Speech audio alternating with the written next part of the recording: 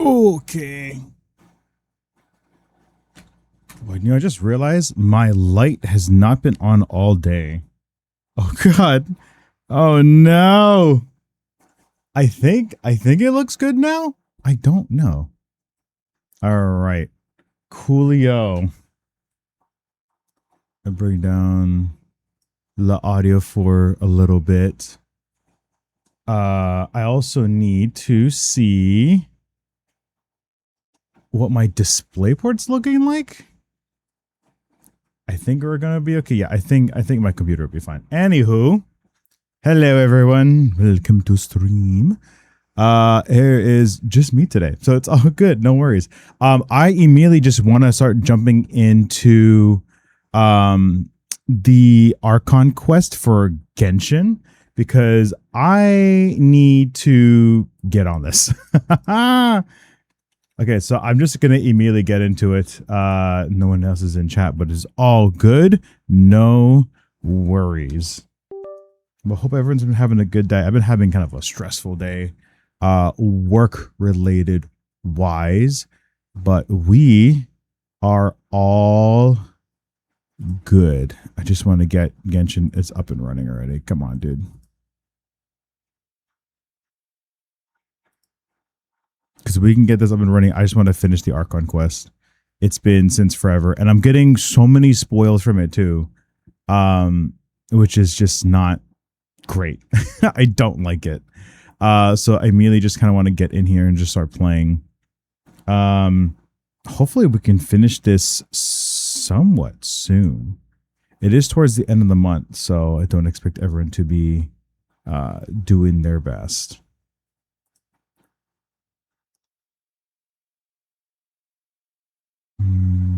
Okay. Also, I don't hear in-game audio. Oh, that's why. I don't hear it because it's not freaking sending to. There we go. Now it should be all good to go. All right, I'm gonna mute you guys. Immediately getting into this. Here we go. Oh God, that's bright as hell. Okay. Ooh, actually, there is. I don't know why this is blocking. I want to see the system settings. I think we should be all good to go from there. Okay. Ooh, and charge my phone as well. My phone has not been great with me today either. Okay, everything's being charged. Hell yes. All right, let me just make sure you guys can also hear.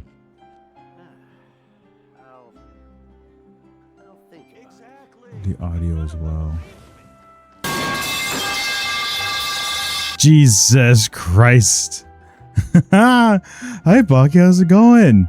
Dude, it's been getting consistently warm and I freaking hate it. Dude, my power went out the other day and I was stuck in my hot ass room for like an hour and a half without any fucking cool air. So I had to bring out a hand fan. Yeah, I know. I don't know when this is gonna let up, dude. I really would like this to not be a thing anymore. I would like to have the winter time, because I like the cold air. But other than that, though, how you doing? How is you doing today? Okay, we're full on resin as well, so we actually do need to use this in Vinaya. How is Odette looking actually? What is she at? She's at 80. How much more do we need of this? Oh, we need 15 more of these. Oh, okay, we should definitely be able to get. We gotta collect so many of these though. Okay, we'll go here then. We'll just immediately start fighting this dude.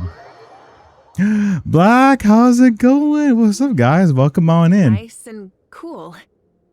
Natland doesn't have places like this. I want it to be this cold when we're breathing, and you can like hear the you can see like our breath. Moiko? Hello? Oh, I guess it's not that cold anymore. Okay. Oh no, there it is. For some reason she was breathing out of her tits. Oh my God.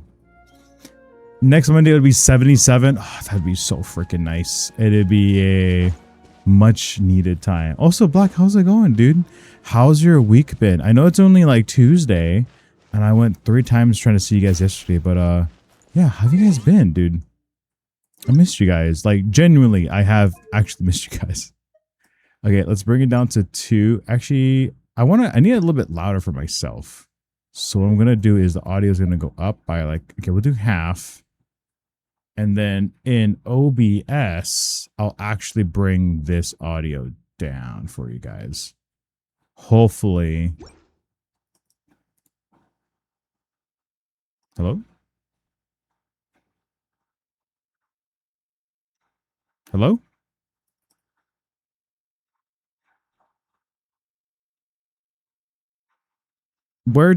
Hello? Why is my mouse not working anymore? What's going on? Okay.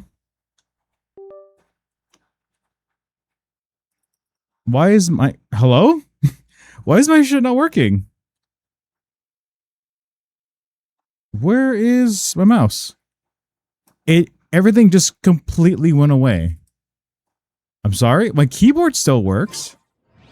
Oh. Okay. That was really odd. I don't know why that was happening. I'm so sorry. That was really weird. I don't know where my mouse went. It just completely disappeared.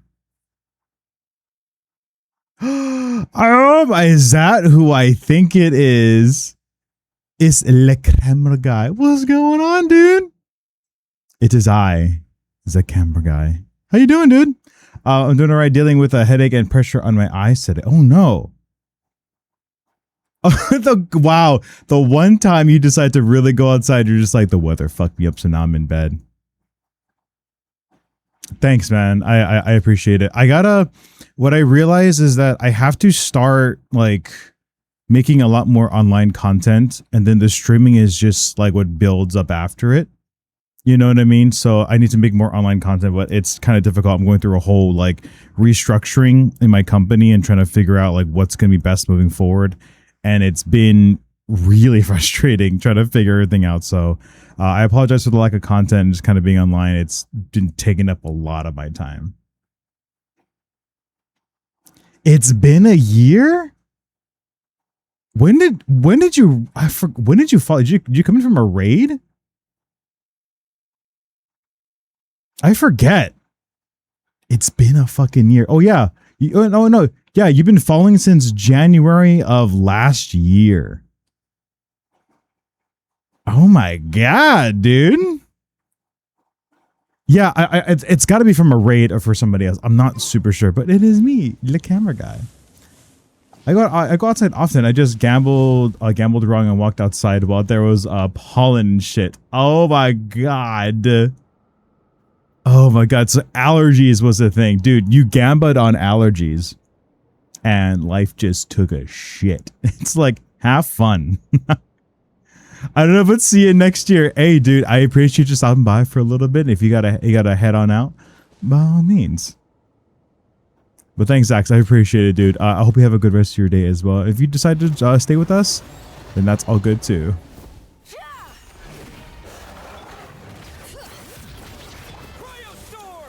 Oh my god, it's the wrong cryo person, but that's okay. It's just going to be a little bit more challenging to get rid of him now.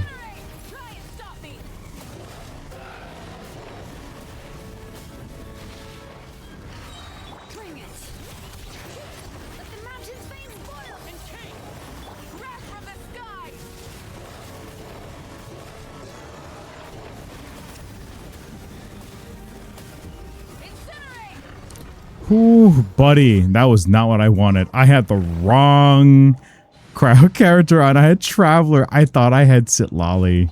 I'm never late. It's okay, girl. No, you were late. 100%. Took the day off today, so I'll be here. Hell yeah. Well, I will try to be a little bit more comforting. Won't be as high energy. I also feel like I need to have a day where I'm just kind of also chilling. It's been a pretty mentally straining week, to say the least. Dude, okay, but have you had any like good food though? I feel like you having good food is what's gonna help. Like having like some good like soups or something would be super nice.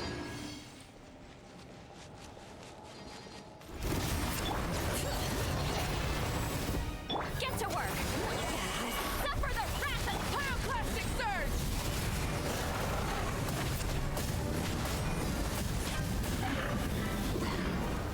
Nice. Yeah, having some kind of like soup or noodles. Ooh. Sonny, dude, how's it going? How's the works? How's the works or the gyms? Dude, every time I pop on my socials, you're like one of the like few stories that I actually see, and you're always posting good food. Speaking of food, dude, Sonny always posts such good food. I'm like, oh my God, that sounds amazing. It looks amazing. That's why I've been holding off and asking for the has been watches on One TV Space. Thanks, man. I appreciate it. I want to try one this weekend, if at all possible. Last weekend was just nuts because we had Anime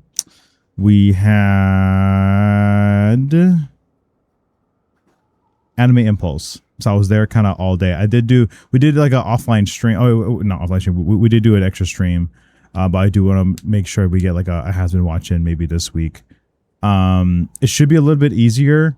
We do have birthday shenanigans happening within the second week of September. So I might be a little busy then. I've also wanted to... Oh, Jesus. Oh, I don't know. My buttons are so weird.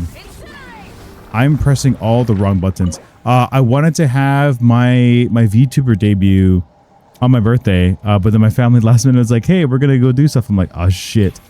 So I've been hanging out with them for a little bit, and then probably afterwards, meaning like a day or two afterwards, then I'll probably have my VTuber debut. But I have like the background stuff is all good to go. Screens are all good to go. I just got to get my custom like notifications and other stuff in, or like emotes. So I might be switching out the older emotes with the stuff now. Some of the things now, which I think would be pretty sick. It'd be pretty cool. The Korean food messed me up on Sunday. Ooh. Like what kind of Korean food? Was it like spicy stuff, or was it like seafood that was like expired? Or even like pickled things, dude. Like my pickle radish and all those other things, like they will get sucked up like so quickly by the expiration date. It'll just turn sour. So you have to eat those so quick, and I hate it. The kimchi, possibly. Yeah, okay, that's the thing with kimchi though, right? 'Cause it's supposed to be fermented, so you're like, oh, it can last a really long time. But I think the way that it's stored is the way that makes it go bad. It goes bad really quick if it's like left like improperly. My mom cooked chicken on the grill today with brown rice and beans, and it helped my head a little bit. Hell yeah, dude. Definitely drink some water too. Water is gonna help quite a bit. Or if you have like a liquid IV or Gatorade, would help a lot as well. But yeah, I'm so sorry you're feeling that, and the allergies are really fucking up with you. Or, ooh, you know, you should get a Sprite. A Sprite would be really good. It'd be really nice. I would like it. But yeah, yeah, the kimchi as well. My kimchi that I usually get from like H Mart always goes bad fairly quickly, which I don't like. Show no mercy. Pyroclastic surge.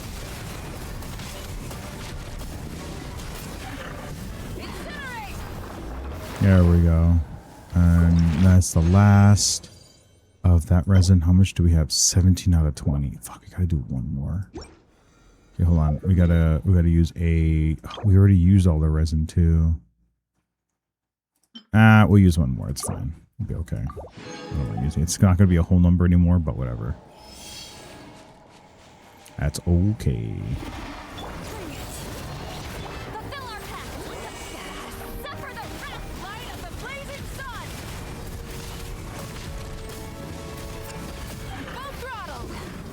Nice. Cool. And that is it. Yeah. So all of her stuff is good to go now. So we can promptly get out of here and go back on the train. The worst Asian food that messed me up was when I ate the 3-time spicy buldak ramen noodles. Yeah, those are disgustingly like. Don't they like? I don't know if I've ever heard stories of just like it burning like not holes, but like it burns so bad in people's stomachs. It makes them so it irritates it so well that if your digestive system is not used to it, then you can seriously injure yourself. It turned. I like how you're like, I won't go into detail, but other than that, it turned my ass into a flamethrower. Great visual, by the way, dude. I came out of the bathroom during the penguin walk. Ooh, fuck. Yeah, that shit's not fun. I got a pre-fart for the new units, but finishing up talents for Alosha and Odette. I'm trying to get Odette up to 90 as well. And get other stuff on her ready to go as well. That's my biggest issue right now. So yeah, I feel it. I think my Odette's kind of getting there. I gotta get Sandrone up as well. I don't have Miko. I have Alosha. So maybe we can have. I have Chi-Chi. So do we need two? Wait, do we need 2 cryos and 1 electro? Or is it, or like, okay, including Sandrone herself, is it 3 electros and, no, sorry, 3 cryos and 1 electro? Or is it 2 electros and 2 cryos? Oh, that's a little too strong. That's true. Does she heal? I forgot if she heals.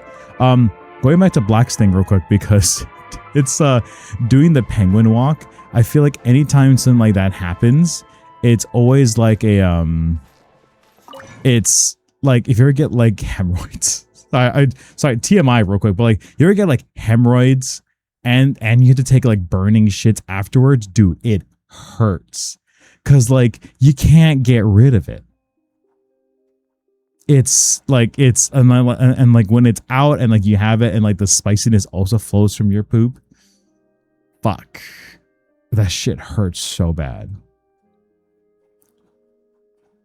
No. Okay, wait. No to what though? Did 200k tap E twice? Wait, so I know. Okay, so it's Sandrone and Odette, and then who's the other 2? I mean, obviously I know one's Yaimiko, but I don't have a Yaimiko, so I'm trying to see if it's Alosha that could do well. Maybe my Auroron isn't actually too bad either. It's just his burst is a very small AOE, and they have to like not be moving. So that's why I've been bringing Raiden, because her skill lasts a really long time, and it's like wherever I walk, it just keeps moving with us. So is it 2 electro, 2 cryo, or is it 3 cryo and 1 electro? Oh, Kuki works too. I started building Kuki as well, I think. And then I think I stopped. But let me just see real quick. Let's just at least try to get Odette to not.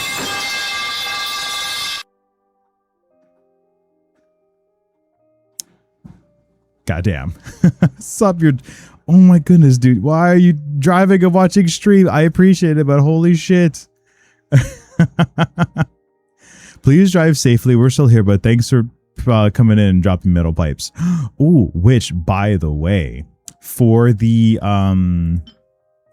VTube, the VTuber model I have, there will be something with pipes, and I feel like you guys would love it and abuse it. So just be ready. Oh wait, what did you say? Oh, gave us new screenshots of Hell of a Boss season 3, like a day ago. Oh, okay, no. Speaking of which, okay, hold on. I got something to show. I think Black would like it too. Give me a second. Hold on.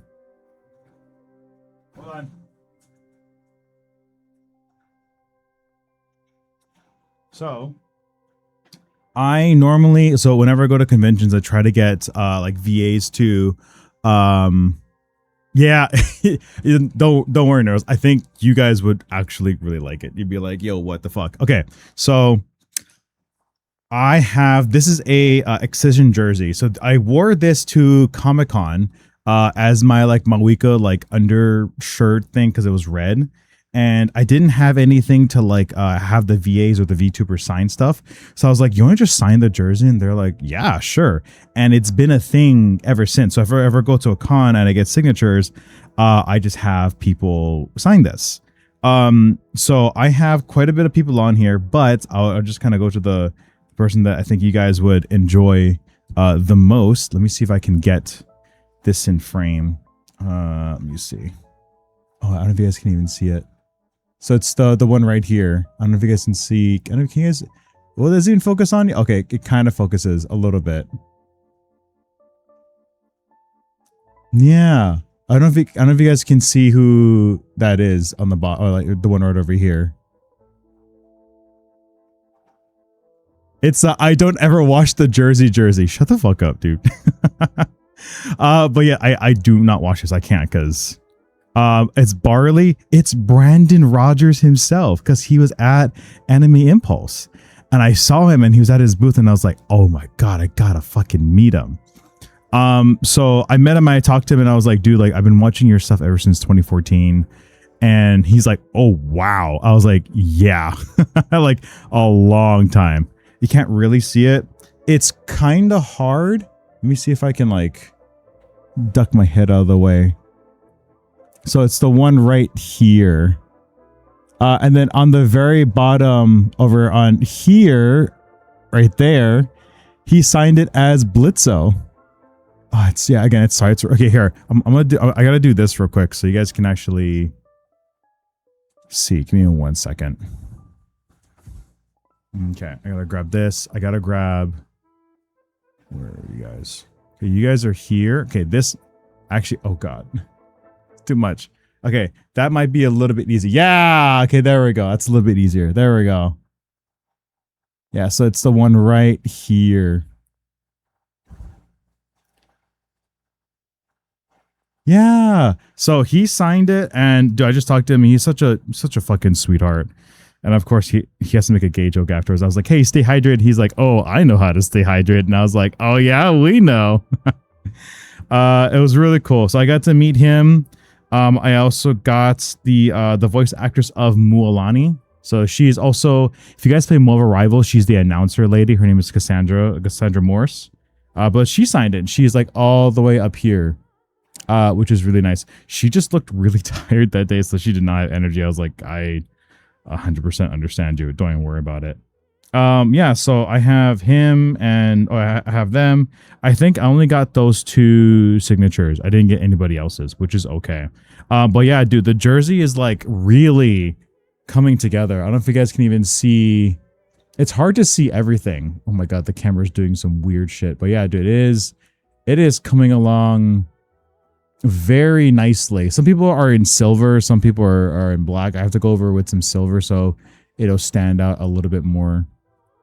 But yeah, man, this is my goal for this would be to have all of like the Genshin VAs and would not go ahead and sign it. Brandon Rogers, yeah, so he's the voice of Blitzo, or Blitz from Hell of a Boss, and then the other lady from Has Been, but he's also like the director and the creator of it, and just really freaking awesome guy. He is an OG YouTuber as well. I'm like OG, like 2012, 2011, 2012, 2013. And I've been watching him ever since. So it's been crazy. And he wasn't as high energy as his characters were. He was so somber and just really like human. It was insane. Like he was just like a dude just hanging out. So it was such a huge contrast, but it was so nice to see just him as his genuine self. And I told him I admired him for, again, everything from Has Been to from Hell of a Boss, and like just how genuine and how much effort he's put into it. Like we really do see the effort, and we love him for it, and we love the work that he creates. And he was just like, thank you. And like it's authenticity is like the biggest thing. When that's something that kind of stuck with me for a little bit. Sorry, going on a little bit of a rant. And then we'll go back to Genshin. But yeah, he was just like, that's why all of these people are so as successful as they are, is because they're just authentic. They're just themselves. So I was like, hell yeah. I still gotta try and get parts of myself like that, especially with streaming. I don't necessarily do like the super high energy stuff all the time. Like it's good to get reactions, but I'm definitely more of the somber type. I can crash out when I want to crash out. But I do tend to be a bit more on the somber side IRL. I did hear about Dolly Parton. I was so sad, dude. There's so many people, like all the videos on the Hollywood Walk of Fame. It's all flowers. People are bringing her stuff. I don't know how she passed. I think it's probably just age, but there's something else. Was there any JPVAs? I think they're all English. If you go to Anime Impulse's Instagram, they had all the VAs there. They're mainly from like gacha games. There's a couple like Rivals and some other stuff, but that's kind of it. But I don't think there's any JPs. I think they're all NAs. I know. Wait, like I know you said something earlier and I completely missed the message. I'm so sorry. You said one is of Luna with Stallus at a party. One is of Luna, Stallus, and Blitz sitting down on the couch chilling at the last. And the last one is of Millie sitting on the couch with Moxie and holding his hand. Oh shit.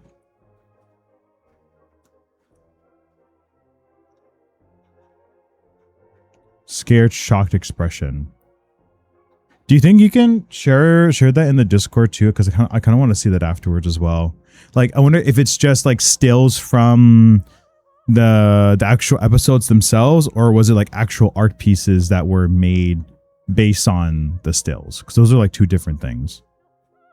But yeah, dude, rip, rest in peace, Dolly Parton, man. She's such a sweetheart. I remember, I mean, her on like the original Hannah Montana too. You know what I mean? She was on that, and just, I mean, all the music she's ever done, and co-writing and producing and doing all that is just, it's on Google Images. You're just like, nice. Stop being a fucking asshole, dude. Just look it up at yourself. Okay, wait. Hell of a Boss. Season 3. Screenshots.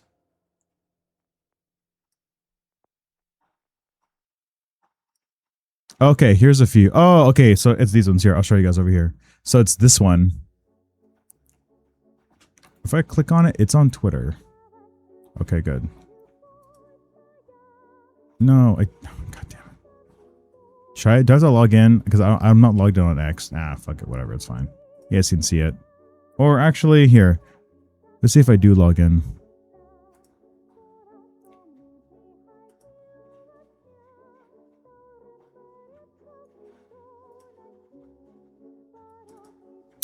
I have to log in. I'm not logged in to Twitter on this thing.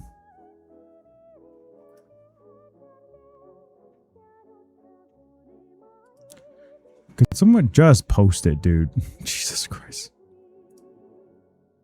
Oh, okay, here we go. Okay, here we go. Yeah. So this is it.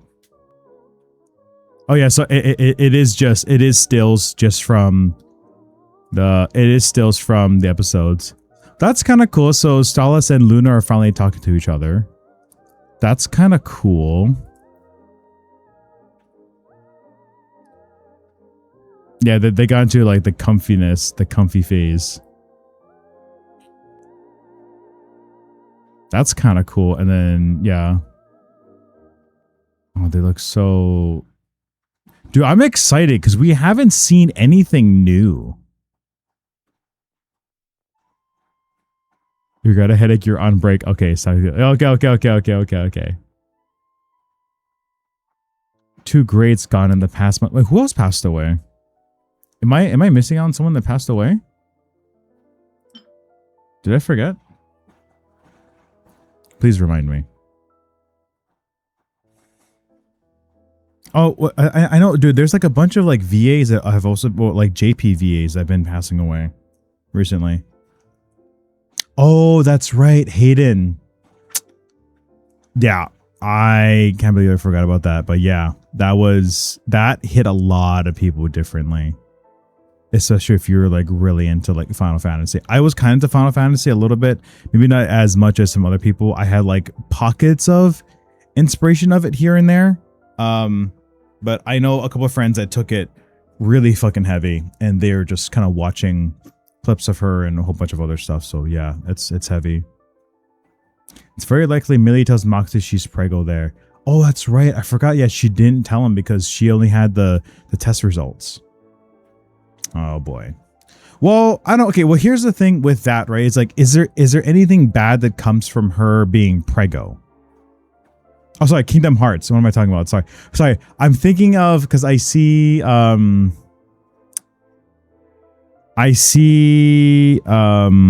what's his face? I'm blanking on words now. I see Keyblade and I think of I see Keyblade and immediately think of swords, and for some reason I think of Final Fantasy. And then for some reason I went into the new Super Smash Bros. Because all of them are fucking together in one. No, they're not fucking together, but they're all they're on one game. Korra and Sephiroth are on one game. So I'm so sorry. Kingdom Hearts. There we go. Dude, the only is this make me a bad gamer? The only Kingdom Hearts games I remember playing was Chain of Memories. And that is it. That's the only game I was allowed to play, dude. Because like my family couldn't afford a lot of games back in the day. So like if I had a game, I had to like play the shit out of it, and that is it. I think I had like the only time I started actually getting more games. Here, we're going to just chatting for a little bit. The only time we got into more games, actually, no, I thought we should do this. I guess I'm so indecisive. The only time I've ever had a lot of games is when I was a senior in high school, but everything else before that, it was like I only got. Actually, no, I think I had a few, but nothing crazy. I had Pokemon Yellow in a purple Game Boy Color. I had a Game Boy Advance that we got used, and that just had Tony Hawk on it, I think. And then I had a Game Boy Advance SP that I bought my own money, and I only had Ruby and Sapphire Pokemon. Oh, and then Mega Man, because the games were kind of cheap back then too. So Mega Man. I had a Nintendo DS that I did not use very often. It was very, very, very rare. A PSP, which I used for like 4 years. And I only had GTA on it. And I had one movie. It was like The Pursuit of Happiness, I think. It was either that or I might have had one other game, but that was it. And then after that, it was a PlayStation 2 and then my Xbox when I was in high school. But a lot of it was like, it was all used. Like nothing was ever brand new. So we tried to be like as cheap as possible. But like games wise, I didn't play much on them. I went through like a lot of Tony Hawk games and Pokemon and Mega Man. And that's it. Until I got into high school, and then I started playing more Call of Duty. But then I had a job. So then I ended up just buying stuff on my own. So it wasn't until like college I started playing more games, but it was only mainstream games that was given to me, and I didn't really branch out, which kind of sucked. And then Chain of Memories, but I barely remember that game. I just remember getting keys and running around, and that's it, because my brain was not developed. She is mature enough to know you can't keep something like that from your romantic partner. Yeah, relationships are built on trust. People assume the reason she didn't tell him about her pregnancy yet was because she was in shock. She didn't want to ruin his celebration since they were celebrating Since in the season 2 finale. That's right. I mean, that would be such a great time though. It's like, hey, it's Christmas. Hey, by the way, like you're gonna be a dad. I don't know if that would make it any harder. It's because she realized she won't be able to do her assassin jobs.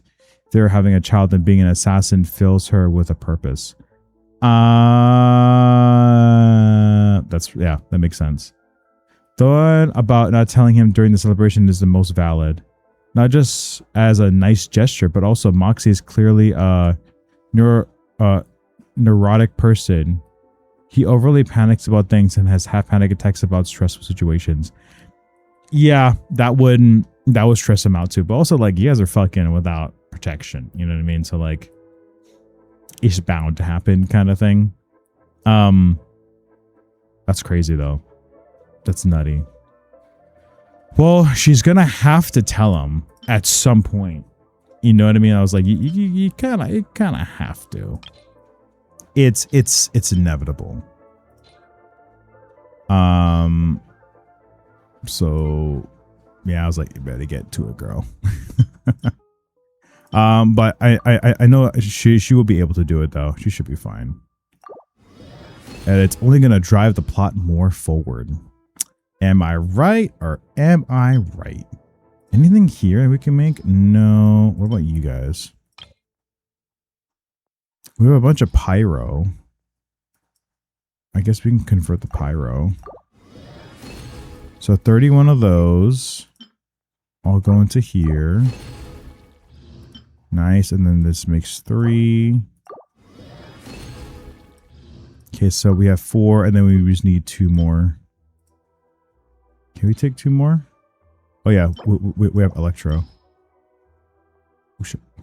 We don't have more of these. Oh shit. Oh, my bad. Stardust. 26. Okay, and then we do that and then convert the 2 of them. Nice. So she is almost all good to go. She just needs 4 more of these. Cool. Nice. Okay, cool. Now she is fully set on that. Now we should go grab flowers. That's the only thing we got to do. So we can go. What's this? Oh, commissions are done. Hell yeah. We should actually switch over teams so we have an easier time traveling and traversing places. Oh yeah, there's Cryo Traveler. Do you think we could probably do like Alosha then? Where is Alosha? I think he's still level 1. He's still level 1. All geared up. Okay, well it's you guys. Pokemon. Varka's team, Chaska's team, Archons, Heineken baddies, Bonita, Gardeners. Too much money spent. Okay. We'll keep this, I guess. I mean, less chance of pregnancy if Mox is getting pegged. That's also true. Yeah, you know, if she's whipping it out. Dude, I think it was on Twitter. I was just scrolling down like the gooning area and it was just like so many like has been just porn. It was fucking nutty. I was like, dude, people were drawing Millie with like just a schlong. It's a fucking it's like a wasp launcher from I'll say Hell of a Divers from Hell of a Divers 2 is crazy. Maybe from that picture she tells him at some point during the first episode. Wait, so all that's from the first episode or is that just from just the entire season? Because if it's just from the first episode, okay, it's not too bad. But if it's from the entire season, that's going to be nutty. Who saw the finale and the dude was like, wow, Millie let Moxie be the top for once. Yeah. And I was like, dude, you're thinking about the wrong and down thing. Listen, man, anyone, you can have as... Okay, Sandrona, you can chill the girl. I was like, you know what? Let the girl do whatever the hell she wants to do. If she wants to be submissive, then by all means, I am not going to stop her. Oh, wait, shit. We need a... I didn't do my, How tiresome. Pick up the pace. I didn't do my dailies. God damn it. Okay, wait, real quick. You, Odette, Ascend. We need to go and collect. Cool. That's now here. So we can go look at it. Yeah, I'm like, you know what? Fair enough. You guys go ahead and do whatever you guys want to do, man. Might as well. Bring down the audio just a little bit. I was like, you know what? At least they're getting it on, man. There's people like us that won't ever have that happen for a while. So, I envy them. Oh, which reminds me, I gotta finish up Doug's freaking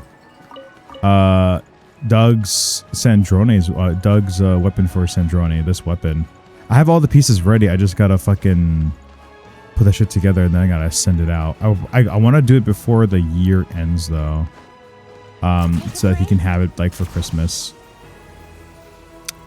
Would be nice. It might be nice. Okay. 1, 2, 3, 4. Is that it? Where else would it be? How tiresome. I'm trying to see where else they would have. Pace.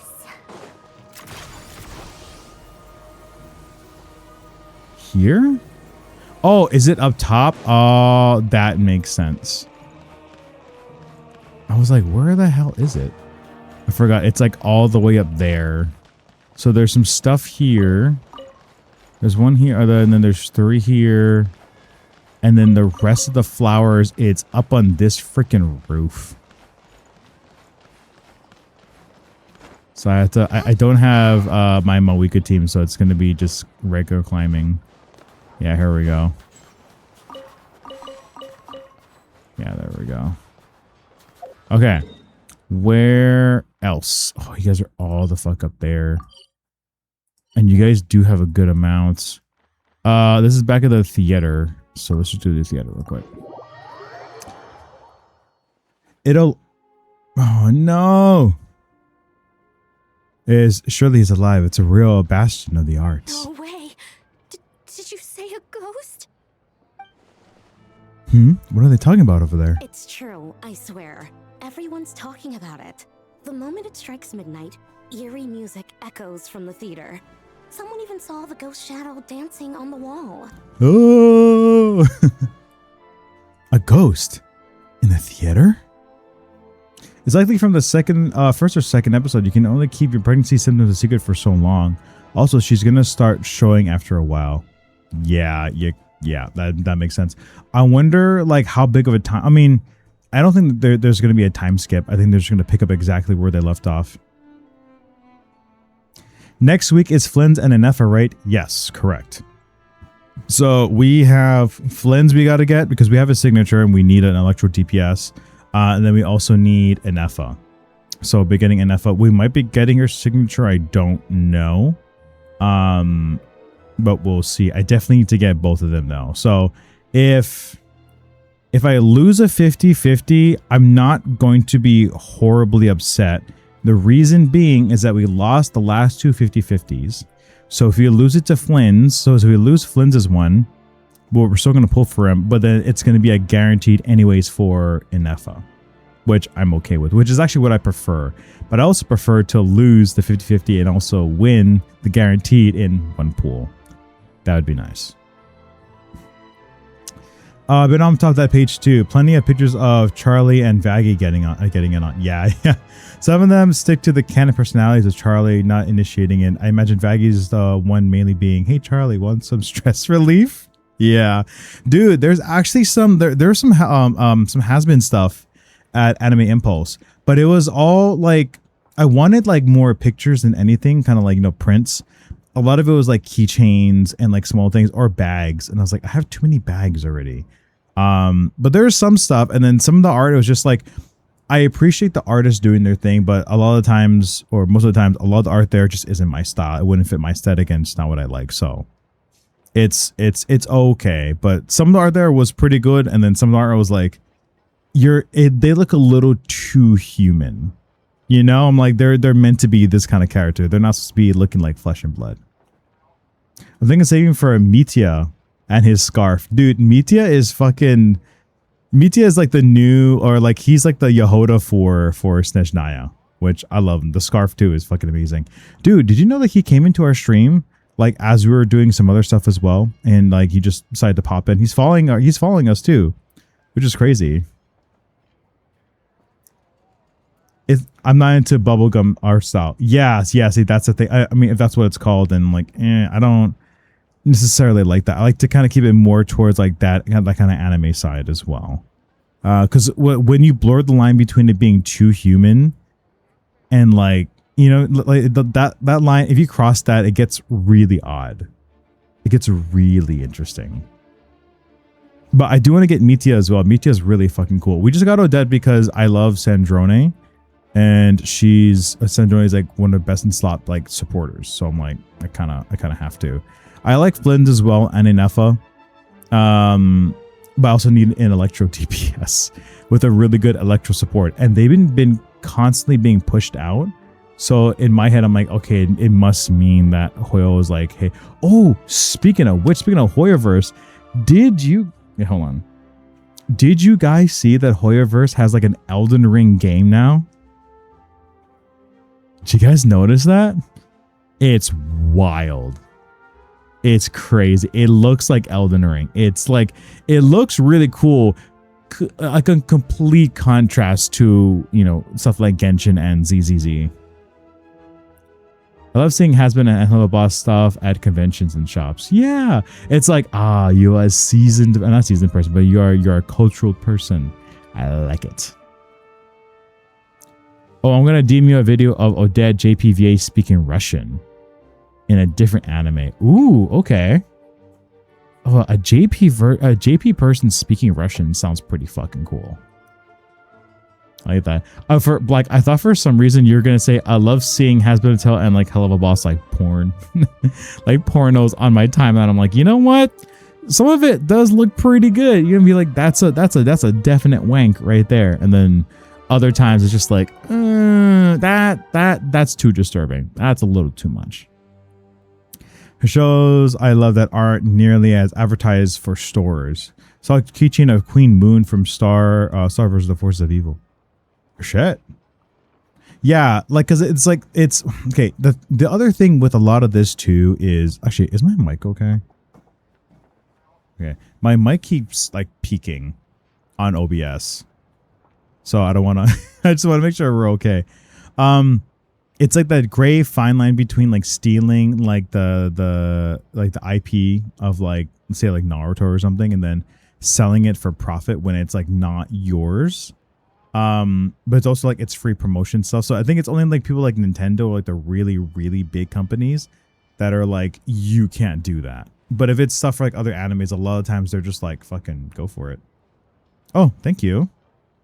I appreciate that. Dude, I also had to MacGyver a freaking stand for VTube Studio. So I have my phone on like this makeshift ass like stand. So this is like an anchor charger, and usually this pops upwards, but like my phone would just, if I'm trying to charge my phone, I don't think it would charge as fast. Plus it just sits a little too low. So then I have like the little, like mount for your car. Oh, sorry. The mount for your car, but then it doesn't stick to my car anymore. So I just made like a really tall stand. Or, I mean, I could try and plug my charger into this, but I don't think it would charge as fast if I'd use like VTube Studio. I don't know. It does charge the phone, but I'm like, I wonder how long it would last if I had like VTube Studio running and whatnot. Dude, I'm so excited to show you guys the VTuber model. He looks so good. I love him. He's great. I mean, I love that stuff too. Hey, it's a man of culture. I like it.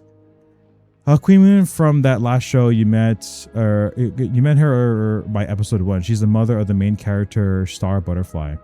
I would have to I had to get acquainted with it again because the name sounds familiar. I need to see what she looks like again. Also for personal research. Anyways. Okay. A ghost in the theater. You're sure someone didn't just make that up to scare people? Yes, I heard it last night. The sound was so eerie. I don't even know how to describe it. Curious. I'll come back and take a look in the early hours.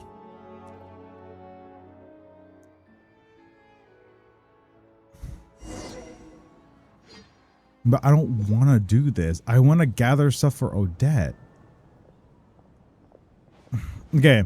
If there's one thing I don't like about when Genshin does this is that if you're just in a general area of a quest, it'll just start instead of like, hey, would you like to start this, and giving like a significant like press this to start. I hate doing this. This is so irritating, especially when you just want to explore. I hate it. Oh, I haven't seen her before. Oh, okay, good. Okay. I was like, I don't know if I did, but if I did, please let me know. I haven't seen anything from that show yet. Okay. It sounds really familiar. Or maybe I'm thinking of Queen America or something, or Queen Renala from Elden Ring, because she's like the full moon queen. I have to say, with all the lights extinguished, the theater really does feel quite eerie. Is it because it's so empty?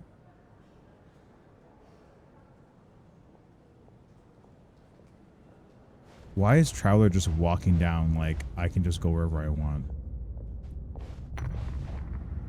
What was that? It was just a wind. Did someone leave the window open? It was a cat. Huh?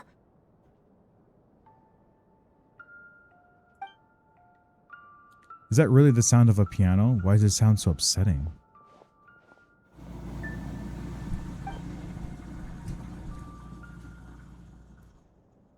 Get ready for a jump scare.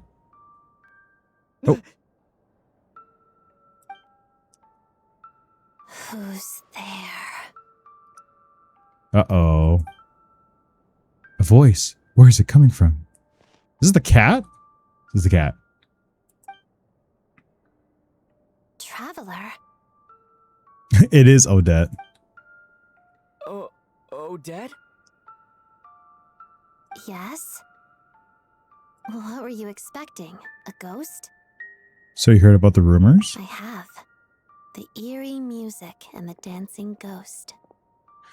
Are we gonna learn more about her? I think because I know she has like a twin side. This is the true form of said ghost. Ooh. What is that? An ornament? A decoration? It's a music box. It was a birthday gift from my mother when I was little. It used to play beautiful melodies, but its internal mechanisms have deteriorated over time. And now... Mm-hmm.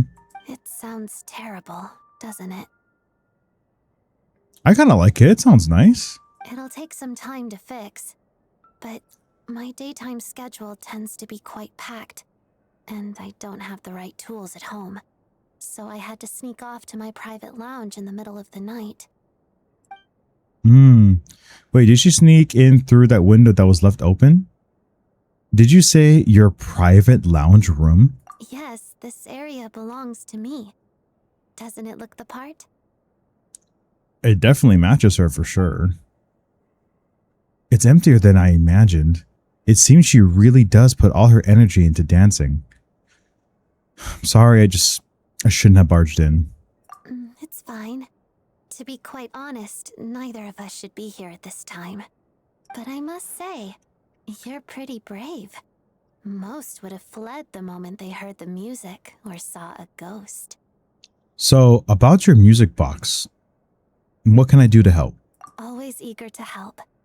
That's what they say about you. I guess they were right. I appreciate the offer, but I want to fix it myself. Makes sense. But if you could help me collect some relevant materials and keep it a secret from me, I'd really appreciate that. Consider it done. Also, it seems the decor in my lounge doesn't match your expectations. If you want to redecorate it to your liking, you're most welcome. Okay. Think of it as Sure. a reward for keeping my secret. Sure. A reward? Yeah, I was thinking about it too, like a reward. Gonna get Fremine to fix it. Is Fremine interior decorator? I also feel like because they're both so monotone that he would probably understand. He also likes blue. Did you not want one? Vodyanitsa said fans would do anything for a peek behind the scenes.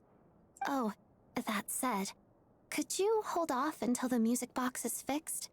Your redecoration project, I mean. Why? It scares people away.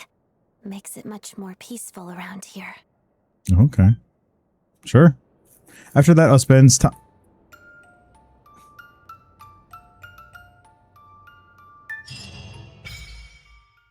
Teleport waypoint. Joint meeting point. Share a cry. Oh, okay, I couldn't even have time to read it. Okay, so this is Alosha's and Odette's, and I don't know whose this is. Cryo sigils obtained while adventuring in the frozen expanse of Snezhnaya. Snezhnaya can be used to construct your companion's meeting points at various locations after certain other conditions also have been met. Nice. Then keep raising meeting point levels to earn valuable supplies. Oh, it's the same thing that we had in Not Cry. So yeah, you grab sigils and you can upgrade the worlds and whatnot, all these things. You can do other quests. You can do all this to get more points. But ultimately, yeah, there's It's just time to drink water. Oh, speaking of which, It's time to drink water. It's time to drink water. thank you, sir. Oh, dude, I had such a good bowl of ramen today. Oh, it was so good. I got extra noodles too. It was like it was a shoyu ramen with some chicken breast in it, and extra noodles and some bamboo shoots. Ooh, really high in sodium, but oh, it was so good, dude. I loved it. Okay, so same thing as well. Okay, so this is the indoor furnishing. You get her, you'll get that, and then you also get prime ice construct appearance. Oh, so I guess you have a skin for it.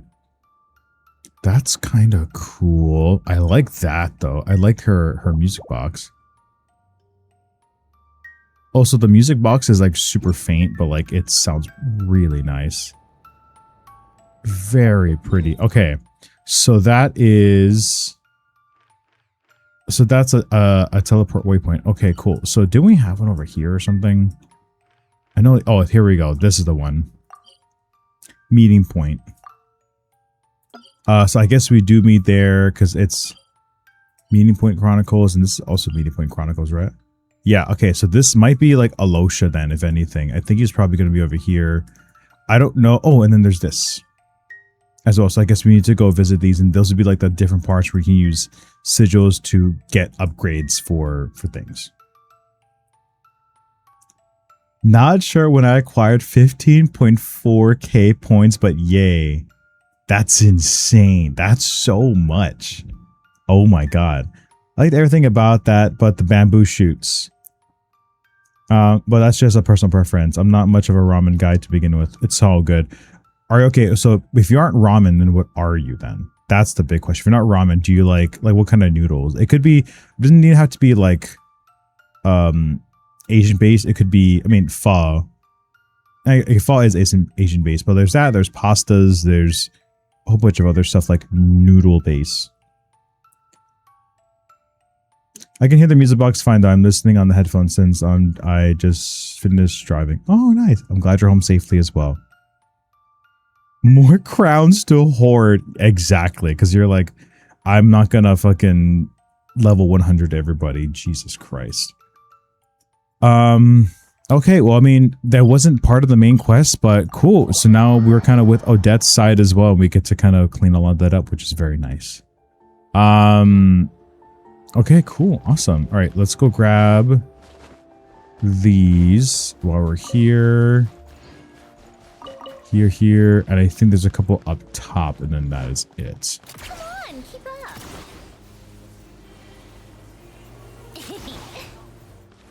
up. No, I don't want to talk to you, dude. Thank you. I'm just trying to grab these. Dude, I love Sandrona's like little giggle. When she does that, she goes, hee hee. How tiresome. Pick up the pace. I think that is the cutest shit ever. And I love it. It's so nice. I've been streaming for an hour. Hell yes. Oh, and she is stuck. Okay. Where else are we allowed to start getting more of this? Okay, I think we might have to start traveling up here. All right, so we got to start making our way up here because we were just in Glupov as well. So I guess we're going to have to find ways to kind of go up. Where is my phone at? Phone is at 92. Actually, you know what?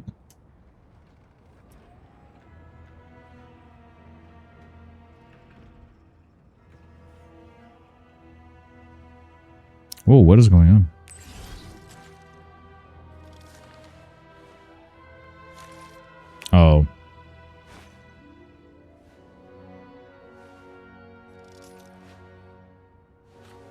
Let me check something real quick. Let's see how this looks.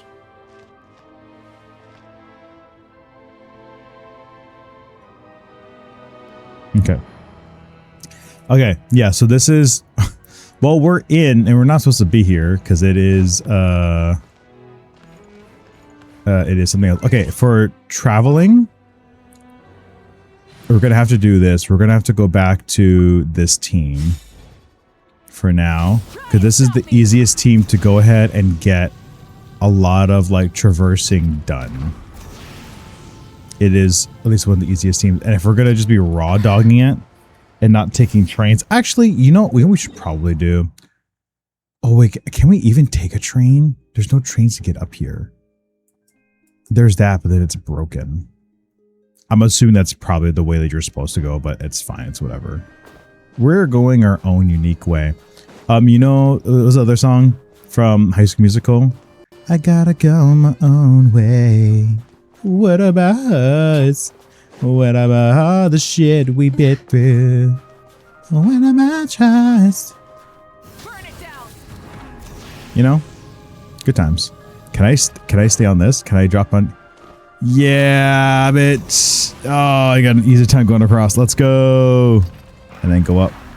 Yeah. Woohoo. Light it up. All right. Quickly get up here. Oh, God.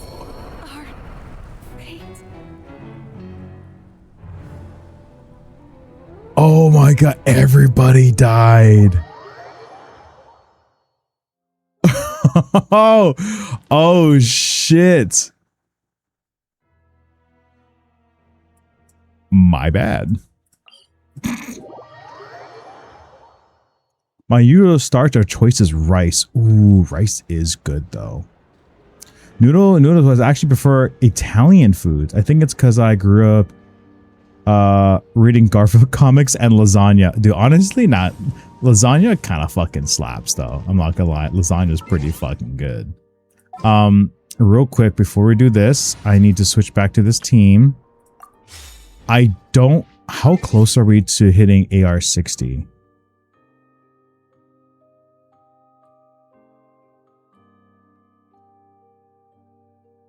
Okay, so we are 340152 3400.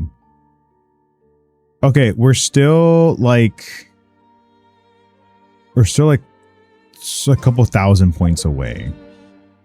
Nothing too crazy. So, and the only place to do our commissions is we have to be back on. Oh no, I think we could be in here at the Adventurers Guild. But Italian foods is really nice though. But dude, like lasagna is always really nice though. I do like lasagna. Like a really good, like homemade, like meaty lasagna is super nice. Thank you for You're very welcome, milady. Hell yeah. Oh, dude, we are so close. Oh, God, we're so close to 60. What's up, dude? Oh, wow. What? Cheese? Is it low fat cheese? Dude, that's a fucking awesome name, dude. Hi, how's it going? So your name but I like it though. Low fat cheese, and we're actually talking about food right now as well. I like it though. Dude, how you been? How you recovering, by the way? Dude, I was so tired yesterday. It wasn't even funny. I was so winded and exhausted from walking around so much. Ooh, a good red sauce pasta is also really nice too. A good red sauce. Nice saucy pasta. Your feet has survived? That's a fucking vibe though. I'm glad you're doing okay. Did you spend any more money after when I saw you? Well, it's hard to wake up and do my desk job. Oh, you're like, it's really hard to do the dirty work. Oh yeah. Well, I'm glad you survived. That is the most important part. And I'm glad you're hanging with us. Well, welcome to the stream. we are just, oh, hold on, I was trying to figure out what this was. We're trying to finish the Archon Quest 2, or Act 2. But we're also trying to collect a bunch of stuff for Odette. That's the hardest part that we're trying to do right now. Ooh, this is... Ooh, can we go all the way across? Is this the kind of game where, like, if you shoot all the way up here, you shoot farther? If you shoot down here, you just go, like, shorter? I don't know.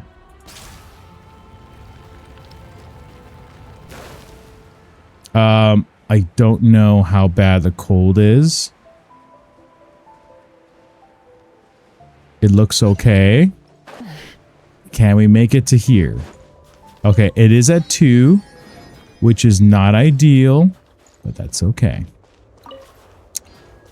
The moment it starts to get to 3 on the screen is that we're going to have to boogie. I'm actually going to go to my aunt's birthday here in a bit, in an Italian place. Probably gonna lurk, have a fun stream. Thanks, dude. I appreciate it.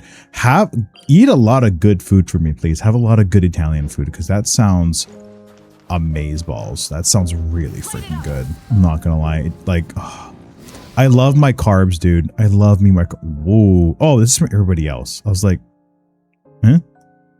I love me my carbs. Carbs are great.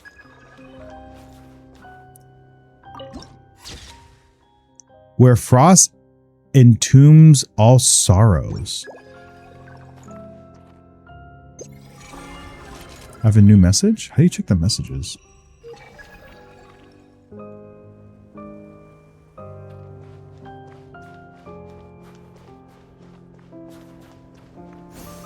Run.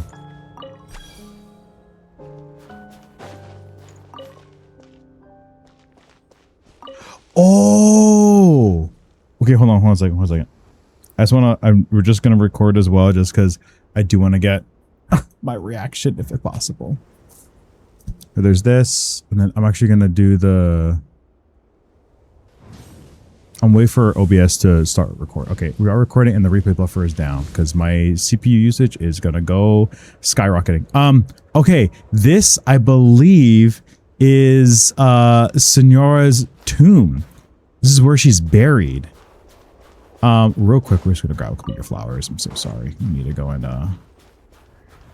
grab these real quick. I really do need these. Thank you. What is this? There's a chest here. Before any of this happens, we are at 40%. We need to go and get some of this and heat up a little bit. Okay, we're at 97. Oh, that's so pretty. Hold on a second.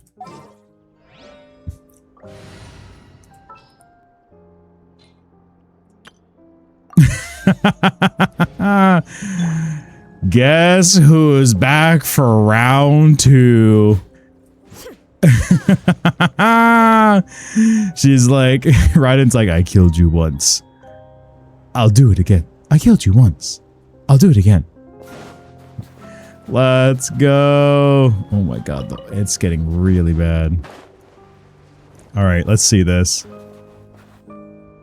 There's a chest nearby.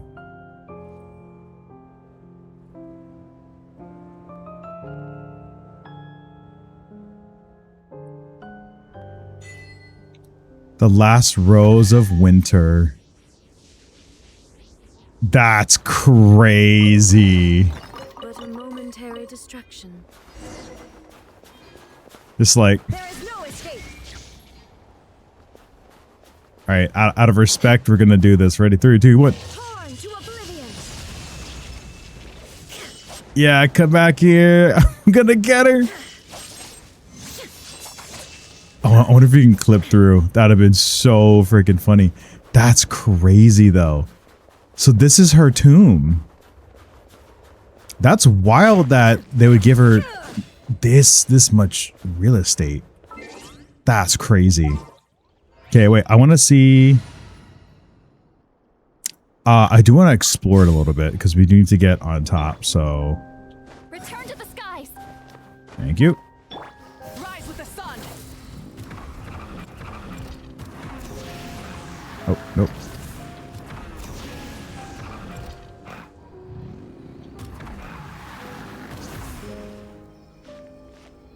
Oh, my cat is here. Oh, you know what I just realized? Oh god. What I just realized is this audio is the lullaby that Columbina sings to her when she's on her casket.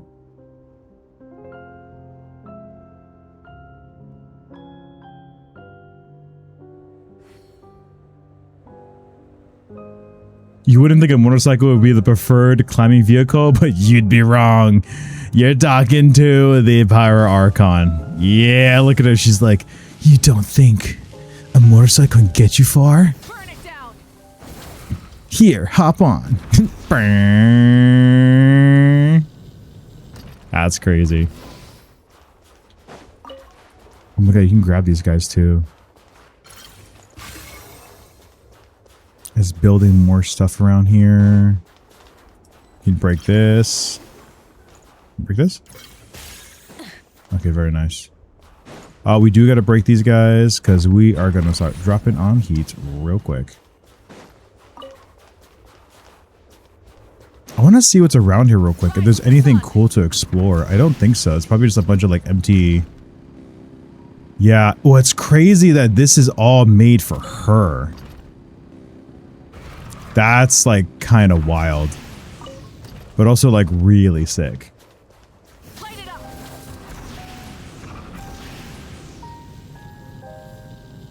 I don't know how out of bounds you can be. Oh, no, nothing else. Oh god. I don't think there's anything else for us to search for either. It's probably just all empty. This is like a secret chest, but I don't think so. Rev the engines. But yeah, dude, that's wild.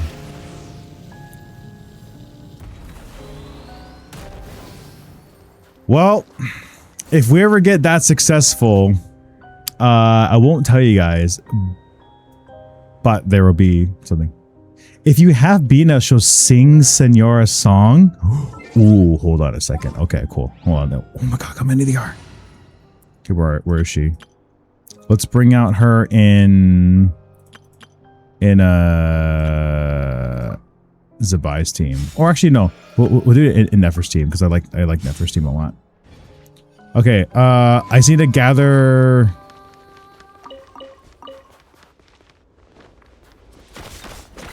I gather some of this real quick so we don't just die.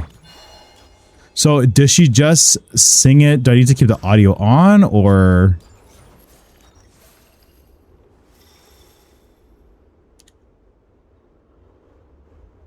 Do we just to keep her like this?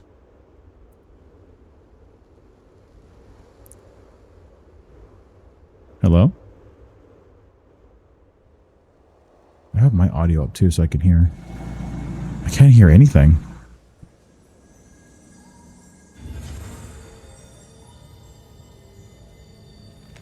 Just wait until the song starts again. Okay.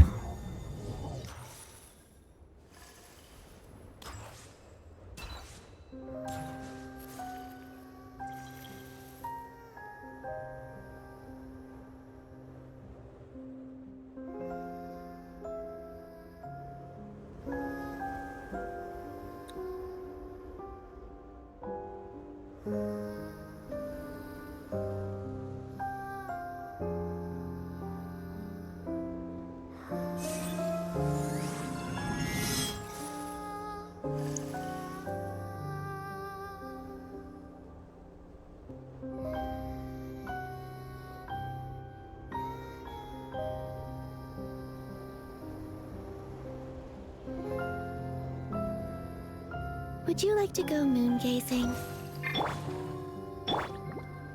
God damn it.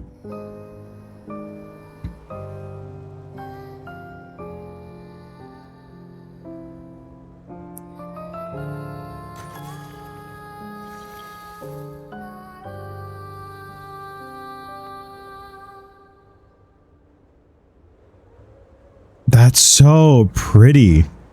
Columbina, put some damn pants on. It's freezing out there. Columbina don't give a shit.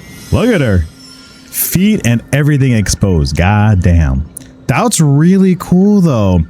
I love those subtle details and everything else from a lot of these, like a lot of these little Easter eggs. They're really cool. I really like them. Now, before we die, before you die of the cold. Okay, we're at 77. Run.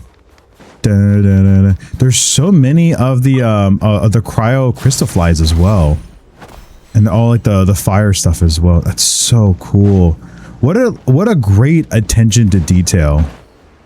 But I mean, that's insane. Okay, wait. I want to know too. Did they didn't recover her body, right? This is just for her.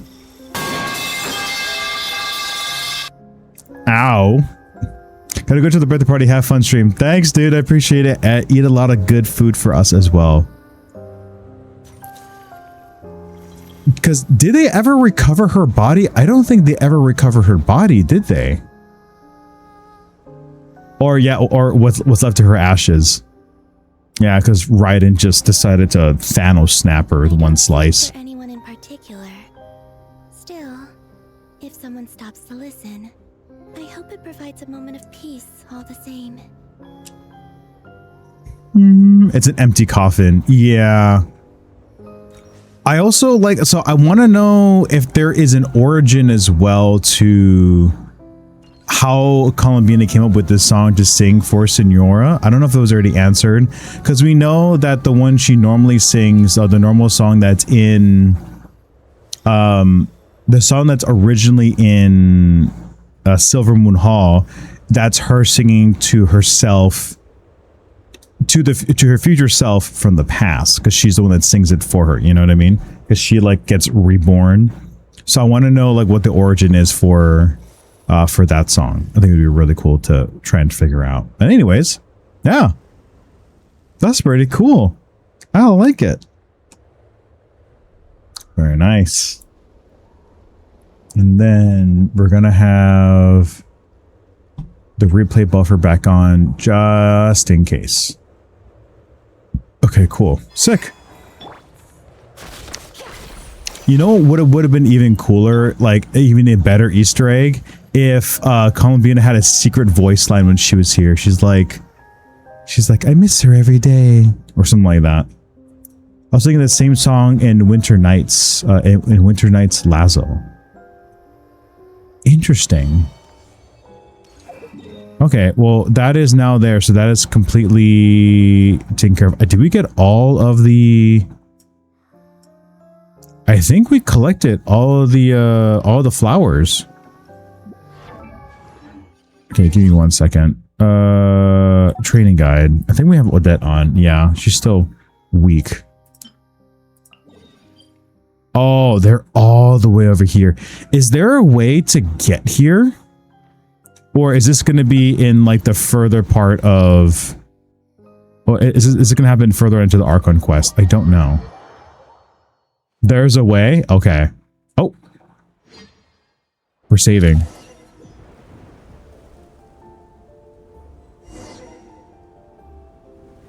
Oh, this is the, if you leave and re-enter, you may have to experience some of the same content again or continue. Oh, I think that's the Archon quest. Prepare for prime ice for precious Sereny. How many likes did this have? 69. I'm not gonna touch it. Sorry. It's such a pretty number. I lied. Haha! Suck it. Oh god, my nose is so itchy. Act 2 gets really long, so it'll save your progress. Yeah, because we just finished. We're talking with Sandrone and Child about possibly confronting Odette. That's the part that we're currently on right now. So before that happens, I want to see if there's a possible way to get to that area before anything else happens. And this is going to be possibly our best team to do that. And the best possible way to get there is just to stay here.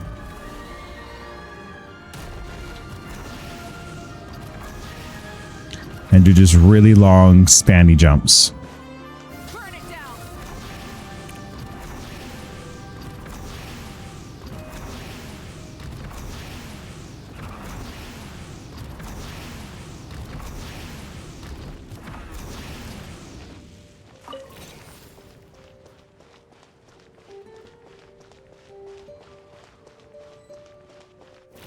Nice. What is this? You are precious. Yes.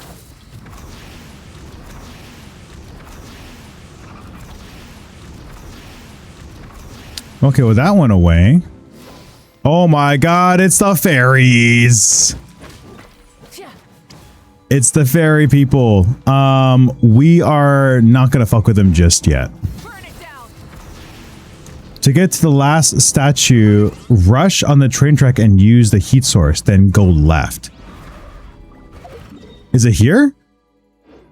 The heat source, and then what, do we follow the road or do we go to where the fairies were? I like my snowball launcher. Hell yeah, you do. Go towards the phase.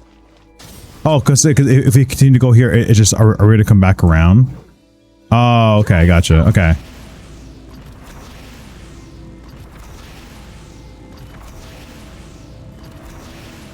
One of the... Oh, they are just people that we can just straight up fight. Okay. Ooh, there's a bunch of stuff here too. Nice. Stay nice and warm. Beware of friendly midday and next requires combat.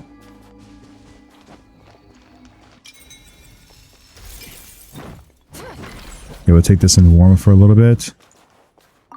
Investigate. It's just a cabbage. Prepare to be amazed. What am I going to be amazed at? Is it this? We can't destroy that.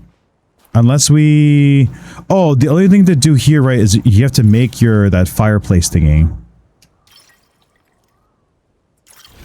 It's like build it here and then melt it.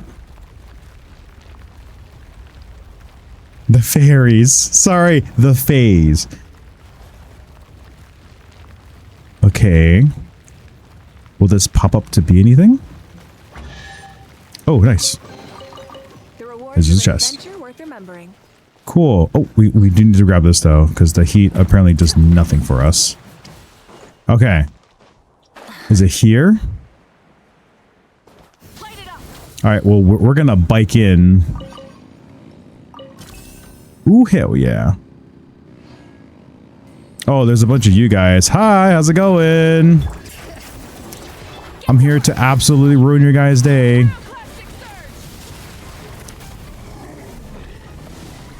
And done. So good. Ooh, chest. Chest is here. I know. I need to get out of here. And then chest. Nice. Okay, and then there's this. So I'm assuming we have to also melt this. Can we put down 2? I wonder if we can put down 2. That does not do... That does jack shit. Oh god. Now the wall's down, the wind's blowing like crazy. Oh yeah, that's crazy. Okay, cool. Burn it down.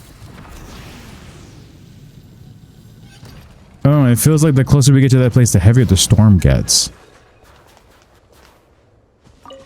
Please remember to continue collecting Crescent Crystal for... Oh, which one's there?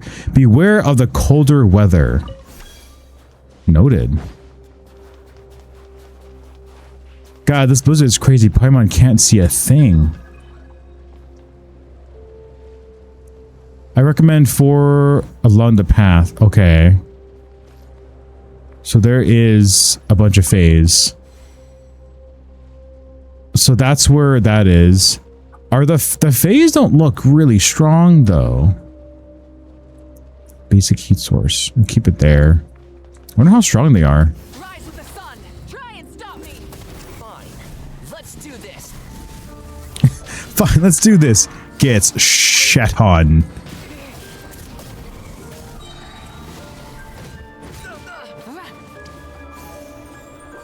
Get. Oh, you're coming in. Okay, but listen.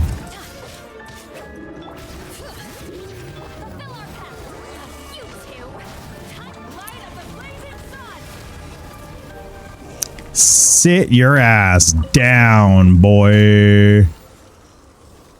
Okay, we're at 2. We need to get to the... Oh, hell yeah. Look at that. Whee! Oh my god. I think we are really far away from like a lot of shit. Okay, so this is where we're gonna grab this. Hope your aim is on point. I play Valorant and Call of Duty. I'm the best there is. Some say I should have been on, you know, phase when phase is a thing. But you know, they had to kind of not bring me in because I would have been just way too overpowered. Enter? I don't want to enter. I wonder who in Hazbin Hotel is gonna show up in Hell of a Boss Season 3. Your guess is as good as mine. I don't know. Oh. Hey, not a bad haul. Doink. All right, here we are. Oh. Oh. Jesus. Dude, this looks like something you see in Elden Ring. Holy crap. Hold on a second. I gotta record this too. I gotta also turn off the buffer. The replay buffer is not gonna do jack shit. Okay. Redo it again. Whoa. This, yeah, I mean, this is something that you would see in Elden Ring. That's so pretty. I had no idea this was underneath a giant tree. Is that a palace? It is straight up Elden Ring. That's odd. Why all of a sudden? Goggles, what's wrong? I told you before, I could not sense the power that once belonged to me and had been split into 3 parts. One of them was hidden away in a deeper darkness beyond my perception. But now, maybe because we're closer, I can feel it. The power I couldn't sense before is right here. Here, like right where we're standing, as there's like a train that's just destroyed. Yes, it is right here, within the Pale Crown Palace before us. Pale Crown Palace? Yes, it is the Belizar's private palace outside of Snezhdegrad. Here, the graceful... I don't even want to pronounce that. Racha once played the gusli in the palace in the palace royal hall, while waterborne fae sang along into the ethereal melody, chanting the name of the king who ruled the snowfields. Valiant Vodaklak clashed endlessly before the throne, vying for the Tsar's favor, while the Domovoy searched far and wide for rare treasures and riches, all to fill the palace vault. Treasure all Paimon's in it now. Yes, though by now I'm afraid it has long since been emptied. They say that there was a great king, oh, sorry, my bad. They say that was where the great king showed mercy. There he accepted humankind and allowed them to come before him. To help the frail, pitiful humans of that time, carved out a place for their own amid the ice and snow. The frame to Kresnik was first kindled in that place, then spread afar and wide. So, unlike in the days of the Pale Star's royal court, this eternally frozen land no longer belonged to the Fae alone. It became a land shared by humans and Faes. And he remained in Snezhnaya. So that's how Snezhnaya became to be. Paimon always thought that Saritsa founded it. No. She took it on, but she's not the person that would have made it. How does Goggles know so much about this place? Of course, I was created here in a hidden chamber within this palace. The place we mentioned before.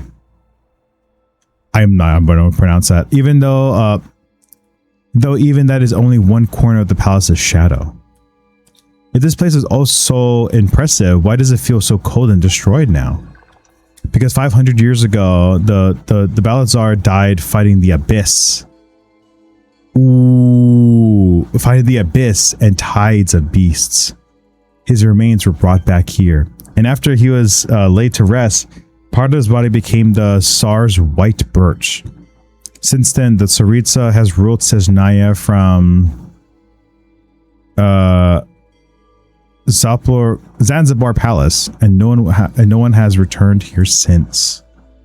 So where we're going is actually the Balazar's tomb. That's crazy to think about. That's a tomb for somebody. I mean, we saw Rosaria's, so not Rosaria's, Senora's. So I wouldn't be surprised if this was his. Yes, Miss Paimon, the Balazar's tomb, but also the place where I was created. This isn't against the rules, is it? We're going to get caught and end up wanting on the wanted list, are we? Authorities advise against entering without permission, but officially it is not strictly forbidden. Not strictly forbidden, then that means we're strictly out to sneak in. Then again, getting put on a wanted list could be interesting. Well, no thanks. Okay, Paimon knows what to do. If we get caught by some Sezhnayan guards, Paimon would just say the guiding mechanism sent us the wrong way and we got lost. Getting lost isn't illegal, right? Yep, that's our story. But the train tracks are broken. What are we going to do? It's alright, that route was only ever meant to mislead people. It was never the real way into the Pale Crown Palace. Think of it as a marker, telling ordinary pilgrims of those visiting in remembrance that they should go no further.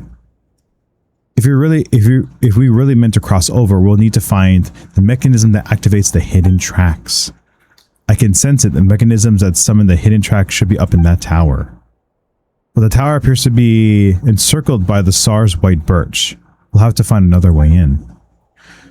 I mean, we have Malwika, so we can 100% get in there very easily, but god damn, dude. That's so pretty. That is 100% Elden Ring for sure. Damn, that's really pretty.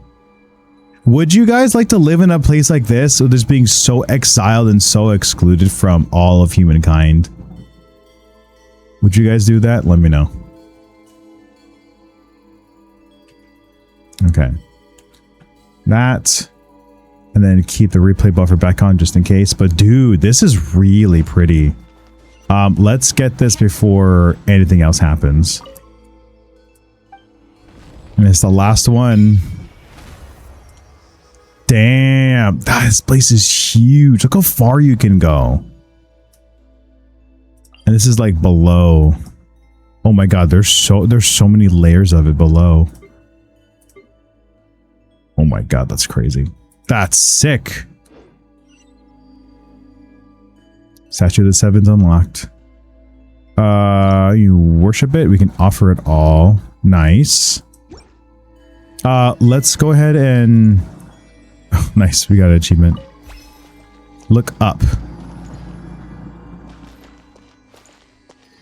Oh, is it just the Tsaritsa, or is it here? Well, there's this. Here's more of this.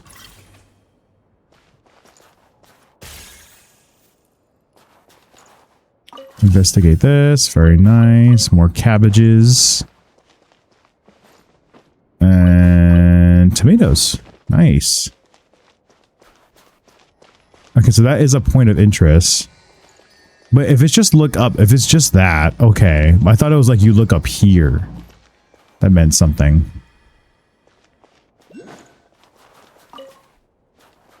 Well, I want to see if there's any other... Oh, there's so much shit here. There's another one just sitting here. All right. Well, I want to play more of the Archon quest, if anything, but like now this is just taking up so much of our time because it's so interesting.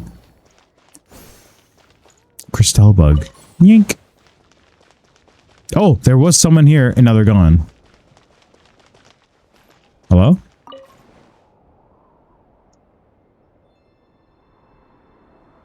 Wow. Stay a while. I'm so something. And that's the viewpoint. Damn, dude, that's so sick.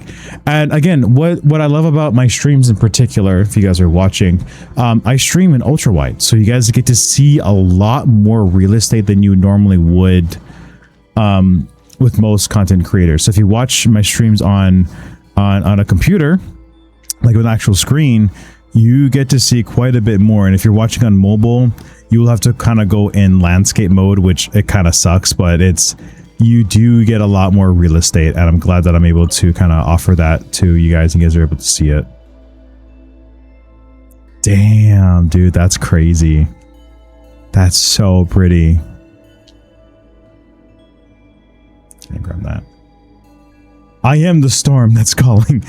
I am the law. Anyways. Okay. Anything else we can grab here? I know there's a couple more of the oh, that's where the thing is supposed to go. Shit. Well, gotta go grab it. Oh, there's more Fae everywhere. Cool. Sick. I want to find more of the flowers so that we can just kind of get this. Oh, here it is. One more round of flowers is right here. Jesus Christ, dude, scared the shit out of me. Oh my god. Okay. Oh, so we can descend. Yay, she's ready. Oh my god, we just made it too. Let's go. And she's at level 90. Hell yes. Oh, and this is her weapon as well. Which, oh, we have to go back here, don't we? And we can't get these already. Motherfucker. We have to get that. I mean, we could, but oh my god, it's only level 20. Elemental skills. Again, they gain gleam of first lights. Yeah, this is going to be like her best in slot, which kind of sucks because that's all we have. But her artifacts are solid, though. Constellation and talents. Okay, let's actually get the... Oh, what? Can you get more from the Stardust? Oh my god, it's completely out. Okay. Before we continue, so she's up there. The weapon is obviously ass, but we need to get her talents up. So, let's go ahead and grab these before anything else. Stay a while. You are so beautiful. Aww. Last Rose of Winter, perishing like a moth to the flame. Poor Senora. Light at the maps. Okay, yeah, so we're grabbing all. Oh, before we actually do leave, we do need to get the Traveler to come here, and then we will start the rest of it. Because if it's going to be long, we're going to be here a while, and that's never fun. No, but switch. There's still a long road. Okay, good. All right, let's go to this.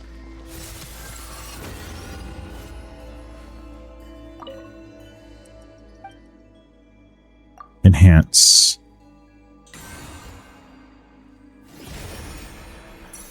Work is done. Going for the gym. Check out that video. Yes, I will. Better grab some popcorn or a snack. I need to go make food, dude. Oh my god, it's level 90 already. What's after this?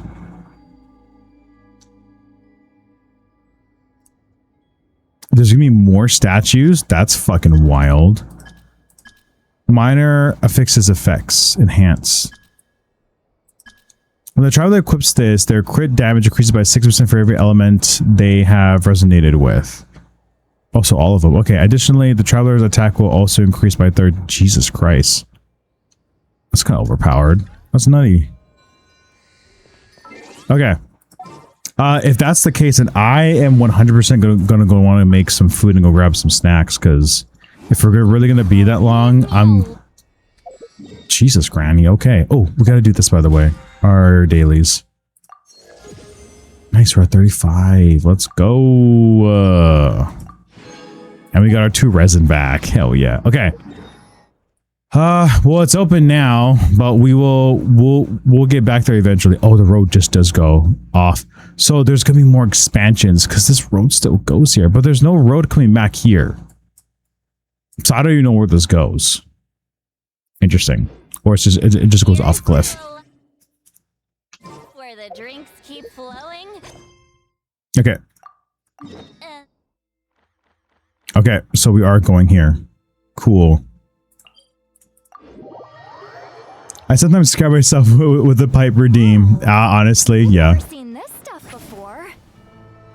Oh yeah, Set Lollies hasn't seen this. Okay, we're gonna start here. We're going to have to quickly grab some snacks because I'm actually fairly hungry. I had lunch at like 2 p.m. and it's currently almost 9 o'clock. We spent 2 hours fucking around. Hell yeah. Okay.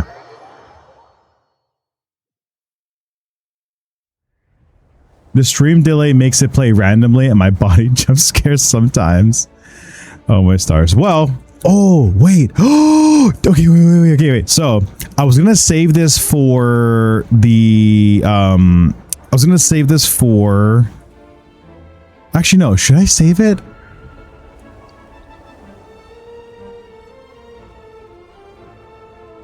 Actually, no, I think I'll do it now because it's a little bit of something for that because you guys are going to be here. So I have a new on-screen toggle and I think you guys are going to like it. So I'm going to play it and I'm going to make some food. But this is going to be our little, like, I don't have like a BRB screen. I don't want to keep it, you know, as is. So we have this now and I'm hoping it works. Yeah.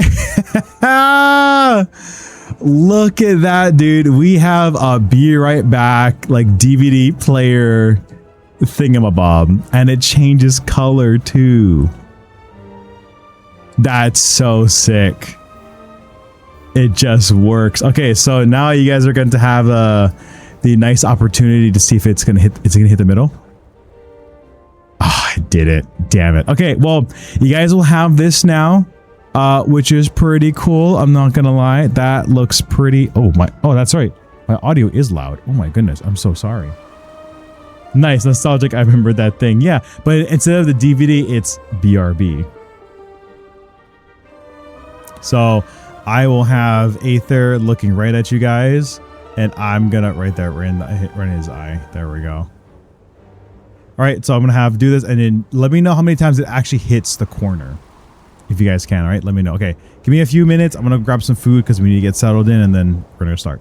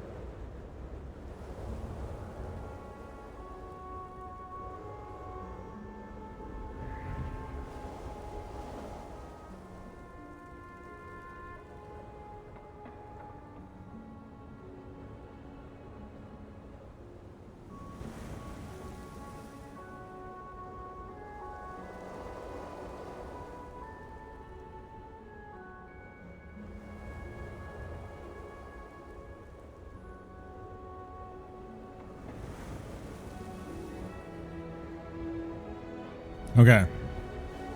We're back. Can anyone tell me how many times it's bounced? Anyone tell me? Let me know. Okay. All right. I have a very weird assortment of snacks. You guys can't see, but my cat is laying on my keyboard.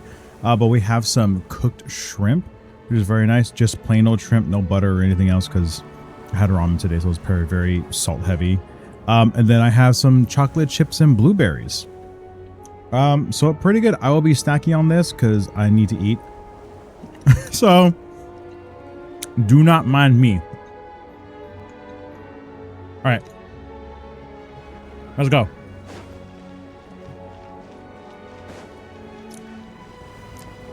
Oh, we're so far away.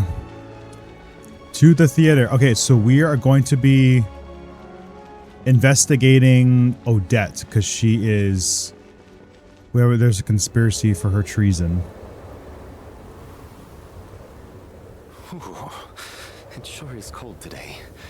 I wonder how much heavier the snow's gonna get. Here to see Odette? I just need to see your tickets for the preview. Okay. Perfect. Thank you. I'll hold on to your tickets. Come on in. It's freezing outside.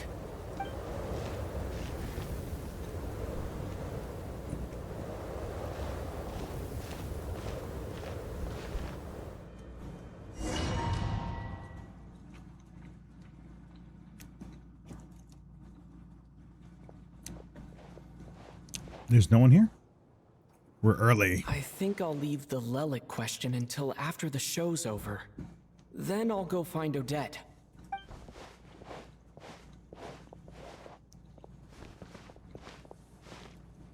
Child said he was originally going to come with Tonya. So I'm guessing Tonya's already here somewhere. Is there anyone here who looks like a Tonya? Let's see. It's a small audience. Makes sense for a preview. But wait, I do see some familiar faces. Hey guys.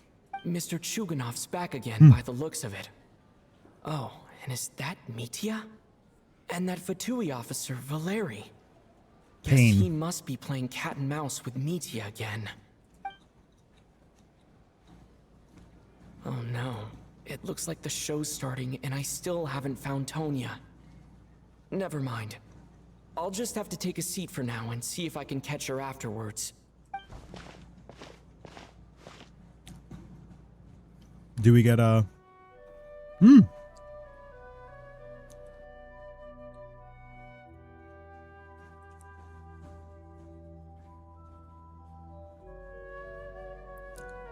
It's very quiet.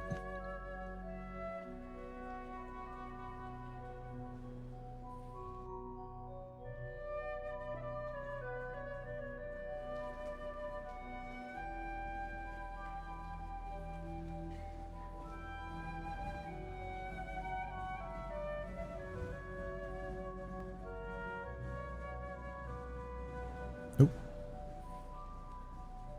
Oh, lights out.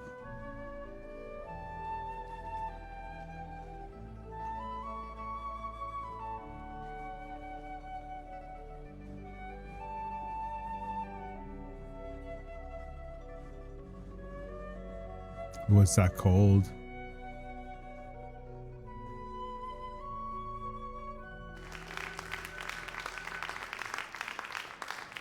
Yeah, that was oddly quiet. Like really, really quiet. Hello, members of the audience. I'm a staff member here at the theater.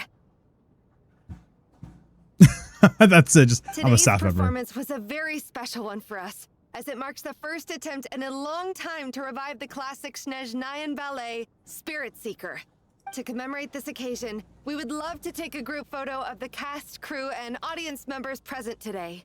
Hell Could I kindly yeah. ask the audience to please come up onto the stage? Hell yeah. All right, everyone, huddle in a little more. Now, look at the camera. 1, 2, 3. They put the word camera without a K. Usually in Genshin they have camera with a K, but now they spelled it with a C. as a cameraman myself, I approve this. That is a camera right there. That is a whole ass camera. That thing is huge. But yeah, that's so interesting. I've always seen them spelled it with a K.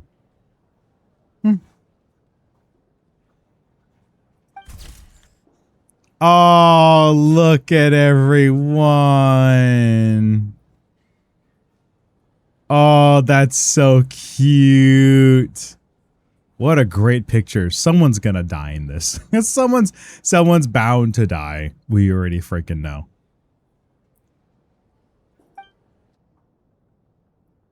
Very nice though. The weird with the lights. Are you quite satisfied, Mr. Energy Scientist? I rather hope you don't have any other escape plans to add to my workload today. What are you talking about, Sarge? This was simply my way of inviting you to watch Miss Odette's new show with me. And wasn't the performance spectacular? In the future, I heartily encourage you to take a leaf out of my book. Find some soul-nourishing pastimes to enrich your time outside of work. It was indeed a fine performance, but I must correct you on one point. This is not time outside of work. These are working hours. Working hours and non-working hours are just a social construct. Human technology can never advance if we're too rigid in our thinking, Sarge. May we leave now? Already? I mean, I was kinda hoping to soak up the atmosphere for a little longer, but... No? Okay, guess I'm pushing my luck. Didn't seem like too much to ask, but fair enough. Off we go then, Sarge. Back to the land of working hours. Lead the way. That has to be her. She's the only person in the audience around Tonia's age. Excuse me, are you Tonia? Oh, that is Tonia. Your brother's busy today, so I took his ticket. Don't worry about him, he's fine. Oh, okay. Sorry for the trouble. What's wrong? Are you sick? No, I'm fine. It's nothing. Why does she sound like... She sounds like... There's another character. It sounds like... It's kind of like... It's a mixture of Fremine and Layla. That's who it reminds me of. Maybe she caught a cold on the way here because of the weather.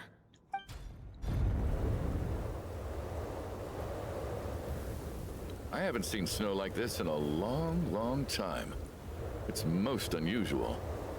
What a I blizzard. know. It's completely white out there. You can barely see a thing. I've never seen such heavy snow in my life. Let's wait it out for now. You'd be lucky not to freeze to death in this weather, let alone find your way.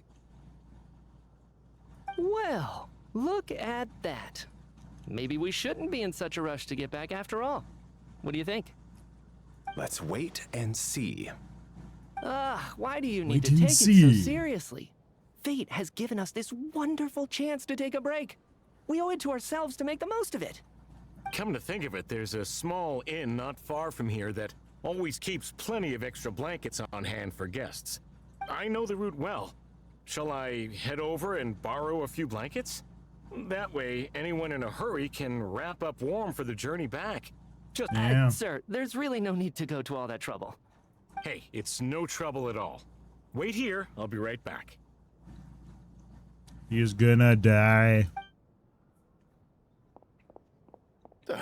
What a kind gentleman. Very good. My wife and daughter are waiting for me at home, so I shall be heading back as soon as I get my blanket. So... Are you expecting us to go back to the Armory Palace wrapped in blankets too? Don't worry about that. I made arrangements in advance. Should I not return to the Armory Palace within 3.5 hours after Operation Showtime begins, an armed squad will be sent to collect us. They will escort us back. You are one of our key military personnel, so any weather-related risks must be eliminated. Operation Showtime? So, wait. Every single time you drag me back to work when I sneak out, it's a whole official operation? I gotta say, you've really turned this into quite a moral dilemma for me. It's snowing pretty hard out there. I think you should stay here for now. You seem a little under the weather. Sure.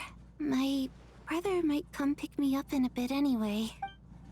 Nice. Sick. Time to get to work. I should head backstage and find Odette. I need to look her in the eye and ask her about Lelik. Excuse me, are you looking for someone? Looking for Odette. Ah, a fan, I'm guessing? Today is just a dress rehearsal, so Miss Odette won't be meeting with fans. She's taking a well-earned rest right now. Sorry, but that area is currently off limits to everyone except the cast and crew. Bad timing, I guess. Well, I might as well stick around. I doubt Odette will be leaving before the snow lets up in any case. Goes by the snowstorm does not intend on stopping. What happened to the gentleman who went to fetch the blankets? How has he still not returned? He's probably dead. I'm not gonna Same lie. thing. It's still snowing very hard. Do you think something might have happened to him? Oh, 100%. Whatever the reason for his delay, I must say I hate nothing more than people who make empty promises and fail to deliver. Well, I have to treat my employees like that on occasion, but that's different.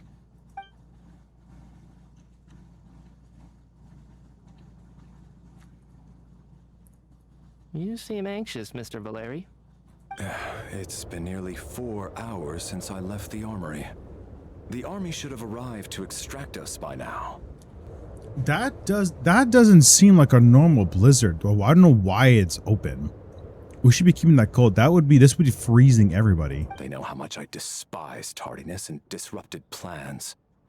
There's simply no reason that they shouldn't have shown up by now, barring exceptional circumstances. Surely a snowstorm like this one counts as such. Few things in this world can stop the Snezhnayan army, Oh, Mr. he's Mitya. Electro, by the way. Nice. And a snow... Why don't you go out and take a look? They might be right outside, waiting for your orders before they dare come in. An absurd hypothesis. I have no intention of leaving your side for even a moment until I have escorted you back to the Armory Palace.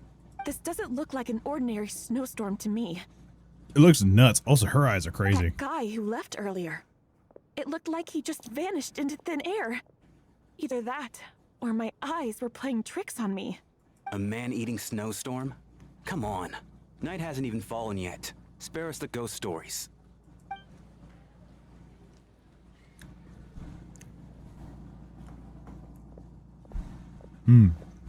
Traveler, didn't know you were coming today. How come you didn't say anything? I'm here to see Odette. I'm not sure how I should say this. What is it? Something the matter? Tell me. I can help. Whoa, that's quite a snowstorm out there.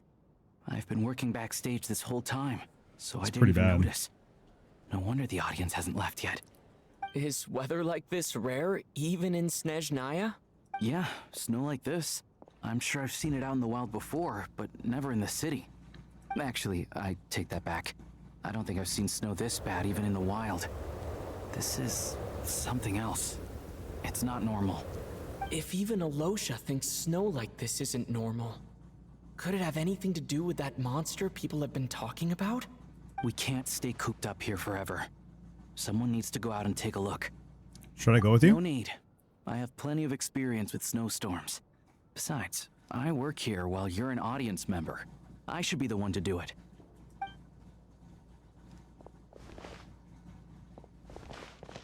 Everyone by the door. Careful not to let the snow soak into your shoes. In a snowstorm, you gotta look after your toes above all else. Heading out, my man? Be careful. I've been told the snowstorm eats people alive. Wouldn't be Thanks for the surprised. advice. I am planning to be careful. I just want to take a quick look at the situation out there. And he's going. Bye, bud. And we never saw him again. Oh. He's back! He's back! How was it? What's going on out there? Did you see any soldiers patrolling the area? Something about this storm isn't right. There's no one out there. I didn't see a single soul. And something in the air gives me the creeps. This isn't your average snowstorm. I suspect it might be related to recent events in our nation. I strongly advise everyone to stay here until the snow dies down. Are you serious? So all of us are trapped here now. That sounds a little far-fetched to me. At least you're in somewhere where it's warm, my guy. You could be out on the street homeless and you would die. You want to go outside and see? I, for one, am not risking my neck in that weather. Yeah, she has more sensible taste than you, dude. This just turned from a minor delay into a major hassle. We can only hope that our friend who went to fetch the blankets just ditched us and went home. Is it really that bad? But my daughter, I won't be able to read her a bedtime story tonight. That's what you're worried about? What are you all still doing here? Whoa, it's snowing hard. The cast and crew from backstage are quietly brought up to date with the situation. So now we're stuck here? Oh, this is terrible. Luckily, it was just a dress rehearsal today, so there aren't too many people here. On the bright side, the theater's always well stocked with supplies.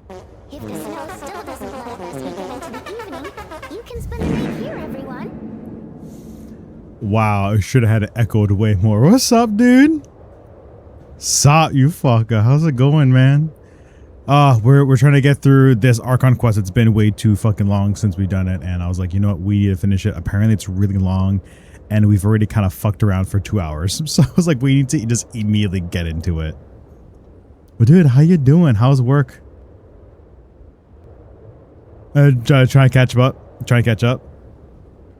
No worries, I'm trying to do my best with that as well. And then you catch up as well with everything else that you got going on. I hope work's going really well.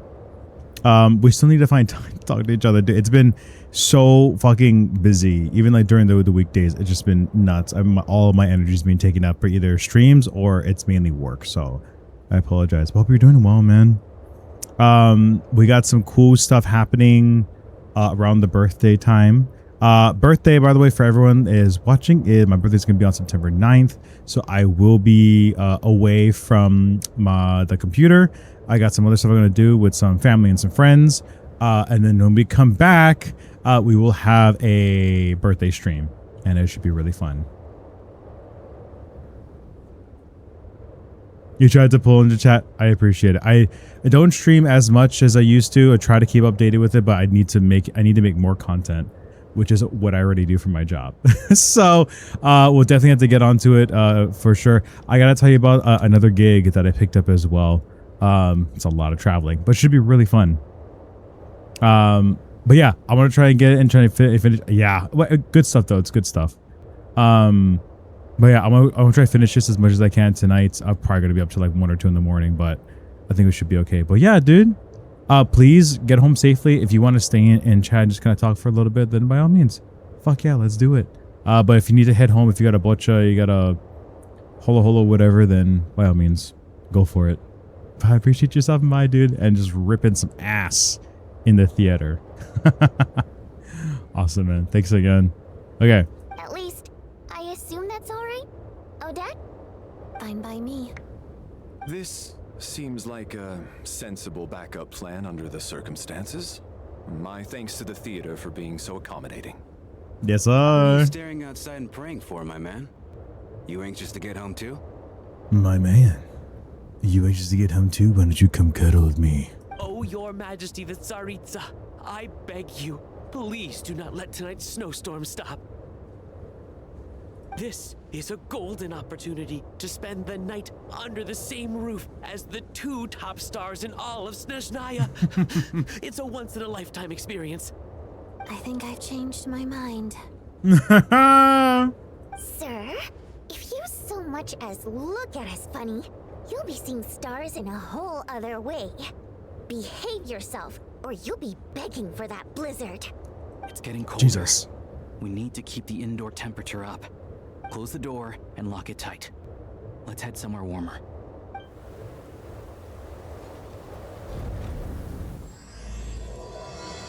Wrath's Nocturne, Act 2. So this is the second act out of the 2. Oh, it's so pretty! Oh, you get to see everybody in the picture. Valeri, Vodyanitsa, she's so cute. Mitya, no details on the person. Rampan, she's a staff member. Traveler, me, the fourth descender, traveler from beyond the stars. Tanya, Chuganov, and we have no idea, and then Alosha, and then Kulish. So what I'm assuming is going to happen is that this is going to become like who's going to die, and then we got to like ration everything, which is going to be kind of interesting.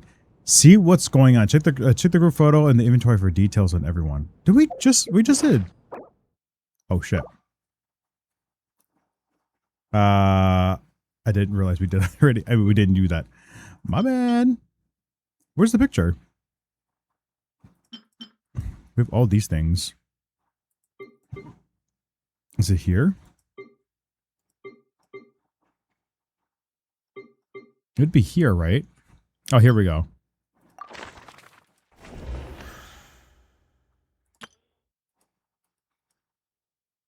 We did already. No details on the person yet. We don't know who these guys are. No details yet. So we can't really do anything. Take the group photo and the inventory for details on everyone. We did. Is there something that we like? Is there a certain thing we have to do? Oh, nice, by the way.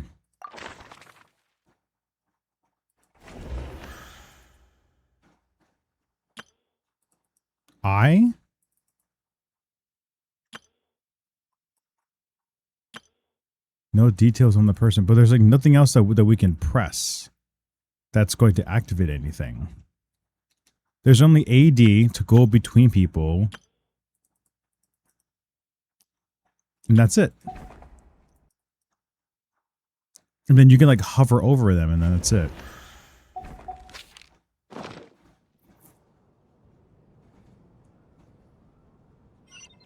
Oh. We actually have to go talk to people. Okay, that makes sense. Well, these things didn't show up. You know what I mean? These like the little thingamabobs didn't do jack. The stage, there's the curtains, the back room. Okay, so we gotta check in with 6 people. Someone's gonna die, I guarantee, or someone's gonna get murdered. Oh. And then there's the aristocrats. Easiest of all to deal with. You don't need to use any force whatsoever. All you have to do is show them the rope you plan to tie them up with. Do you know why? I don't. Do tell. Because nothing horrifies them more than the thought of a cheap, coarse rope leaving creases on their precious $1,000,000 more coat. They'll do whatever you ask to avoid that fate. Unexpected, but funny nonetheless. Tell me another one. Well, look at that. I got myself a new listener. Hey there. Let me introduce myself. The name's Shram, and I'm a mercenary. Oh, nice. The kind that gets paid to do odd jobs for rich folks. And I am Chuganov, an entrepreneur. If my name is unfamiliar to you, you will no doubt have heard of my factory, the renowned Iskra manufacturing plant. I'm a traveler. Are you really that famous, Mr. Chuganov? How come I've never heard your name before? Excuse me? Is that a joke? Or are you being serious? Oh, I'll have to ask my rope later. He's probably tied up more entrepreneurs than I've ever heard of.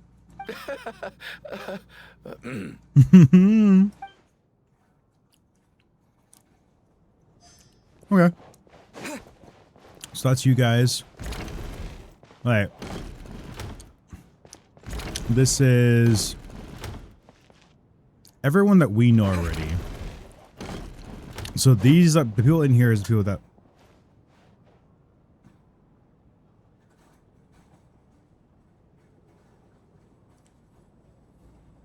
Sorry, hold on, give me 1 second. Jesus Christ. My cat knocked over my XLR cable. Hold on. Okay, bud. You're gonna have to move. Sorry.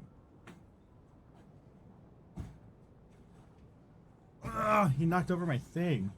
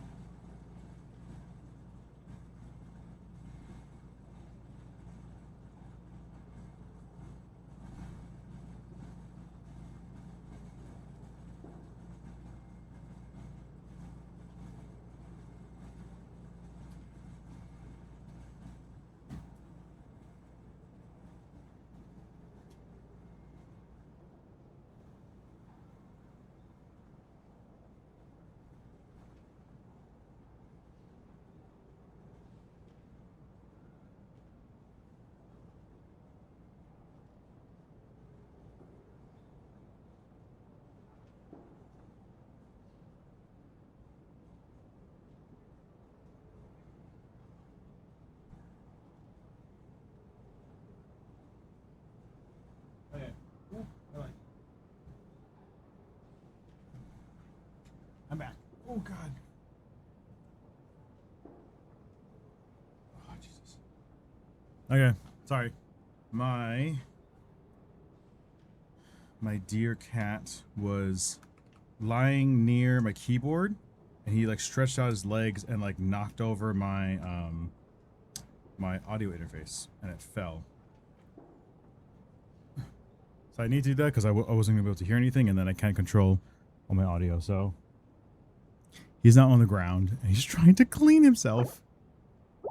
Okay, there we go. Now I hear stuff again. Okay, cool. We need to check out these guys. Oh, so it's Tonya, then this couple. My husband has major trust issues. To him, I doubt even this snowstorm is a good enough excuse for me to stay out all night. That's the price of marrying into wealth.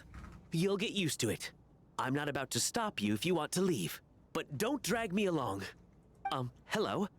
Can I help you? Okay. How are you feeling, Tonya? I'm fine. Sorry to worry you. I'm used to it by this point. I take medicine for it. My brother usually helps to get it ready for me. Oh, Child no. must take great care of his sister. He's never mentioned Tonya's illness, though. You know, I actually find this whole thing kind of exciting. Stuck in a strange place thanks to a snowstorm. Having to spend the night with a bunch of interesting characters. It's pretty cool, don't you think? Hello, hello. Alright.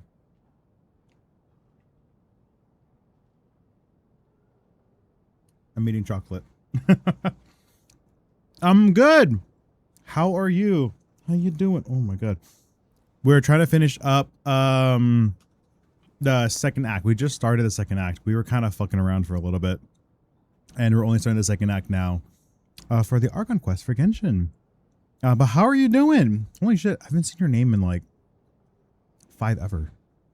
Oh, and my cat's run out. He's like, I don't want to have any more of this. It's pretty cool. Did you think? You're right. It's certainly a novel experience. I'm sure most kids share that wish. Kids, huh? My brother always says I'm not mature enough. Maybe he's right. Well, she's sick, and she takes medication. She needs it. I don't think she has any on her. I'm fine, really. Just got a little overexcited. Maybe she has like some kind of illness. Who do you want to voice act in Genshin? Oh, that's tough. Like a current character, or like if I had to come up with a character, who would I voice? I don't know. I think if I want to do anything, it would be someone kind of like Mitya. Playable character or NPC or future confirmed. I don't know if I have the talent to do like a Fatui. I would definitely want to do some kind of like sub-important character. So kind of like Mitya. I have no idea how important he is to the story, but like someone like that where it's there's a good amount of speaking lines. Someone that's a little bit more on like the low-key side, but they're important to the narrative of the story and trying to getting some points across and kind of having the answers. Because I like teaching and whatnot. So I think something like that would be kind of cool. Or maybe if we ever were to go back to Fontaine for some reason, and like the Steambird, so kind of figuring out like who runs the Steambird, if it's just Charlotte, or maybe like I'm like a coworker or something, and then happens with another like Fontinalia festival. I would probably want to do that. I think that would be super sick.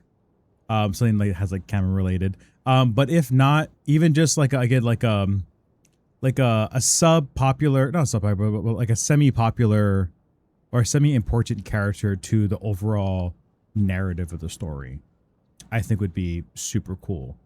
But if I get any kind of role in Genshin, oh my God, I'd be fucking over the moon. Even if it's like, you know, like a few voice lines, I'd be so freaking happy.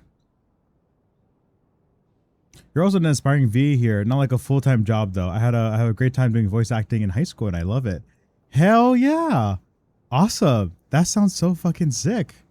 What did you normally do for voice acting? Like what do you like what's your niche? What do you like doing the most? That's going to be good. Ooh. Look after yourself. Otherwise, your brother will come after me. Yeah, the brother's going to be like, "I'm going to fuck you up, man." Nice. Sick. Filming cartoons. That's still really sick though. Like cartoons is still, even though it doesn't seem like something super crazy, it's still a gig. You know, a gig is a gig. What is this? Hello? Storage. What a storage room. Hell yeah. Were you playing like any like supporting actors or actresses or whoever? I don't know if there's any particular label that you like to identify yourself as, but any character. Like who is your favorite thus far with everything you've done? Hoyo games would be sick. Dude, they Hoyo just dropped their new trailer too for their new like Elden Ring looking game. Oh my god. It looks so sick. I'm like, yay, we get to have like Hoyo's storytelling and their direction, but it's a whatchamacall. It is a like Elden Ring looking game. What's happening here? Oh my goodness, thank you for joining the Discord as well. I just got a notification on my thingamabob on my phone. React to it real quick. Yay! Let's fucking go.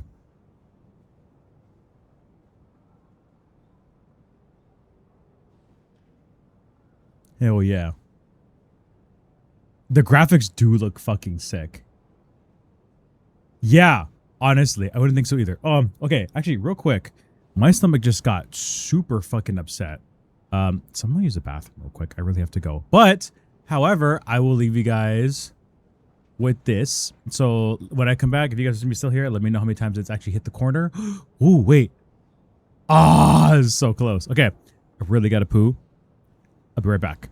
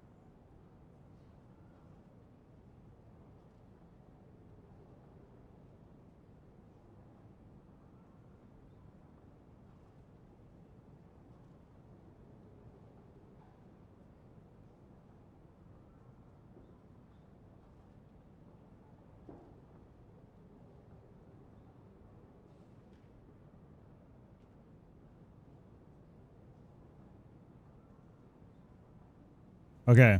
I feel a little better. Oh, I don't know if I ate something weird. I don't know what it is, but I do not feel good. Also, you guys are just staring at this in silence. I apologize. There's like no music or anything. Okay. Let's talk to This Michia then. is highly irregular. A delay of over an hour during an operation like this theoretically warrants a Harbinger-level response. I wonder what the issue is. The storm, or something else. Sarge, the day you learn to let go and just enjoy moments like this is the day you'll finally understand the meaning of life. Why, hello, sir. I believe you were the one sitting at a nearby table back at Podvorye restaurant. Any friend of the theater's star performers is a friend of mine. It's a pleasure to meet you. I'm Mitya from the Energy Commission. Nice to meet you. Greetings. Major Valeri, head of the Special Assignments Battalion. Armory Palace Royal Grenadier Guards, 1st Regiment. Nice. I am here to ensure Mr. Mitya's personal safety. Please let me know if I can be of any assistance. I'm the Traveler. Delighted to meet you both. Mr. Traveler, I cannot help but notice that Miss Odette is stealing glances at me. Any idea what that could be about? I've racked my brains, but I can't think of anything I might have done to offend her. Perhaps she noticed me spacing out during her performance? No idea. Keep tracking those brains. You'll figure it out. You mean I really did do something to upset her? Well, thanks for letting me know. You'll be fine. So, Mr. Mitya, is your work related to Project Stuja? Yes, that's right. The higher-ups in the Fatui transferred me from the Energy Commission to the Armory Palace because they wanted me to... That can't do it. Really? I can't even talk about that? Pretty sure it counts as part of my private life. He's like, nope. All right, I won't say Fuck. anything. Sorry, Traveler. As you can see, I'm afraid this pleasant chat will have to end here. No worries. I have to go take a poop. I don't know what's going on, but all of a sudden my stomach is like just hurting really badly. Okay, so while that happens, that's going, and then I'm going to play music as well.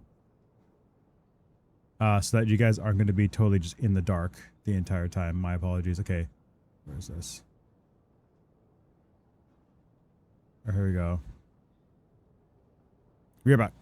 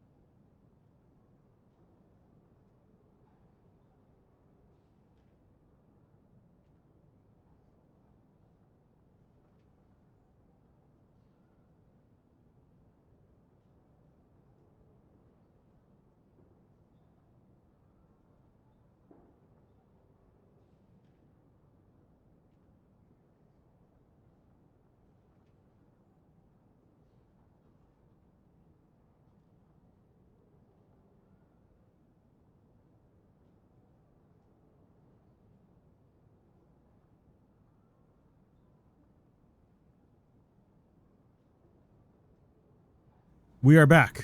My apologies. Oh my god, dude, my booty hole is like giving me work tonight. Anyways. Okay, so that ended. Very nice. And then we just got 2 more people. We have Alosha, and then we'll talk to Odette at the very end. I don't think it's ever been this lively backstage before. I didn't know you were coming today. Hey, have you seen Chuganov? I heard he was coming today. Have you spoken to him at all? Not really. I'm with you. This could be just the chance we need. Yeah, I gotta figure out a way to coax some more intel out of him. I want to know why he suddenly changed his stance on Project Stuja. What exactly happened before the most recent Vetcha vote? For the Rokad, or just out of personal interest? Shh! There are other people around. Don't say the R word. Jesus. Hello? Okay, very good. Okay, last person is going to be Odette. Cryostorm! I have to say, even though today was a rehearsal and there were some hiccups along the way, Miss Odette's performance was one of the best I've ever seen, even compared to an actual show. Oh, I couldn't agree more, especially Coolish. considering the weight of the subject matter. It takes a truly seasoned professional to do justice to a theme like love and regret. Do you think we were coming on too strong? Odette's ignoring us again. What about you? What did you think of today's performance? Actually, I wasn't paying much attention. What a dick. I think you could be more expressive. Consider me a new fan of that. I'll say, yeah, I'll say this, but I feel like this would spark something else.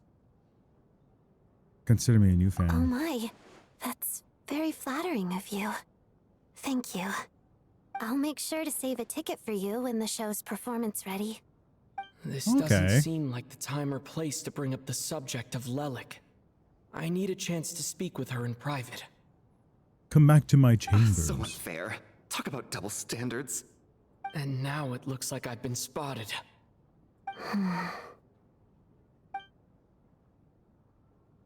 You know Mitya too? No, I don't. I just have a feeling that he might be dangerous. I mean, I don't put it past you if he actually is going to be nutty, but ish, whatever's. Time fly. Before you, how's it looking, it's always Alosha? too fast. No change from this afternoon. Heavy snow with no sign of slowing down. That's crazy. May I have your attention, please? The storm is unlikely to stop tonight, and it'll be even more dangerous outside at night than it was during the day. We at the theater owe everyone here a duty of care. Therefore, we strongly suggest that you stay on site overnight and avoid going outside unless absolutely necessary. In a few short moments, we'll give you a tour of the theater's various quarters. You can choose to sleep in the VIP room, the office, or backstage. Or on the stage if you'd prefer. We won't mind. I'll pass on sleeping on the stage. What if the snow is stopped by tomorrow morning? The early birds in the audience might think we're part of some experimental new show. A drama about sleeping? That could be fun. Maybe we could come up with a title for the production. Sleeping Beauty. The Slumbering Heavenly Principles. This is way more Genshin. So we're going to pick this. What? Gotta admit, I didn't get that one. Oh, maybe they don't. Oh, maybe they don't know about the Heavenly Principles. Oh, this is new. Oh, shit. Anyone who doesn't wish to sleep on the stage, please follow me. I'll show you to the rooms. Okay.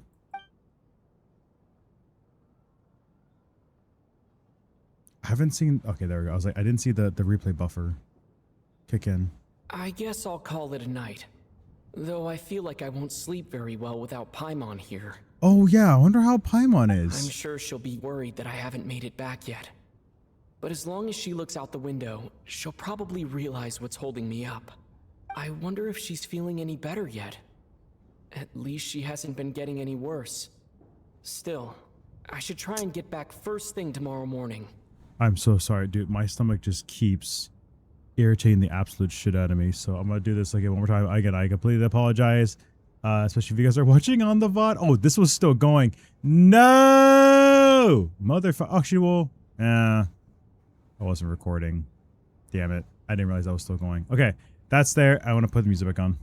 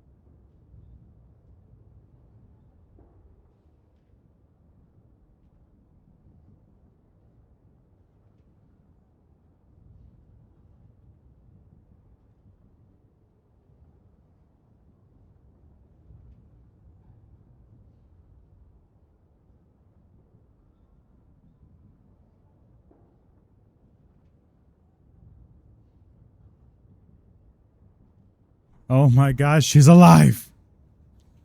Dude, I hope you're okay. Especially from the last time we talked. I gotta pause the music just immediately. I hope you're okay though. Oh, I need to turn this off before I fucking forget. There we go. 'Cause I left that on. I think I clipped something and now I'm just like, well, I can't use it because the BRB is on there. I mean, I could, but whatever. You're okay. Well, I hope things were working out somewhat. At least hopefully they're working out. And I also hope you're staying hydrated because it is getting fucking nutty. Oh shit, no way. Yes, I would be down. You please let me know for sure. Sorry, my stomach has also been acting up like for the past like 20 minutes. I don't know why, but everything from like yesterday is just like, I need to come out. And I'm like, oh shit. I think I just had way too much fiber the other day. So now my body's finally like, I need to leave. I'm like, okay. Sounds about right. Yeah, my body's like, you had a lot of protein. You haven't really had a lot of vegetables. And I eat like 3 carrots. And my body's like, time to shit. God damn it. That's so real though. Yeah, no, everything is fine. Perfect. It's fucking amazing. Yay. Okay, well, I'm glad he's not the source of the issues. But I'm sure from the last time we talked, I'm sure there's a whole bunch of other shit that's happening too. Oh, because you weren't here for it as well. There's no music playing. It's just me talking. VTuber debut will most likely happen after my birthday. Birthday's on the 9th, on September 9th. So on the 10th, I'll probably be like I'll be jumping in between either VTubing or just straight up being VTuber for forever. Or not forever, but for the good majority of the time because I really like it. He was, but it was also for a good reason. We talked, we fixed, we good and we happy. Yay! There we fucking go, dude. Well, I'm glad that's finally happening because you, above a lot of people, deserve it. You specifically deserve it. Oh yeah. Well, I'm glad you're okay. Oh.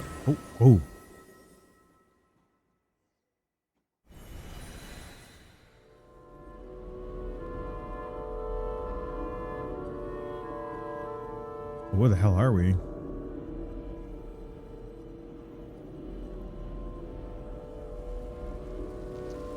Harry. Finally. Welcome back to the world of the living, lazy bones. I was about to wake you.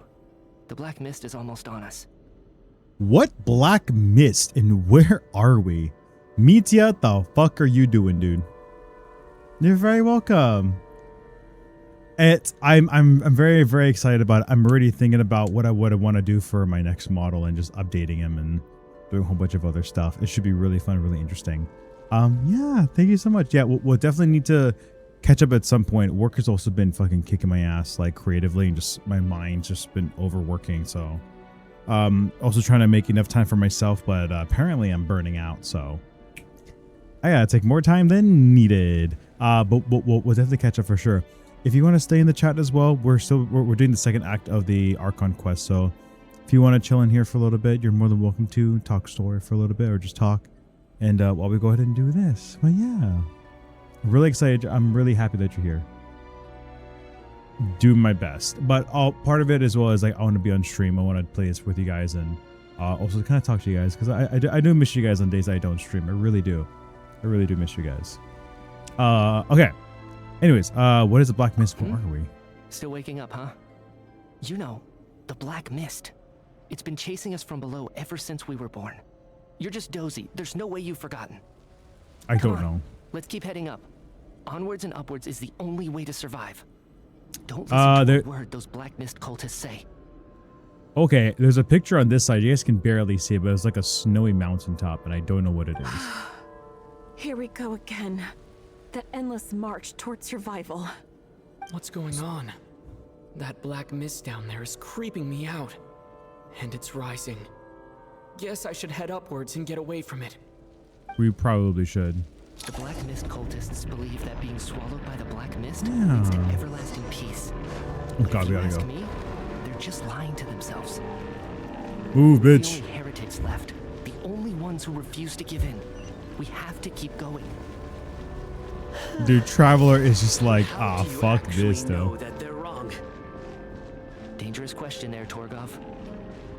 The moment your faith wavers, you start a chain reaction that ends in the collapse of your will. Put the question out of your mind. Stay strong and believe that the black mist means certain death. Okay, but it's not my mind that's the problem. My body's about to give up on me. It's already starting to falter. Oh, shit. I can't do this anymore. I've had enough of being forever on the run. What's the point of it all? You know, you're not wrong. You're not wrong at all. Yeah, I mean, well, time off and or just time to just do the stuff that I kind of want to do on my own and try to find a balance, because there's like a lot of hobbies that I like doing and a lot of things that I do want to do and then want to try. So it's going to be, it's interesting to balance it out. I just had a conversation with another friend about it, where it's the current job that I have now is allowing me to kind of be creative and be hands-on with a whole bunch of stuff, but at the same time, like, it's also allowing me to do the things that I always want to do and afford to do. So it's really nice, like actually go to conventions and being able to just look at things and being like, I want that, and just go with it. You know what I mean? That's how Anime Expo was, and that was not good. But definitely want to come back and make some more stuff for you guys and just kind of be there as well. But yeah, I love you guys, man. It's good stuff. All this will pass eventually, I promise. Keep fighting. It will be worth it. You accuse the Black Mist cultists of being liars. But you're lying too. There is no end to this path. It keeps going up forever. There was never any hope to begin with. The cult of the Black Mist has poisoned your mind, Sobolova. Are you thinking of giving up as well?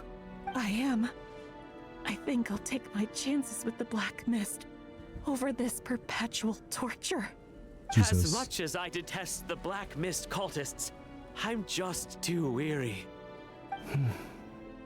Then I bid you both farewell. Let me put my personal opinions aside for a moment and say, I hope that you both find peace within the Black Mist. So we're just gonna give up on them. Fate always appears so impossibly complicated. But at moments like this, its raw simplicity is laid bare. Their fate was sealed from the instant they entertained doubt. From then on, the outcome was both inevitable and irreversible. Let's go. Okay. I have no idea what the Black Mist is, but it sounds dangerous. Torgov and Sobolova are gone. I never thought the day would come when even they would be swallowed by the Black Mist. It's just you and me now. Is it just me, or has the Black Mist stopped Yes, moving? it looks like it's satisfied. For now. This I- happens from time to time. But it won't be long before the Black Mist starts chasing survivors once again. No one knows how to stop its advance for good. Well, we should make the most of the precious moments of rest that those two bought for us. I'm so confused. Are you really that sleepy, traveler? I have no idea what the Black Mist is anyways. Okay, now we're back here. Help! Somebody, come quick! What is it, Tuganov? What's wrong? Huh? Is it morning already? What's all the commotion? Sounds like it's coming from next door. I should check and see what's going on. Mm-hmm. Get in there, dude. Did they die? Is it where? Oh. Oh, I do have to go outside. So I was so confused at where to go.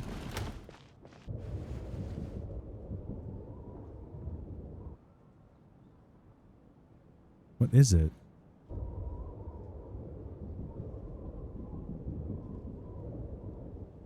Don't look, Miss Tonya. Stay here. Okay. What happened to them? Oh, there's a pile of ash. Oh.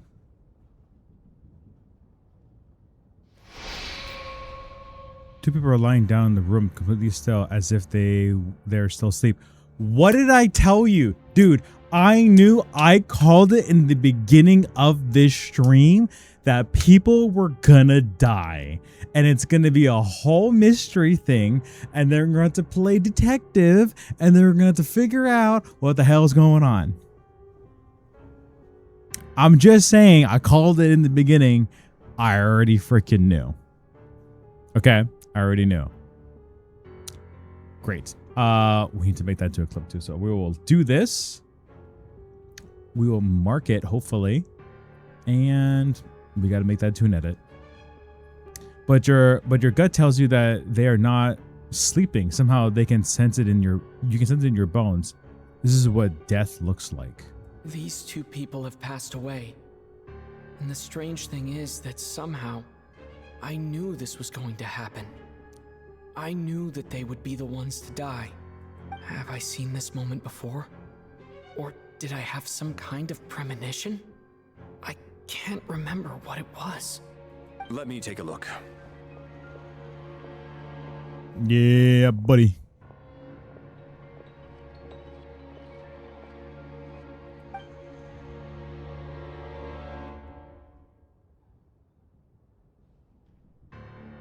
That's no crazy. Vital signs in either of them. They're dead. Just straight up, they're dead. The cause of death, however, remains unclear. No wounds on the bodies, no signs of a struggle, and no skin discoloration caused by the buildup of toxins. But just last night, they were chatting and joking away. This is so sudden. Could they have had pre-existing medical conditions? Even then, the odds of them both dying of sudden complications on the same night are extremely low. It's hard to believe that they died of natural causes, nor does this appear to be a suicide. I will say though, I didn't expect Genshin to handle such a heavy topic like death and bring up the S word. That's crazy. Are you suggesting they were murdered? Who was the first to discover the bodies? It was me. But these deaths have nothing to do with me, officer. I got up early because I wanted to see if the snow had stopped. Then I noticed that the door to this room was open, and it looked like there was a man and woman inside. I just went over to see what was going on. I had no idea. I can corroborate this. I was doing my morning exercises near the stage. When I saw Mr. Chuganov heading this way, I followed him. I can also confirm that I didn't see a single person approach that room before him. The snowstorm was raging all night, and it's still going now. There's no way someone could have come in from outside, correct? You mean an intruder? No, not possible. I slept by the door last night as a precaution. There's no way I wouldn't have noticed if anyone had tried to open it. Everyone, split into pairs and search the theater for anyone in hiding or any signs of suspicious activity. I'll follow up with a full search of my own shortly. Go. There is no time to waste. Okay. That's crazy. You pair with Tonya after the, okay, thank God. Okay. You pair with Tonya after a thorough search. You're satisfied that no one else from outside the group is in the theater and everything is exactly as it was left last night. Nothing on your end either? Backstage is clear. No signs of suspicious activity. We checked the basement. Also clear. I don't think there's anywhere here that a living person could hide. We didn't find anything either. Are we certain that the theater doesn't have a back door? Or any tunnel or passageway wide enough for a person to fit through? No, there's nothing like that. If people were sneaking in through some secret tunnel to avoid buying a ticket, we'd have sealed it off ages ago. I also checked the windows. All of them are locked from the inside, and there's no sign of anyone entering or leaving. It sounds like we can safely rule out the intruder theory. If anyone came in during the night in this weather, there'd be no way for them to avoid leaving footprints or water stains. This can only mean one thing. It's like one of those murder mysteries you see in novels and plays, isn't it? The ones where the killer is one of us. I like how we're talking about murder mystery, and then Sai's like, I found a tiny lizard in my house. Yeah. Are you gonna keep it? That's the question. You gotta name him Robert.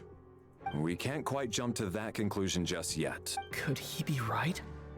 It's hard to imagine something like that happening in real life. Oh, he's a baby. Nah, we caught it and released it. Well, there goes. What did I name him? Robert. There goes Robert. 07 Robert. Could he be ready? It's hard to imagine something like this like happened in real life. Set in a theater during a snowstorm, a murder takes place, and the killer is among us. It's such a classic trope that it seems unbelievable. Looking at who the killer targeted and the clean entry and exit, it all adds up. I know what this is. It's obvious now that I think about it. What is? What have you figured out? Both victims were wealthy, well-known local merchants. And the door was deliberately left open so I would discover the bodies and witness the crime scene first thing in the morning. Such ruthless methods. This was your doing, wasn't it, Lelik? Oh, shit! Lelik? It's Lelik. You mean Lelik is among us? And he's the killer? Lelik. I know this code name. Member of the Rokot, anti-Project Stuja. Always works alone. I've read the case files at the Armory Palace. Walk me through your reasoning, Mr. Chuganov. What do you know about Lelik? What is this dolly zoom? What now, huh? What now, Lelik? What more do you want from me? I already voted against Project Stuja at the Snezhnograd Vecha. You snuck into my house the other day while I was asleep. Left a threatening letter. And I did all that you asked. But Project Stuja cannot be so easily shaken. Not with the rooster in charge. Oh god, he's losing it. So Robert he belongs really in the was wild. Threatened by Lelik. That makes sense. Oh god. Robert belongs in the wild. Robert is free. Robert is a free lizard. And now you're resorting to murder to threaten me. Isn't that right? I knew it. The Rokot despises the rich. The lives of the wealthy are but refuse in your eyes. Show yourself! Which one of you is Lelik, Tell me! I'll do whatever you want! Just stop playing these mind games! So, the only two people I think it could be is either it's either Odette or it's Mitya. Maybe. Was this really Lelik's doing? Would Odette really do something like this? There's no way Odette would do it. She doesn't have. She has no reason to. If Odette I mean, maybe is Lelik, this seems out of character. But then again, how well do I really know her? I'm probably the only one here with a compelling theory about Lelik's true identity. But if I reveal it now, I'll be putting Odette in the line of fire. Yeah. What should I do? I don't think it's likely that Lelik killed anyone. No? At least from the stories I've heard, he's never killed anyone before. And his name has never come up in connection with any murder cases. Besides, even if Lelik did want to threaten you, why resort to such an extreme and roundabout method? It's not his style at all. Vodyanitsa doesn't know that Lelik might be Odette, but her assessment is pretty much identical to mine. Miss Vodyanitsa, why do you suddenly feel the need to speak in Lelik's defense? Defense? Oh, no, it's just... I'm worried that we're jumping to conclusions here, so I wanted to share my point of view. Also, I don't think the Rokot is as bad as you're making it out to be. Well, if you think I'm so wrong, what's your theory then, Why don't you tell us who the killer is? The case is still evolving, Mr. Chuganov. Please do not prevent others from expressing their opinions so early on in the discussion. Yeah, tell him. Even so, there's no denying that the recent threat received by Mr. Chuganov may well be an important clue. So there's still a good chance that Lelik is right here among us. I'm definitely not making fries at 7 a.m. Dude, fries sound amazing. Like homemade fries or like frozen fries. Either one, but also crinkle cut or julienne. Like straight fries or frozen. Hey, frozen's still good though. I was gonna be like, if you're making like fresh fries, I'm like, can I also have some? Valeri is so hot, dude. He reminds me of Pain because like his eyes from Naruto, he has like the purple ring eyes, so it looks like he has Renegon. Julian style, hell yeah, dude. Have some good ass fries. Put some good salt on it, like a little bit of MSG. Some garlic salt with some like shaved garlic. Put that on top and some nice like no sugar ketchup or marinara sauce.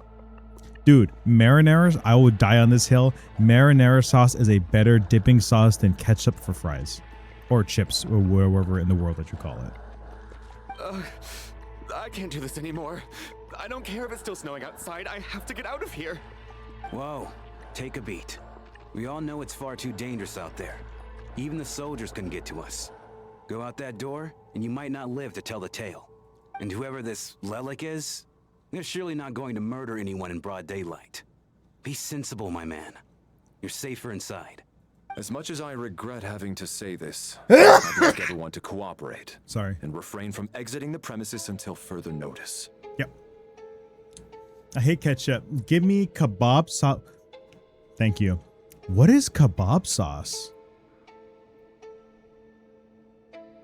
Kebab sauce sounds really good, though. Because as things stand, every one of us is now a suspect. That's true. Unless anyone has further information to share, let's adjourn for now. Feel free to keep searching for clues, but make sure you don't go off alone.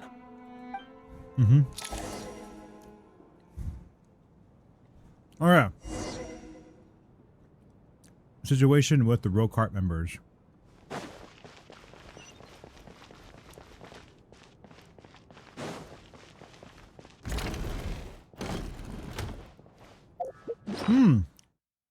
Scan this for possible intel.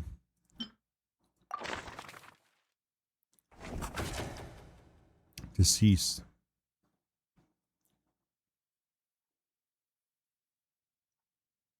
And a donor kebab. So far, I made my BF crave hard-boiled eggs and fries. Dude, hard-boiled eggs are like so fucking good. And you can just make it in like really big batches and just have it at the ready. What I usually do is I don't like eating the yolk because the yolk just has like too much like extra stuff in it. So what I'm doing is just I crack all my hard-boiled eggs, crack it open, cut it in half, and I take out the yolks. I just throw the yolks away. I just have hard-boiled like egg whites, and they last for a couple days. That's pretty good. Your breath does not smell good afterwards, though, and you definitely have protein farts afterwards. Also, does not smell good. But yeah, I love them, dude. Hard-boiled eggs are the fucking shit. Which reminds me, I need to make more. As long as it isn't runny. Oh, you don't like jammy eggs. Oh no. Well, I mean, honestly, either way, isn't like I thought hard-boiled or like egg whites and eggs and stuff, or just eggs in general, are like the best calorie per like macronutrients or some shit above all foods in the world or something like that. Something like that. But the yolk is also good too. You just can't have too much of it because it has a lot of cholesterol in it or something like that. Okay. Oh, this is the wife, a wealthy businesswoman who began her career selling fashionable cold weather clothing. Later, she married into a prominent family to expand her business. Nowadays, however, it seems that her business has instead been absorbed by that family. Deceased during the night. A wealthy businessman who made his fortune in the energy industry. Okay, so he's tied to the energy industry, so it's either Mitya or Crenshaw, whatever the guy's name is, of the Northland Bank. His business grew larger and larger. At some point, however, he began to feel as though the Northland Bank had become the only truly calling the shots. Deceased during the night.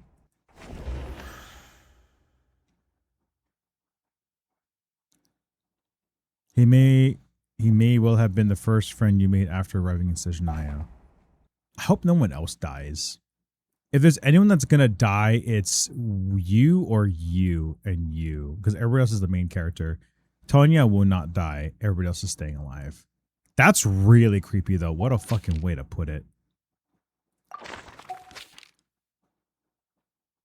Nope, give me the dry ass one. Yeet some salt on it and I'm devouring it. Oh, Jesus. I would not want to be in a Dutch oven with you, my girl. I would not want to be under a blanket with you when you take a huge fart. You're right. That was my bad. It was a knee-jerk reaction. I didn't think it through. Luckily, no one suspected my identity. Hello. Oh, phew. It's just you. I thought someone was eavesdropping. Since Vodyanitsa and I were on the same page earlier, I think I should share my thoughts with the Rokot members first. Probably. Hey, my instincts think after I eat eggs. I'm just saying, man. I'm just saying. After you eat a lot of protein and you try to freaking, you know, put someone in a hot box under the blankets, it's not good. It reeks, dude. When I have my my protein farts, it's bad. It wafts through the air so quickly. It's so bad. But like, you ever just like sniff it and you're just like, it stinks really bad, but then you go in for like a second or a third sniff? You know what I mean? Yes, it's human. Oh my God. You're like, it's a human thing to do. What are you talking about? You tell Vodyanitsa and Alosha about Child's intel on Lelek and your views on the current situation. Whoa, whoa, whoa. Are you serious? I don't know if this counts as gossip, but it's definitely on track to be the juiciest this whole year. Odette? Really? Odette? Oh God, how dumb does this make me look? Lelek has been right under my nose this whole time, and I didn't notice a thing. Well, we don't know. Actually, it's still up in the air. It's exactly what you'd expect. Sometimes, hiding in plain sight is the best strategy. Mm-hmm. I mean, what choice do you have but to smell it?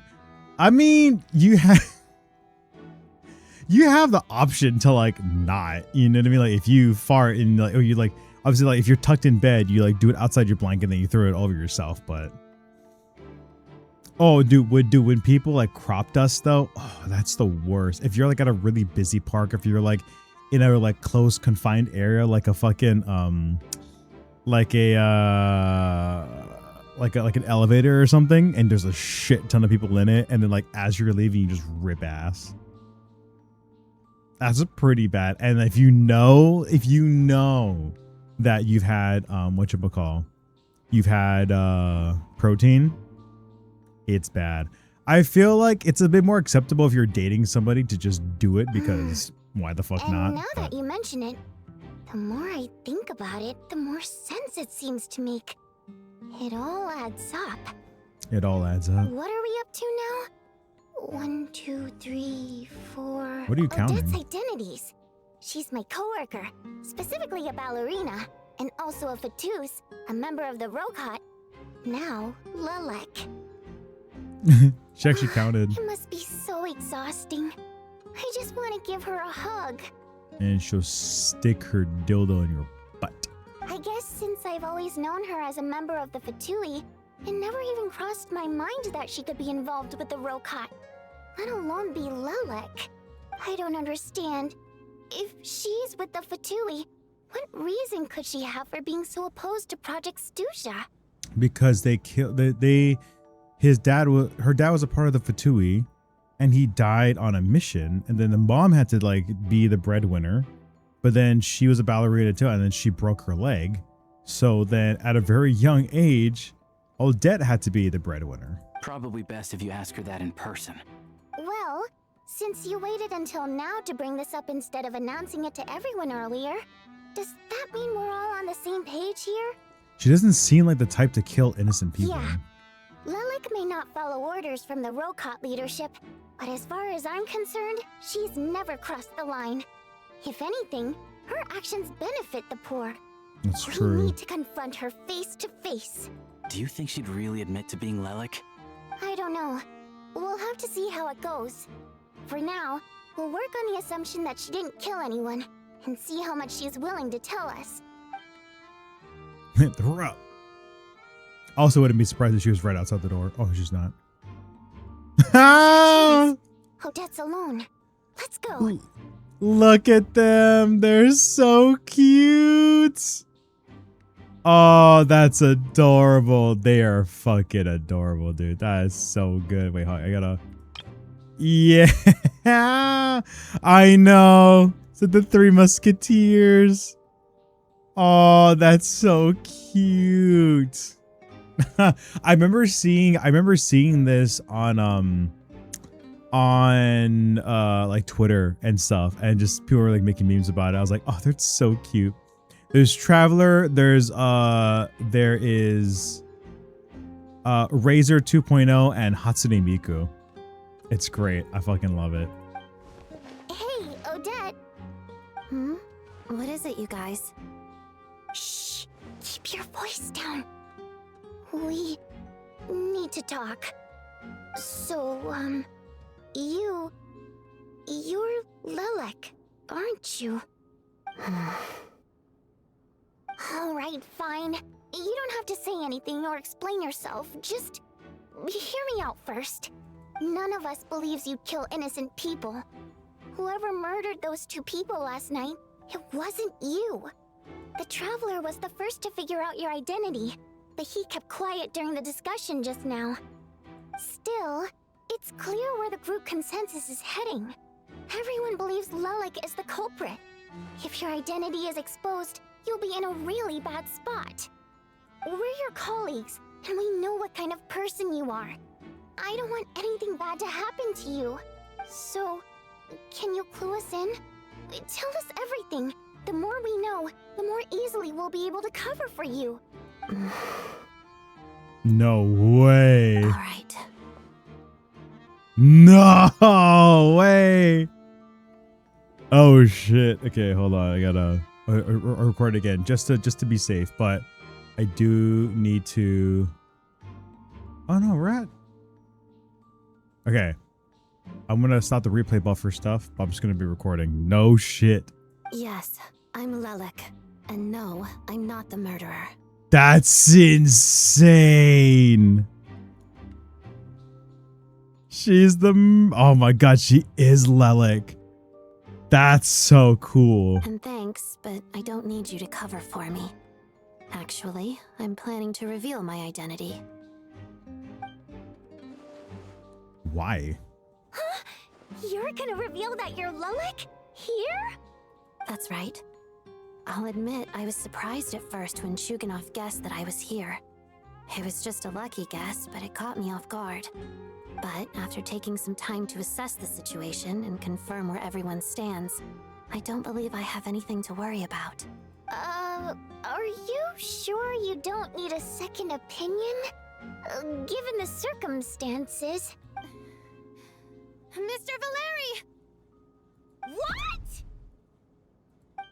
Oh my... You're gonna bring him in? Gets everyone to reconvene. Odette gets straight to the point and announces that she is Lilac. Jesus. So... Odette is Lilac? I don't know what game you're playing, but you've got a lot of nerve. It's just one identity. So what if it's exposed? I can disappear and adopt a new identity anytime I please. I made my peace with this when I chose to become Lilac. But more importantly, I promise I am not the murderer, which means that someone else is. So, if anyone still insists that I did this, you'd best produce the evidence now. Otherwise, I suggest that you bite your tongue. Because if you really believe I killed 2 people without making a sound or leaving a trace, pointing fingers at me would surely only make you my next target. Is this really the truth, Miss Odette? That's insane. That's confidence, all right. I believe you. A real no-nonsense attitude. I can see why Marionette said that she's on track to inherit the title of the Fair Lady. Are you seriously buying this? Hey, officer! She just admitted to being Lilac. Aren't you going to do something about this? I do have one question, Miss Odette. Why have you chosen this moment to come forward and reveal your identity? If I didn't say anything, everyone would be focusing all their efforts on finding Lilac. And that is exactly what the real culprit wants. I don't want to be the scapegoat who lets the murderer get away with this crime. Despite all the accusations, she made the smart choice. A remarkable display of rational thinking under pressure. Clearly, Odette's talent extends far beyond the art of dance. Okay, so it's Mitya. Mitya has to be, because he was the only one there with us when the black mist was coming up. He's the only other person. No one else was there. No one else has other exterior motives besides him. But even Valeri wouldn't have those exterior motives because he's a guard. Mitya is the only one, and she's even Odette's had thoughts about him being odd. So it has to be him. Thought so far ahead. Ugh, why do I always feel like I'm one step behind her in everything? You've convinced me. Dealing with the murder case remains the top priority right now. Let's put the name Lelik and all related incidents aside until further notice. Nevertheless, the group still considers you the prime suspect. I assume you have no quarrel with that, Miss Odette? I understand. You're welcome to keep an eye on me around the clock. I have no objections. Or, okay, the only other thing I can think about is it's Odette's other half that did it, and she has no idea that she did it. Kind of like Black Swan. You know what I mean? That's the only way I can think about it. For my wife and daughter's sake, I'll let you off the hook for now. But don't think you're forgiven for breaking into my house and threatening me. Just wait till we get out of here, Lelik. We'll settle the score then. She really gives no shits. She's like, bring it. Whatever. Like, what are you going to do?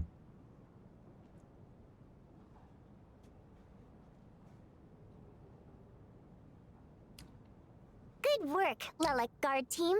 And Lelik too. Here, have some hot water. Turns out Valeri knew about my exploits. So now I've been told I have to guard Lelik with him. Shouldn't you be facing my way if you're guarding me? At the moment, it looks more like you're my bodyguards.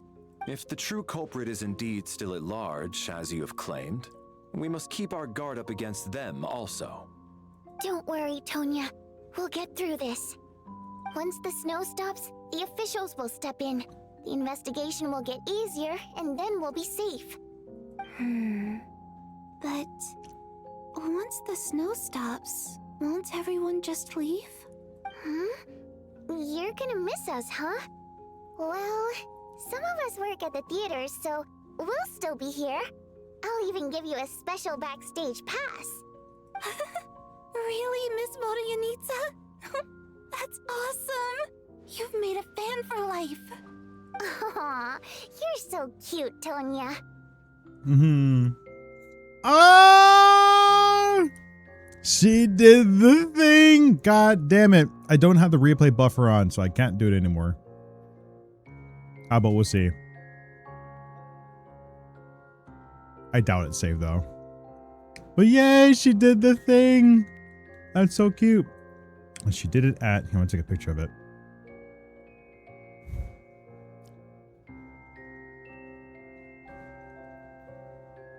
So I make sure to get a clip of that as well. Hell yeah. Let's swear to it. I promise to give you the pass, and you promise to never change your mind about being my fan. Yeah. Yay. Don't indulge her, Tonya. You don't have to swear an oath over things like that. You really do get carried away sometimes, don't you, Miss Vodyanitsa? Hey, mind your own business.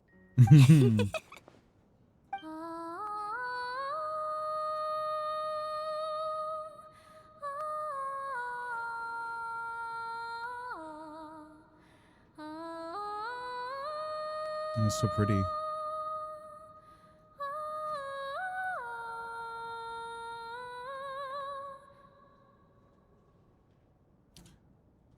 It's not Columbina, but it's pretty good. Don't be nervous, Miss Wateramp.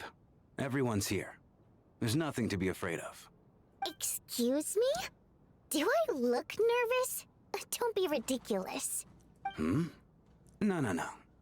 You sound nervous, lass. Oh. Wait, but how... Okay, plenty of people know that I'm a water imp, but still... How come you understand our primary mode of expression? Primary mode of expression. I've not come across that concept before. Do enlighten me, Vodyanitsa. Well, it's just... We water imps tend to communicate our emotions to each other by singing, rather than facial expressions. The emotions we convey through song take precedence over our facial expressions. So, we think of it as our primary mode of expression. I'm impressed, Shram. I didn't take you for a man of culture, but you're clearly rather learned. It's not about being cultured or not.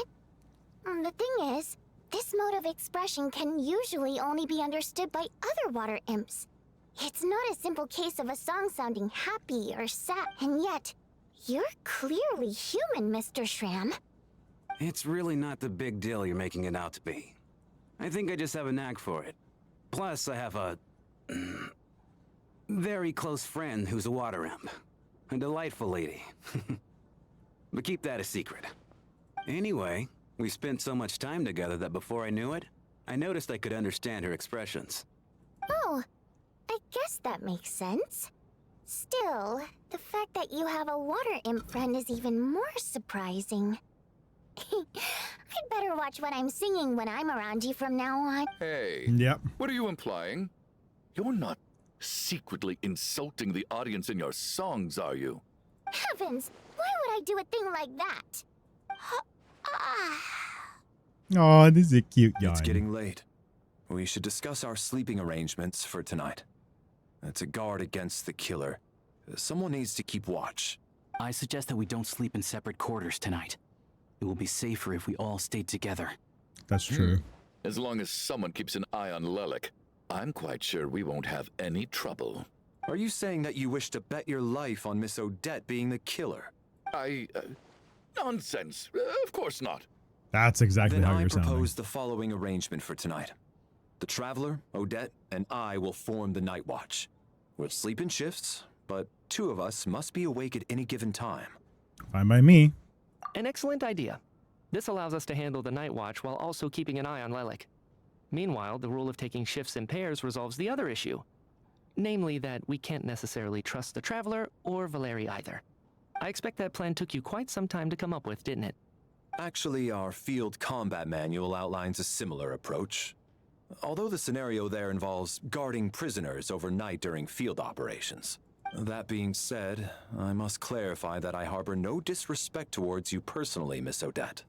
In fact, Lelik's numerous covert operations make fine textbook examples for military agents. I care less about respect and more about the fact that you just robbed me of 2/3 of my sleep tonight. I'm calling dibs on being the first to rest. Good night. She's like, fuck you guys. This is getting interesting, man. This is getting interesting. As night falls, you and Valeri take the first watch together. Everyone is sleeping on stage, making for a scene right out of the absurdist theater. Eventually, the time comes for the first shift change. It's almost time. We should wake Odette. How are you faring? You get some sleep. I'll go after you. Oh, not going to argue with that. I'll take a quick nap. If you start to feel sleepy, wake me up anytime. All right. It's finally time for Odette and I to share the night watch. I should wake her up.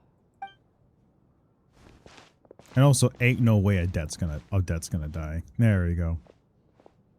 I came here to get information from her in the first place. Maybe I should think about what questions I want to ask before she wakes up. Oh, she's up. How long are you gonna keep staring at me? I didn't even wake you yet. Couldn't sleep. My mind's been running haywire. Plus, there's something I've been meaning to talk to you about. You too? It's like, I love you. Oh, dude, love interest immediately. I had a hunch that you wanted a conversation too. Let's take this chance to clear the air, shall we?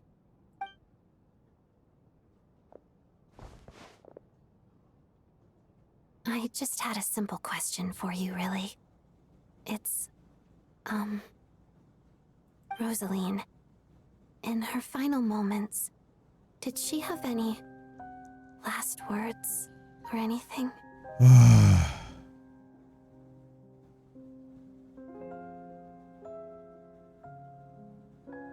Oh, it's playing her song too. Or the song that Columbina sings to her.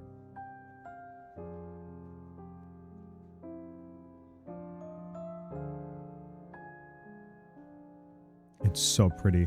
Also, my stomach is acting up again, so I will most likely have to use the bathroom again, but let's get through a little bit of this first. Not that I remember, it all happened so fast. I see. Well, that was all. I have no other questions. Do you miss her? No. She was utterly ruthless in pursuing her goals. That kind of person should be hard to miss. Okay. Well, while that's happening, I'm gonna let the music go for a little bit. I have to take another poop again, but I'll be right back. Please don't do anything stupid.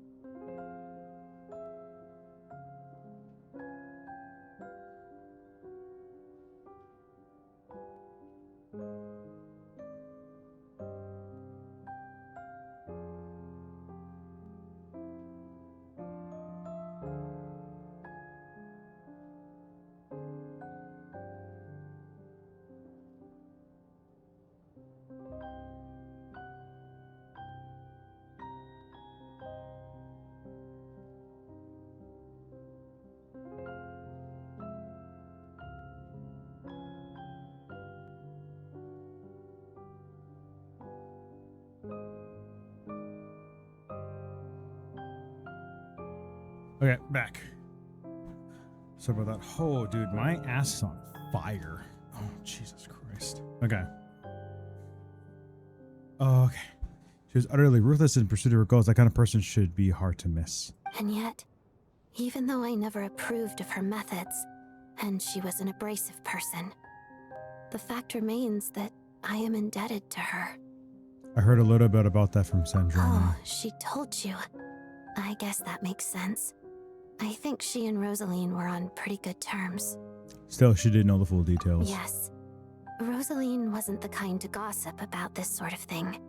Not that it's any huge secret to me, though. When I was a child, I had to join the Fatui for the sake of my mother and me. I trained under Rosaline. It was extremely grueling, and it didn't exactly come naturally to me. All I could do was try to ignore the biting cold and practice. I was a newcomer who'd managed to make a good first impression on a harbinger. There was pressure to live up to her expectations, to be worthy of the fair lady's reputation. That's what makes sense. And even Sleaze passed out, dude. Passed out cold. Yeah, especially for anyone that does like plays or anything performative, there's always a pressure to be the best of the best. So I get where she's coming from. It's not fun at all. Every day was a struggle against the cold, pain, and fatigue. And most nights, I struggled to fall asleep. After enduring all that, I've become almost immune to the sensation of pain. I suppose that was the cost of survival.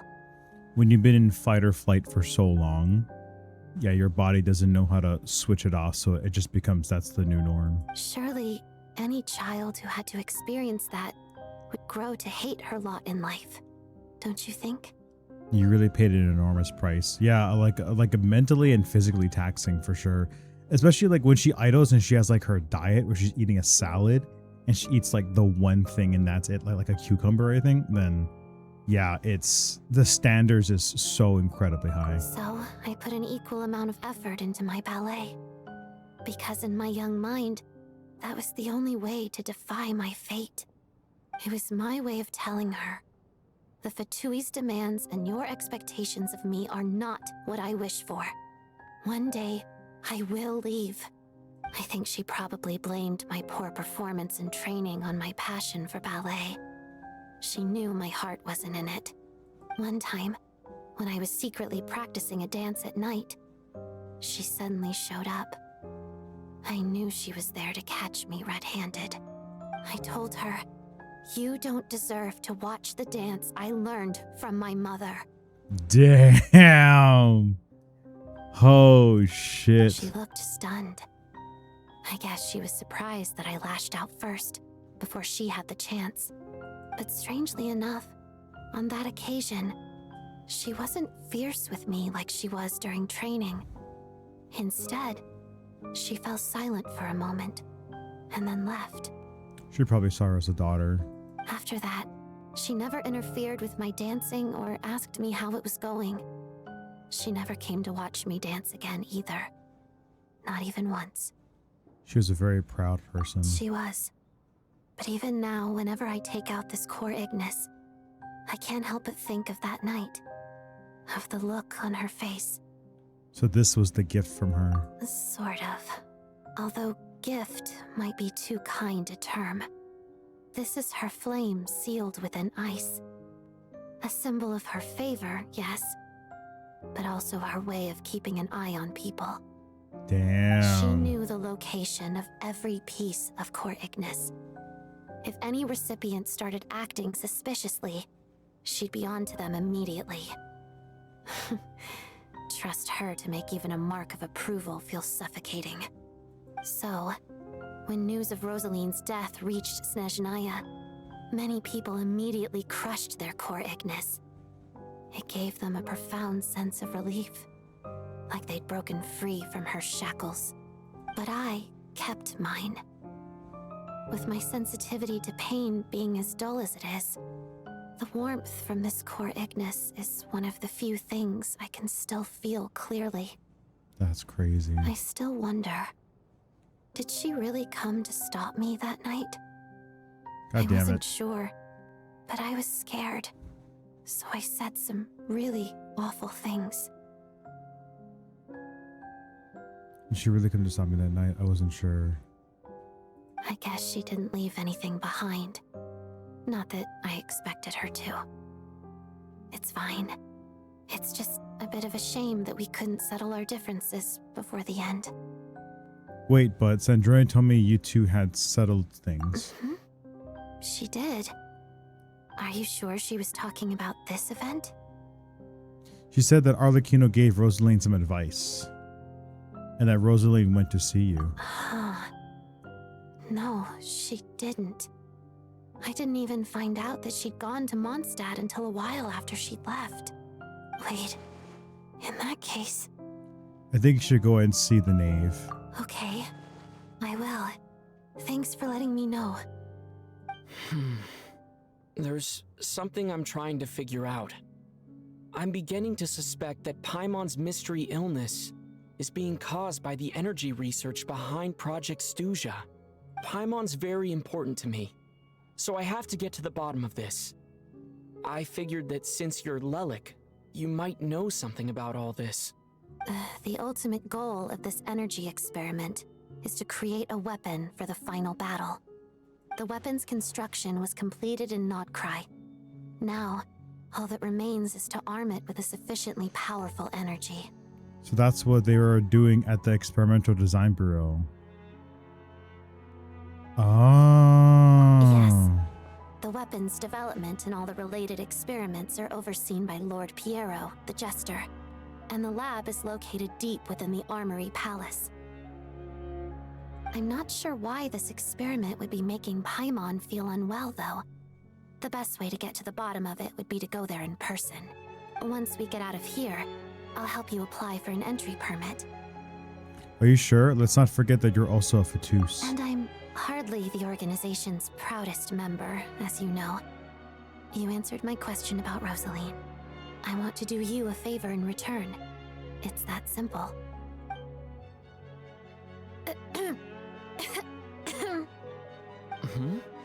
What's wrong? Are you not feeling well? Oh, he's up. You two seem to be hitting it off. I thought you were sleeping. I did not mean to click that. Of course I was. In the military, one learns to fall asleep quickly, even in the most inhospitable environments. It's vital to staying alert and energized. Why?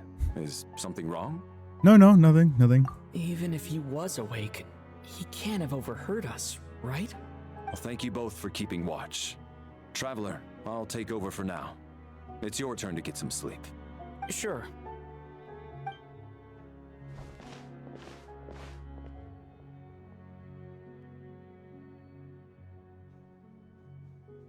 This is our second night here, but at least I found out a little more about Paimon's condition. I hope she's been sleeping well the past couple of days. What if she got, like, kidnapped? Why do I feel like I'm being watched? Jesus. Seriously? Is this payback for when I stared at her earlier? But I thought she was asleep. She's just looking at us. Never mind. I'd better try and get some sleep myself.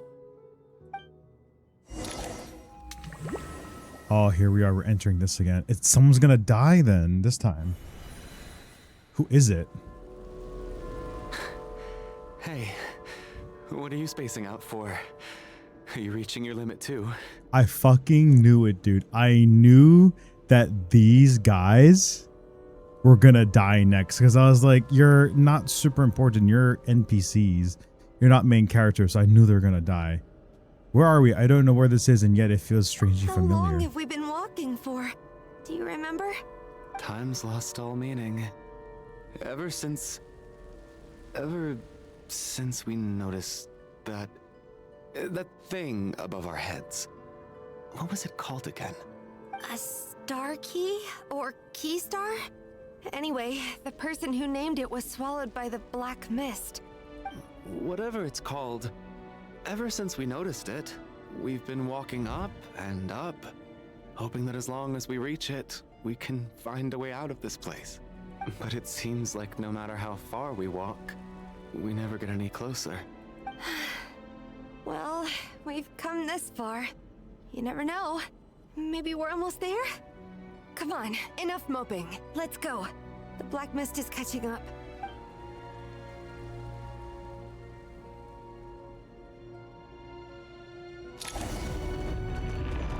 Gotta go. Actually, it doesn't.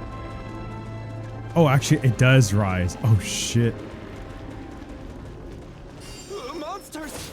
Watch out! Not again! I've lost count of how many times we run into them. Be careful. What the?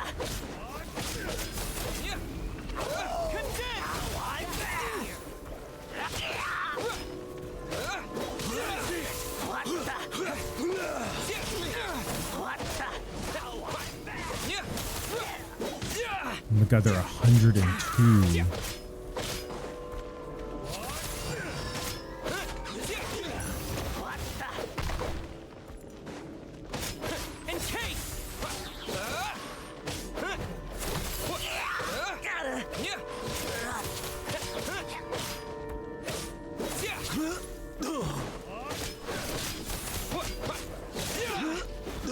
Good, you're gone, and then push you over.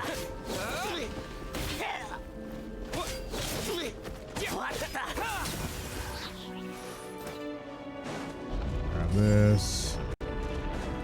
All right, time to go. Jesus.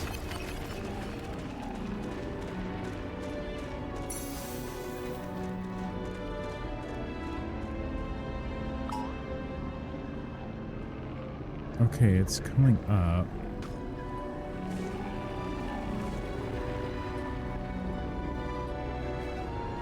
It doesn't.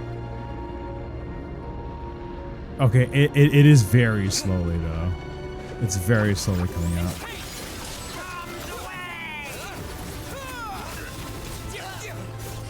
Here they come again! Get ready! Oh, he has a hammer. That looks so sick.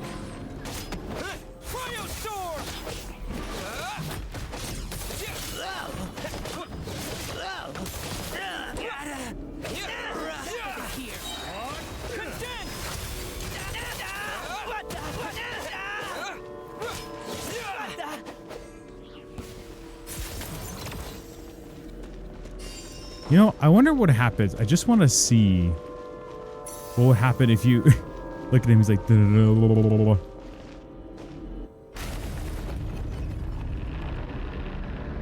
oh, nothing happens. It just, we are too high in that category.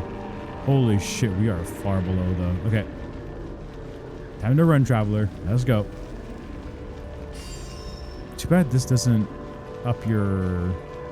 Oh, you start all the way at the bottom.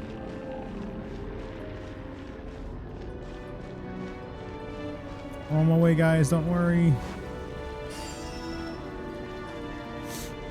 This is so interesting. This reminds me of. Fine.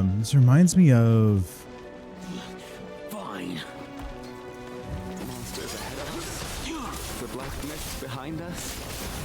It feels like there's no escape.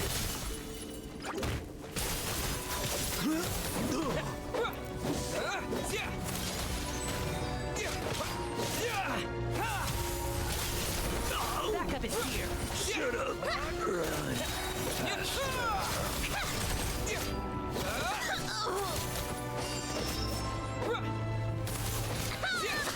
Yeah, get the fuck out of here.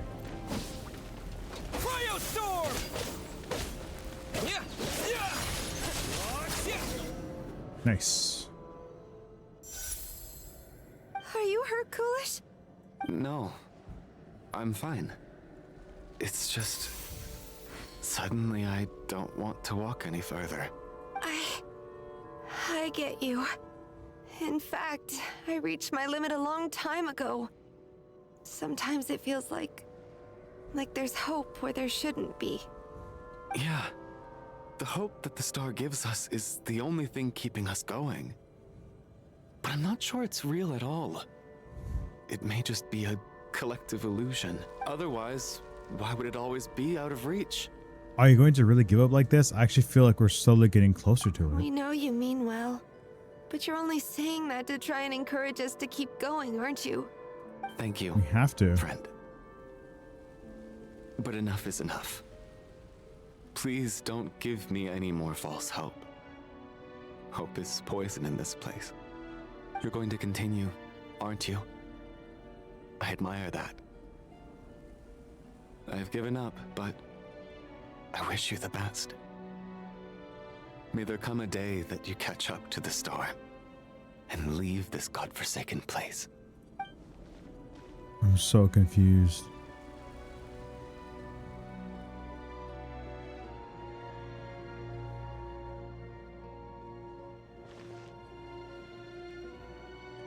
So they're just It's straight up not like, an illusion. We really are getting closer to the star. where are they? We're fairly far away. Look how far away we are. There's a star. What's Odette? Congratulations. You're the first person to make it here. I actually made it. But how did she get there? The closer I get to the star, the more familiar it looks. I'm the star's envoy. The black mist has stopped rising. Its hunger is satisfied for now, having devoured your two companions. This is a good opportunity. I'll let you get some rest before we continue. Aren't we going to leave? Hmm? What do you mean, leave? The star represents the starting point. It's the waypoint for the beginning. Congratulations on reaching the starting point. Once you are ready, we will head out and walk upwards. I will be right by your side the whole way. Everything I went through to get here, this is just the start?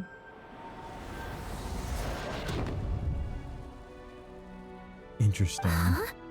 What's wrong? Hey, don't give up before the journey's even begun. She looks different. I wonder if it's like the colors.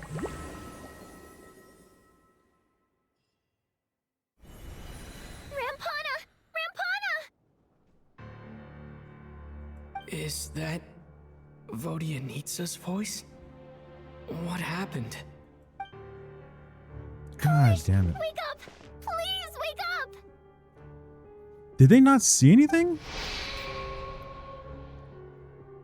A drama about sleeping, which began as a joke the other day, is now playing out on the stage.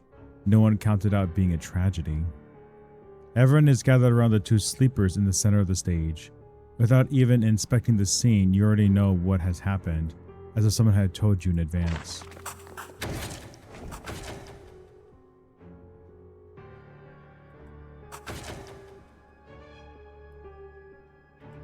The situation is identical to that of the two casualties yesterday. We cannot ascertain the cause of death. At least there are some elements that we can rule out this time. They slept on the stage with everyone else. So I suppose the surrounding environment can't be a relevant variable.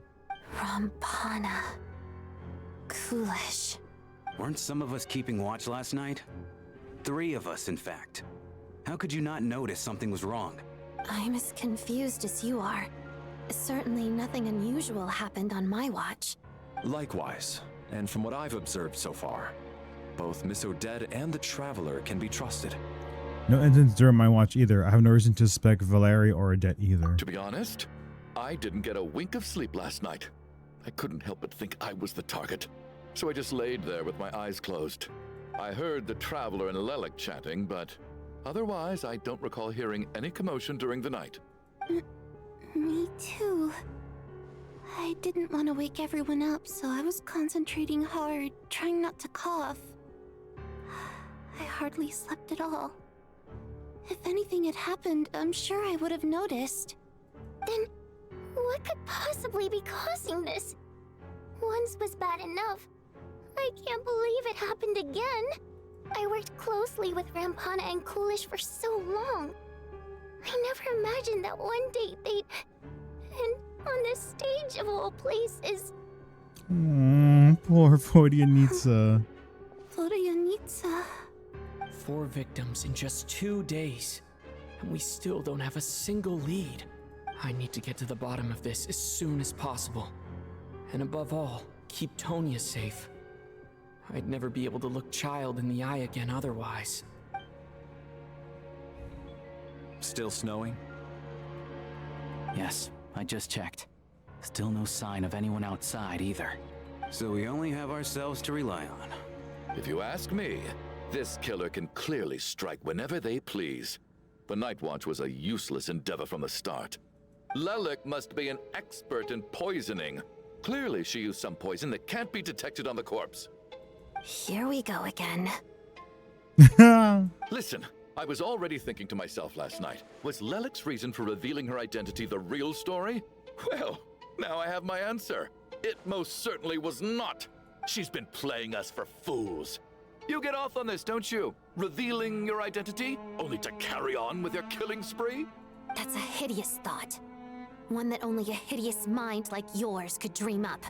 How dare you? That's enough. Yesterday, you named Lelik as a suspect because the victims were both wealthy merchants. Lelik might have had a motive then, but today's victims were just ordinary people. Not to mention that they were colleagues of Odette and mine. What reason would she have to murder them? Let me guess, just to scare you? Who knows? Maybe you don't know her as well as you think. I implore you all to ask yourselves, how many people are there really in this world that have what it takes to kill another person? Not many, I'd wager. Lelik is well known to be a ruthless operator, and now she has revealed her identity. How could it be any more obvious? Everything you said so far is still just conjecture, which doesn't constitute a concrete lead. You need to back up your claims with some evidence. Yeah. How can you defend her, officer? What did she say to you while you were on Night Watch? Maybe I shouldn't be so surprised. You military types are always colluding with criminals to target the rich. Oh, shut the fuck up, dude. All so you can get your grubby paws on our hard-earned fortunes. Then tell us to fall in line. The Fatui, the Druzhna, and the Rokot. Thugs, the lot of you. Don't you dare. Yeah, tie him up. Sir, but you were the one who told us not to stop other people from expressing their opinions yesterday. 4 people have already died. Only yesterday I was chatting with Mr. Coolish. Then we woke up in the morning and he's... Turning against one another is the last thing we should be doing right now. She needs her medication. Little girl.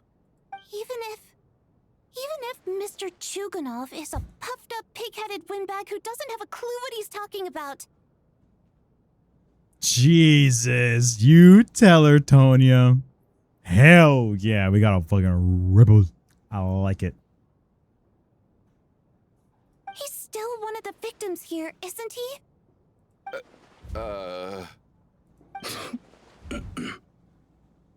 Quite. I had no intention of resorting to violence. But you're right, Miss Tonya. I ought not prevent him from speaking his mind. In any case, I believe Mr. Chuganov has calmed down a little now. We may resume our discussion. I don't think there's any need for that. What is there to discuss? Nothing about this situation is normal. Did you have an idea, Mitya? You're the brainiac here, right? Come on, clue us in. Oh, look, he has an electro. Let's go. So electro, hydro, and then cryo. I've been mulling something over. And then cryo. Electro. All the leads we have so far concern things from outside the theater. Miss Odette's alter ego, the threats Mr. Chuganov received. But then there's the 2 double murder crime scenes themselves, which have given us absolutely nothing to go on whatsoever. That's highly unusual. Even with the most careful killers, there's always some evidence left behind. So what are you suggesting? I think this could be a supernatural event. It isn't characteristic of human-on-human homicide at all. Correct me if I'm wrong, but aren't you supposed to be a scientist? That doesn't sound like a conclusion someone like you is supposed to make. I got into scientific research because of my insatiable curiosity. But if the present situation defies all known scientific explanations, I don't mind shifting my curiosity toward the paranormal instead. Now that you mention it, I remember when I first came to the theater. I heard rumors about this place being haunted. Haunted? Yeah, I think I heard the same thing. But I mean, they're only rumors, right? We've worked here for years. Surely we would have noticed any spooky goings-on by now. Well, this has taken an unexpected turn. A haunted theater? If Paimon were here, she'd probably be hiding behind me in fear right now.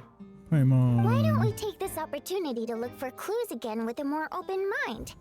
Maybe a different perspective will help us see something different. Very well. Whether it's criminals or ghosts we're looking for, the same rules apply. Everyone needs to tread carefully. I'll move the bodies into the same room for now. I think they gotta come back though.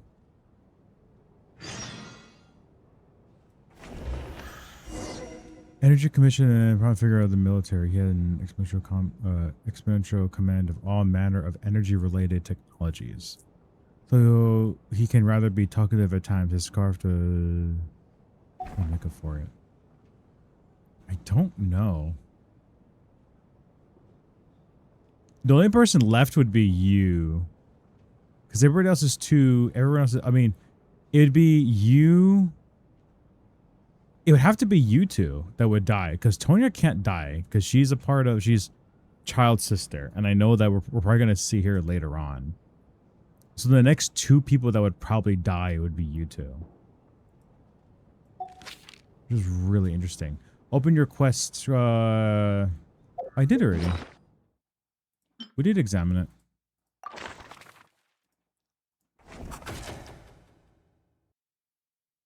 He's a fan of Odette. I don't know what it is that they're all like a part of, or like, I mean, it makes sense story-wise why they would go first, because they're NPCs, they're not playable characters. Drawn there by dreams of a celebrity lifestyle. Okay.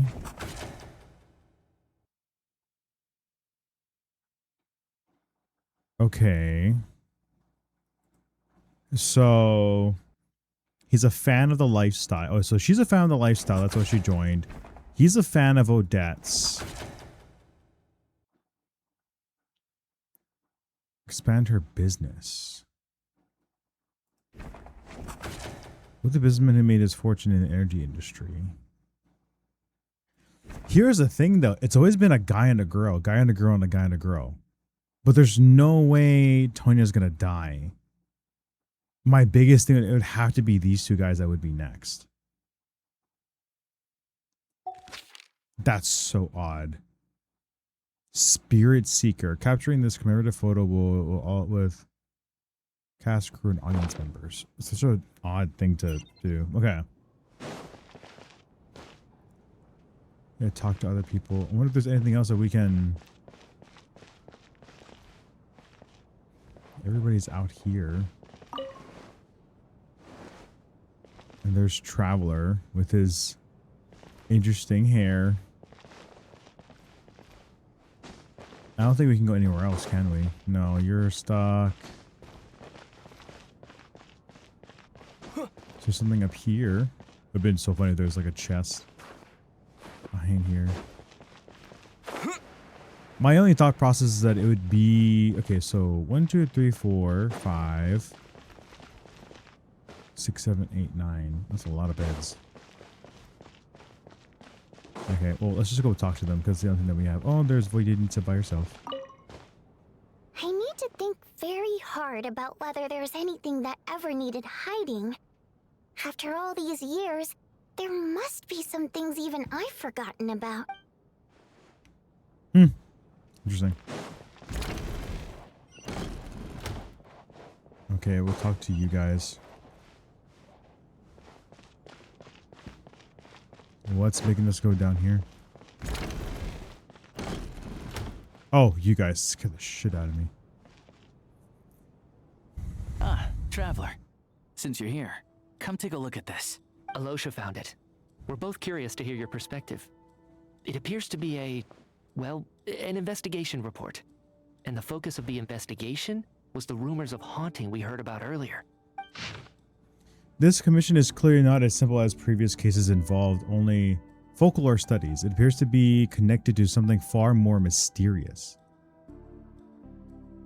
An extinct civilization, the creatures of ancient gods, or powers from beyond this world. Possibilities leave ample room for speculation. From now on, we should take this as a lesson. Simple surface does not imply that what lies beneath shares the same level of existence or nature. Ley lines themselves possess a powerful ability to either devour or guide souls. In most cases, once the soul and body of the deceased are separated, the soul is drawn directly into the ley lines, leaving no room for lingering existence. However, evidence shows that the connection between the theater area and the ley lines have been obstructed.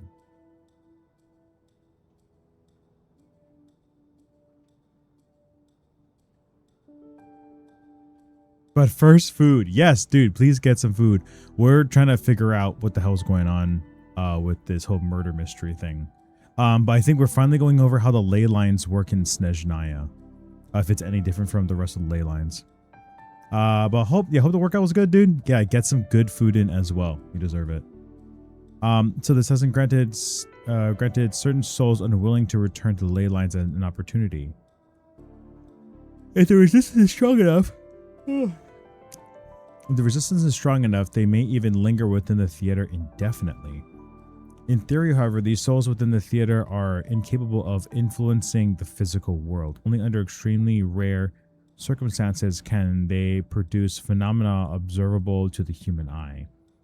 Overall, they can be considered harmless. This assessment may be conveyed in advance to the theater's manager to reassure them. But for now, the investigation does not end up here. Uncovering the reason why the ley lines have been obstructed is the true focus of this inquiry. After consulting multiple resources, the most reliable hypothesis at present appears to be the existence of an angel civilization and its preliminary attempts at ley line renovation. There are too little information available here. I must return home as soon as possible. An investigation report, huh? Looks quite old. This person's name looks to be of Sumeru origin to me. Was the investigator from Sumeru? The theater manager must have hired an investigator once specifically to look into this issue. Presumably, the manager wanted to know if the supposed haunting was dangerous while also being fearful of word getting out in case it affected the theater's business. Anyway, the bottom line is, the haunting is actually real after all. It's caused by an obstruction in the ley lines. Is there any chance this is the key to finally making some progress with the murder cases? Ley line problems are pretty unexceptional to me by this point. And while it certainly offers an explanation for the ghosts, it's hard to imagine what connection it could have to these two murder cases. Some of the language that appears at the very end of the report caught my eye. Angel civilization, ley line renovation? My area of research doesn't touch on any of that, so it's completely outside of my wheelhouse. Huh? A piece of paper just fell out from the report. It landed right by your feet. Let me see.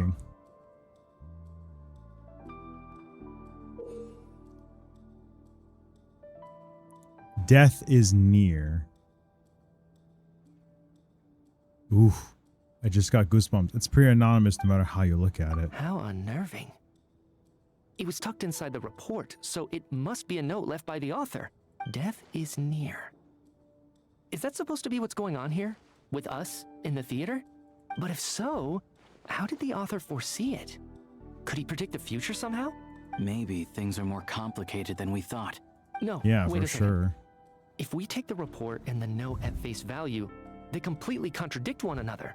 The report definitively concludes that the hauntings in the theater are harmless and cannot affect the real world. But the note seems to be warning of potential danger. The question is, what exactly does the note mean by death? Is it simply describing our situation? Is it referring to the victims, or could it refer to the perpetrator? The various ways we could interpret this keyword lead in completely different directions. Let's pause our analysis here for now. I think we need more information. Mm-hmm. My only other thought could be, I mean, it's ley line stuff, but I mean, it could be Renova. Renova could also be a part of this too. I don't know how early she will be here, but she's The here. question is,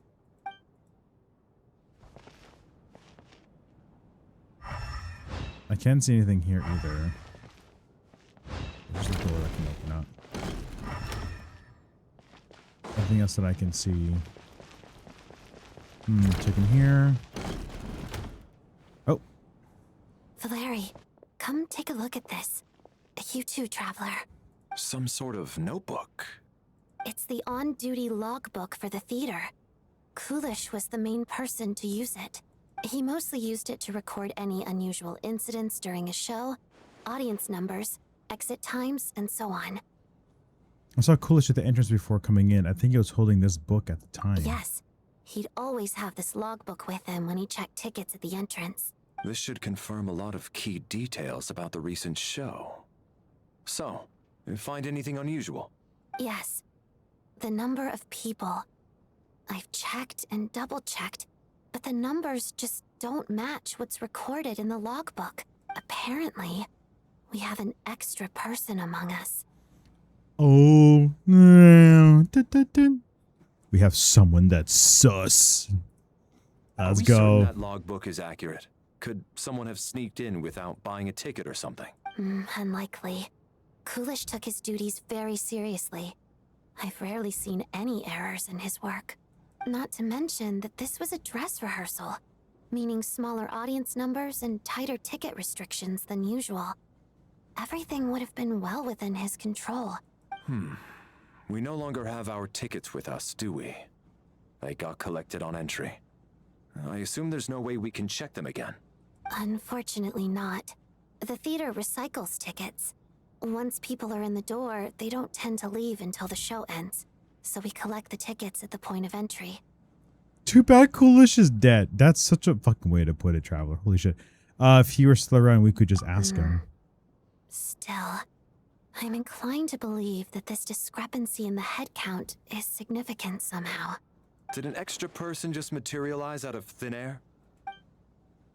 No, or are they just trying to make themselves known? Because technically, when we came in here, or at least when we were doing Odette's thing, right? When we were trying to, like, in her office, things were still falling over. It wasn't like she was the one knocking it over. We came in and she opened up the lights and then we were there. Anything in here? No, it's locked. And then it's Tonya. Where's what's his face? Because it's just you guys in here. Where's the other two dudes? Yeah, this is Odette's room. So you're able to like make this over again and then her thing is on that side. Tonya, did you find anything? Not yet. Still looking. So, are we supposed to be looking for something paranormal? I think I'd prefer teaming up with you than looking around on my own. This looks like somebody's notebook. Shall we read it together? Yes. We love looking at people's dirty information. Alright. Let's read it together. You once told me I would understand someday, but even now I still don't. I don't believe anyone should be forced to abandon their homeland because of a change in power. She never considered the feeling of us water imp nobles. Every inch of this land reflects memories of my childhood. If I close my eyes, I can still hear everyone's song echoing everywhere. Or not forgive those who drove us away, and I miss you very much, Mother. Oh, this is Vodyanitsa's. I often found myself missing that dress with a tassel, the heavy bed curtains, and the first rays of sunlight that would stream into the manor each morning. But it's all right now. If I narrow my eyes just a little, the light seeping through the crack backstage feels just like the one in our manor. I know that life is gone. I know that life is gone forever, but I can miss it all I want. But I also feel that what I have here now is none less than what I lost. the fantastical sets designed by the prop master, the many fans who come all this way just to see me, and the quiet Danziger who doesn't talk much. These are all mine. I won't lose any of that ever again. Never, absolutely never. I've joined a rather remarkable organization, though I can't tell you its name. Whatever that great figure intends to do this time, there should always be someone looking out for the misfortunes of ordinary people. That's what our organization exists for. Even now, I still don't understand her, but why is it that those in power always seem this way? They clearly have the ability to bring greater happiness. Some say she has her own difficulties. What could possibly trouble someone so seemingly omnipotent? Never mind. I should just focus on what I can do. I suppose you'll all hear about our organization sooner than later. Her name is never mind. I'll leave it as a mystery for now. Huh. This has to be Vodyanitsa's writing, surely. Maybe it's a little rude for us to peek at this. I feel like I just read someone's secret diary by accident. No, I feel guilty too. Sounds like she's writing this for her parents, right? I don't understand. Why put this stuff in a notebook instead of mailing it in a letter? Because her parents are probably dead. Because her water imp parents belong to the aristocracy, who were driven out of Snezhnaya by the Tsaritsa long ago. And now they live somewhere new, where the postman can't get to. Oh, Jesus. Oh, hey, Vodyanitsa. We're sorry. It's fine. My fault for not storing it properly. I can't leave things lying around and expect them to get ignored when everyone's scouring the place for clues. All right, give me my notebook back. I'll take over the investigation soon.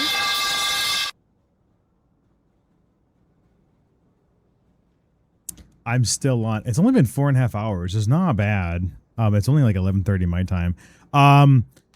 Basically, it's still a murder mystery. We're playing Guess Who, and more people are dead. So, yeah, I want to figure this out. It's still on. I don't know how much. I mean, everyone said this is a really long one, which I'm like, it's getting pretty long. So hopefully we can finish it in the next hour or two. How was dinner? How was the lasagna? How was the lasagna?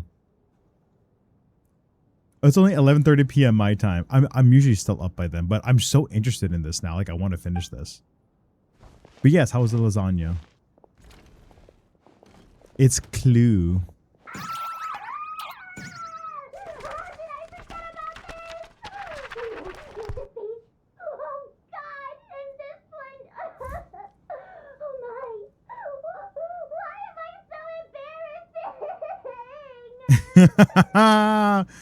I love Vodyanitsa, dude. She is the new Yehoda for Snezhnaya, and she is fantastic. I love her. That was great. Hell yeah. I did actually get lasagna. It was very good. Ooh. Wait, what do I mean it's Clue? Also, Sunday, if that's going to be like a clue for the end or like figuring out, don't say anything. Or let me know, like, okay, like I'll shut my mouth. I am very full. I managed to eat the whole thing for once. Wasn't it? Oh, there's like another commercial where it's like this other like white dude. I think it's an ad for like heartburn or indigestion or something like that. But the father's like, I can't believe I ate the whole thing. And then that was the entire ad. Like he was in bed at night. The wife's like, go to bed. Oh, Sai's still here too. Oh, Clue. Oh, okay. I thought you meant like something that happened was a clue. And I was like, huh? Wait, Clue was a movie? I didn't know Clue was a movie. I just knew the game. That's it. That and Sorry. Yeah, he had a Garfield themed party. She's embarrassed. That's cute. Okay, the only thing that's missing. Together, it's not impossible, is it? If anything, it's the natural conclusion. Oh, I beg to differ. This sounds to me like a product of a researcher's vivid imagination. And perhaps it's because I'm still viewing this through the lens of a typical murder investigation. But still, I'm struggling to be persuaded by your theory. Where is the other two dudes that we were just talking about? Does it really sound that far-fetched? Alright, well, let's treat that as speculation for now. I do agree with what you've said, so let's go with your idea for now. Good. Okay, now that we finally have some meaningful leads, I think it's time to reconvene. Let's get the others. Let us get the others. They made a couple of VHS movies too. Interesting. So, It's red that's sauce about everything especially. we've discovered so far. I'll share my theory first. Based on what we've learned from the logbook, I believe the extra person among us is most likely the killer. If the killer had simply bought a ticket, it would have greatly increased the risk of their identity being exposed. I expect he or she either hid in the theater ahead of time, or found a way to slip past the ticket inspection. They then blended in with the group and waited for an opportunity to strike. Okay, so if that's correct, the only person we didn't see in time was Tonya, because we couldn't find her. We have no idea where she is, and we'll find her afterwards. She's the only one that wasn't there. Everybody else, because we walked in, Valerie and Mitya were there. I'm assuming the rest of the staff were in the back. I didn't take like a close look enough attention about everyone else that was in the seats, but she was the only one that wasn't there because we couldn't find her. We're like, we have no idea where she is. We're just gonna sit somewhere and watch the performance. And then something else happened where when Mitya started to write something down, the lights flickered, and then he stopped writing, and then the lights were okay.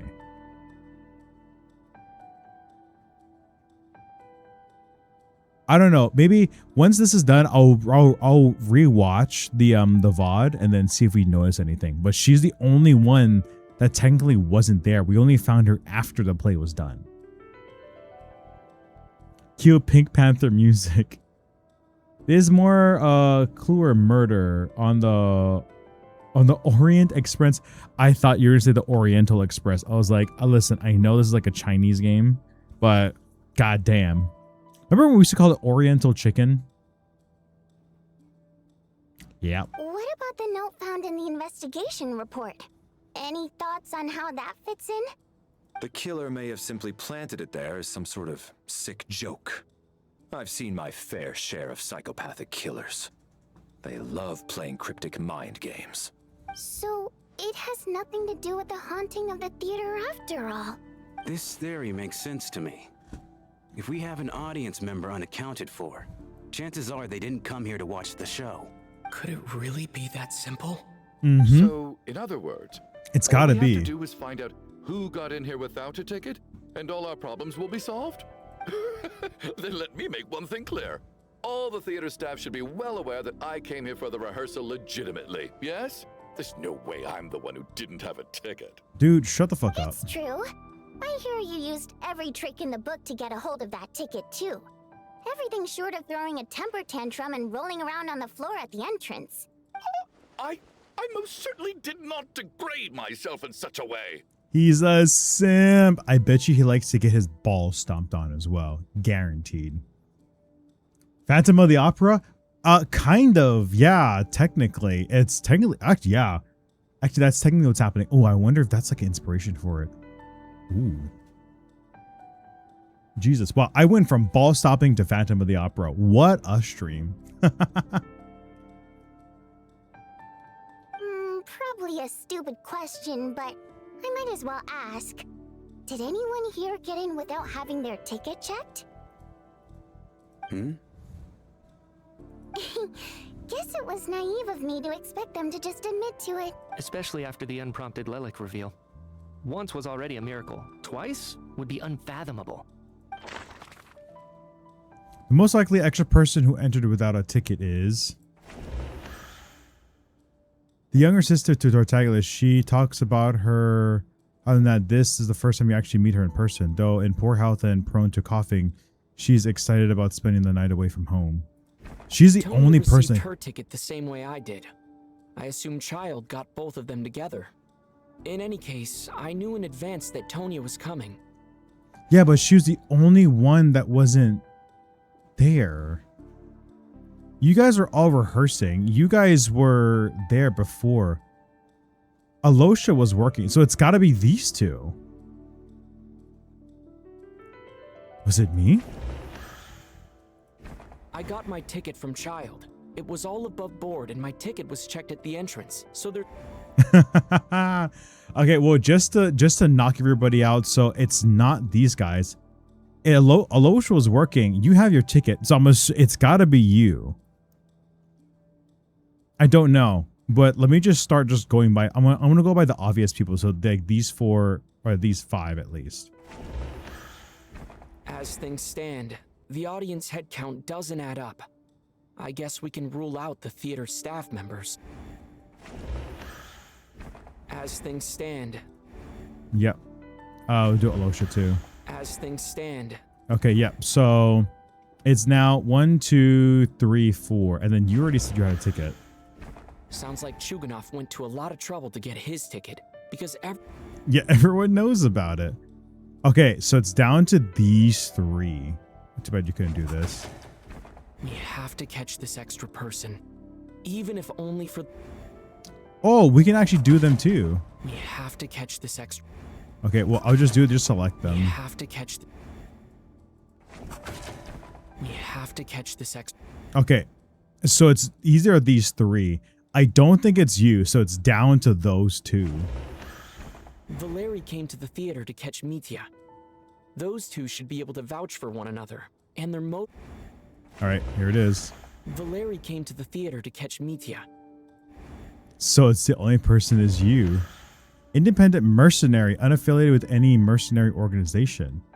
Flexible in the job he takes, he often works for Snezhnaya nobles. Ongoing and humorous, he has an endless supply of mercenary jokes. But there's no reason why he would kill these 2. Unless for some reason he's possessed by something, or he's after the rich and then the common folks. It doesn't make any, they have no correlation with each other, except it's only been a guy and a girl both times. I'm sorry, I did not reach out. I'm just trying to focus on that. That hat is so fucking big. Chum, whatever his name is. Oh yeah, this one, Chuganov. It's too big of a hat. There's too much forehead. You're no doing what? I'm trying to conduct an investigation. Can you please not throw a bunch of pipes on the floor? Baki, you said to be ready for my aim. The only aim I have is clicking on heads here to figure out who could be the person, and I think it's got to be Mr. Shawarma over here. Though now I have the urge to play some Professor Lantern. Ooh, you should. Oops, my hand slipped. Hat guy's hat is too big. He's like, we don't like hats in this. We don't like hats and we don't like pants in Genshin Impact. Oops, my hand slipped. Oh my god, dude, you guys are gonna be so excited when the V2 model comes out. You're gonna be like, oh shit, it's about to go down. It bugs me, but he's no Doug. He's no Doug Dimmadome. Didn't like the English VA also pass away? The voice actor of Doug Dimmadome. Doug Dimmadome. It sounds like rapping. Okay, so it's got to be this person. You're the only one left. I don't believe any of us here knew Shram before all this. If no one can verify Shram's identity... Mr. Shram, did you really go through the ticket inspection to get in here? Huh? Me? Why am I being singled out, my friend? Do I seem that suspicious? You're also a mercenary. It's not that you stand out as suspicious, more that everyone else has been ruled out as trustworthy. What's happening on my end? Oh. Okay. Well, we spent the best part of 2 days together now, so I'm sure you can all tell what kind of person I am. I'm a true gentleman. I never dream of doing something like sneaking to the theater without a ticket. But you're the only mercenary. Everybody else doesn't have an ulterior motive. Because she just leaked herself as Lelik. They're all staff members. You're just an asshole, and it's not us because we're the MC. The only two people that it could be that would have motives that we don't know about right now currently is you and Tanya. That's the only people. Yeah, I have no doubt that you're a good person. But the problem is, none of us here actually know you, so no one can say for sure that you are who you claim to be. Although, actually, what was it you said last night? Yeah, you're friends with that water imp, which is why you understand our primary mode of expression. Last time I checked, there were barely any of us remaining in Snezhnaya, since most of the water imps left. Could you tell me a little bit more about your friend? There's a good chance I actually know her. And I suppose it's also kind of a way for everyone else to get to know you a little better.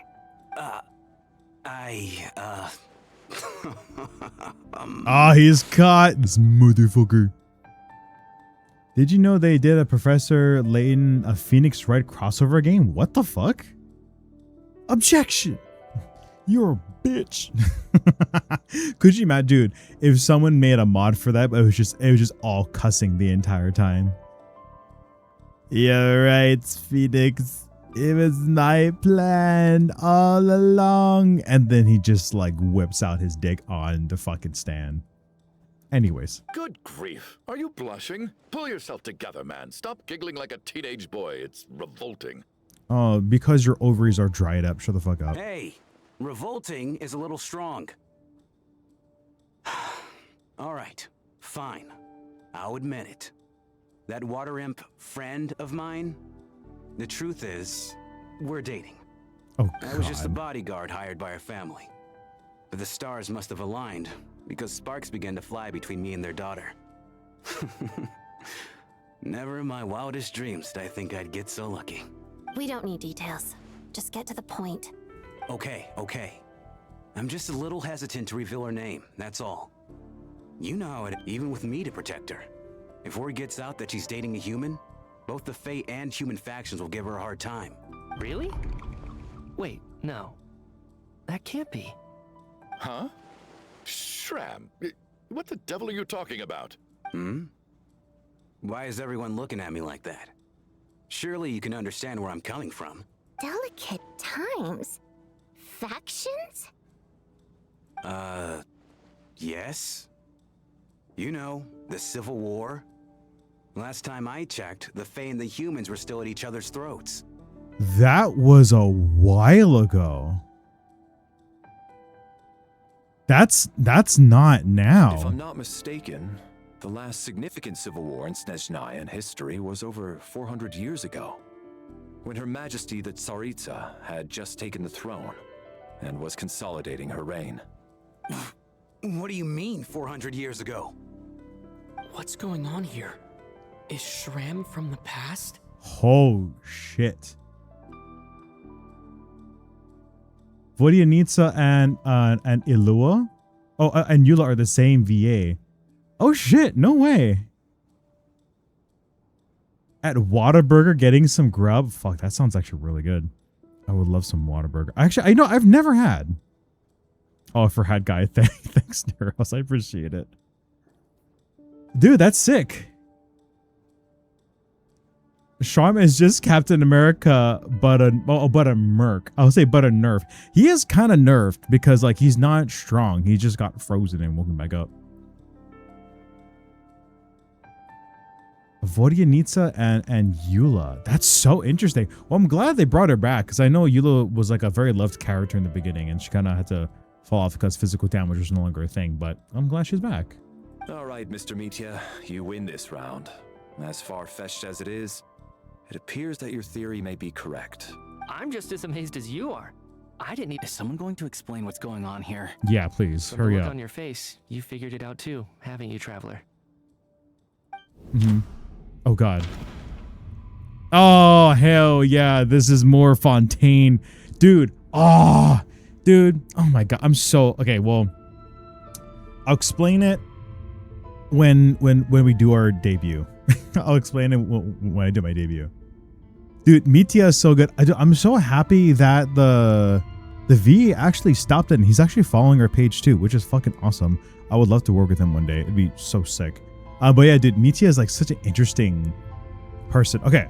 According to the theater's duty log, there seems to have been an extra person at the scene.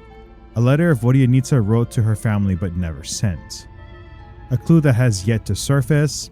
Investigations report into the alleged theater haunting. Okay, so that's seems to be the case. Shram's the extra person, but there's no way of learning it. Okay, so a letter of Vodyanitsa wrote to her family but never sent. A clue that has not yet surfaced. Let's do this. Oh, that was it. The ley lines have been modified to block souls within its grounds from returning to them. Some souls can even wander this place forever. Mr. Shram's statement proves he is from hundreds of years ago. And according to the investigation report on the theater hauntings, Mr. Shram is very likely a lost soul wandering the theater. Oh, I want to read the ass. God damn it. Oh, okay. A soul wandering the theater. The killer who hid in theater ahead of time. This is an ordinary ticket dodger. I personally. I don't think I'm that redundant. The true nature of the extra person is... No. That's not it. A soul wandering the theater. A killer who hid in the theater ahead of time. Hey Siri. This is Mr. Valeri's hypothesis. Call us daddy. Why? Why of all? Oh, because Mitya's daddy? I don't see a father in your contacts. Well, about that. I mean, I guess. I love Mitya, and the aiming I meant was in the new area you opened up. Oh, gotcha. I was like, there's no gun shooting in here. Dude, Mitya is so fucking cool. A soul wandering the theater. That has to make sense. For some unknown reason, the soul that has been wandering the theater due to the ley line issues has joined our group and blended in. Yeah, that must be the immediate reason why the ticket count doesn't match the number of people present. Okay, death is near. In this case, death most likely refers to one of the recent victims. No, I just want to cancel out because I keep talking. Is an irrefutable fact. It is the outcome of whatever's going on here. What we need to do... The murderer. Since we discovered that Mr. Shram is from the past, it seems we need... Yeah, it's not Lelik. All of last night, Lelik, that is. So someone who died long ago. The contents of the investigation report have been verified. There are indeed ley line issues and wandering souls in the theater. Death likely symbolizes the deceased. Mr. Shram, for instance, death is near. That must mean that there's a dead person in our midst. That's... Yep. Yeah, the logic is clear now. The investigation report said that there would be souls stuck wandering around the theater because the ley lines were cut off. Mr. Shram must be one such soul who died in the theater a long time ago. In which case, that also makes him our extra person. So when the note said death is near, it must have been referring to death as in the deceased, people who died a long time ago. Jesus. I don't know, cause Ghost. I'm just cause I'm just being random. I wonder who is associated with death itself. Dong Dimino. The Doomsday Dibidone. Dude, he could be a really good scratching DJ. This tall ass hat. He's overcompensating for sure. I wonder who is associated with death itself. Renova. But there's no way Renova's here. But Doug Dibino, maybe. He just burst through the fucking door like the Kool-Aid man, just back. Someone who died a long time ago. Was it her dad? In short, there's a dead person among us. The extra person we've been searching for is a ghost from the past. You mean I'm a ghost? No. Don't make jokes like that, my man. There must be some mistake. Okay, well, you're the only one dressed like this. Everyone else is in full clothing. But even if I was dead, I know for a fact I didn't kill anyone these past 2 nights. Yeah, even if all that's true, the report also said the souls inside the theater can't affect reality, right? They're harmless. Then what if the problem isn't the souls at all? but the ley lines themselves. The That's ley most lines have a likely it. powerful ability to attract and devour souls. Let's say that the ley lines are like a black hole, constantly seeking to engulf souls. But the souls that don't want to return are trying to avoid being sucked in. Huh. Why does this analogy sound so familiar? You need to recap Aether because I don't know What what you're talking happens about. when the black hole can't achieve its goal? I'm only speculating here, but what if it ended up swallowing innocent souls by mistake, or intentionally taking other souls to compensate? That could explain why we weren't able to determine a cause of death. If you're right, and their souls were devoured by the ley lines, it does make some sense. So the only person, I mean, okay, so we have Sham, who is technically from the past, so he would be a soul. The only other person to my knowledge, exactly. So the only person to my knowledge that is like of two souls is Odette. Because we know Odette is like, you kind of like Black Swan where she has like her light side and her dark side.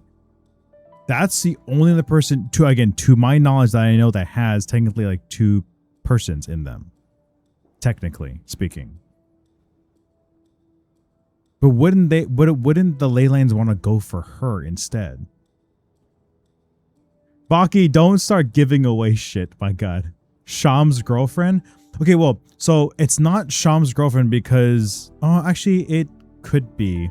But again, they were all driven out of Snezhnaya. So the water imps. So Hatsune Miku girl, she's a water imp. She said that all of her people were driven out of Snezhnaya because of the Tsaritsa, which is the lady that's running Snezhnaya right now. And very, very little even stayed behind. She's like probably one of the only ones. So he's from, he might have been, I mean, it makes sense. So that would confirm it. He's from a time when they were able to date here. Or like they were being in secret. So I don't think, I don't know how he died. Or because, so right now it's basically like he's in purgatory, right? He's just kind of in like the land as it is right now. But what's the reason for him to be coming back and being like a physical person? There's a reason. So the ley lines, which is like the afterlife in Genshin, it's all fucked up. Like trying to figure out like who's supposed to belong there and who isn't. Because some people don't want to go to the afterlife, which is very much like people in purgatory. So, but if they were trying to go after him, there's no reason why they would kill, like the ley lines would kill 4 other random people that were totally fine, that were meant to be in the present time.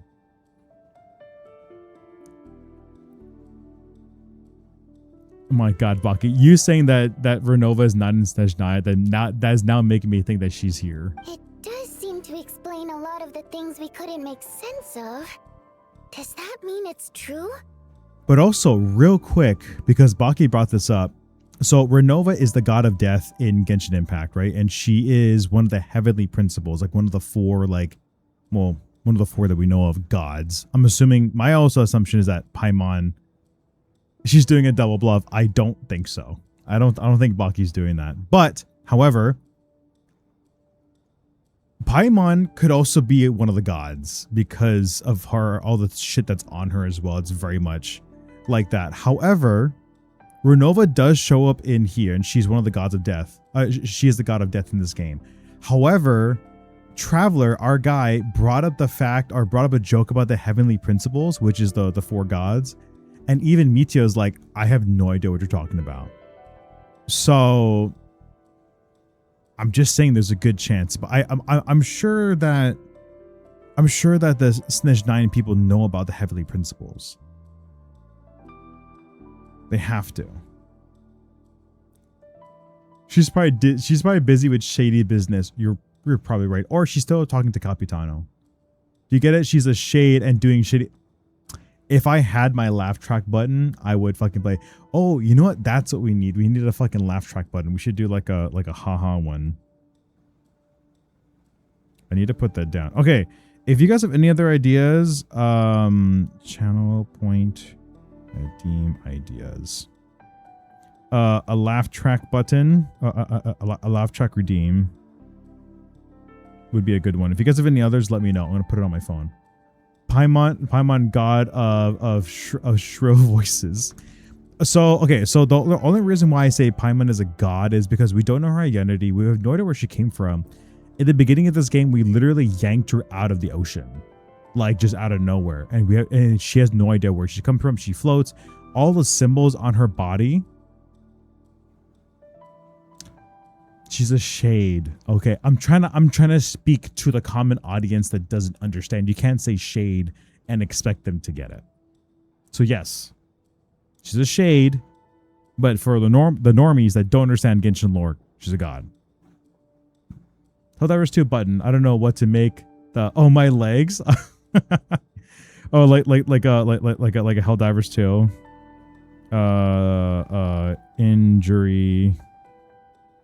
Injury voice lines.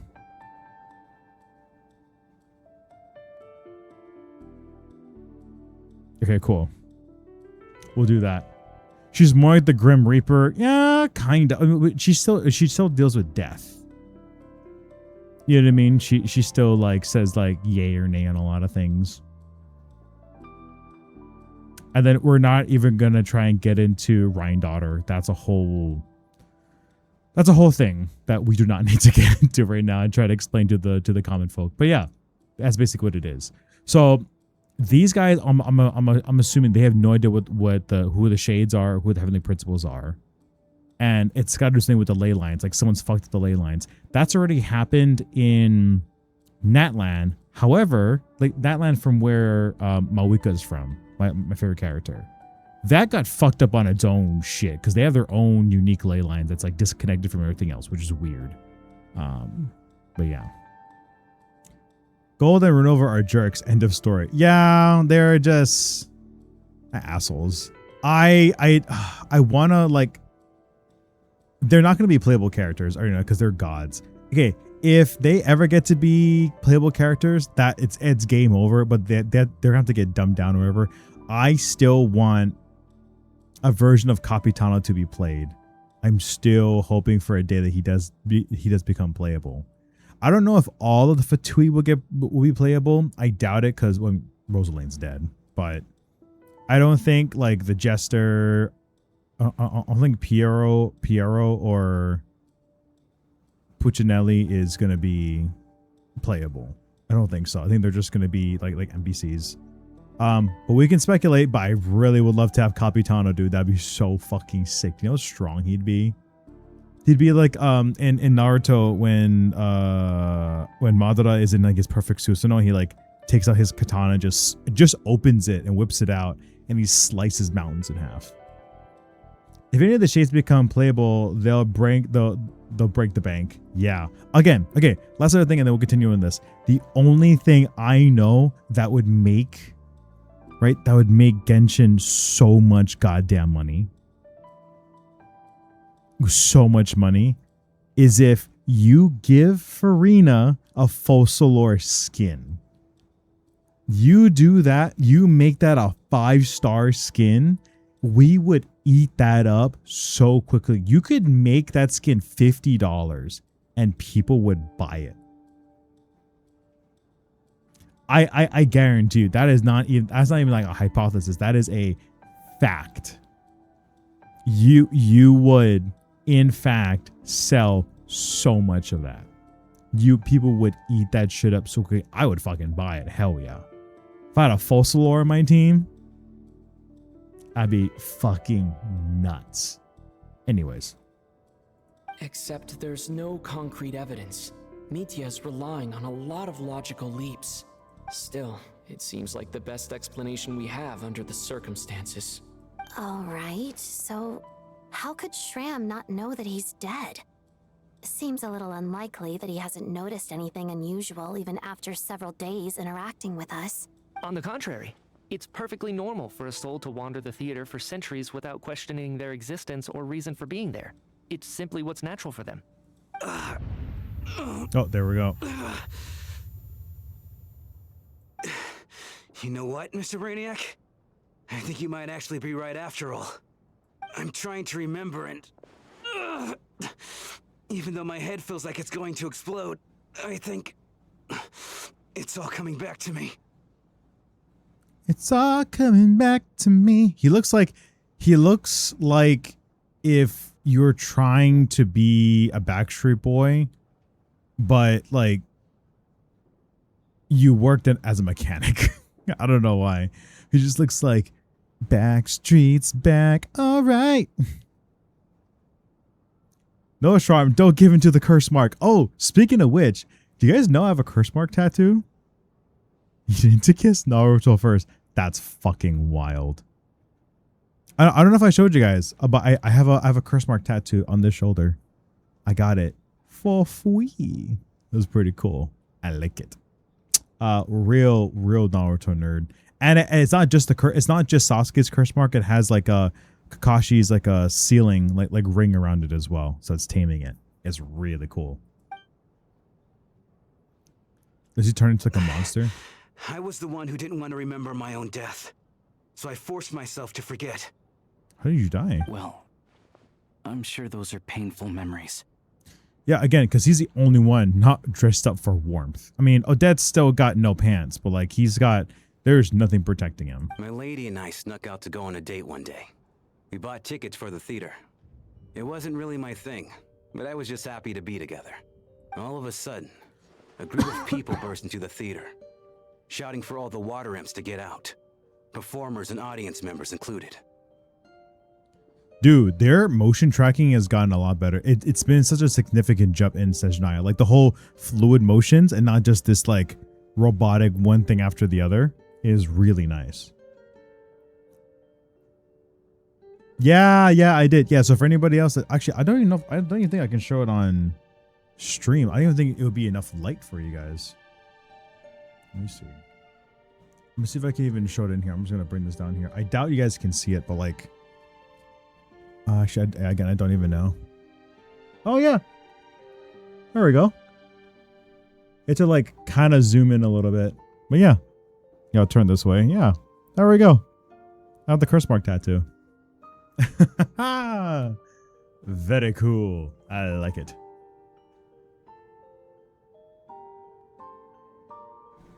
Pics later. Like I'm sending you guys pics in the DMs now. A shoulder, you slut. Wow. Okay. I fucking see how it is, asshole.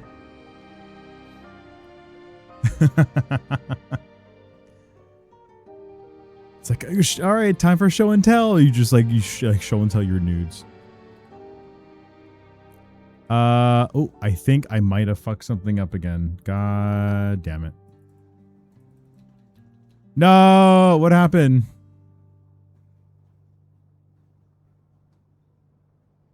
Okay, no. Okay, there we go. It was clear the conflict between humans and Fae had reached a boiling point.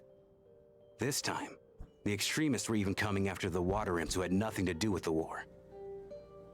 Jesus. I thought I could pull one over on them. So I took off my jacket, draped it over my lady, and tried to sneak out amid the chaos. But I got caught. They started shouting, calling me a traitor to humanity. But I was going to do whatever it took to buy our chance to escape. No matter how many people stood in my way. I had to. Both as their bodyguard. And out of love. Damn. That's a man's it's all man right, there. Friend. You can stop there if you want. Oh, you guys can't see don't shit. Need to dig all that up again. My bad. You guys are just watching me and you guys are just hearing shit. My bad. It's just...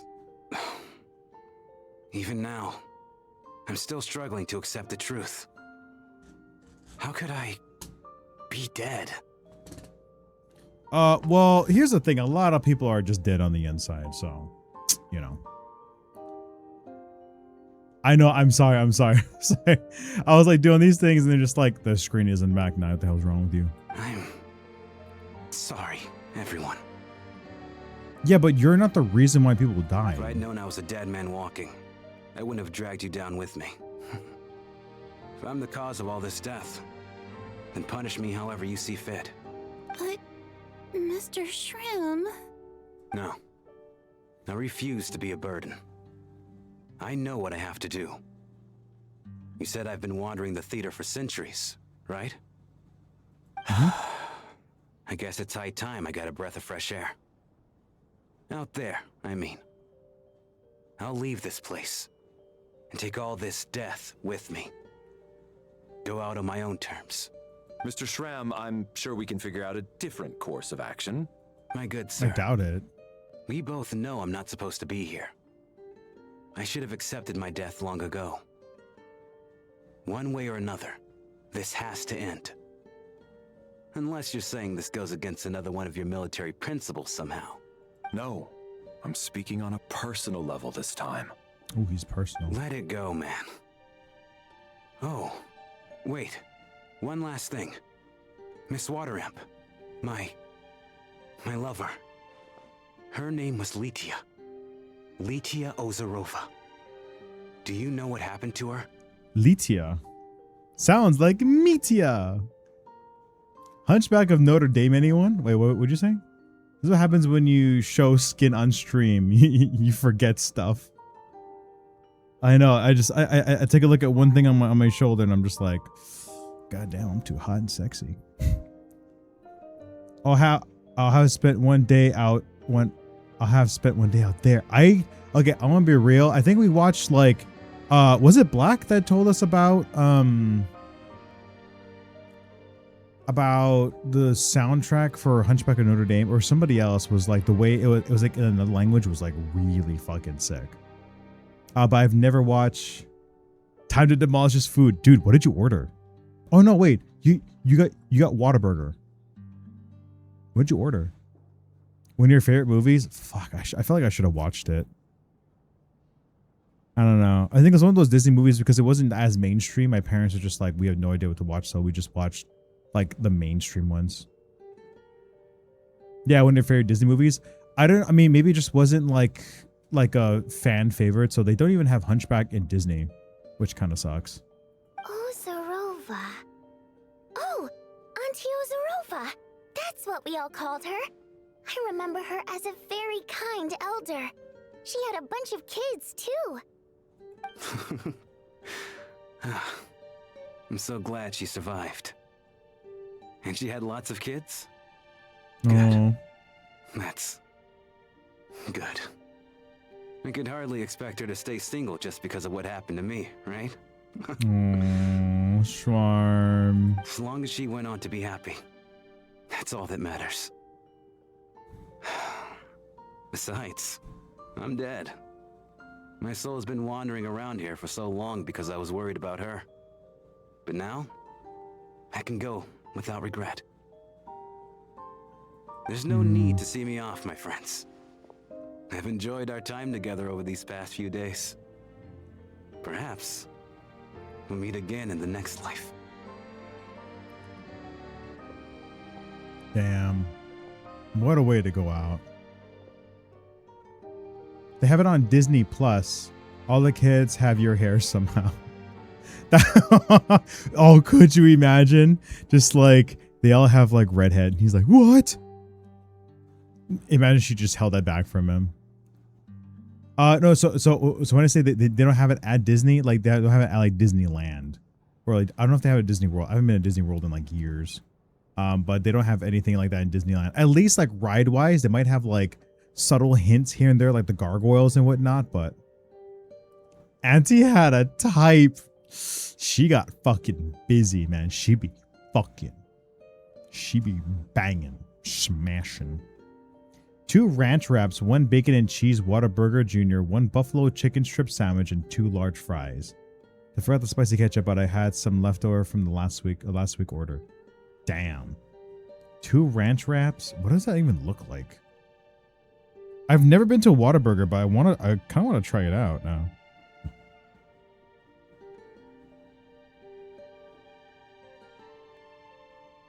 I don't know how many calories that is, too. Oh, it's just like a crunch wrap. Nice. And then 1 bacon and cheeseburger. You're like, it's all right.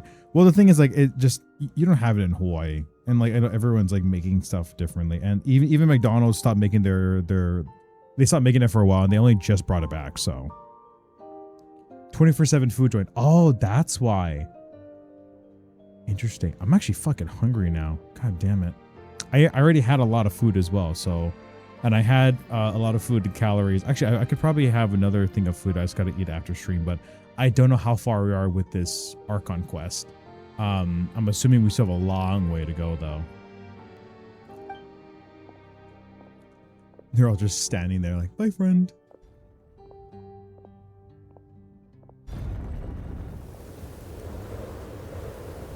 Oops, sorry, flashbang. Take care, my man. My boy, father, help.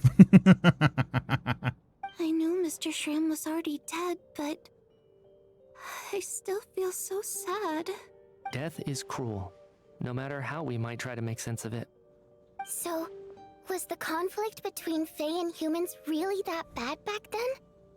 I was only little, so I don't remember much.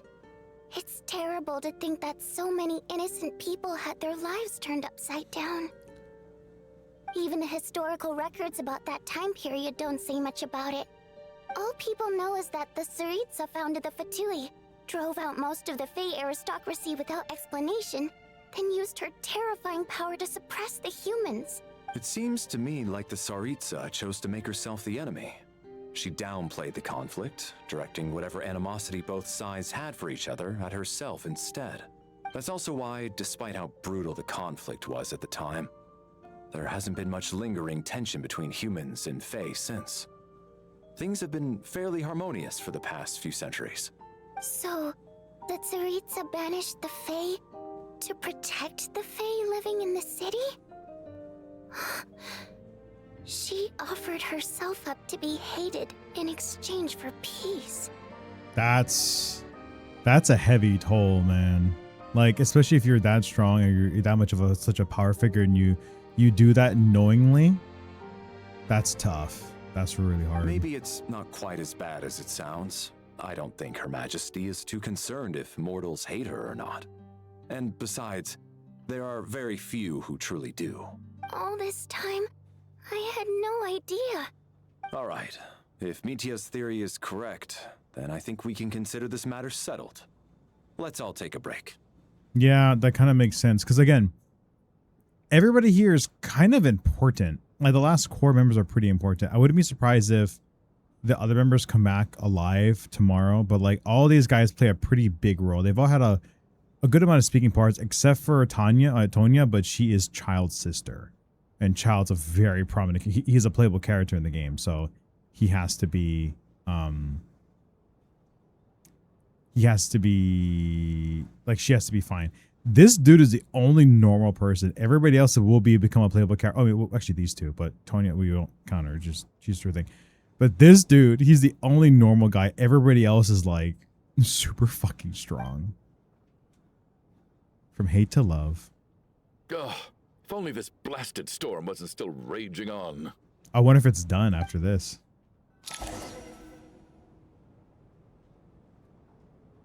Let's progress save. Return to your room and rest for now. Are we just gonna go back to our rooms? I wouldn't be okay. I will admit I wouldn't be surprised if someone disappears. I was actually planning on hiring him as my bodyguard after we got out of here, you know. Oh, interesting. Why are you sitting here? At least the lingering regret that kept him here has been put to rest. Yeah. I'm gonna sit right here. Watch the plane. How you guys doing? Well, at least it seems like The information he revealed, it's given me a lot to think about. Yeah, it's been a day, man. It's been a day. All right, well, we talked to everybody else. Even though Shram was already deceased, his decision to walk into the snowstorm was still a sacrifice, and a very brave one. This is one of the few times I don't feel at all happy to have my theory proven true. True.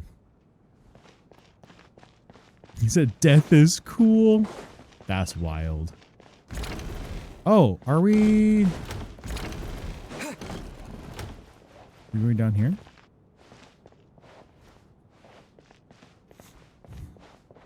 Oh no, we have to go there. Return to your room to rest for now. What do you mean? Why? Oh, okay. Yeah, our rooms are up here. That makes sense. We were all sleeping on the stage for a night, but then that's not happening. Can we go to the other rooms?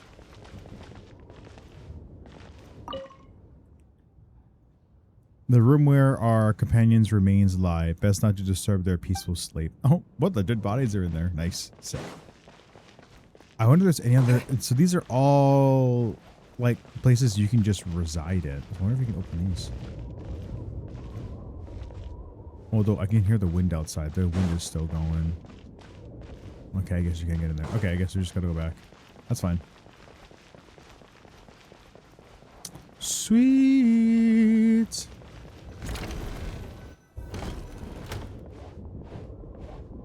Time to go to bed. Looks like now we can just rest until the snowstorm stops. I still can't believe Shram turned out to be a ghost who'd been in the theater for hundreds of years. To think he was dead this whole time. What a strange turn of events. Knowing Genshin, they're gonna like put a twist on it or something else. I guarantee he's gonna wake up and it's gonna be Mr. Stroganoff. That's gonna be there. Just open the door. Huh? Knock, knock. You know the door isn't closed, right? You don't have to knock. Think of it as a signal then. When I'm entering someone else's room and I knock, I'm here as Odette. If I don't knock, it's Lelik. Sure, whatever makes you happy, please come in, Miss Odette. So, why did you come to find me? Is there something I can help with? Vodyanitsa said you knew about my secret identity from the start. But when everyone was discussing who Lelik could be, you were worried that revealing what you knew would be unfair to me. So you kept it to yourself, right? That's what you want to talk about? You just came here to thank him? Yes. I'm extremely grateful for that. It's nothing. I mean, you didn't hold what happened with Signora against me, so I should thank you for that as well. Actually, there's something else as well. I found myself in a situation similar to the one you were in when you helped conceal my identity. So I thought I'd come and ask you for advice. Yeah, what's the situation? It's about Mitya. Ah, I fucking knew it. Sweet Hokole. I fucking knew Mitya was something was up with this bitch. Before all of this, the last time I saw him, he was dead. What? As I'm sure you know, my goal as Lelik was to stop Project Stuja. Well, when I found out the tech lead for the experiment behind Project Stuja was Mitya, I immediately started planning to track him down and threaten him to back out. I often saw him around the theater, but I soon concluded that making my move there would risk exposing my identity. So I decided to infiltrate the Armory Palace and go directly to his lab. That way, the threat would be much more effective. There must be basically the most classified place in Snezhnaya. If you manage to infiltrate it, you really do have what it takes to be a harbinger. Well, I suppose there was a bit of luck involved. But I am a Fatus, so I already had some familiarity with the building's layout. But when I finally made it to his lab, Mitya seemed to be dead. How did you know? Are you sure he wasn't just dozing I off? checked his breathing and his pulse. He had no vital signs whatsoever. I'm certain of that. I thought maybe another anti-Project Stuja activist had beaten me to it, and chosen a much more brutal method. So I made myself scarce. That's why you were so on guard around Mitya that first night here. His eyes are different, though. When I saw him sitting in the audience during the performance, I could barely contain the shock. To me, it was a miracle. Somehow, he'd come back from the dead. But then, the murder started happening and things got so complicated that it wasn't really at the front of my mind. That is, until Mitya himself said there must be a dead person among us. Then, I couldn't ignore it any longer. And yet, you thought that bringing it up right away would single Mitya out. Just like when everyone was suspecting Lelik. Exactly. I thought there could be something I was missing. Besides, we soon figured out that Mr. Shram was a ghost. And we knew there was only one extra person, so we thought he had to be the one. But now, it seems like there's another candidate. So that's why he was there when the Black Mist was there in the I beginning. understand why you kept it to yourself. There was so much information being thrown around during that discussion. Bringing up Mitya would have just introduced more confusion. So, what do you think we should do? Let me confirm one thing first. When was it that you found Mitya dead? Around a week ago, sometime in the afternoon. A week ago? That's earlier than I thought. I saw him just a few days ago at a restaurant. That definitely would have been after you found him dead. I sense Final Destination? Maybe. He seemed completely normal to me.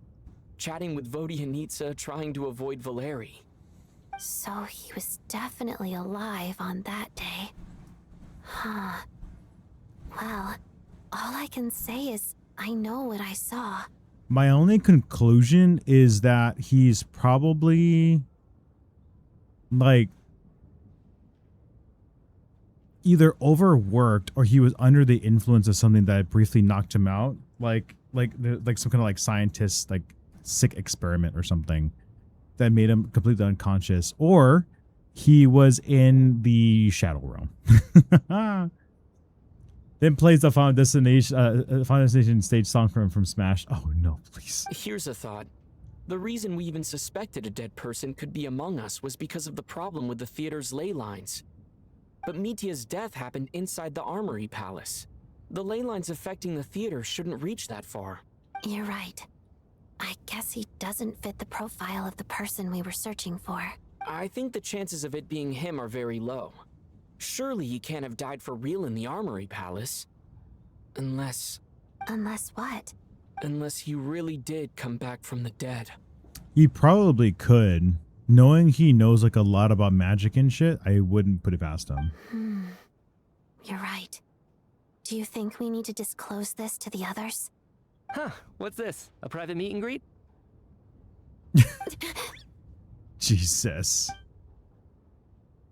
Where do I line up? That's not what's going on here. Well, I was just making the rounds. Thought I'd try to lighten the mood a bit. Vodyanitsa's handing out food if you're hungry. Okay. Or we're just not gonna talk to him. We're like, nah, we're good. Okay. Assemble on stage. Where's everybody else?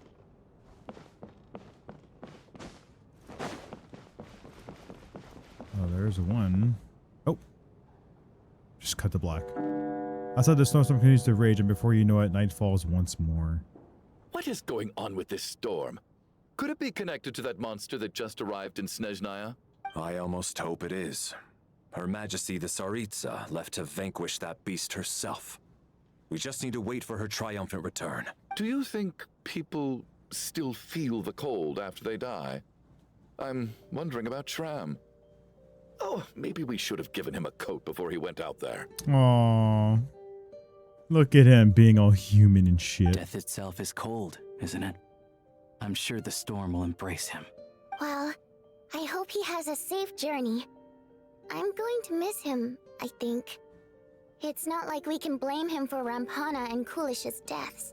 Thinking back on it, we barely made it out alive ourselves. Once we get out of here, how are we going to explain what happened to their families? Oh, Tonya, Jesus, bro. Are you okay? Here, take this. I've never used it. Don't take stuff from random people, dude. Thanks. Look who's Mr. Nice Guy all of a sudden. Is it because Tonya stood up for you this morning? At least you know how to return a favor. Yeah, nice. Without Tonya, who knows how badly he would have been hurt. I told you already, I never intended to resort to violence. Bunch of rascals. Little girl? I was rather surprised when you spoke up for me this morning. I didn't think I had many admirers here, so, thank you. Yeah, he was mainly like something they hated. No need to thank me. I said some bad stuff about you too. Been too embarrassed to admit it, but you remind me a lot of my daughter. So kind to everyone, but never lets her old man off the hook. Unless my wife and I are having a fight, then she's always on my side, especially when she was little. Every time I took her out. Oh, okay. All right, easy now. How long have you had that cough, Tonya? I don't know. It's probably been a while. I'm fine. Are you taking anything for it? Yeah. I'll be fine once I see my brother. He's gonna pick some frost fairy flower leaves and brew a tonic for me. I'll feel much better once I drink that. I see. That's good to hear then. Whoa, what the fuck's happening? We should probably discuss arrangements for tonight. Now that the deceased has left our midst, there shouldn't be any more incidents. However, gonna be. out of an abundance of caution, I'll keep watch. Shouldn't we take shifts? I can take one if needed. No need. I managed to get a nap in earlier, so I have plenty of energy right now. After all the tension of the past few days, everyone else should just focus on getting a good night's sleep. Okay.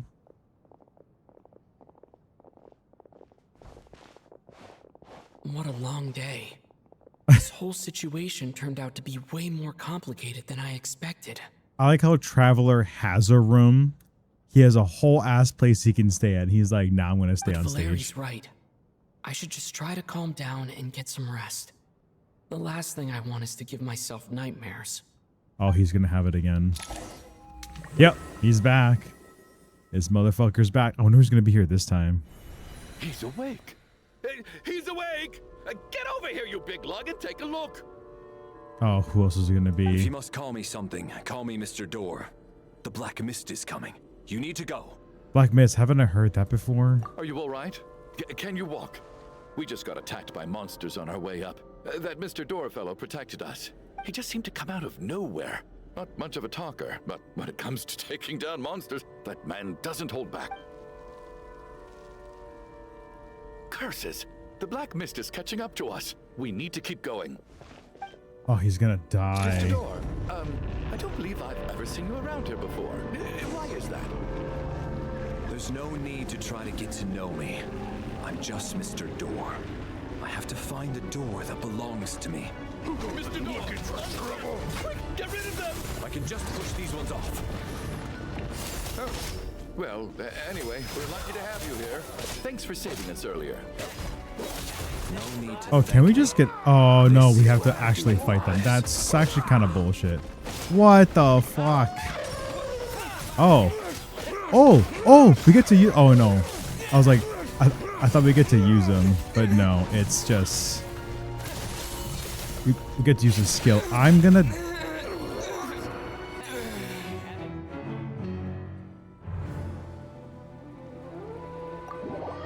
What the fuck? Why are they so difficult? Oh, he has a shield. Okay, hold on real quick.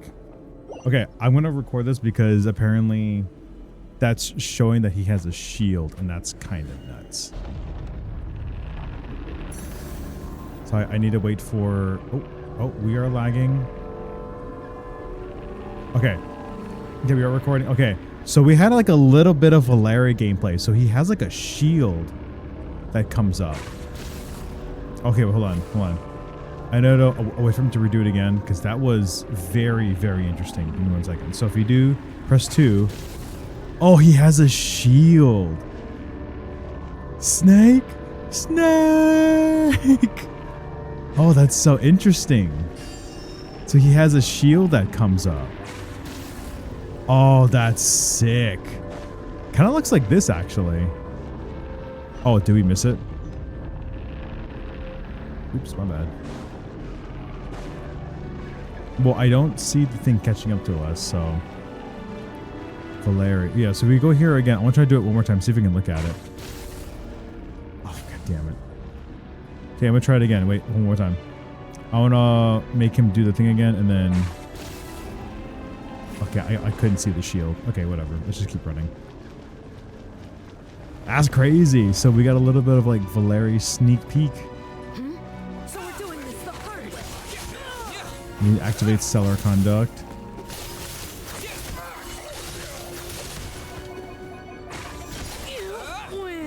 Nice.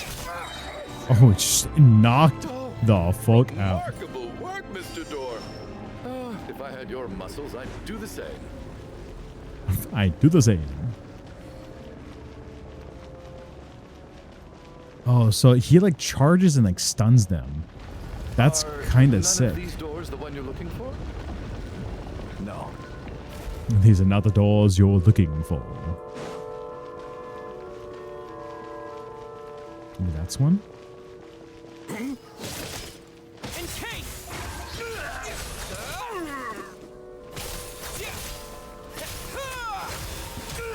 Come no closer. Damn.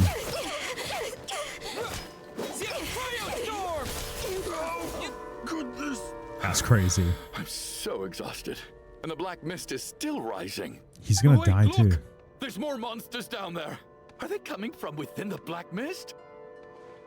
Wow, what a boy stance right here. Just that right there is a freaking that in and of itself is like a rap art, like a rap album cover right there. It's called The Boys in the Hood. Just three dudes in a hot tub. No, no! They're gaining on us! Quick, keep going, or they'll be at our heels any second! I will say, at least he has conviction to keep going. So, oh, he is lagging behind though. Mr. Door, what are you doing? We need to get out of here. They're coming! Found it. Yeah? This is my door. Okay. What? You mean you're going to stay here? I am a door. This is where my duty lies. So he meant the door for closing, not for opening. No! You saved us. We can't leave you behind. You must keep going. A door can only keep things out for so long. You must make haste. But... Oh, you're right. Let's go. We can't let Mr. Door's sacrifice be in vain. I guess. The black mist isn't moving anymore. Looks like both the monsters and Mr. Door are gone. I didn't just imagine all that, did I? Surely I wasn't so scared out of my mind that I hallucinated a door as a human being. No, I remember Mr. Door too. Okay, good. There's no way we both hallucinated the same thing. It's Doug Dimmadome joins the fight. Could you imagine? Getting sleepy? Well, looks like we're safe for now. Go ahead. Let's get some rest. So I wonder if Valeria's gonna wake up dead too. Because usually there's two. What time is it? Is it morning? I think I had a nightmare. I guess everyone's still asleep? These past 2 days have been exhausting. Valeri's keeping watch though, so he's probably the only one awake. Valeri? Oh no, he's dead. No! Run! I can't run, dude. He looks as calm as composed as ever, even now it seems that there is no burden he couldn't shoulder. Yet around him, time seems to stand still, as if the gods, in their mercy, finally granted him a moment of respite. Wake up! Everyone needs to wake up!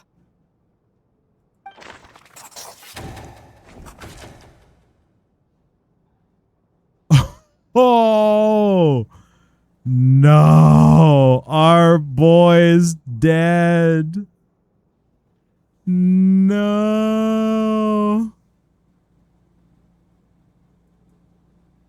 That's so fucked. Just like the last 2 nights. No clear cause of death. I've been a real thorn in your side, haven't I, Mr. Valeri? Now you can rest in peace. But for me, Fucker. life will be all the duller for not having to run away from you, my friend. God damn it. Oh boy. How's Tonya? Is she okay? Yeah, because it's always a guy and a girl that died I together. just checked on her, and it doesn't seem like anything serious. She's just exhausted from the past couple of She's still days, breathing. and she's still recovering from her illness. We should let her sleep a bit longer. That means Valeri was the only one who died last night. If Valeri was awake and keeping watch, it would have been impossible to kill him without waking everyone else up. That much is certain. This is so frustrating. Why has nothing changed since yesterday? I thought we already dealt with the dead person causing all this. Actually, one thing has changed. There's only one victim this time, not two. Does that mean... Oh my god. So he has to die. Mitya has to die because he's the only dead soul. Oh shit. Okay. Valeri died twice in a single night. No, that's not... I mean, we can check it, but that's not it. No similar cases have ever been... Mr. Strong was one of the people who should have died last night. Valeri sacrificed himself to save everyone else. The number of victims each night corresponds to the number of the deceased around us. Yeah, that makes the most sense. Deceased Shram left. There was one less victim last night. That more or less tracks. It's a reasonable conclusion, considering the number of people who die each night is equivalent to the number of dead among us. That's your theory, right? Exactly. We identified Mr. Shram, and the night after he left, the death toll dropped from 2 to 1. By that logic, there must be one more dead person left among us. It's you, dude. He doesn't know it, though. Another one? But there was only one person unaccounted for in the ticket checks, right? The head count should match up now. Having not an the extra tickets. person was definitely a cause for alarm, but being one person short isn't nearly as unusual. Someone could have left in the middle of the show, or made it out before the storm hit. One more dead person among us. If Mitya's theory is right, then what Odette told me seems a lot more relevant. It's just, at the time, we had no reason to think there was more than one dead person. If only we'd taken it more seriously as a possibility. Maybe this could have been avoided. I'm sorry. This is my fault. I had information that could have been helpful, but I held back. I should have brought it up right away. I'm partly to blame as well. I was too quick to dismiss Odette's concerns. What is this about? What have you two been getting up to behind my back? Sounds like there's some big news you've been keeping from the rest of us. Well, we're all ears. So, Mitya died, and we have no reason why he's back. Odette tells the group about finding Mitya dead and your discussion yesterday. I'm the dead person? Wow. That's certainly news to me. Odette and I talked about it yesterday, but we thought it just wasn't possible, so we left it at that. Yeah, I don't blame you. If I'd been there, I probably would have reached the same conclusion. It just sounds too unbelievable. All right, have a good night, dude. I appreciate you being here. Please get some good rest, and I will see you next time. Valeri is just permadeathing right now. Have a good night, dude. Let me just try and verify this. I just scoured my memories trying to think back to the afternoon Miss Odette mentioned, but I honestly have no recollection of dying. That's where I'm different than Mr. Shram. Having seen Mr. Mitya a few days ago myself, I also find it hard to believe he could be the other dead person among us. Well, if it isn't Mitya, then who? Do we vote on it? If you don't mind me asking, Traveler, I believe you mentioned that you know Tonya's brother. Had you ever met her before all this? No, it's our first time meeting. No, never. Wait, are you saying... Now just 1 minute. I know where this is going. You can't just randomly point a finger at anyone you want. You're in the hot seat, and all of a sudden you want to divert our suspicions onto somebody else? Trying to pick a fight, Mr. Chuganov? Whenever you open your mouth, all you do is attack people, and I've had enough of it. If you don't want to engage in a civil discussion, you can shut up. Oh, let's fucking go. You tell him, boy. You little brat! Did Mitya ask about Tonya because he suspects her? I suppose I only identified her by age, and nothing else. Could that mean... But Child said that you'd be meeting her. I'm just saying, you're going around casting suspicion on people for no reason. How could Tonya be dead? I can vouch for her if nothing else. I've seen her before. She's the sister of that Harbinger, isn't she? The one called Child. Oh, really? You're telling the truth? Since being here, I don't think I ever mentioned she was Child's sister specifically. Does Chuganov actually know her? If Chuganov can vouch for her, then it can't be Tonya either. In which case, it seems unlikely that there's another dead person among us at all. And the only other person I can think about is Odette's other side. Miss Odette, could you go over that afternoon with me one more time, when you found me dead? No problem.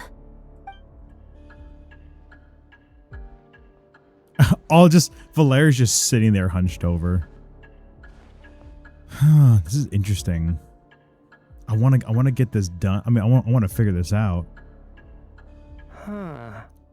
No matter how hard I try, I just can't remember anything about dying. But I do remember something else. Miss Vojanitsa, during our last meal together, I told you how some of the researchers were suffering from temporary memory loss. Do you remember that? That's true. Yeah. You said it was hindering the progress of your experiments. You thought they were just under too much stress or something. Right. And even though I don't remember dying that day, I'm pretty sure I experienced something like amnesia. Some of my memories from that afternoon are missing. Are you suggesting you're missing the memory of your... Of my death. Yeah. Of course. How am I only just realizing this? Humans aren't necessarily aware of their own death. You mean being silently assassinated, or dying in your sleep? Situations like that? The researcher's amnesia. Suddenly it all makes sense. I must thank you, Odette. I think your perspective just helped me reach a breakthrough on a series of issues that have been troubling me for quite some time. All right. It's decided then. I'll be the one to leave today. Jesus. Leave? Hey, wait a minute. Aren't you rushing into this? What if you're wrong? You'll pay with your life. Come on, kid. Aren't you gonna fight for your life? This seems like a rash decision. I have other reasons beyond what's been discussed. In fact, thinking back, I remember during Miss Odette's performance, while I was sitting in the audience stalls, a brilliant new idea for my research popped into my mind. But then, my train of thought suddenly cut off. Yeah, he was writing and then it I stopped. can't remember it now at all, and I didn't take any notes. I guess that must be another instance of temporary amnesia. No. Hold on. I see where you're going with this. There's a glaringly obvious flaw in that idea, no? How can one person die so many times? I believe Miss Odette's account. During the period where my memory is blank, I must have been either dead or in a similar state. All it would take is for the same thing to happen in the theater, and I would come under the effect of the ley lines in this vicinity. This increases the likelihood of me being the deceased, does it not? I mean, yeah. There's no evidence to suggest that anyone other than me is a candidate for the deceased. So allow me, as a scientist, to treat this as an experiment. Please relax, everyone. I don't think things are as bad as they may seem. If I really am the deceased, then to leave the theater will be a relief for me. If, on the other hand, I'm still alive right now, well, apparently you've all witnessed my resurrection recently anyway. Who's to say I won't return from the dead again this time? That's also true. This is the only thing we can try right now. I think he's deliberately downplaying the gravity of the situation, though. He probably doesn't want to burden everyone. Probably. What is a scientist if not someone who gambles on experiment after experiment in an attempt to obtain the truth? With the snowstorm, the ley line phenomenon, ghosts of the dead, and my amnesia, we've been paralyzed by not knowing and powerless to do anything about it. It's a terrible feeling. It really is. But if I do get resurrected, you can be sure that I'll come back with the truth of all this. Just you wait. Look at him walking out like, I got this. Okay, bye.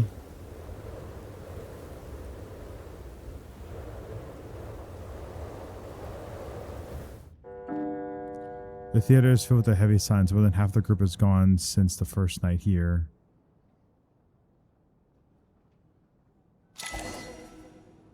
Beyond the loop. Jesus. I don't think anyone's in the stands.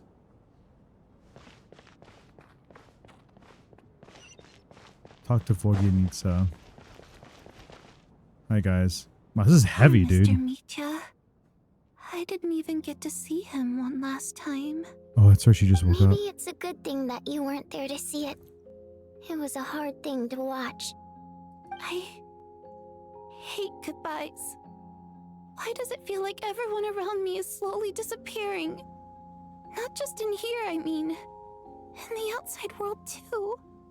Maybe it's the realization that, at the end of life, everyone has to face it alone.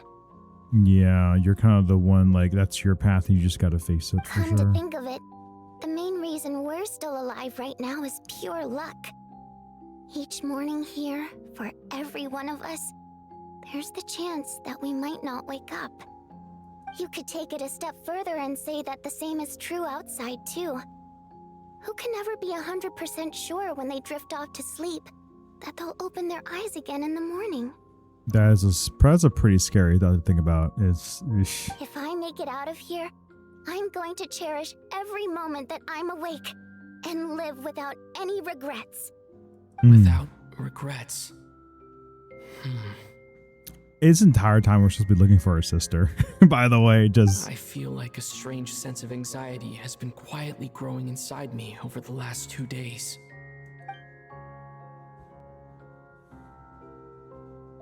Are you okay? You look really glum. If something's bugging you, let's talk about it. There's only a few of us left here now. After everything we've been through, what's the point in keeping things bottled up? I have a travel true. companion named Paimon. Alosha and Odette have met her before. She's been feeling unwell recently. You're worried about her, aren't you? That makes sense.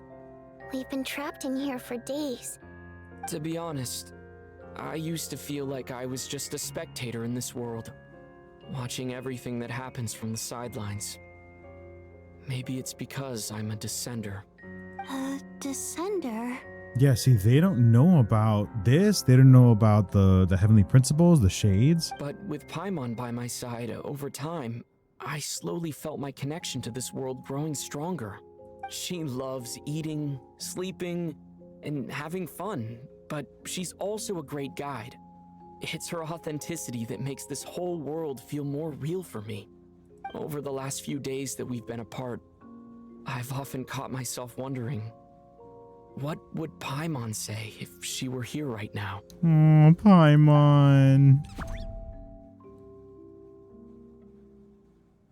But by the time I snap out of it, the conversation has already moved on, and I'm still in my own little world. I'm trying to overcome this sense of detachment, but I really miss Paimon. I guess, in a way, she means the whole world to me.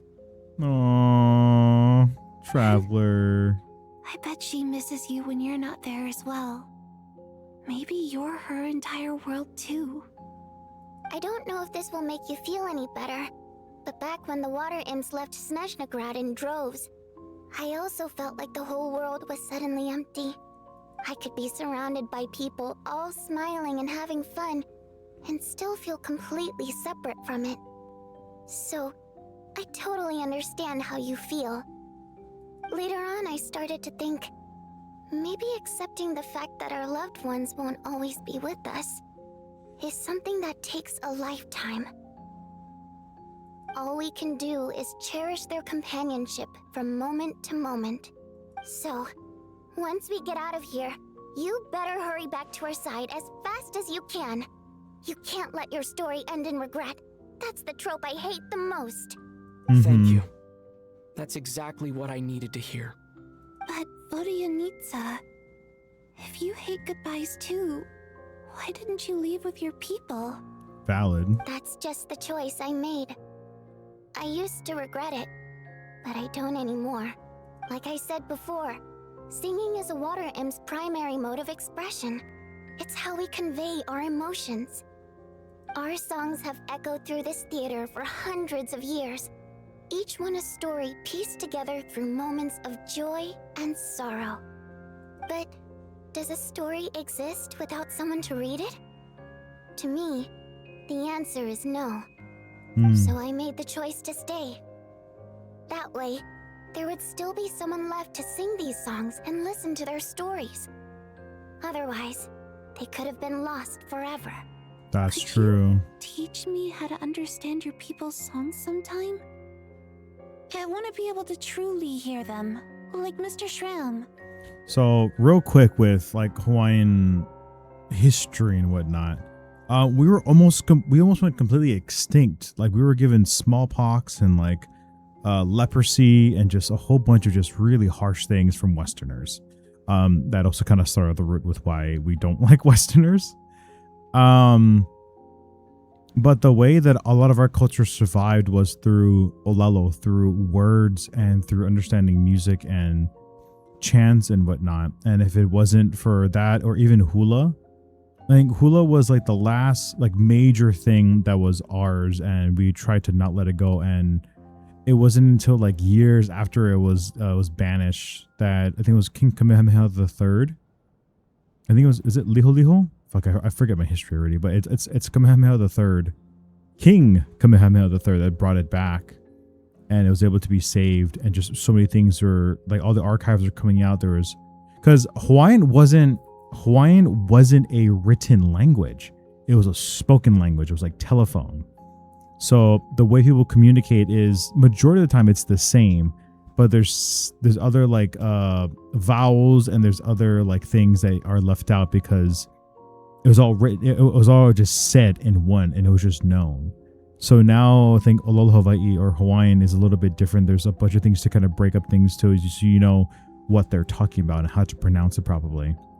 Because there's like okinas and kahako, so there's like apostrophes and like not hyphens, but it's like the dash above letters to accentuate or elongate the vowels. So like Hawaii was like so like Hawaii, when you guys see like the comma or the apostrophe between the two eyes, it's like it's a glottal stop, I think. So it's Hawaii, and just a whole bunch of other, like before all that, like all the words did not have okinas and kahakos. It was all just one. So without language, an entire race could die and cease to exist, and no one would know about it. Because like verbal language like used to rule the world, but now because there's so many things going on, if it's not written, if it's not, if it's not whatchamacall, if it's not like written down anywhere for people to look at way later on, it's non-existent. So that's why it's so important to have a written language. And again, Hawaiians didn't have it. It wasn't until Westerners came in and kind of forced the Hawaiians to write it down somehow so they can understand. So it makes sense why Vorianitsa wants to stay back behind and keep her people's language alive, or her, I guess their people's things alive, because we have no idea where the water imps went. We have no idea how they died. We have no idea like if any of them are still alive. She's the only one. And that's the only reason why I think a lot of people even know about that. I mean, they know a little bit about the history, but not like who they truly are as a person. And to meet a native, person of that kind of culture and of that ethnicity is probably even more rare. So I think it's a good thing she stays. She probably hated it in the beginning, like she said, but she probably grew to be like, I get it. So yeah, just a little history for everybody. It's really cool stuff. I really like it. A fan after my own heart. Thank you, Tonya. How about I sing something for you, and you tell me what you hear? Okay, I'll do my best. Is she gonna sing?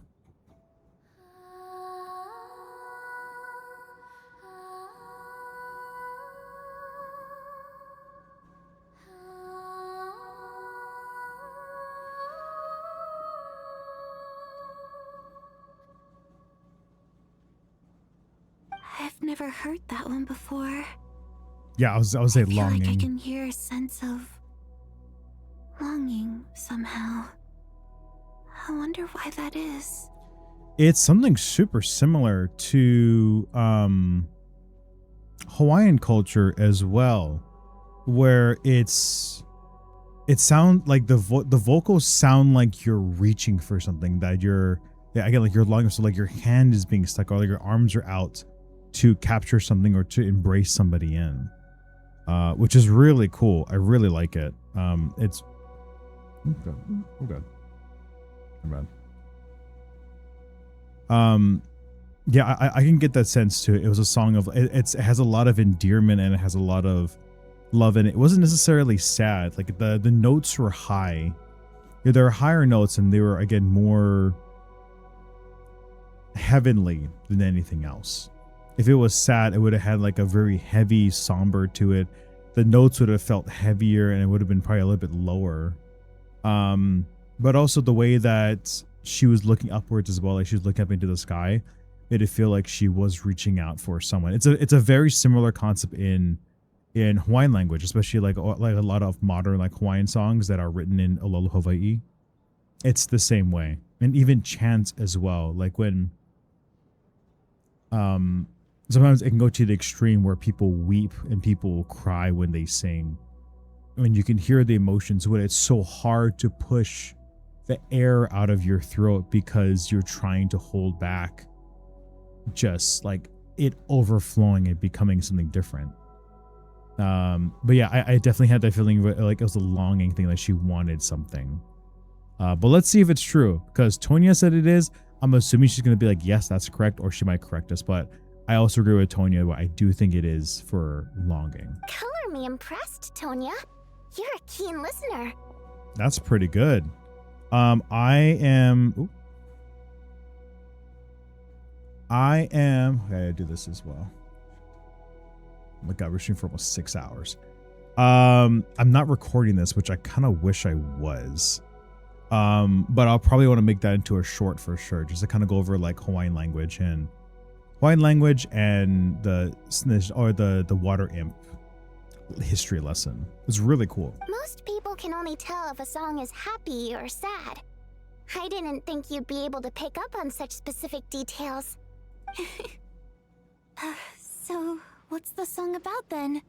Come on, tell me. I've actually never performed this song in the theater before, because it has more of a ceremonial purpose for our people. It's not meant for the stage. Oh, wow, okay. It means something like, may those we have lost watch over us, and follow this song back home in the night, so that we might be reunited once more. Real quick, because okay, now I do need to. I want to record this as well because I know it's going to be a little separate. I'm just waiting for OBS to start recording. Come on, girl. Thank you. Okay, so Vodianitsa talks about how the song it was a longing song, and Tonya is trying to understand it, and she says that Vodianitsa says it means something like okay. Vodianitsa says the meaning is, may those we have lost watch over us and follow the song back home in the night, so that we might be reunited once more. It's also really similar to Hawaiian ancestral culture, where a lot of us were driven out of our land, or we were told so many things differently. And even now to this day, a lot of Native Hawaiians like myself are kind of priced out of paradise, so to speak. And people leave, or when people, pass away from battle, whatever it is, we long for people wanting to come back home and be reunited with our loved ones and having that sense of longing. So it's, or even like with lovers, if you're on different islands, there's so many stories about lovers that weren't supposed to be lovers, like it was forbidden for gods and whatever it is. But it's just, there's so many things like that in Hawaiian culture as well, where you do long for someone and you're like, e ho'i mai, like come, like to come back home. Ho'i means to return, or e ho'i mai kahale, so like to return home. But usually ho'i mai just means to return, like a mai is like the action, like a blank mai, so the action, and then mai is at the end. So a is just e whatever the word is, and mai, so mai. It means that I want you to like to do this now. It would mainly be my. Wouldn't it be like a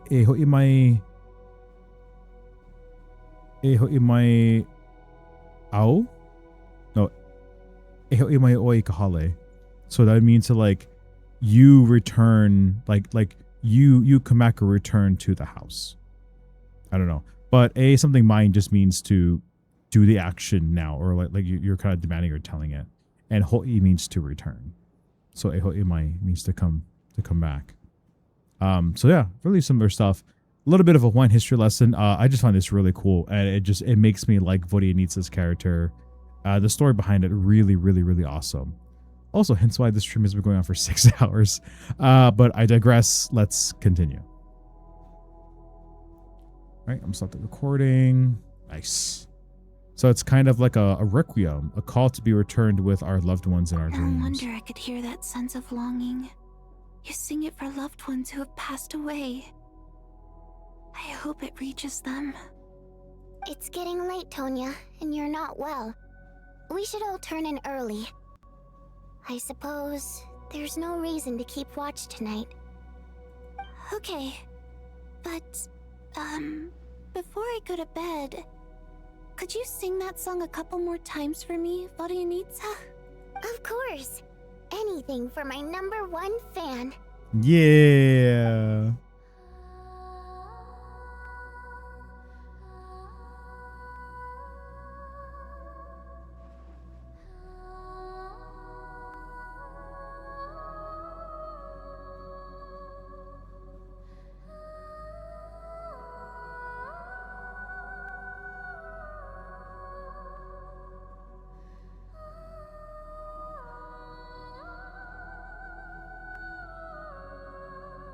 Once I get out of here, I definitely don't plan on ever coming back.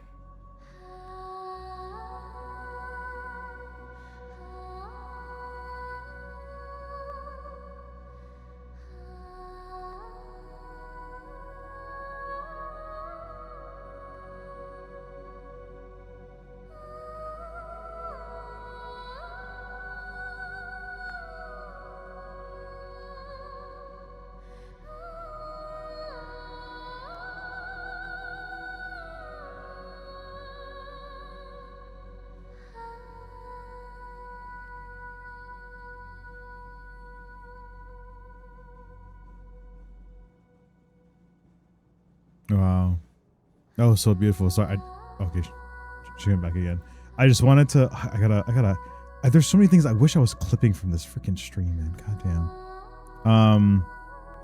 Yeah, man. This is such a beautiful piece, and I can definitely hear it. I can hear the melodies and the not harmonies, but just like the octaves and the pit and just everything about it. It's hard to explain unless you really listen to like a lot of music.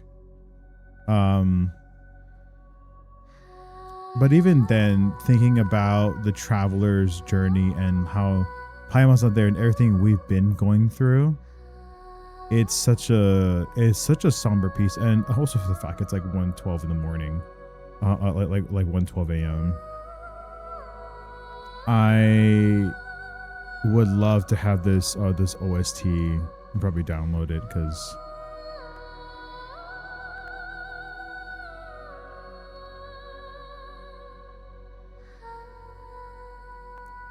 it's giving me a similar feeling to the beginning of My Heart Will Go On from Titanic, which I'm obsessed, and I love the film, and I love everything about the Titanic, and I've been to like a museum about it and it had artifacts and whatnot. I've yet to go down in person to go look at it. I'm still too afraid, especially with after what's happened with the other fucking tech machine that's gone down there. If I ever were to pass away, I think that would definitely be one of the first places I would love to go to, and to be like rebuilt. I can walk on the ship. I would love to just walk on that and dance on it and just be in a space where I can accept that.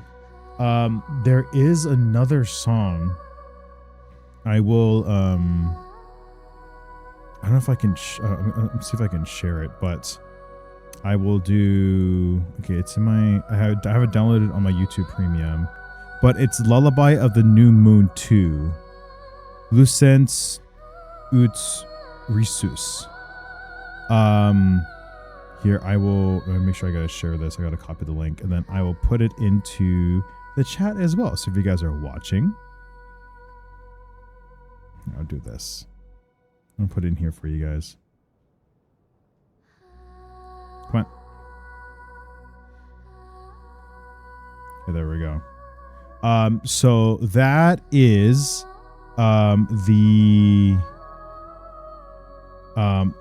the song that Columbina sings, I think, when she finally returns to Not Cry, or like Nasha Town, and it has like, they have all this, all the moon prayer night. And I cried to that a lot during before I went to AX, because me personally, I was going through a really tough time, and being able to embrace this side of me, like all animes and stuff, and kind of getting back into my roots and what I loved as a kid, is really nice. I mean, how it's because of the things that I went through growing up, and even in my adult life, and being in a certain like category just never felt fulfilling to me. And ever since I got let go from one of my particular jobs and I started streaming, I mean, I got into VTubers, I got into like gaming, I reconnected with a bunch of friends, and I've been so happy, and I've been able to find so many really cool things. And hell, I'm even planning on a trip to go to Japan, and trying to just do all these things, and being able to be in a time where I can enjoy myself, and thinking back that because of a lot of the pushbacks I've had in my life, and the separation anxiety that I felt, and the leaps that I've taken that I know no one else would take, is allowing me to do the things that I truly love and truly make me happy. So like I said, if I didn't, you know, quit my other job as a manager at a record label industry, at a record label, had I not, you know, wanted to do streaming content creation when I was in high school, my life would be really different. My life would be 100% different, and I don't know where I'd be. I don't know if I even would be happy. So yeah, it's sorry to get really emotional and just kind of serious for a minute, but this is a really kind of like good place to reflect. I'm kind of like where Travel is right now, just listening to Vodyanitsa talk, and yeah, she's definitely, I think as of right now, my favorite character from Snezhnaya. I relate with her a lot, and it's not just because she looks like Hatsune Miku, but I definitely relate to her story a lot.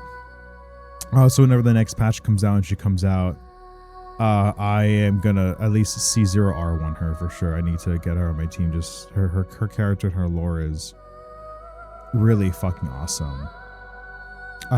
It's on par with my love for Columbina, my love for like Mawika, and my love for Farina. Like, just their stories are so heavy, and I feel that, and I connect with it, and I really do love it. It feels that part of me that it's like I want to be sad, but like it's not like I'm like hella depressed. Like, I'm not super depressed. It's just that feeling of connection and understanding is great. I love cheese. So I love how we're just like in a real serious moment, and I'm trying to like hold back tears, and you're like, I love cheese.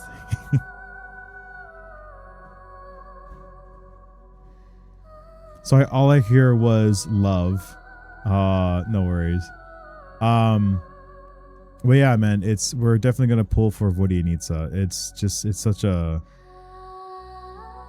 I think the real turning point for me for Snezhnaya is probably at this point, and kind of going through this part of the Archon quest. It's a lot of reasons why I love this game. Granted, the gacha stuff and the other hate behind it is whatever. I will say though, I really connect with the storytelling in Genshin. So that's why I personally love it. It's one of my favorite games of all time. It's in my top 3 for sure. Number 1 will always be Majora's Mask, no matter what. Genshin's probably going to be like number 2 or 3. If I'm being honest, it's probably going to be number 2. It's just so beautiful. So cheese. I love cheese. Well, I'm glad you love cheese. Your favorite game is The Witcher 3. That is such a...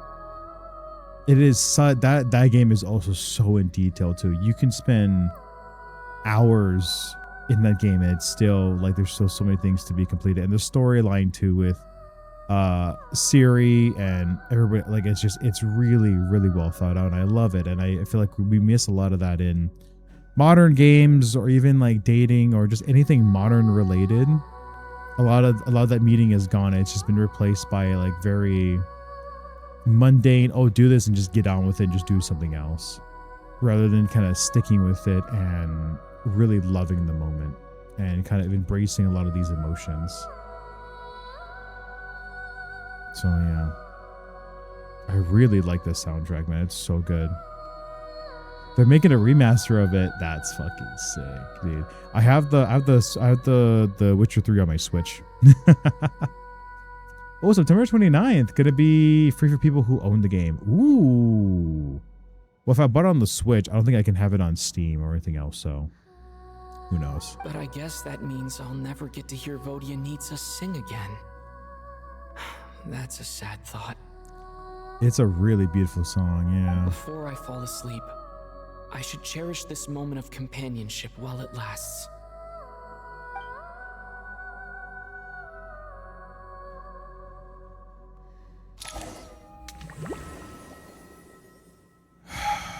Someone's dead. Where am I? Okay, well, it's just him. Okay, so it's a little better. It's so dark in here, and I feel kind of dizzy. Am I alone?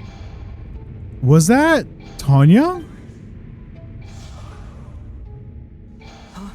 What was that noise? Who's Tanya?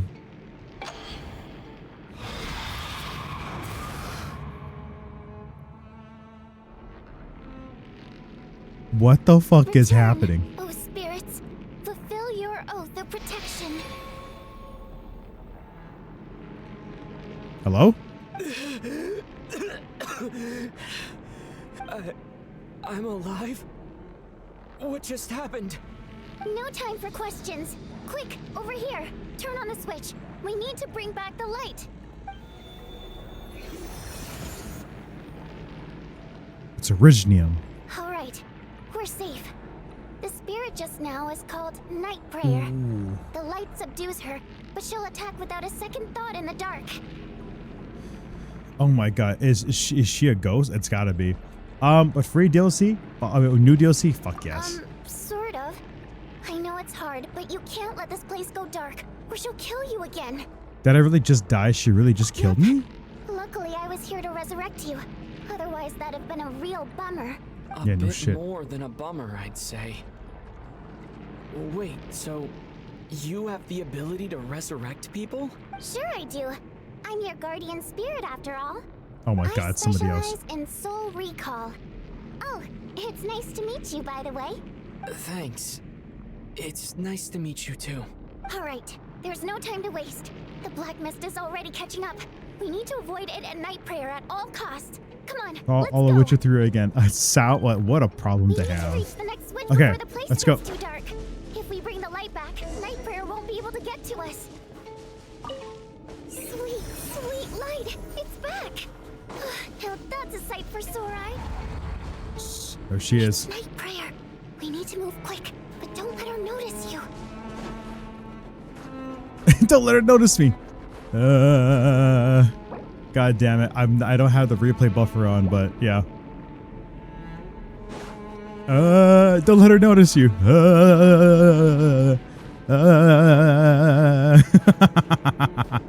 God damn it, dude. Is she coming? Okay, so she can't get us because we're running pretty far away. Come here, bitch.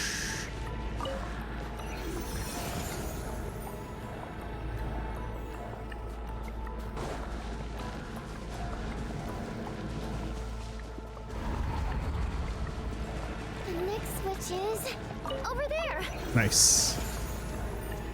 You stay by the light the entire time. Wait for my stamina to come up.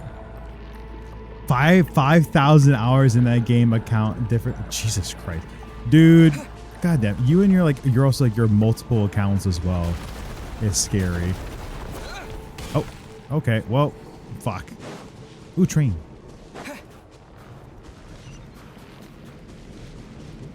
I'm in a train.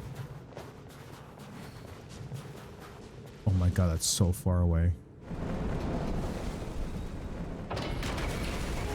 Oh, nice. Thanks, man.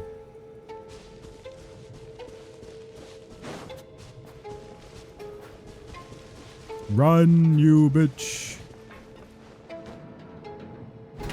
Oh god, it's rocking back and forth. Go, go, go, go, go before it fucking falls.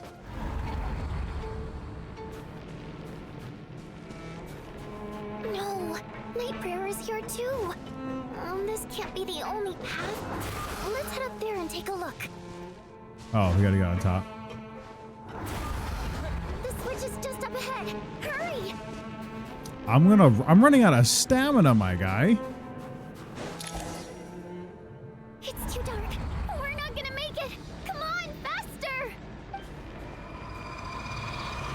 Come on, dude.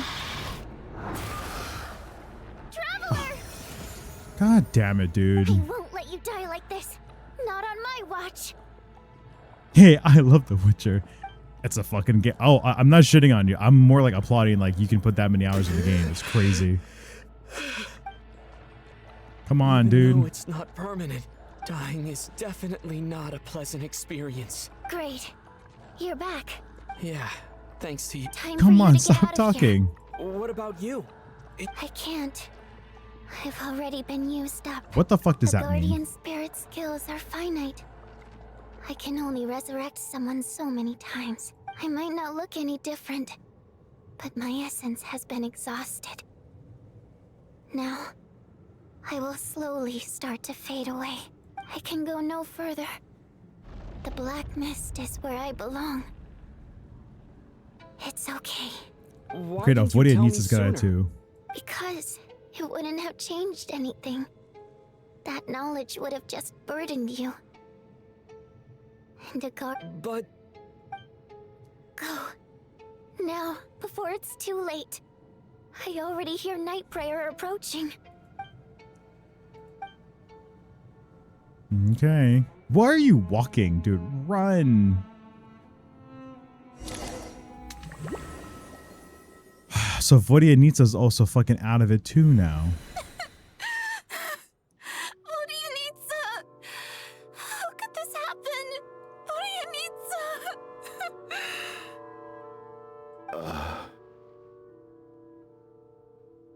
Well, I guess there's no need to inspect the body. You begin to grow numb to the tragic deaths that await each morning. Before long, the lament of countless water imps seemed to resound around the theater, full of deep affection and sorrow for Vodyanica. Your emotions begin to respond in kind, leaving a heavy feeling in your chest.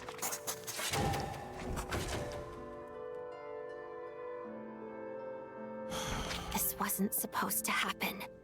You lied to us, didn't you, Chuganov? You've been lying from the start. Take a long, hard look at yourself before you go around accusing. I suspected you on day one, Lelik, and now look where we are.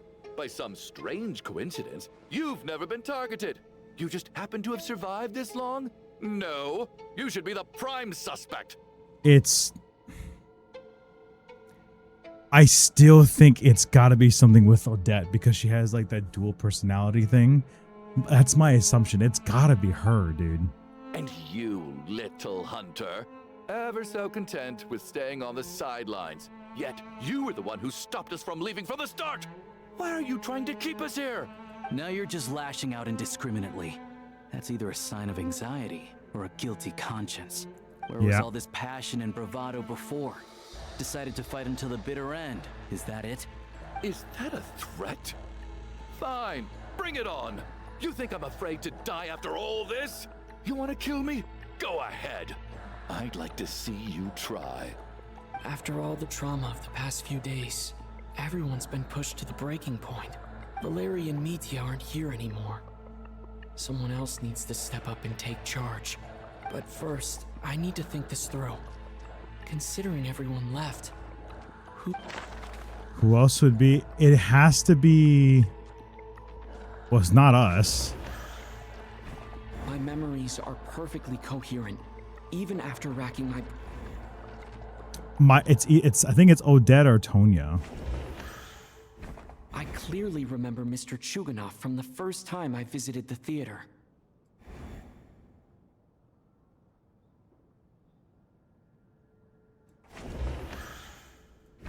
He's arguably the first friend we made after arriving in Snezhnaya. Okay, so then Odette. She's been recently active as Lelik, so she's... So it's her. Of those who remain, the only person we've never met before is Tonya. There is room to doubt her true identity. People are easily misled by first impressions. Now that I think about it, Child's sister was in fact a label I imposed on her due to my own assumptions. But Mr. Chuganov vouched for Tonya's identity yesterday. With basically no other possibilities left. Could it be?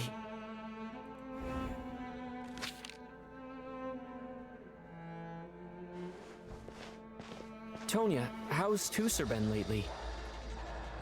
Tusser? Your brother Ajax must have mentioned me in his letters home, right? Did he say anything about a blonde traveler? No. And my brother's name is Razik, not Ajax. I fucking knew it. Dude, I called it. And I called it since the beginning. I called it for a different reason. But I was like, it's gotta be Tonya. I mean, like, the hair kind of matches, but like... I mean, she looks like she has like Snezhnaya and stuff, but like... That doesn't make any sense. Plus, when we were in the other, like, the single lady thing, the thing we just had with Vodyanitsa, it's the same dude. Same ponytails, same pigtails. I knew it was her, too, because I was like, we didn't see her there. The only time we saw her was after. That's the only thing. Chuganov, looks like it's your turn to do some explaining. Yesterday, you said you could vouch for Tonya. Why did you give us a false testimony? I knew you were behind this, Chuganov. You've been lying through your teeth from the start. Everything about you is fake. Down to the wife and daughter you're always talking about. Your entire family man persona is a charade, isn't it? That night, when I infiltrated your place as Lelik, I noticed you were home alone. Didn't think much of it at the time. Just thought everyone else was out. But thinking back on it now, that doesn't seem very likely. My guess is, you live alone, don't you? Oh shit. Even that was a lie? But why would he lie about having a family? Oh, curses! Oh, why is there no end to this blasted snowstorm? If it would just stop! If it would just stop. I think I remember now. I know how I ended up here. It feels like a distant memory. But at the same time, it's just like it was yesterday. The reason I'm always coughing is because I got sick with frostbite. The locals usually call it the snow cough. It's not a very common illness. It's partly genetic and partly caused by the cold climate, but it can be fatal. They sent me to the hospital as soon as they found out I had it. And I spent so long lying there in that hospital bed. After a while, I felt myself growing weaker and weaker. Nothing seemed to be working anymore. Neither the treatment that the doctors were giving me, nor the medicine my brother was brewing from frost fairy flower leaves. So one day, I told my brother that I wanted him to take me outside for once, so things could be like they used to, just for one day. I wanted to meet loads of friends, experience new things. He agreed. He snuck me out of the hospital, and we escaped. We got to the theater, bought tickets, and went inside. Oh, it was all so exciting. I remember the show very clearly. It was amazing. But I found myself getting sleepier and sleepier. Oh, Tonya. When I woke up, I couldn't find my brother anywhere, so I guessed he'd already left. But there's no way he'd leave me behind. So I decided to stay here and wait for him. At the time, I figured he'd probably gone to brew some more medicine for me. I was planning to chew him out for abandoning me when he got back. Tonya, it sounds like by then you'd already... Yeah, I know. I understand now. Dead, aren't I? This cough and the feeling weak, it's probably just my body's memory. After all of that, it turns out I can't blame my brother after all. I was the one who abandoned him. I'm sorry, everyone. I realized this much too late.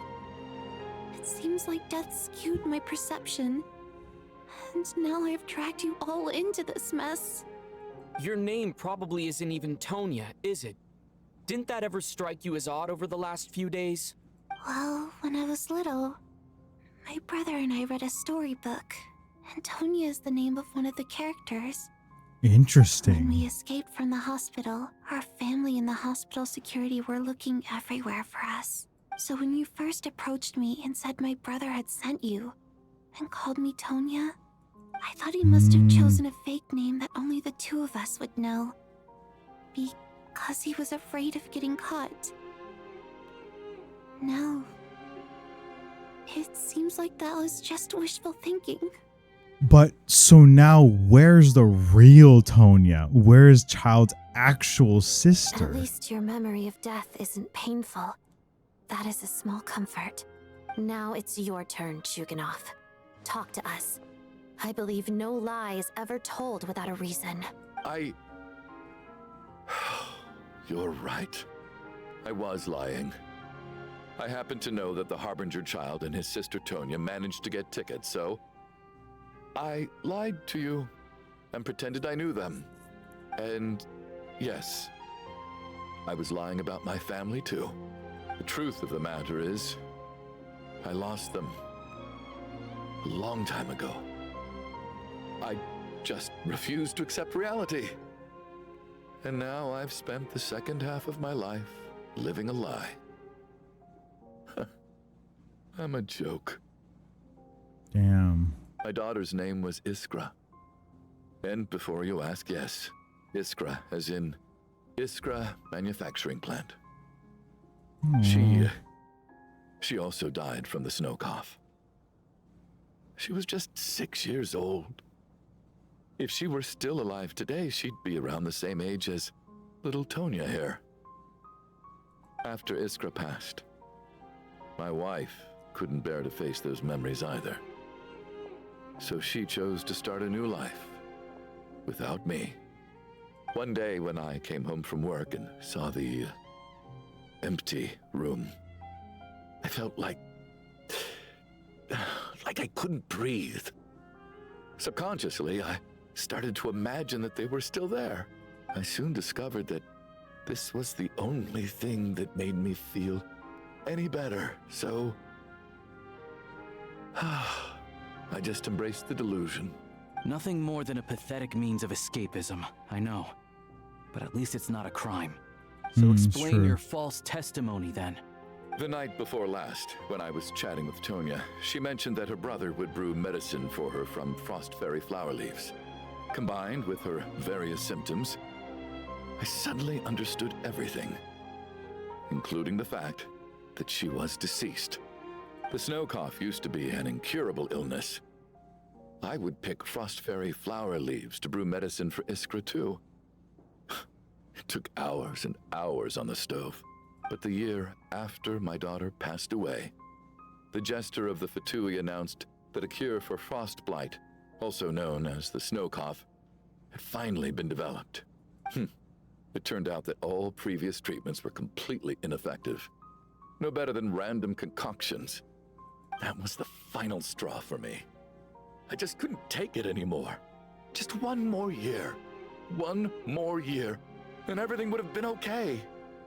So, more than anyone, I know full well that in this day and age, no one in their right mind would still be using frost flower leaves to brew medicine for the snow cough. Poor Miss Tonya, therefore, had to have been from an era when snow cough was still a terminal illness. So, you projected your daughter onto her? Even though you knew she was one of the dead?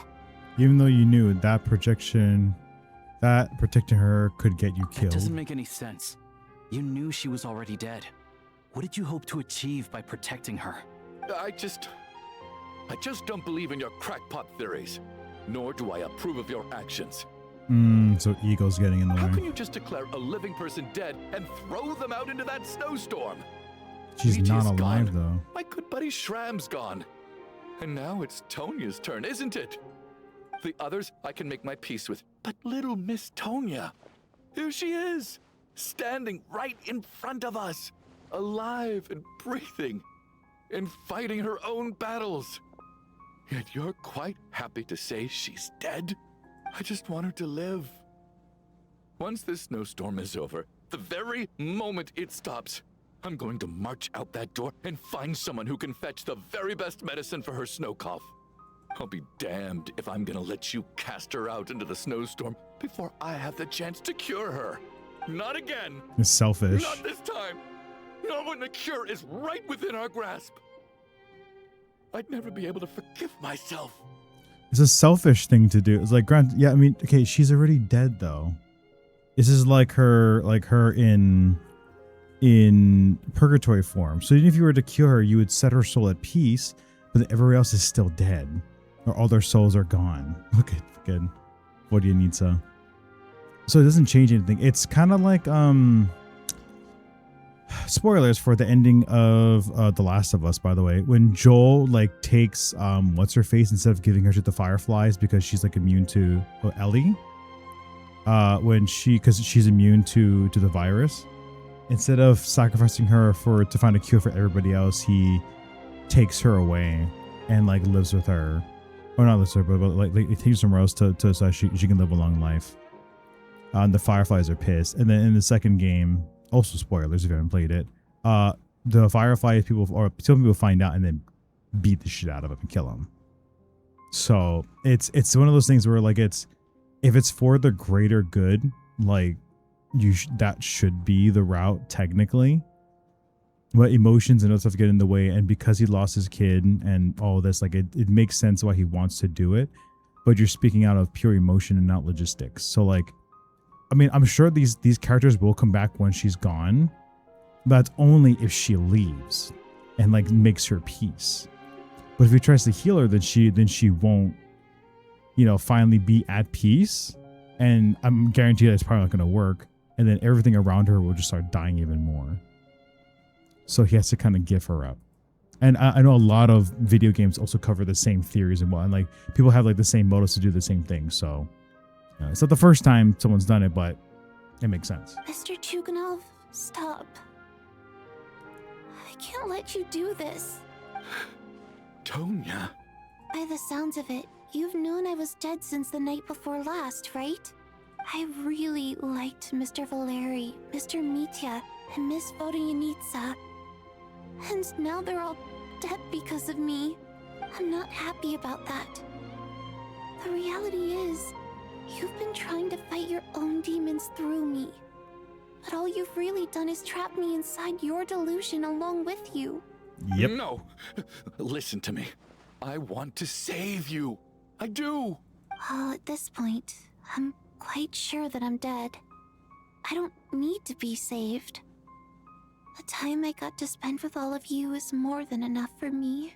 Despite all the bad things that kept happening, I got to meet so many interesting people and spend so many days and nights by your side. Since the day I escaped that hospital until now, this has been an adventure I never even dared to dream of. I'm very fond of you all. If it were only possible, I'd trade my soul to bring back the ones who died. If it meant things didn't have to end like this. And that's why I'm not fond of you at all, Mr. Chuganov. Damn. I'm sorry. Yeah, you selfish prick. It's them that you owe an apology to, sir. Not me. Yeah. Well then, I suppose this is it. It's time for my adventure to end. I've caused enough trouble. You're leaving already? It's still early. Don't you want to stay a little longer? No, thank you. Oh, and by the way, my name is Patashka. It was nice meeting you all. Bye, Patashka. I wonder what that means.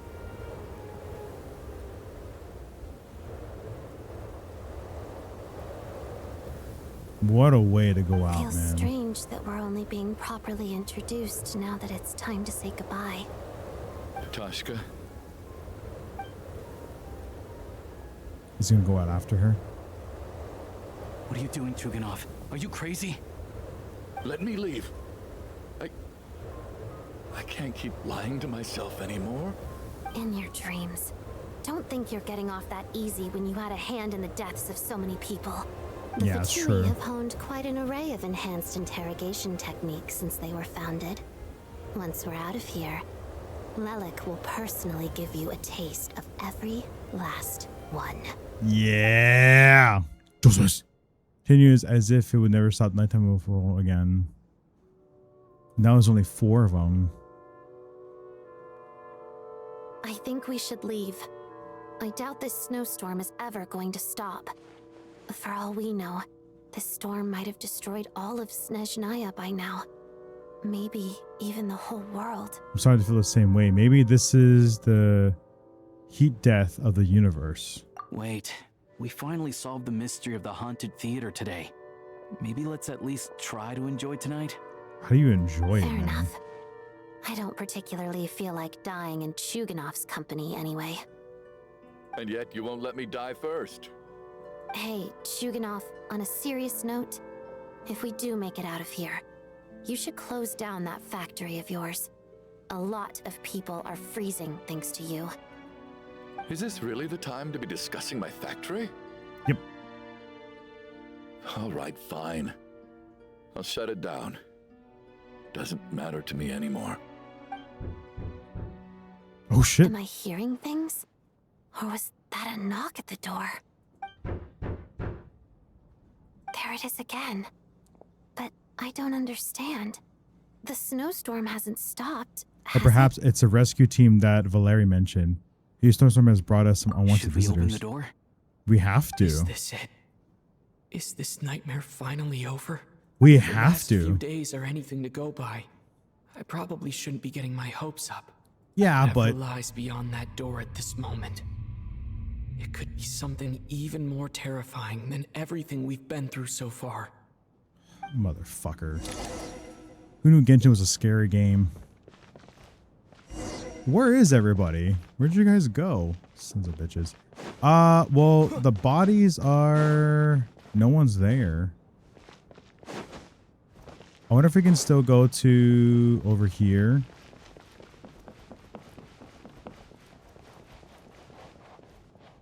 Open the door. I wonder if we can go through here. Will it still tell us that like the deceased bodies are here? Yeah. Oh, so they're all there. That's kind of creepy. And no one's here either. Oh, this is creepy. It's Mitya! What's up, dude?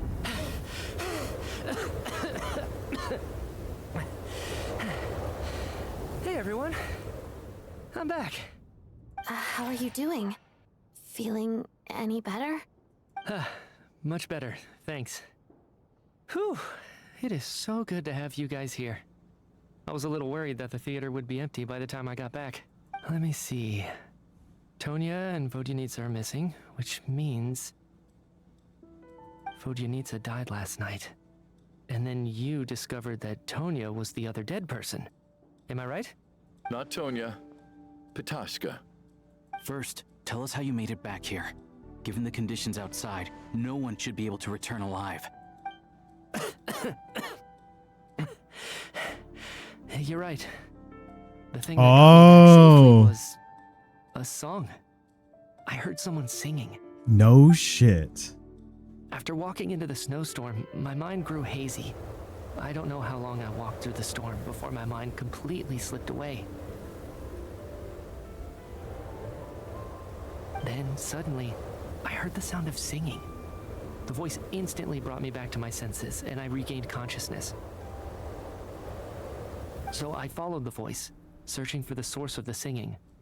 I searched and searched, until finally, just a few moments ago, there was the entrance to the theater, right in front of me. The singing. I've actually never performed this song in the theater before, because it has more of a ceremonial purpose for our people. It's not meant for the stage. Is he a water imp too? Something like, may those we have lost watch over us, and follow this song back home in the night, so that we might be reunited once more. Oh shit. So is he a water imp? That must have been Vodyanitsa's Requiem. Who knew it actually worked? That song is meant to guide the souls of the dead. Mitya, that must mean that you... Huh. No kidding. Huh, seemed like I guessed right then.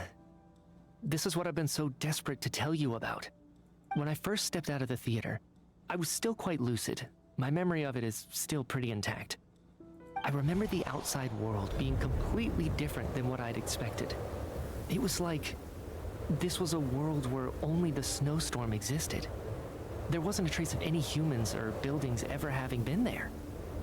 I don't know how else to describe it, except to say that it just didn't seem like the real world. And as for the Requiem, if I was guided here by Vodyanitsa's song, it can only mean that I must already be dead. And this is my soul, not my body. But I didn't experience a clear moment of death while I was out there. Nor do I feel any different now than before I walked into the snowstorm.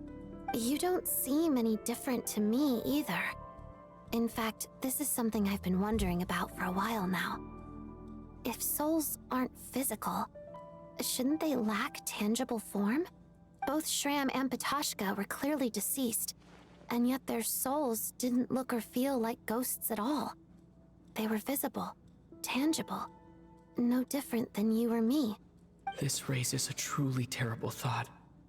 Is that really what Mitya is suggesting? Everyone in the theater had been dead all along. We're all inside a dream. Mitya has come back to life once again. We can't leave just yet. The Requiem calls to the souls of the dead. Everyone in the theater has been dead all Mitya's along. soul was summoned back by the Requiem, confirming that he is indeed already dead. And yet, he looks no different from us. Of course, if even the long deceased like Mr. Shram can blend in with us undetected, then maybe we've all been dead from the very start. And all of us are now souls wandering the theater.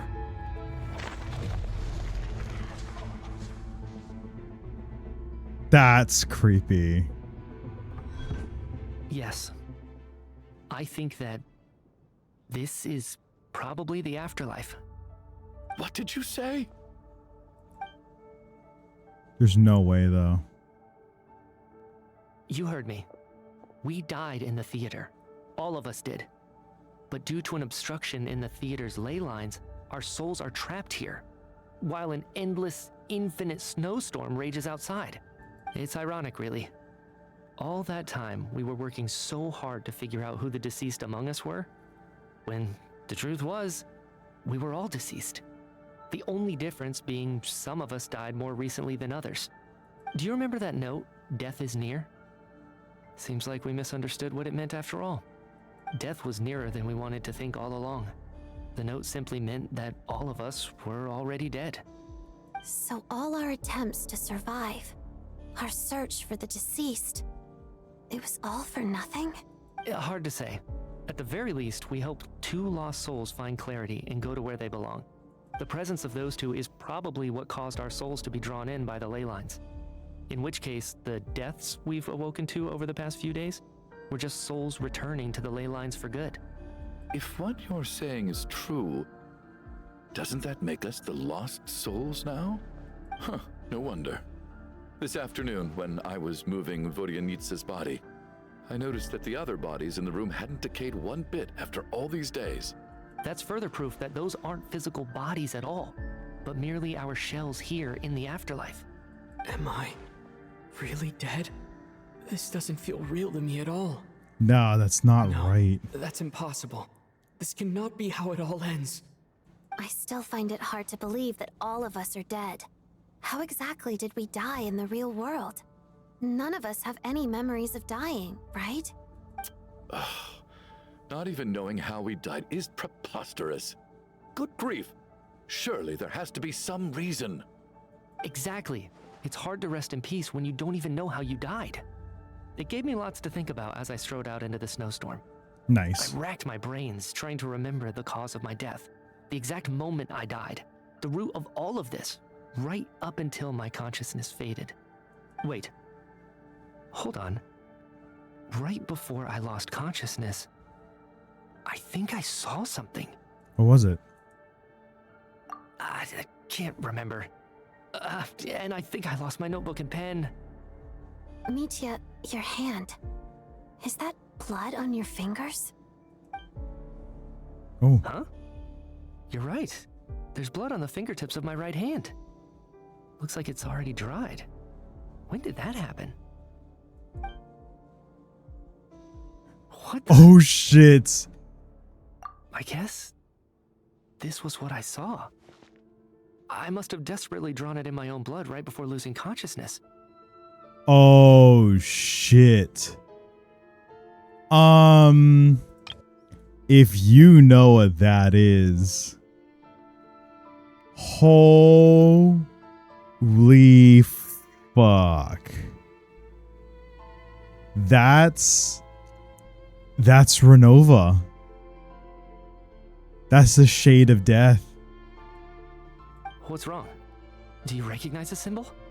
Yes. It's Renova, the ruler of death. Huh? Alosha, do you still remember that Snezhnayan folktale you told me about? It was about the Grim Reaper. When someone's about to die, he appears as an incarnation of someone familiar to guide their soul into the afterlife. And as soon as you recognize his face, your life is over. I heard a similar tale when I was little. You think the Grim Reaper in this story refers to the ruler of death you mentioned? That's right. In which case, death is near could also mean that the Grim Reaper is here disguised in a familiar form. Death, the deceased, and the Grim Reaper? So it's a triple entendre. Is it When I Mitya? first saw this note, I thought it contradicted the investigation report. But now it seems like that was the whole intention. So the Grim Reaper deliberately misled us. Then, we started suspecting each other and searched for the deceased while they hid in plain sight. By that logic, the one person most likely to be the Grim Reaper incarnate is... Is it Traveler?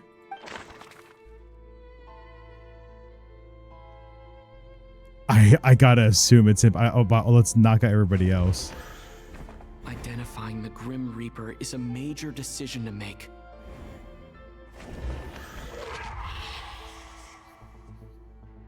No doubt about it. It's Alosha. Looking That's back at how really everyone has creepy. acted over the past few days, Alosha is most likely the Grim Reaper lurking among us. That was really creepy.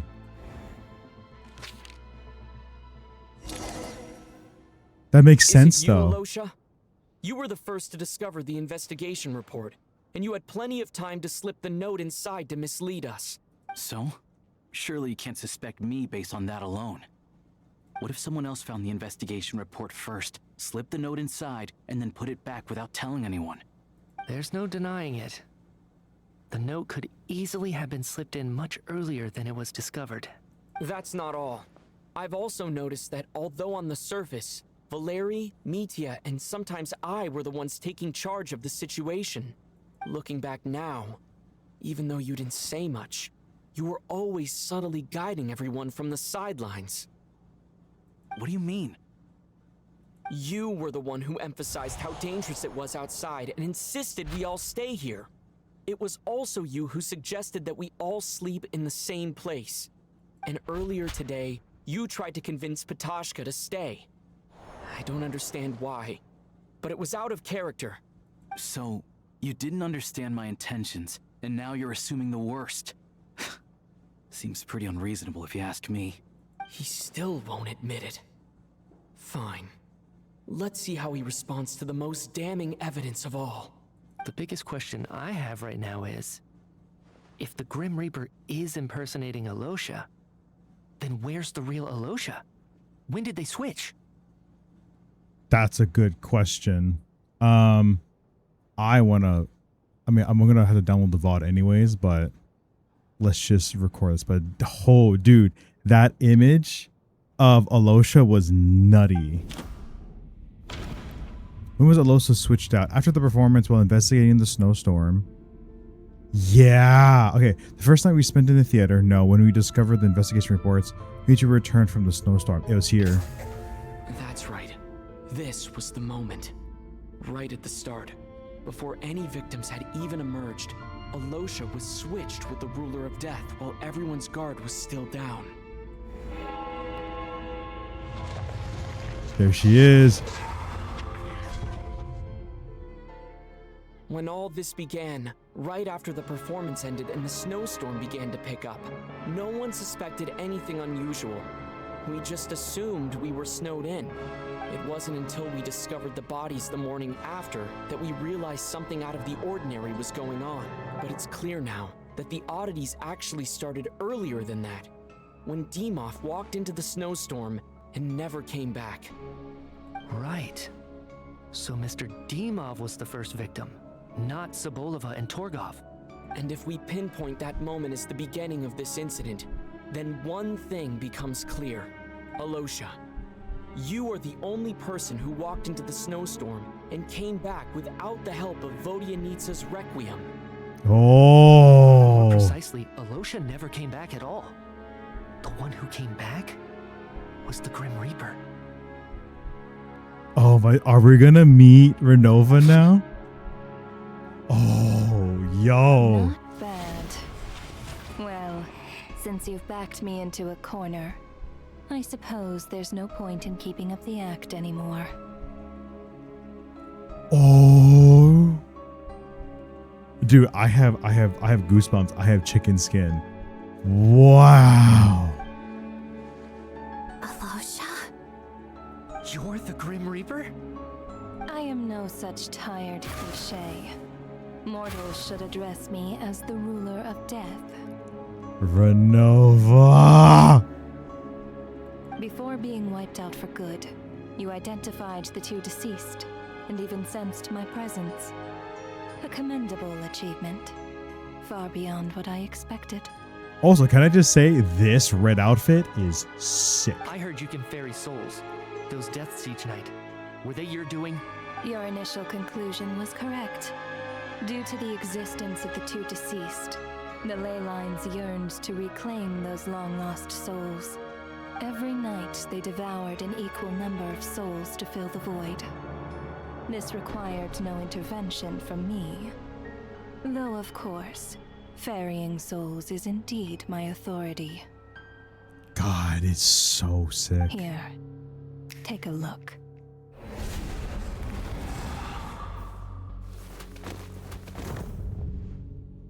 Odette, What are you doing?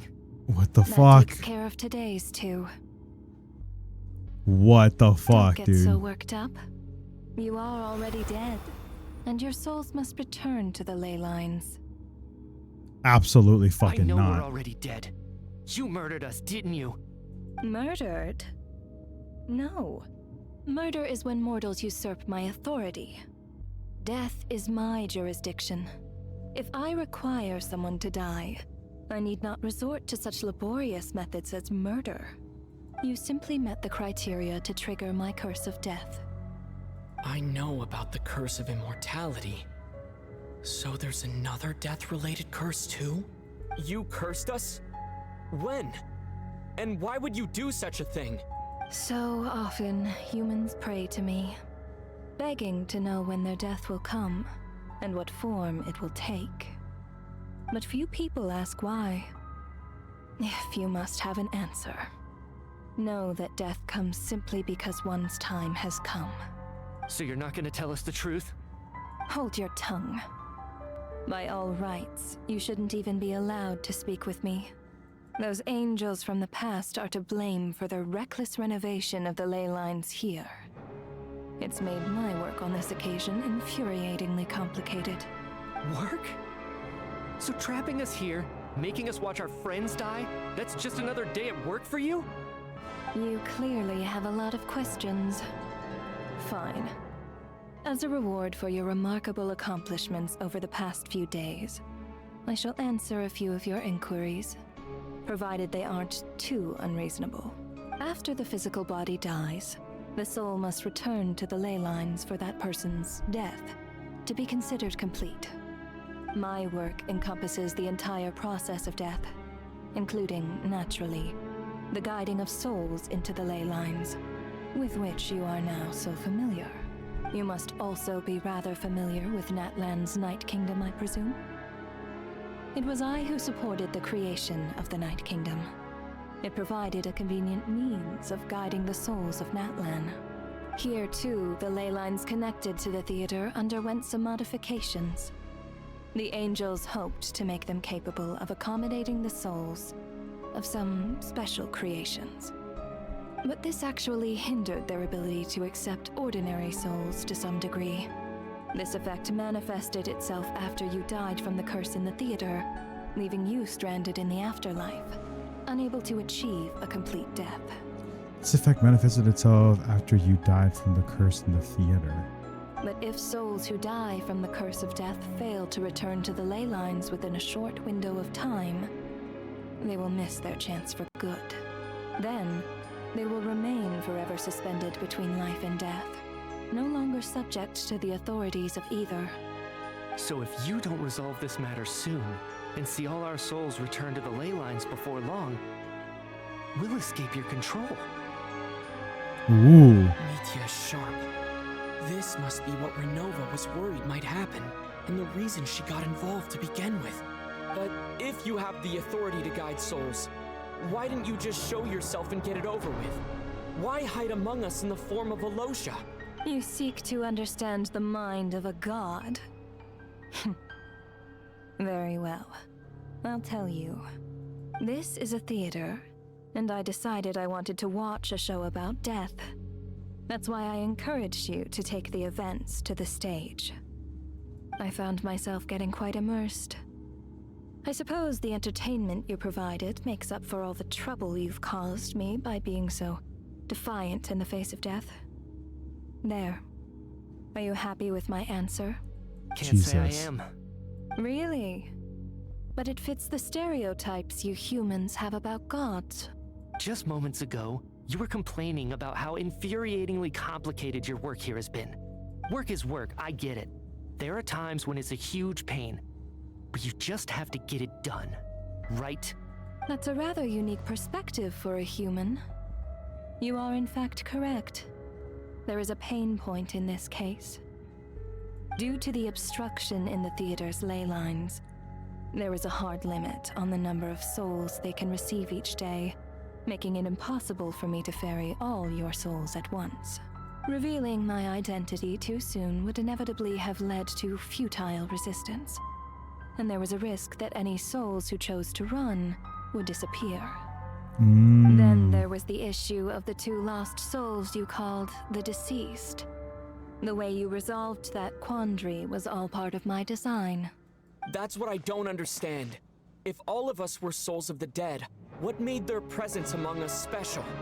For centuries, they have refused to return to the ley lines, exploiting the issues created by the angel civilization to resist being drawn in. Centuries of obsession accumulated during this process.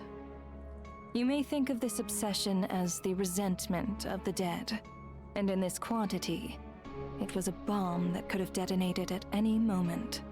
It reached the point where I could not afford to leave it unchecked.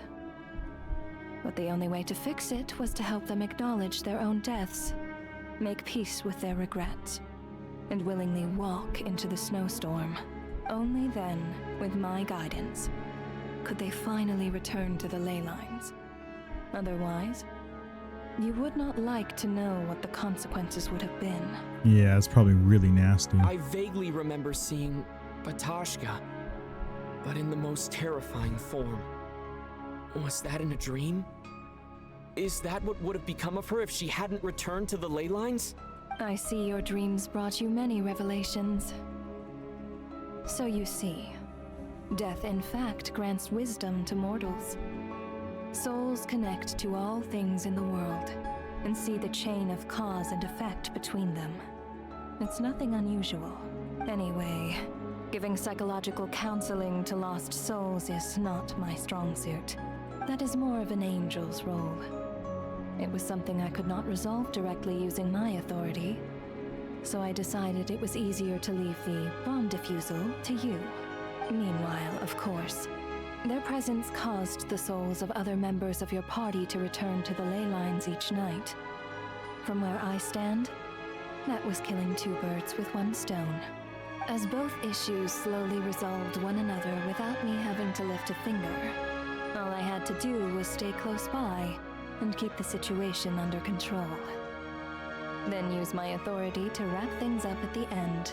And, of course, while I was at it, I thoroughly enjoyed watching this drama, dealing with death from a mortal perspective, play out on the stage. Sounds Damn. like you had it all figured out, Grim Reaper. I just did the math. You said there's a hard limit to the number of souls the ley lines here can receive each day. It's 2, isn't it? That much is obvious, even to a fool. It's time to review this whole affair. If the ley lines can only take in 2 people per day, I need to go over the deaths from these past few days again. She's at her limit today.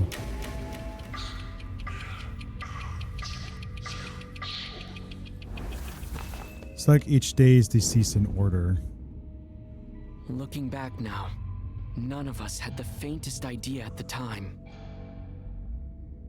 From the moment that staff member named Demoff walked into the snowstorm, the incident had already begun. Day 1 was you guys. No. Let me go over this again. Huh?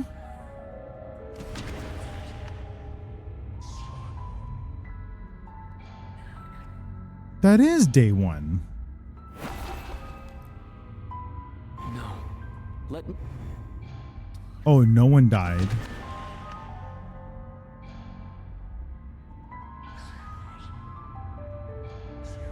No one died.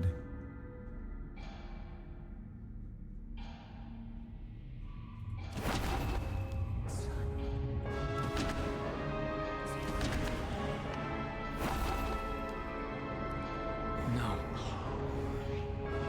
Who? Because you guys died. Oh, Alosha.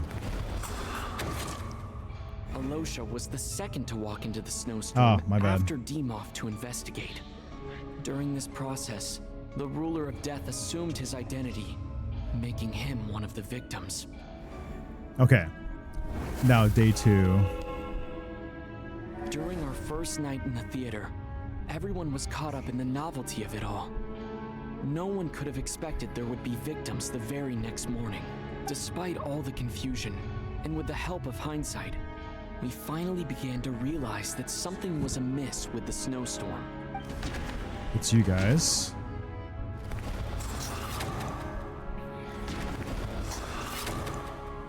The ley lines devoured Torgov and Sobolova on the first night.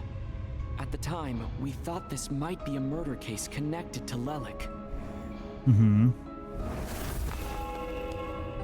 So Odette and I spoke a lot that night. 3 Yep. people were on watch, but in the morning, we discovered that someone had fallen victim all the same. Yep. So you, Kulish, and then Rampano. The deaths of Kulish and Rampana caused everyone to stop suspecting Lelik. Unexplainable phenomena occurred one after another, leading Mitya to suspect that we were caught up in a supernatural event. Yep, that's day. Well, that's day 3. That's day 4. Later, we discovered that there seemed to be an extra person among us, and subsequently discovered the existence of the deceased. So you left, and then Mr. Schramm realized he was the deceased and walked into the snowstorm to return to the ley lines of his own accord. and then you. He thought it was all over, but Mr. Valeri's death was a rude awakening for everyone. The ley lines a lot happened today. Mr. Valeri's death led us to discover the connection between the number of deceased and the number of victims during the night. And then day 5.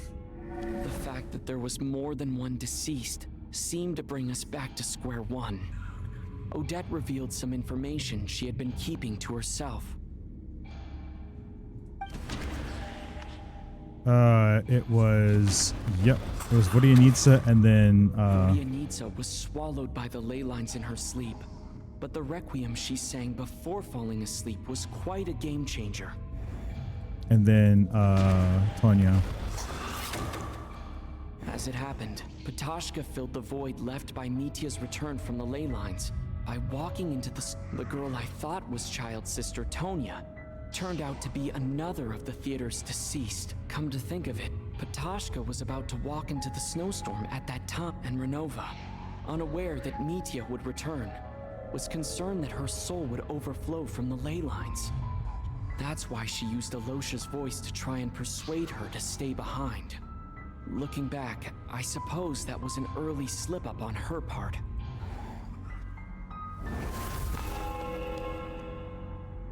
No one could have expected anyone who walked into the snowstorm to return.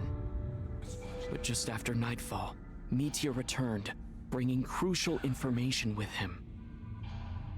Various truths began to surface, including that all of us were already dead, and that the ruler of death was here among us. Then, after revealing her true form, Renova callously claimed 2 souls. Yep. You and then Odette. In fact, everyone was already dead by the time we took the photo. And in the days since, we've experienced many more partings in the afterlife. Now, only Mitya and I remain.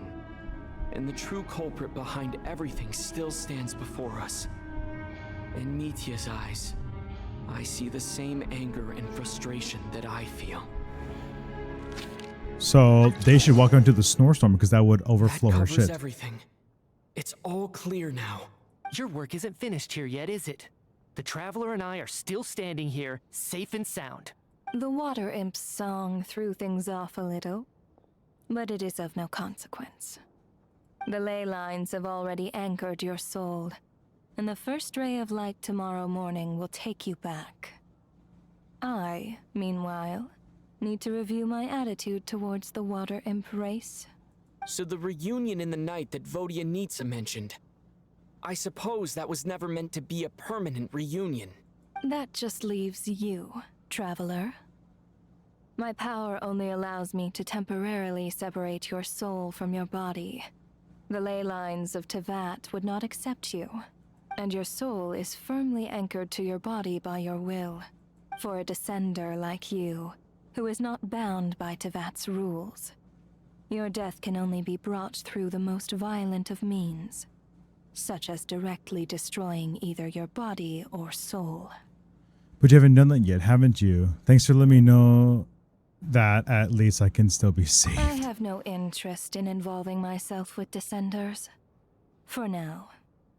Although, this may change if Asmodee remains missing, or you insist on interfering with our affairs. Asmodee, for anybody else that doesn't know, is the other shade, the other god. One last question then. All our struggles and sacrifices here, they were meaningless from the very beginning, weren't they? Death abides no reason. Besides, what you call sacrifice is merely a concept created by humanity. To me, it is nothing more than a self-indulgent charade in the face of death. Mere mortals fantasizing that their actions could reclaim something from my grasp. A truly laughable idea. God, look at her eyes, though. It's so pretty. Yeah, cutscene! Grim Reaper, you really know how to get on my nerves. I'm not here to ingratiate myself with you. I kill merely because your deaths are necessary. Oh, you've made that quite clear. But humans don't take well to being scorned. Not even by the gods.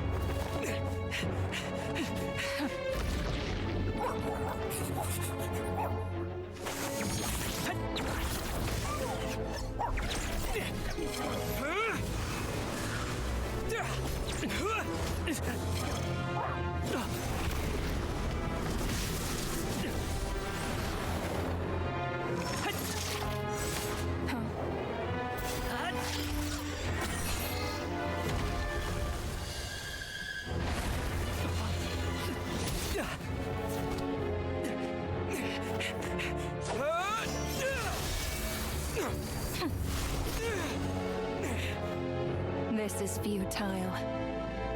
You must know that you are powerless against me in my own domain. I suggest that you save your strength. For what? Maybe we can't change it. But if nothing else, we can at least teach you to have some respect for the dead. Audacious.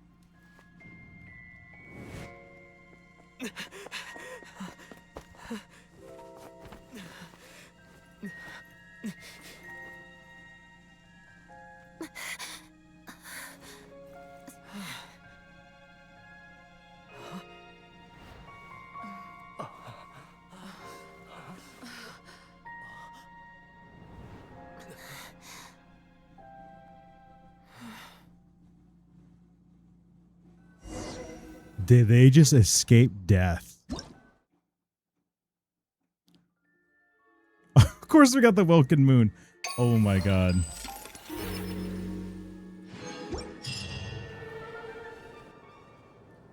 We just escaped death. How are you holding up, Odette? What happened to me? How much do you remember? What do you mean? Is the performance over? I can't seem to recall what happened. Has Odette already forgotten? Oh my god. So it's another thing with the traveler is the only one that remembers. Mitya? Oh, I'm sorry. I guess I spaced out there for a second. Remind me who you are? Don't you remember anything? So this means something. Yeah, I remember now, comrade. Looks like we guessed right. Just like me when Odette found me at the Armory Palace. For some reason, everyone killed by the Ruler of Death eventually came back to life. Just with one catch. They forgot what happened while they were dead. Odette and the others have already forgotten everything. Why were you able to remember this time? Could this be the reason? You said this is the Ruler of Death's symbol, right? I don't see anything there. You don't? Huh. Okay, I guess that makes sense. I carved this into my hand in the afterlife, so it's not visible in the physical world. Does that mean I carved this symbol into my soul? What an unsettling thought. Still, at least I get to remember what happened. I suppose it's a blessing in disguise. What about you, though? The Ruler of Death mentioned that you're a descender? Is that why you can remember? Because he's not attached to Tevat, because he's not a part of this world. So he can't be messed with as easily as everybody else. It's been born into that. Explanation would get complicated very quickly. But that's essentially it. Well then, now that it's all over, let's figure out what we've learned.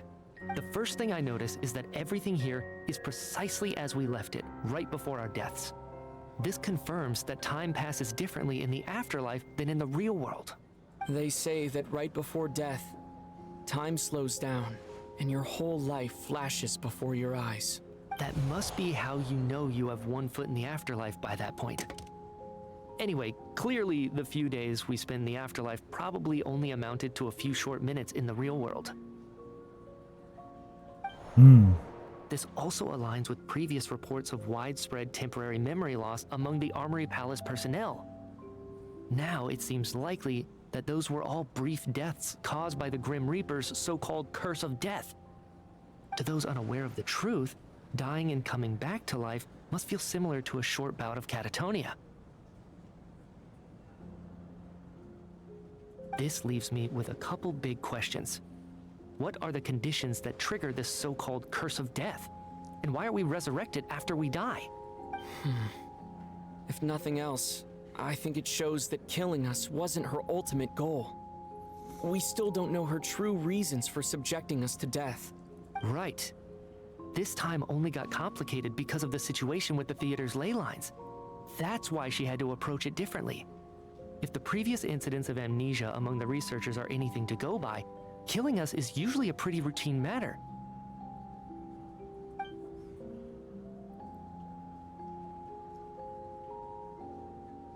Come to think of it, wasn't I about to note something down before I died? I can't remember what it was, but I think it was something related to my research project. Oh no. Sorry, Traveler. I'll catch up with you again later. Right now, I have to make a trip back to the Armory Palace. Sir, if I may, no one of your description has ever shown up in my investigations into Mr. Mitya's friends. Yet, you two seem very familiar with each other. Could you perhaps tell me where he was in such a rush to get to? And, by the way, have we ever crossed paths? Forgive the presumptuousness, but I feel a vague and indescribable sense of familiarity about you. I can explain everything. Could you help me gather everyone in the theater in one place? We need to explain. Everyone gathers in one once again, but this time you do so in the real world without everything outside being devoured by a snowstorm. Due to the unique properties of the theater's ley lines, it seems no one has completely forgotten their experiences in the afterlife. As you recount the tale of what happened, people slowly begin to remember, as if accessing memories of a distant dream. Everyone is lost in thought. Everyone confirms their own fate with each other until finally today's show draws to a close. That's crazy. So Chuganov really is going to shut down the factory. I guess this theater incident actually did us some good after all. So, you said I promised to take you to the Armory Palace while we were in the afterlife, yes? I believe you. I think I even have a vague memory of it. I'll check on Paimon first, even though not much time has Agreed. passed. Yeah. Let's check in on her first. The whole reason for our trip to the Armory Palace anyway is to figure out what's going on with her health. Yep. All right. Ooh, buddy. This is a lot. Oh, we did our dailies already. Nice. Holy crap, dude. This is quite a bit. I don't know what we did, but okay, cool. All right. Ooh, what else do we have here? Okay, more achievements. Watch the trial performance of Spirit Seeker. Witness Mitia step into the snowstorm and then survive the afterlife. That's wild. Also, what do we have here? Whose birthday is it? Ningguan's. Let's fucking go, dude. Okay. Oh, buddy. Okay. Go straight back to Paimon. Let's go. We've been streaming for 7 hours, dude. Humans are this. No, stop, girl. Stop. Stop. Oh, Jesus Christ. This is a lot. I'm finally back, even though a long time has passed from my perspective. As far as Paimon's concerned, I probably just went out to watch a very short show. I should keep my emotions in check when I see Paimon again, or it'll seem weird. Wait. The atmosphere here feels off. Is there danger? Shh. Stay quiet. Let's go inside and take a look. Have we still not been able to notify Child yet? We need new orders. What if that person comes back again? No. What happened? What are you two talking I'm about? so sorry. Under the circumstances, there was really nothing we could do. Tell me, what happened to Paimon? It was the Jester. He came here in person and escorted Miss Paimon away. He's the director of the Fatui. His authority supersedes all others and cannot be questioned. The Jester. How long ago did he leave? And what was Paimon's status? It was about an hour ago. Miss Paimon was fast asleep at the time. The Jester simply walked off with her as if it was only natural. Do you know where they went? The Armory Palace, most likely. Lord Piero, the Jester, has been overseeing the experiments there lately, keeping a close eye on their progress. Everyone in the Fatui has heard about it by now. I'm surprised he came in person. Whatever his reason for taking Paimon, he'll most likely return to the Armory Palace first, which is exactly where we were headed anyway. Then lead the way, Odette. Okay, let's go. Yep, we gotta go. Sorry, not sorry. We need to go. Ain't no way this is happening. It's just up ahead. No, I'll go alone. You know I'm planning to force my way in. You're with the Fatui. I was hardly planning on taking you through the official channels anyway.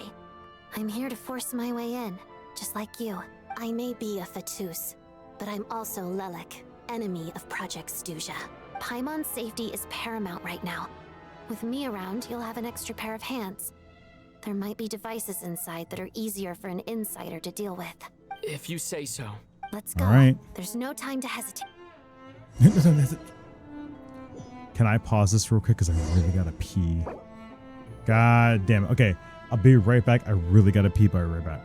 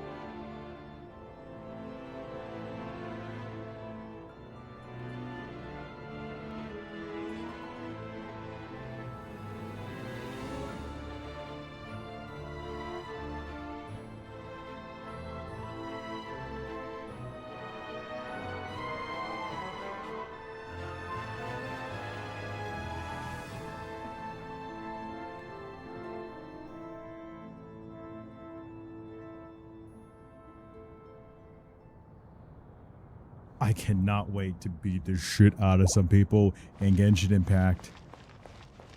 All right, we have our main team. Oh, we are bursting through this. You guys do not stand a chance. Hey, I would suggest running. What do you think you're doing? No questions, please. We're short on time.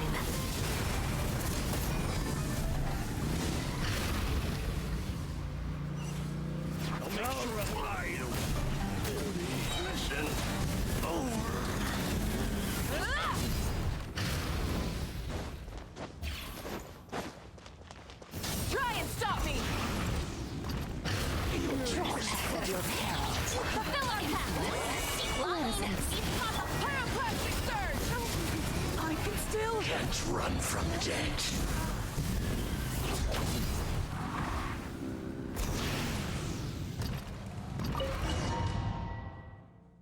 Get in there, man. Get in there. The fuck are you doing with Paimon?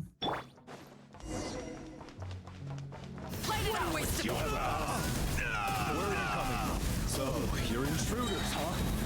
Don't blame me for what happens next!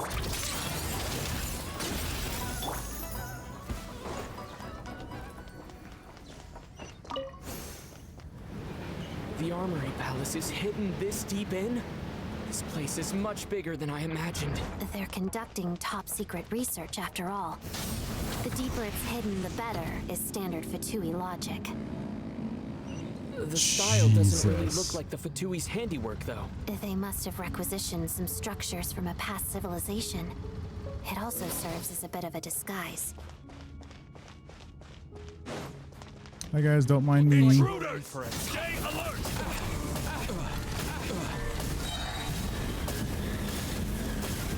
Incinerate! Show no mercy! Nice. Fuck off. Dude, this is sick. I only wish we can come back here afterwards. That'd be so nice. Alright, there's a big fella. We will... Intruders? Don't come any closer! Just what are you guys trying to do here? I'm short work of short mission. Witness the snow swan's grace. Get to work! Suffer the wrath of East! Wrath from the skies! No one You're interferes one with the shot, Jester's dude. work.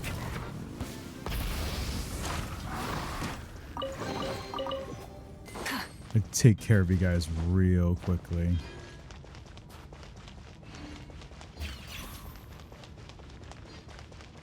Oh my god, dude. Okay, let's grab, of course, cabbages.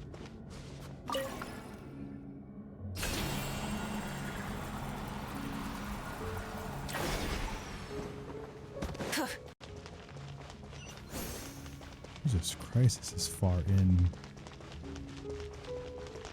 Looks All like right. no one's guarding this place. There's something off about that decoration over there. Look out! Let's deal with these before we move on.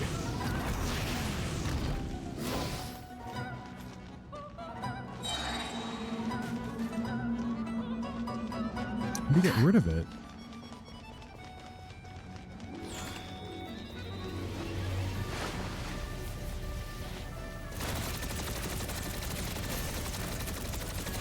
Light it up!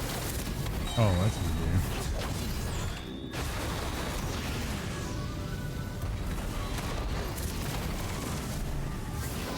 easy. Easy. Oh my god, dude, they are nothing. As child's play. No pun intended. Burn it down! Nice chest, thank you. Oh my god, how deep is this? Granted, that is snow above, so this is not anywhere nearly as remote as we think it is. And The there's you researchers guys. here probably don't know that we're uninvited guests.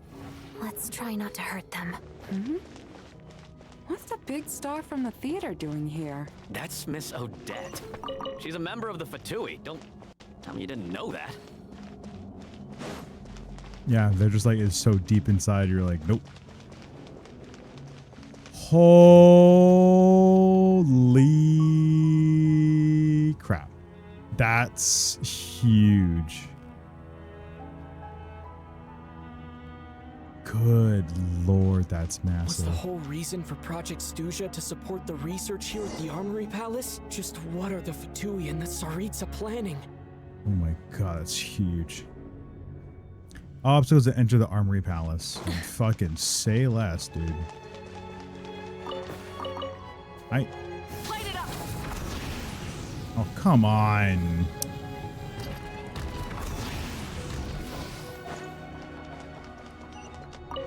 That is insane. That's fucking huge. That's not just the crystal that's being... What is going on, Who dude? are you? Never seen you around here before. Is this like crystal energy? You just step inside of it.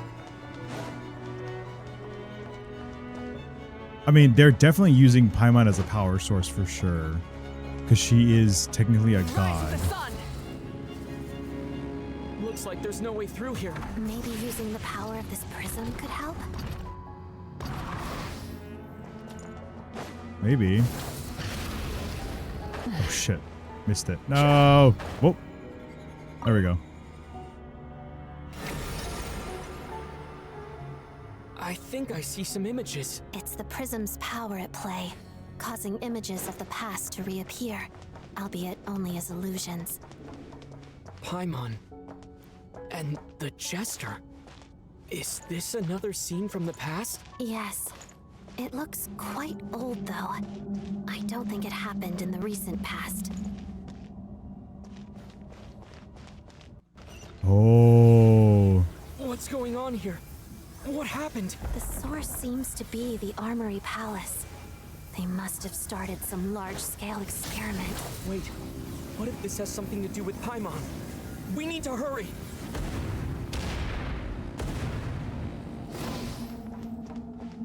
Oh, that's like just firing away. Come on, man. Paimon, don't fucking die on me now, dude. We're almost there. The Armory Palace is just up ahead. Paimon, please be okay. You two! Time check! Light of the blazing sun! I will kill all of you guys. You made my wake up mad, dude. What's going on? Wait, I remember this feeling. It's the curse of death. No, no, not now. Why is the curse of death striking again already? Odette.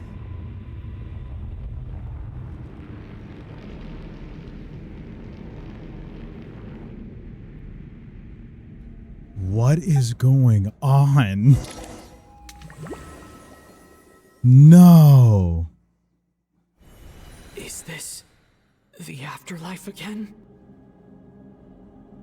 I need to find a way back to reality. Is that Odette's core Ignis? Could that be what just woke me up? Renova, dude, we got places to fucking be, man. Also, super nice place. Oh, it's so creepy, but I love it.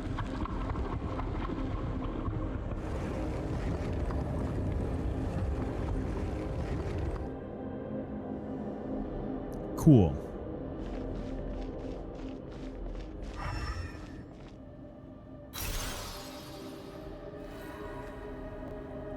And make a bridge.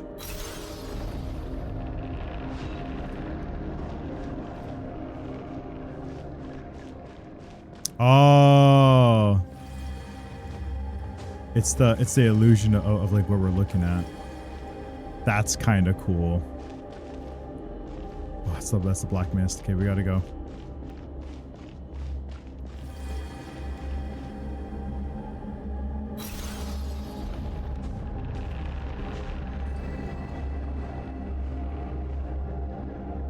That's kind of cool.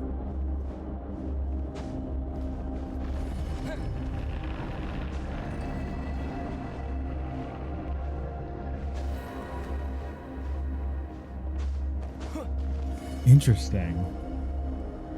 2D platformers.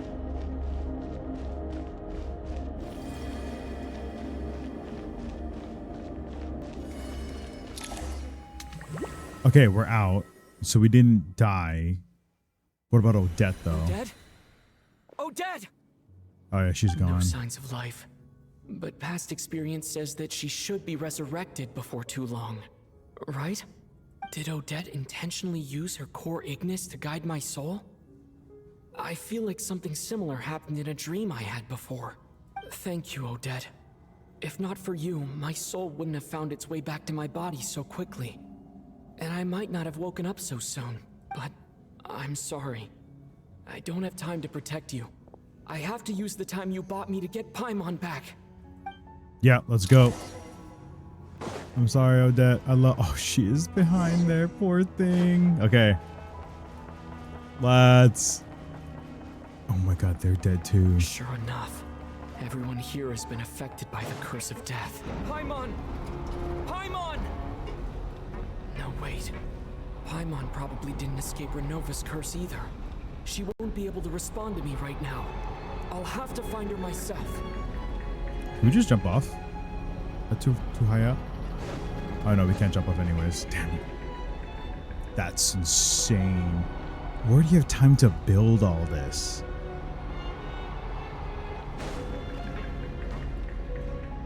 Oh shit! Is this the laboratory he works in? What happened here to trigger the curse of death again so soon? I'll have to ask him when he wakes up. Finding Paimon has to take priority now. Where do we go? Oh, here. Okay, she's fine. She's okay. Paimon really is here. It seems you only activated some experimental equipment.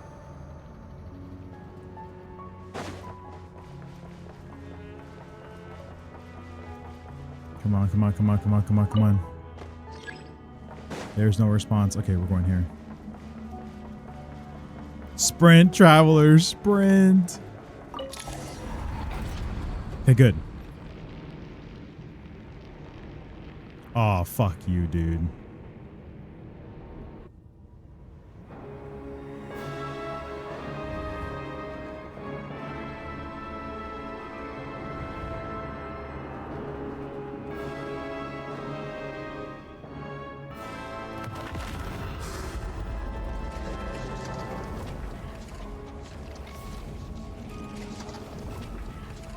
You don't learn, do you?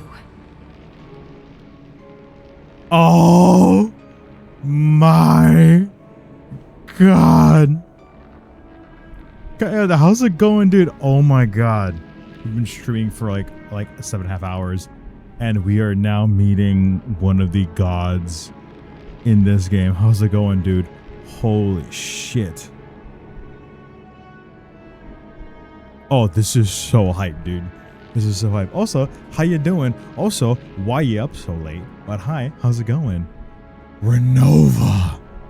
We also get to have her in here as well. You finally met her. Oh, what do you need? So, Ruler Death, one of the 4 shades of the heavenly principles. In carrying out their will, she fulfills the duty appointed to her. For what reason does death come? Only because the destined hour has arrived. Oh, well, it's almost midnight. Still though, dude, how you been? We've been playing Peak. Oh, I love Peak. I think there's like a huge update, so that's why everyone's like playing it again. We're playing Genshin Impact. It's a gacha game, but dude, storytelling in this game, holy fuck. That's why I'm up at like almost 3 in the morning because I just been in it. It's so fucking amazing. Anyways, I'm gonna get back to this, but if you do respond in chat, I'll respond, but holy shit, I need to play this real quick. Hell yeah. You've already been involved in one mass death, and now you show up at the scene of another. God, she is so beautiful though. This might have passed for a coincidence the first time, but a second time? Am I to assume you are intentionally interfering in Snezhnaya's affairs? Oh, fuck yeah, we are. You bet your sweet ass we are. Judging by your expression, it seems that you understand little of what is going on here. In that case, a word to the wise. Do not interfere in Snezhnaya's affairs. A civilization that fails to learn its lesson constantly depletes its own worth. It will one day lose any reason for its existence, and as a descender, you are perfectly suited to be the lifeline to which a dying civilization might desperately cling. Consider your position carefully. So she's trying to teach them a lesson? No advice needed. I'll make my own judgments. Suit yourself. When the day of reckoning arrives, not even a descender can hope to escape unscathed. The time for resurrection fast approaches. The mortals here are not yet worthy to behold my form. So that will be all for today. God, she is so fucking pretty.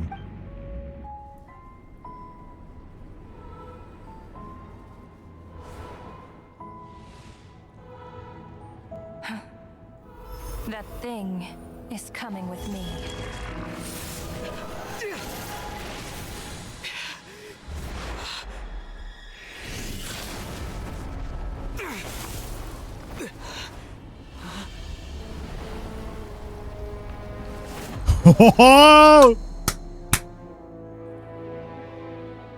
You awoke sooner than I thought.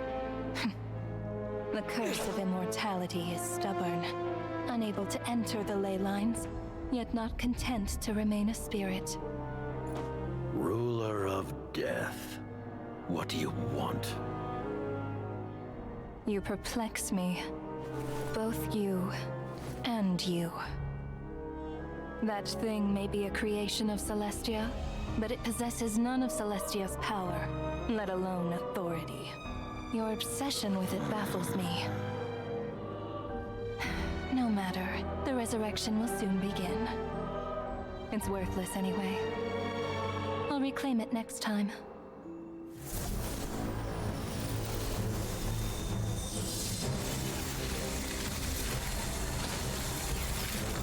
Hey, who says there'll be a next time?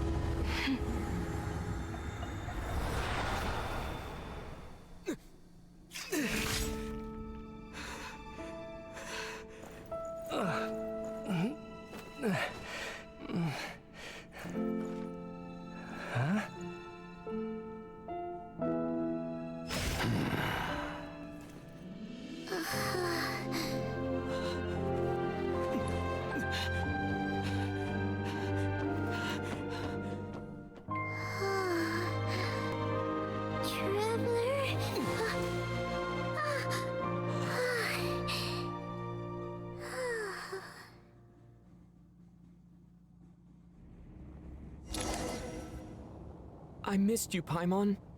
Holy fuck. Oh my god, I'm crying, dude. Oh, fuck. I could not speak. That was so incredibly insane. I could, okay, my first, I mean, I'm just watching this and it's fucking amazing. I am now thinking about, I want to see the other streamers' reactions. Like, I want to see the Jonathans, I want to see Doros, I want to see Duke, Dux, I want to see I don't know if Chano played it. I don't know if Minsley played it or the rest of Jadalees. I just wanted, because they're like day one players, man. To see that is insane. Like, it's too.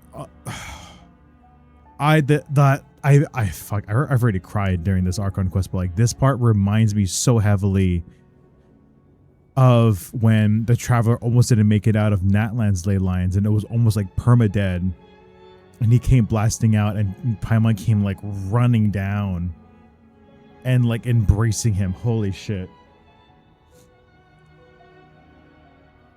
This is so random, but I miss my boyfriend. I mean, I feel the same way after watching that, dude. Like your best friend almost gets taken from you. And this entire time, like, you ran to them and they are alive and they're well. Dude, everything about this is, I think, probably one of the most hype moments ever in Genshin Impact's history. Your main character, the person that came into Tevat as a complete descender, like a complete like different person, just defiled a god. Also with the help of Piero, who is Conrian, who is undying, so he's not affected by anything Renova does. And he was able to help you out and guard you, and you fucking stayed up and almost like hurt a god.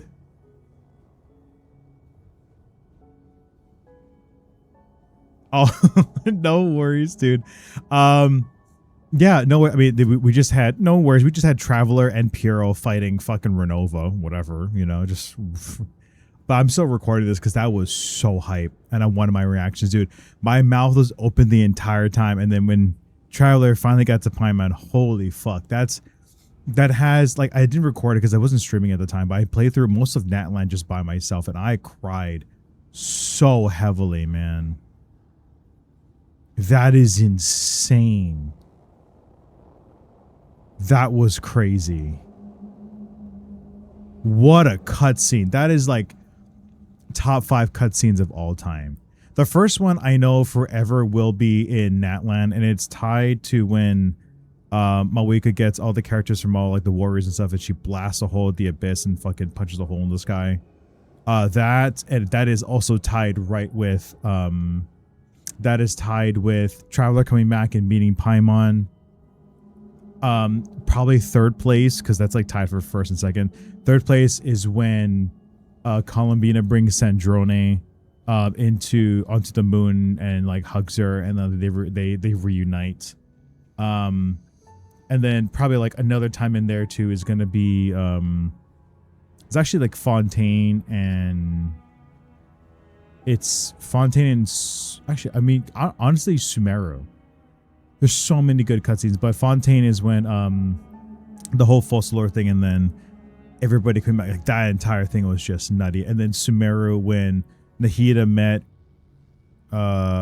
Greater Lord Rukkhadevata, and then she was Lesser Lord Kusanali, and then Rukkhadevata left so that everything could be saved. Like that was such a heavy hitting thing. So basically everything Sumeru and forward was just nutty. I still loved Inazuma though. Inazuma was great. Liyue was just really great cinematics, and Fontaine is Mondstadt is kind of it's okay. I'm not super fucking wild about it, but I mean, this is easily it's in the top 3 for me. It's insane. You never cried? It's all, I mean, it hits everyone differently, and it's like if you understand it or if you feel a certain way from it, then that's always good. But I personally have just gone through so much shit that just it hits such a soft spot. Another big reason why I fucking love this game, man. I don't care what any other critics say. If everyone's like, oh, this sucks, it's like this story speaks to me, and the characters speak to me, and the storytelling speaks to me, so I love it. I don't know what is happening after. I don't know what else is happening after this. I'm still recording, and I'm hoping that my audio is separated. But holy shit, that's amazing. What are you talking about? We haven't even been apart for that long, have we? Paimon, if you only knew, girl. If you only knew.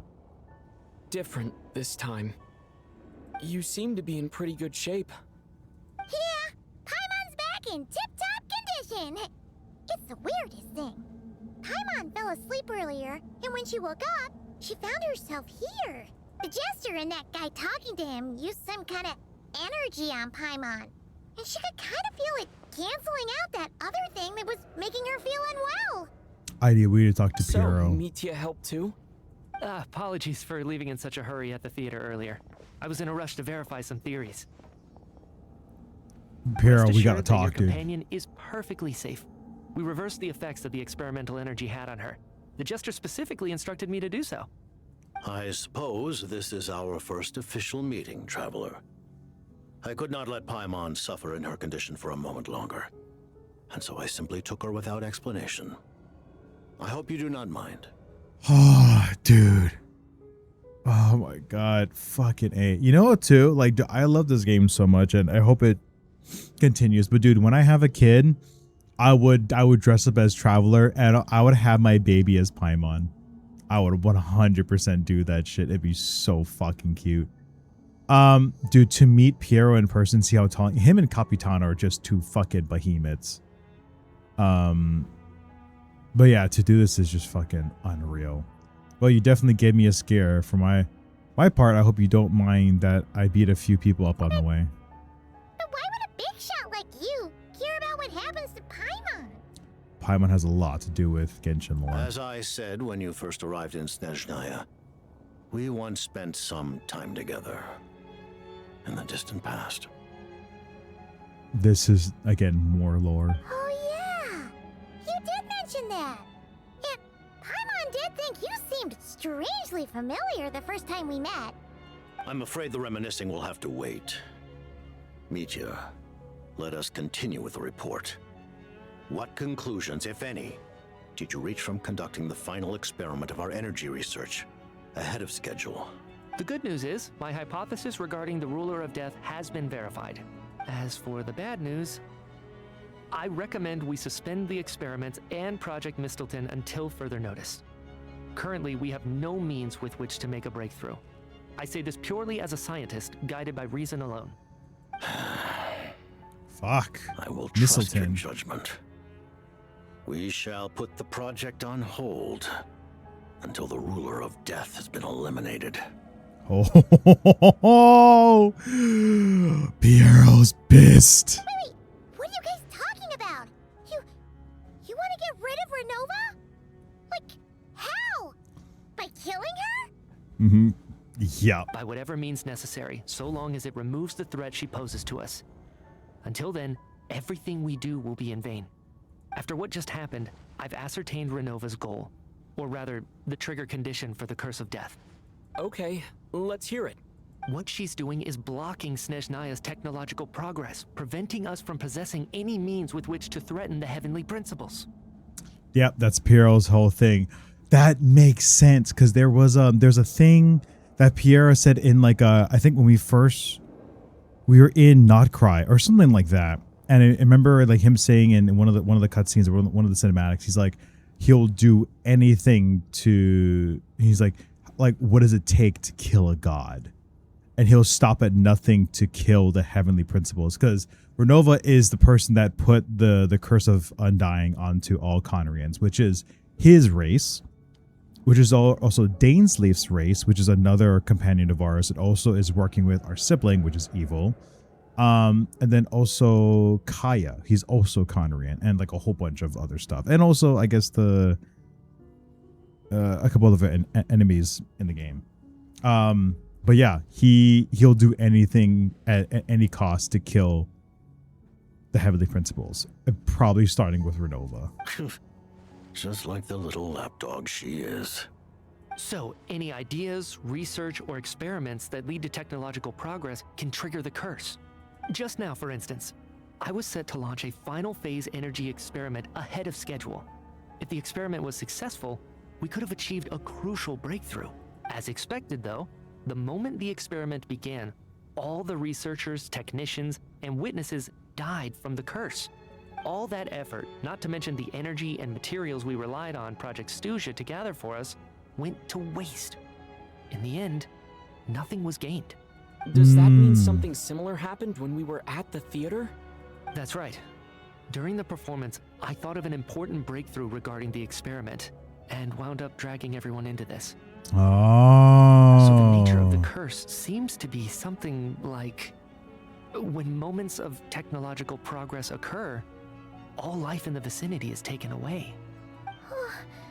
What a violent method. Of course. It's to keep everybody in the check. curse was normally limited to the Armory Palace. Since outsiders are forbidden from entering, this mass death phenomenon went unnoticed until Odette came along. I believe she was the first witness. The curse of death was triggered just before she infiltrated the Armory Palace that day. But you mentioned something about a final stage experiment. Doesn't that mean you've actually made some progress? That's right. Even with the gods locking certain key components out of reach, humanity can still advance technology in incremental steps accumulated over time. Oh my god. Okay. I'm gonna quickly stop recording because my CPU is finally down, but holy shit. That's nutty. That's actually genuinely crazy. Right, replay buffer is on. But, as I'm sure Renova anticipated, even incremental progress has its limits. A point where the truth you're seeking must be put to the test in an experiment. You mean the experiment you were just about to do?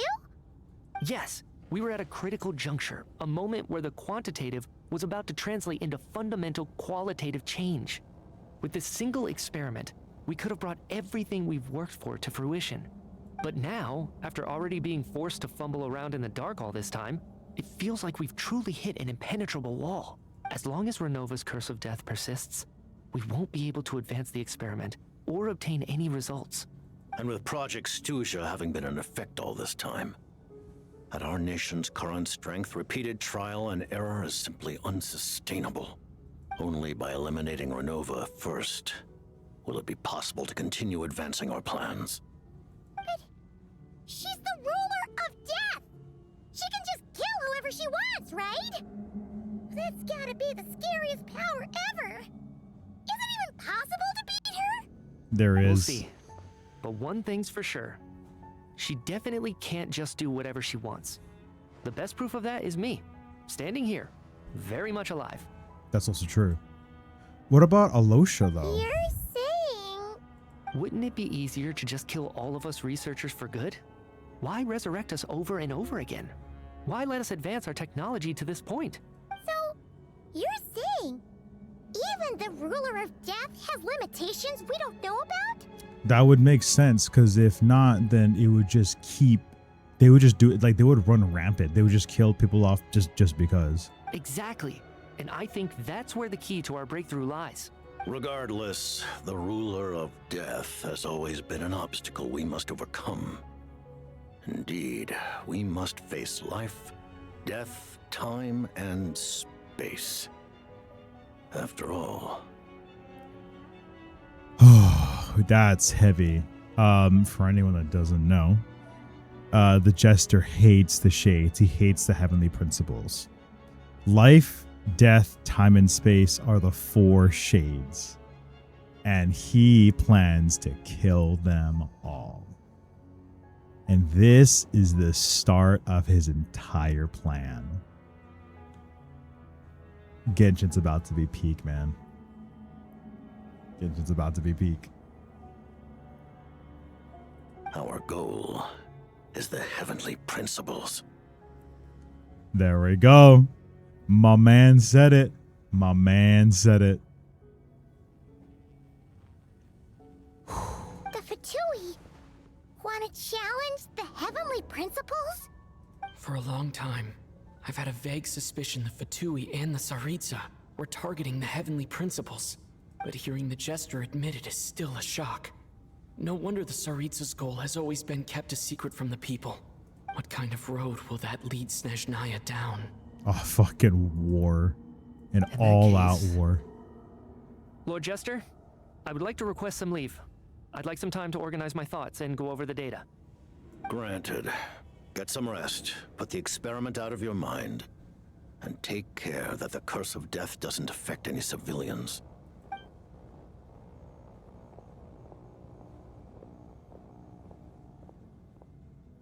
so many things unanswered, man. Yo, look at him, dude. He's so tall. Yeah, Paimon's bad. This reminds me of Not Cry. That's so funny. Fatui's there in the bed. The bed actually doesn't look that bad. Look how tall he is, dude. Jesus Christ. While there is yet time, allow me to offer you my hospitality, honored guest of Snezhnaya. Is there anything you wish to know? About Project Mistleton. What is I this? remember hearing the term Mistleton from Columbina. Yeah, Paimon wanted to ask about that when the name came up just now. What is it? Paimon's heard of Project Stusia, but not this one. As you know, Project Stusia is a series of measures enacted to consolidate our nation's resources, the greater purpose of which is to serve Project Mistleton. Many of the things you have encountered thus far are essentially for the advancement of that project.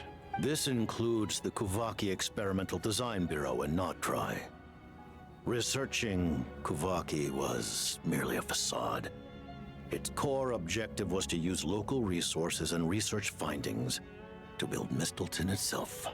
And that's a weapon built for the final battle against the Heavenly Principles, isn't it? Huh? How did you know that? I was given some intel, and I made some deductions. Wait. You must mean that thing over there. Oh, Paimon's gotta take a closer look at this thing. Especially after you guys sent so many people to Nagrai to work on it. Kuvaki alone will not break through Celestia's defenses, let alone challenge the Heavenly Principles. The Heavenly Principles are no doubt accustomed to combating the power of the Light Realm, and elemental energy is simply the power of the human realm, converted to that form by the Heavenly Principles themselves.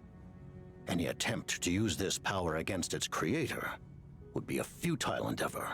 For now, therefore, we have set our sights on the form of energy associated with the Third Descender and the Stellar Linchpins. This may hold the potential to allow Mistleton to contend with the Heavenly Principles. Okay, so the reason why they're using the crystal is because it's energy associated with a Third Descender. Okay, that makes sense. So it's not like they're using the Heavenly Principles power, because that would be redundant. So that's why they're using somebody else's. That's why they want to try to use Kuvaki, because Kuvaki is also really strong, but it's not used the same as their power. Okay. You could say that by reverse engineering the stellar linchpins to extract the energy within, we have obtained a source of anti-Celestia energy. So this is the energy research that Mitia is in charge of. I never imagined it was such a major project. Kuvaki Experimental Design Bureau, Project Stusia, and the new energy experiments. Huh. So, Project Mistleton is what ties it all together. And it looks like your plan is almost complete. No wonder the ruler of death came after you. Okay, about the Tsaritsa, says Naya. About your relationship with Paimon. I have any more questions. Okay, about the Tsaritsa of Snezhnaya. Her Majesty the Tsaritsa has embarked upon an expedition to vanquish a monster. Were it not for this, I imagine she would have been delighted to grant you an audience. Seems like the powers that be in Snezhnaya don't intend to hold my past conflicts with the Fatui against me. The Harbingers have been granted significant autonomy in retrieving the Gnosis. But by the same token, they do not completely represent Snezhnaya's official stance. You read my mind. Speaking of the Gnosis, Paimon's been dying to ask this question since forever. Why exactly does the Tsaritsa want to collect them? Is it something to do with the fight against the Heavenly Principles? Okay, so Paimon puts it well. She's asking why is the Fatui collecting the Gnosis? And we're about to get the answer from Piero himself. The Gnosis will undoubtedly serve as a key bargaining chip when she confronts the Heavenly Principles. Beyond that, you had best ask the Tsaritsa herself. Never mind. I am not sure if this information is mine to disclose. Oh, okay, never mind. I thought it was going to be something else, but okay, that's totally fine. Yeah, I mean, the whole reason for it, at least everyone's ideas about it is that because it's her disembodied, like, lover or whatever, like the bodies were, like, someone's, like, body was split into multiple pieces into the Gnosis. He's trying to get them all back. Okay, never mind. I thought that would have been something that we could have made a thing out of, but it's okay. What do you mean? Not sure. Don't you make the rules? You're the highest ranking harbinger. Ugh. Never mind. Taking on the heavenly principles is something most people wouldn't even entertain in their wildest fantasies. Why is the Tsaritsa so fixated on this? Into that today, civilization is nothing but an illusion. Something whose very existence can be negated at any moment. Our civilization may very well be destroyed in the struggle, but as things stand, the heavenly principles could choose to negate our existence on a passing whim. And we must not sit back and accept that fate. Only by changing the state of affairs, only by overthrowing the heavenly principles, can our civilization truly be said to have taken root. Otherwise, the fate of the people of Conria and Hyperborea is a cycle doomed to repeat itself. Accepting potential destruction in return for getting to control your own fate. Furthermore, perhaps this is still somewhat difficult for you to understand. Are you aware that all the rules of this world are made up of curses? Yes. Huh? All of them? Paimon knows about the curse of death you mentioned, and the curse of immortality that you and Dainsleif have. Then the birth of the Hilichurls, the rules of Natlan's Ode of Resurrection. Those are curses too? Farina's long life seems to stem from a curse placed on her by Focalor as well. Yes. Even a god's love for humanity is a curse the heavenly principles inflicted upon the gods. What? The Tsaritsa has always had ample reason to hate the heavenly principles. If she can seize their authority, she will reconstruct the entire world, and when that time comes, humanity will be completely liberated from curses and lies. Look forward to it. It will be a world beyond your imagination. Though the ordinary people of Snezhnaya may not understand these details, in this frigid land locked in a ceaseless struggle against the environment, in this nation to which the gods have never shown favor, we all believe that standing in solidarity with the Tsaritsa in our shared struggle will surely usher in a new and better world. I mean, it makes sense. Okay, about your relationship with Paimon. This I also want to know about as well. Paimon really doesn't remember. He's basically a stranger. You've got to believe Paimon. Relax, you're freaking out over nothing. Allow me to explain. The reason Paimon reacted to the anti-Celestia energy developed by the Armory Palace is because she comes from Celestia herself. More specifically, she is one of its creations. It's now confirmed. Are you kidding me? It is now confirmed. She is a creation of Celestia. That is wild. That's clip worthy right there, boys and girls. Holy shit. Paimon? A creation of Celestia? Oh, right. I was blinded by anger earlier, but thinking back on it, Renova also said that Paimon is a creation of Celestia. But she lacks Celestia's power or authority. As you know, the lunar fragments in Nodcry were pulled down from the sky using Fatui technology. But the first application of this technology was in Conria over 500 years ago. I used this technology upon the heavens, and the response I received was none other than Paimon descending from Celestia. That what? What? I presented her to the Vinster King, but he took no interest in this gift, nor did it satisfy him. Paimon then took up temporary residence in my palace until, of course, the arrival of the Cataclysm. Wait, Paimon's a little confused. You're talking about things that happened in Conria 500 years ago. You're saying Paimon was there for that? And that means Paimon is also about 500 years old too. That's crazy. Okay, I also need to start. Okay, I'm gonna do the stopping the replay buffer, and then we're gonna also start recording. There we go. Okay, now we're like properly recording, so I have to like switch some stuff afterwards. Oh, that means Paimon was at least 500 years old. But Paimon doesn't remember any of that. Falling from the sky, being given away as a gift, none of it.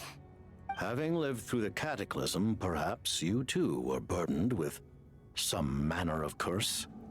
Although, losing your memories would indeed be the smallest price I've ever seen paid. But it's not just her memories from Conria. Paimon doesn't even know how she spent the last 500 years. She only has memories from the past few years. No matter how hard she tries to remember. What was Paimon like back in Conria? Did she know a whole lot because she came from Celestia? Was she super smart? Unfortunately, when you arrived in Conria, your consciousness was like that of a newborn infant. None could say what kind of being you once were in Celestia. During the time you lived in Conria, your personality was no different from how it is now. Oh my gosh, she was annoying even back then. Oh, Paimon, we love you, dude. No surprise that Vincer King wasn't exactly taken by your charm. At least it sounds like you're able to fly under the radar. Aw, man! Paimon's plan to get her memories back and become super smart is ruined before it could even start. You know, even though Paimon lost her memories, she still feels weirdly close to you for some reason. That must mean you took pretty good care of Paimon back then. On the contrary, I completely ignored your existence. I was entirely focused on my struggle against Troptatir the Wise. Troptatir. But now, as I see it, it is as if you are the only sane thing that survived that era of insanity. And thus... Oh shit, my bad. Noted. Man, Paimon's gotta stop projecting friendship on everyone she meets. But, Traveler? Even though you know Paimon's some creation of Celestia now, you still want her, right? You're not going to abandon her? You're still Paimon to me, Paimon. As long as you're not the Heavenly Principles, we're good. Oh, phew! That's a relief. Paimon's just learning about this too. She's barely even processed it. Oh, Jesus. Okay. Goddamn. I don't have any more questions. Let's talk what's next. Thank you for telling me so much. I'm a bit surprised, honestly. I didn't expect you to be quite so transparent with me. Can I help you?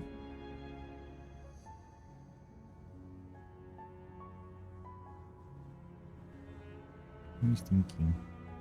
Okay, bud. I love you, but you just sit down. Go ahead. Go back. And lay down. Thank you. Given the circumstances, the Fatui need not hide anything from our allies. Allies? To advance Project Mistleton, we must first resolve our issue with the Ruler of Death. And if I presume correctly, you have no intention of letting her actions go unpunished either, do you? That's right.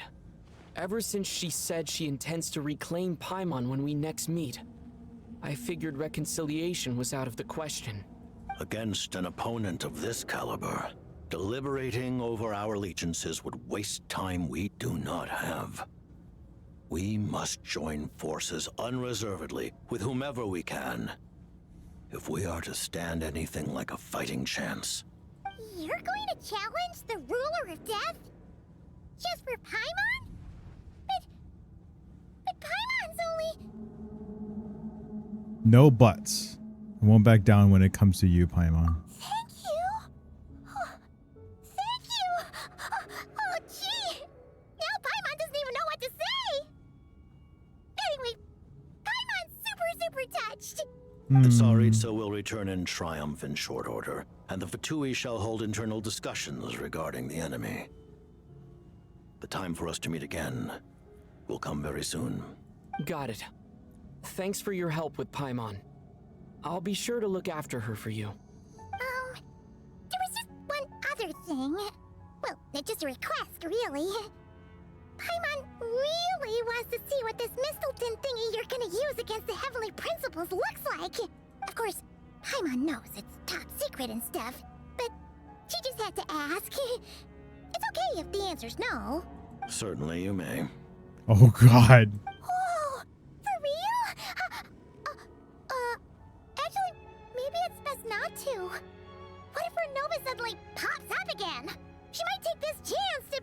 While the technology is not yet fully developed, it has nevertheless reached the stage where Celestia's creations are unable to damage it. In that regard, you may rest assured. Okay. Oh. Wow. No wonder Paimon felt so out of sorts recently, even though it was super far away. Alright then! Paimon's ready to take a sneaky peek at this top secret super weapon! Let's go.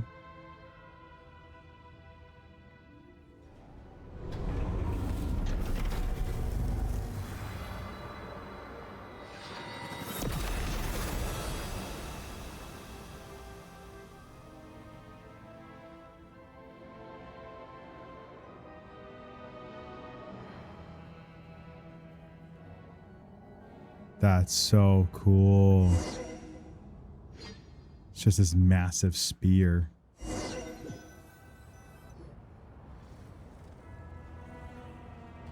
Damn, dude. Oh, hey there, Odette! And Odette's back too. Let's go. Paimon? You're okay. Thank goodness. You look well.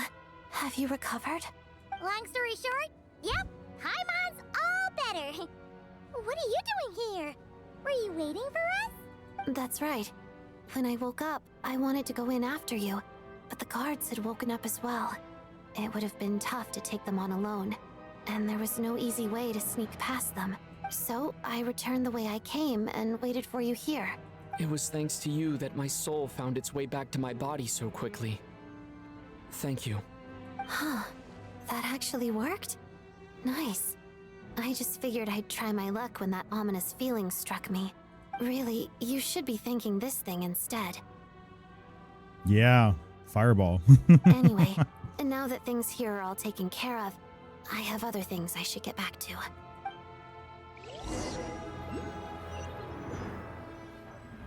Ooh, buddy. Ah, Director Chuganov, you're back. We just received notice that Project Stuja has been suspended, so we've convened an emergency meeting. This is the preliminary plan. In addition to expanding production capacity, we've also discussed feasible layoff plans to optimize revenue and expenditure structure. Our calculations indicate that the factory's profits will increase by at least 30%. Just give the word, Director. That won't be necessary. Leave the energy for those who need it. Whether they use it just to get by or to run a business, that's up to them. Start preparing to halt production and lay off the staff. Make sure the workers are able to land on their feet and that they are duly compensated. Thank you all for your hard work during this time. Am I hearing you right? Why? After all the tough times we made it through, now is exactly when we should start to turn a profit. I just suddenly don't want to do this anymore. Huh. Does there have to be a reason? I mean, there is for him, but yeah. Iskra, It's time to rest. Dear esteemed members of the Rokat, given the effects of Lelik's radical actions upon our organization's reputation and social stability, a decision has been made to permanently withdraw this codename from use.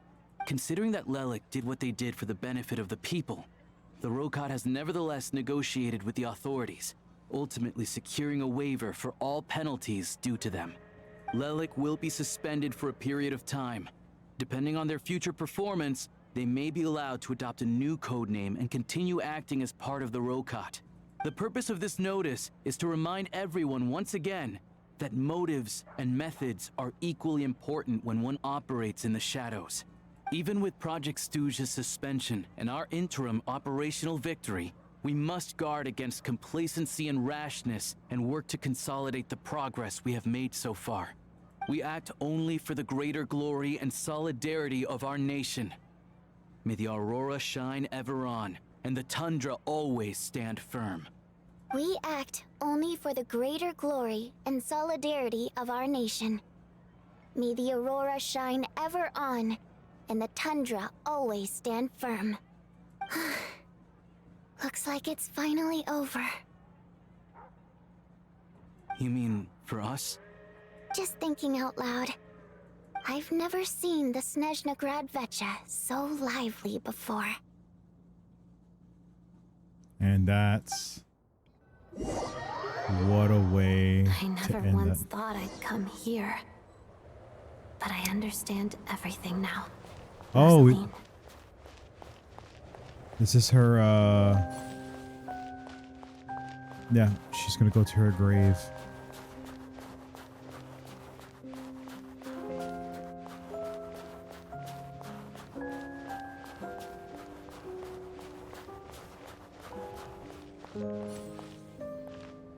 I've seen Spirit Seeker performed many times, including by your mother. Why do you bring that up all of a sudden? Even though the choreography is always identical, every dancer finds a way to make it her own.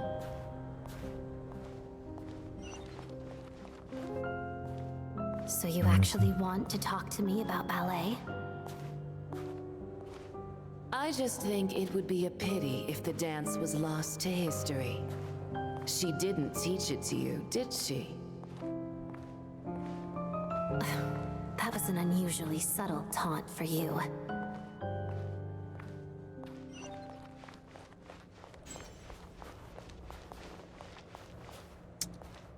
We embraced one another on the snow-swept plains, melting the ruthlessness of time.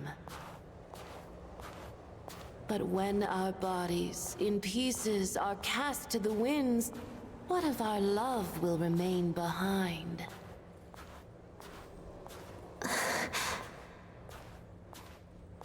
Don't tell me you can't sing. Shush. Oh, so that's what she looked like before. I understand her hatred. The Fatui robbed her of the life she should have had. I never opposed her dancing. Yet still I became an enemy of her ballet. I'll just keep my distance. Many despise me. I'm used to it. You're certainly not one to shy away from confrontation. But children, they need a different approach. I'm hardly the most maternal figure. Yet she is a child.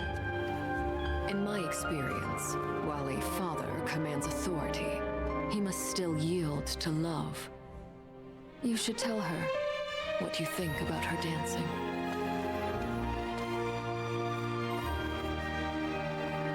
Odette will soon take the stage at the Koralyevsky Theater. This could be your chance. Geonosis secured. It went smoothly. I'll be there. Have them send me an invitation.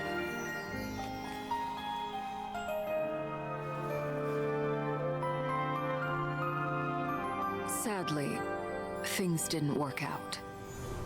Her final words are inside that block of ice. This? Aren't these for monitoring her subordinates? Not yours. This one isn't her witch's flame, but my two worlds' flames. The two worlds' flames can burn away memories. It was my parting gift to Rosaline.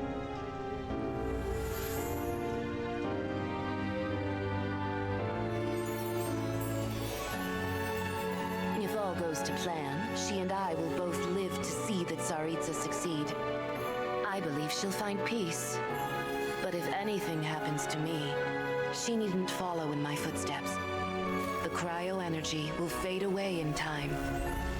Then the two worlds' flames will burn away all memories of the Fatui. She'll be free to dance. She deserves this. I will handle the aftermath. The choice is yours, child.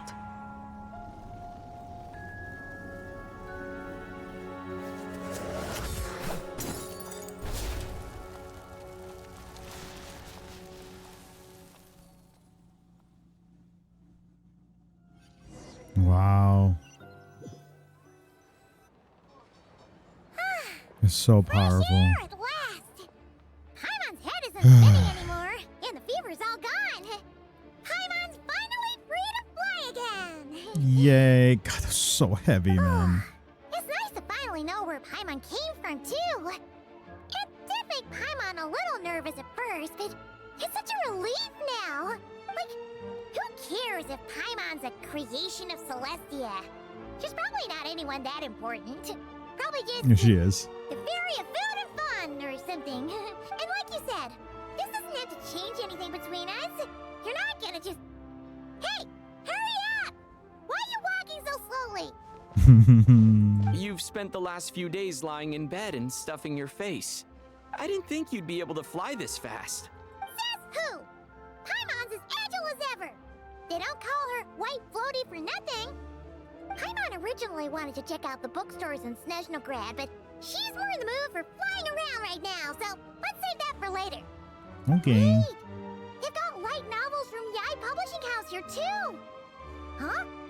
And this is Paimon's favorite mystery story from Fontaine! Wow! It got a sequel! The local Snezhnayan books look pretty interesting, too, but also kinda heavy. Not the easiest things to look around. I thought you were in the mood for flying around. Paimon can read while she flies. Hey, look at these two domes. Which do you like better? Oh, is that Mitya and Odette? No, not Mitya. Vodyanitsa and then Odette. I like Vodyanitsa's one. All right, boss. We'll take both. Paimon will have the other one. Oh, I thought we were only getting one. All right, fine. I'll pay. There you are. Thanks for visiting. Paimon will grab this and then... Huh? Oh yeah, the Russian dolls. Huh? Mm-hmm. That's funny. How many layers does this thing have? And what are you laughing at? Huh. You knew all along, didn't you? Oh, that was a lady that was with us. A whole bunch of people are gathered over by the plaza. Oh, and that's actually... That looks like Tartaglia! Hey, Tartaglia! I know that voice. Of course. If it isn't Paimon and my old comrade. You're looking well, Paimon. All better? Yeah! The jester knew I was wrong and fixed Paimon right up! Thanks for sending someone to keep Paimon safe, too. Oh, yeah. About that. That was... kind of embarrassing. Who could have known that our director would go looking for you in person? So sorry for the misunderstanding. Oh, right. Let me introduce you. This is my little sister, Tonya. They look identical. Same outfits and everything. That's crazy. Well, that's Tonya.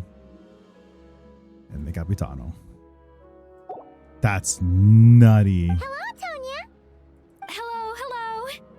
Firstly, I'm really sorry about my brother. Sounds like he's caused you no end of trouble. Hey now, why'd you have to start with that? Not that it isn't true, of course. So she's the real Tonya. She said you two didn't manage to meet up at the theater. She waited ages for me, and when I didn't show, she got a little worried and went outside. You mean you didn't even tell Tonya I was going to be in your place? I know, right? He didn't bother to say a word to me. I searched up and down the city for him, and he only told me about it when I finally caught him at the gates of Glupov. So she actually missed doing all of that. I've That's been kind of rushed nuts. off my feet lately, so I didn't get the chance to go home. I just figured the Traveler would fill you in when he got there. Well, the snow was bad, and you're never late. So I was really worried about you. How was I supposed to know that you'd stood me up? I'm sorry, Tonya. I really am. I'll make it up to you somehow. Just... please don't tell Mom and Dad. Although the mix-up led to a series of misunderstandings, it's probably for the best that the real Tonya didn't get caught up in that mess. Yeah. Besides, it's obvious that Tartaglia isn't usually one to break a promise. He only gave his ticket to me because he had to look into Lelik. It's really my fault for being... It's really my fault for being... I should have come to find you No, first. it's fine. It just meant I didn't get to see the show in the end. By the way, what did you think? You were one of the first people to see it, you know?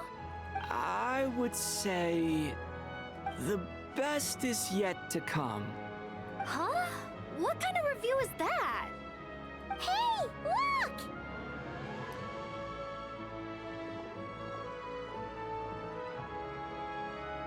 What?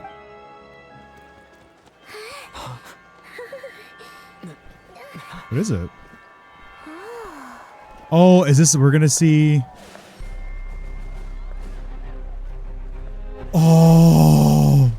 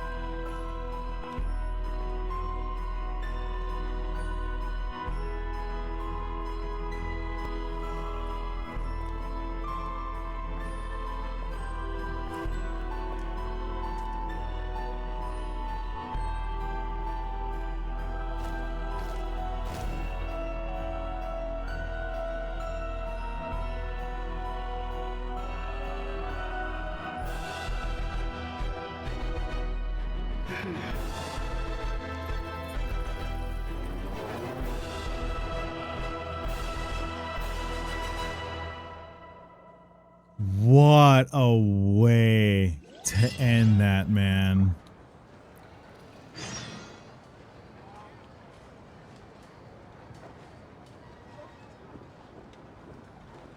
Wow, I was not expecting that. I'm gonna be real.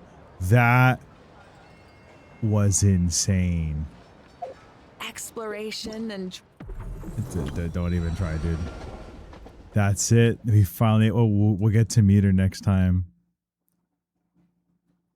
My assumption is that... Yeah, so... She's gonna... So, Vodyanitsa is getting released. I'm hoping Mitya also gets released, too. Yeah, we got to meet everybody.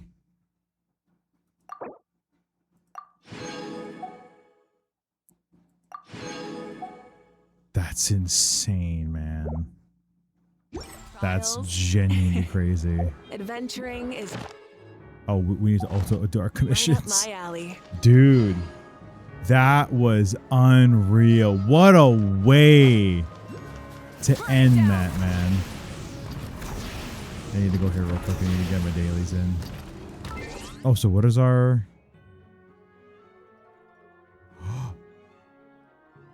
Okay. We are really close. Okay, wait. I need to do some calculations real quick. I need to see. How close are we to getting this done? Okay, so we need 340125 minus 339283. We need 840 more adventure XP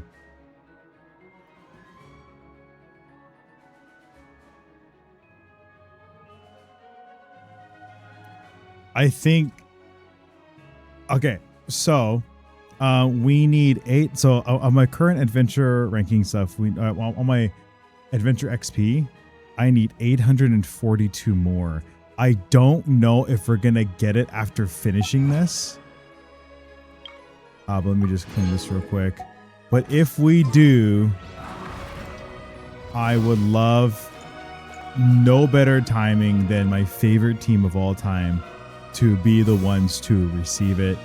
And in Snezhnaya of all places, I think would be super sick.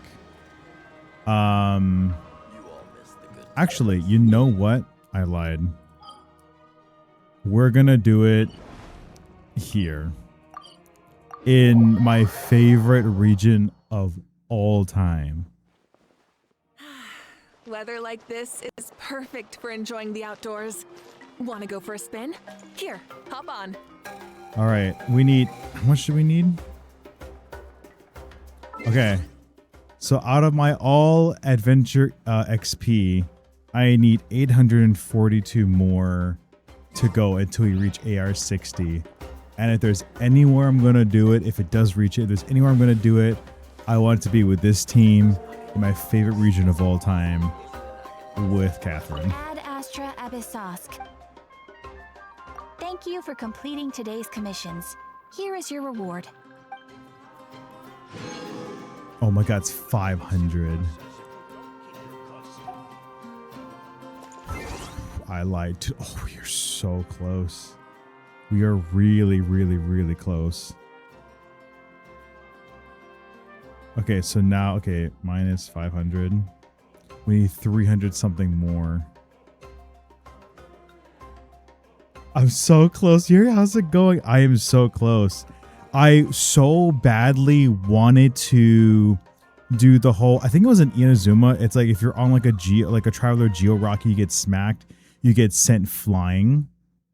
I so badly wanted to do that, but then when like Mawika like activates her hair, I want to do that so bad. Yeah. So, okay, it just means I shouldn't really be doing anything. I thought I was gonna get it after completing the Archon quest, but I guess not. What is this? Oh, a guide. Do we get EXP from this? No, it's just a wish. Oh, if we got 6, I'd have been like, God damn it. Okay. What else is here? I mean, there's just other. Oh, that's a okay. You know, it's a very special process underway. I have no idea. What's going on? Okay, so that means the next time that we play and we do our dailies, we'll come back and we'll do it here. Insects have a compulsion to follow. Ability to not get lost some sort of talent? Oh my god. Anyways, dude, that was wild. Okay, we can also stop recording too because I was recording. God, I have so much I gotta go through. Oh, you can get it easily if you do a quest, but you want it off dailies. I mean, again, I love Mawika for so if anyone that doesn't know here, I'll pause it real quick because I don't know if you guys are Lurkers or anything else, but so I have built and 3D printed the 1,000 Blazing Suns, and I've also have Mawika's helmet as well. I made these myself, and I have it signed by Katiana as well, the English voice actor for Mawika. And I even made one for her as well. It's like a 6-foot sword. It's nutty. And she's my favorite character. I have her C4, R1. And when she does make a rerun, we're going to have her C6. R5, I don't know if I save enough money for it. I might just fucking go all in. But she's my favorite character. Natlan is the region that got me into Genshin in the first place. And I think it's only appropriate that we do it there. I don't know if there's like a quest or anything else, but I mean, I'm doing it there. How long I've been playing? I've only been playing since almost 2 years. So December this year will make 2 years of me playing Genshin. Oh yeah, and Kenichi. Yeah, it's so awesome. Hey, dude, it's fucking here. I'll show you real quick. So, oh god, it's kind of stuck. So this is the helmet itself. I don't know how well it's gonna focus. Oh here, actually, I need to. I mean, nah, you guys can kind of see it. But yeah, it's like a full-on helmet. It's fully wearable as well. Oh, you can't really see it. It's like super dark. But I have a strap there, and then I also have her signature, Katiana's signature is right there. You guys see it on part of the helmet. But yeah, it's a full-blown helmet, and then I gotta put this in.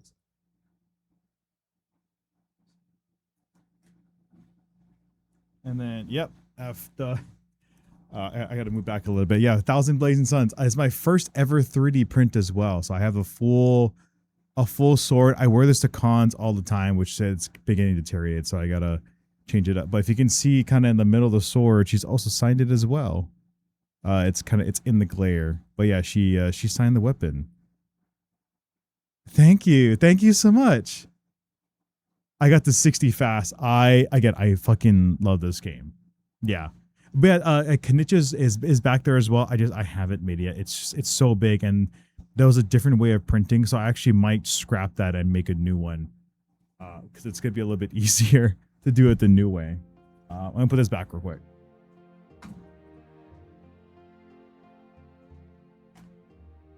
Yes.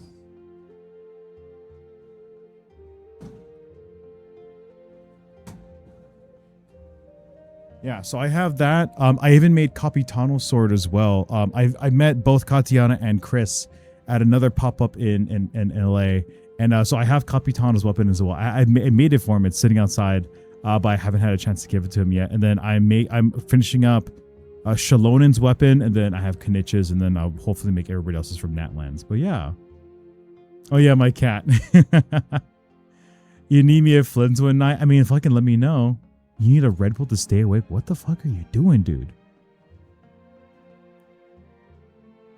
You love Shalonen? Dude, Shalonen's a fucking babe. But Listen. Oh my goodness, thank you so much for the follow. I appreciate it. Yuri_star just follow. I appreciate it. I love Shalonen as well, dude. Her story in Natlan, when you get to do all like the quests for all the characters, so it's Shalonen, Chaska, Sitlali, Kanich, and Mualani, like all those guys. Oh, and then Varessa. Her story was insane. It was so well done. And again, like Natlan is, I started back in like almost 2 years ago in December on a whim. I had no idea what it was, and I went from Liyue to Natlan, and I walked it because I didn't know about teleporting and everything else. I did that. I did the other limited time event where you have to to get like a Calamity of Eshu, and I didn't know about constellations because my first ever gacha game. So I have Calamity of Eshu at R1. You C6'd Mualani on her release, and I have Mawika C6. I'm so jealous. That is fucking amazing. But I'm glad you did it as well. That's like my favorite region. I'm also from Hawaii as well, and a lot of Natlan is based off of like native like Polynesian or people like in that general like understanding. Like a lot of cultures they pull from that as well.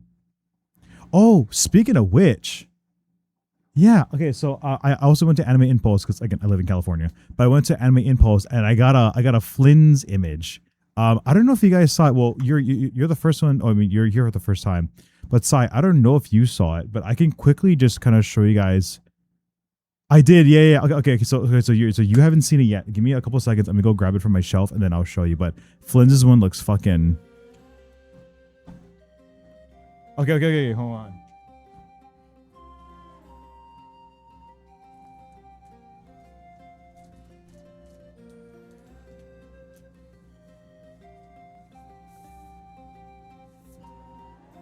Okay. So. This is the Flynn's one. Actually, well, I need to do this.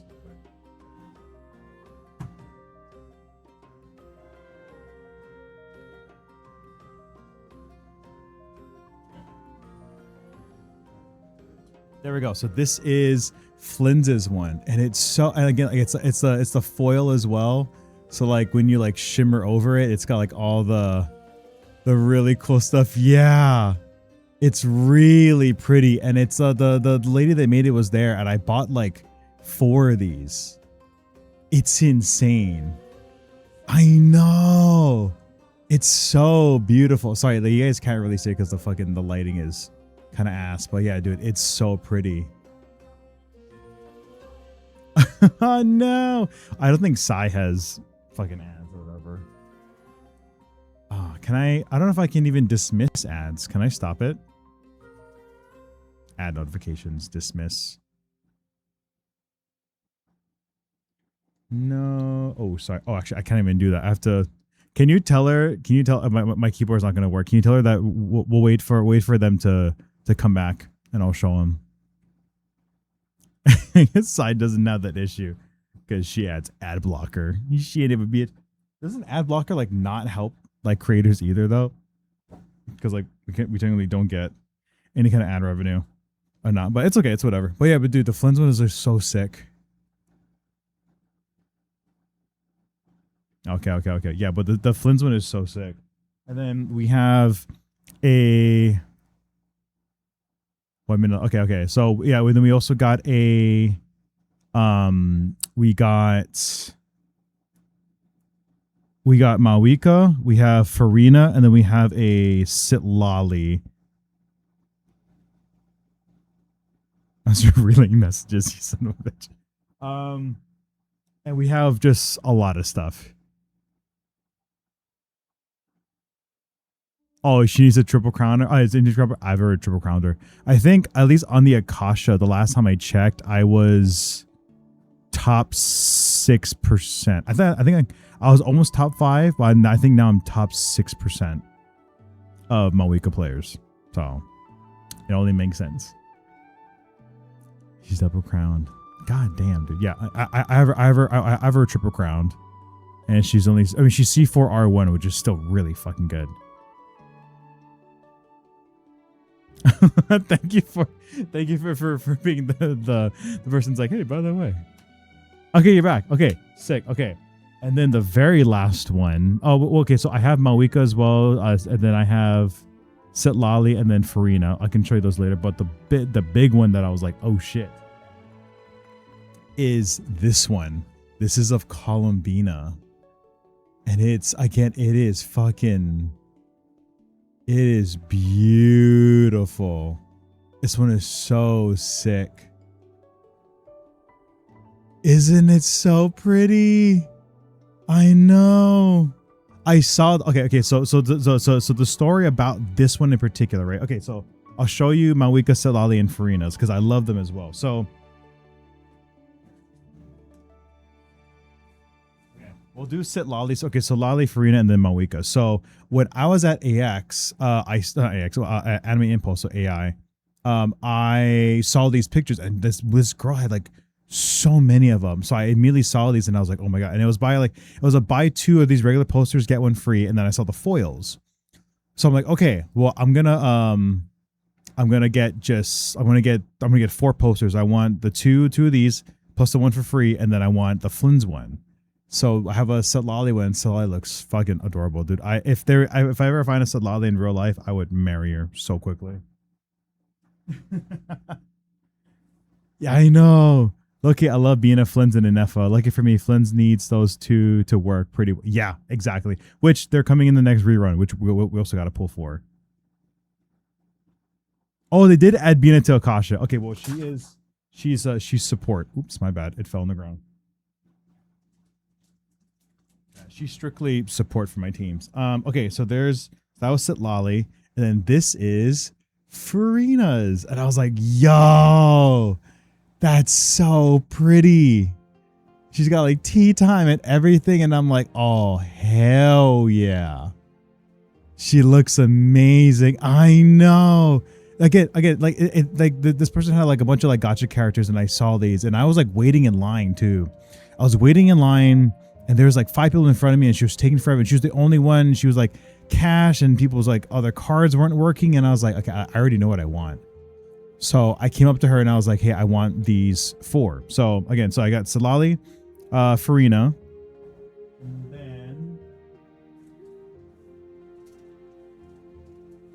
I got my girl, Mawika, with just boobas out.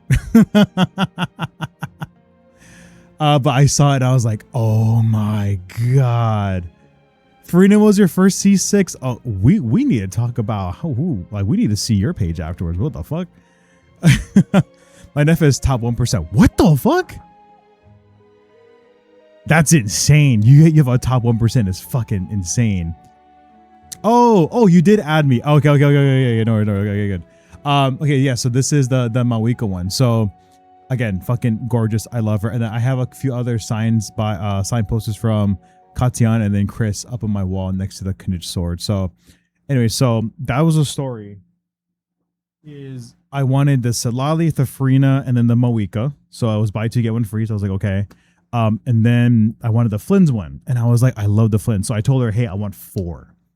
And she was like, huh? Like, what are you talking about? I was like, I want 4. I want to buy 4. She's like, oh my, like, because I think normal people just buy like 1 or 2. I was like, nah, I want a lot. I love your work. And I genuinely told her, I was like, listen, like there was a really long line and we were waiting and I was going to go and then come back. But I was like, nah, like, I want to stick around.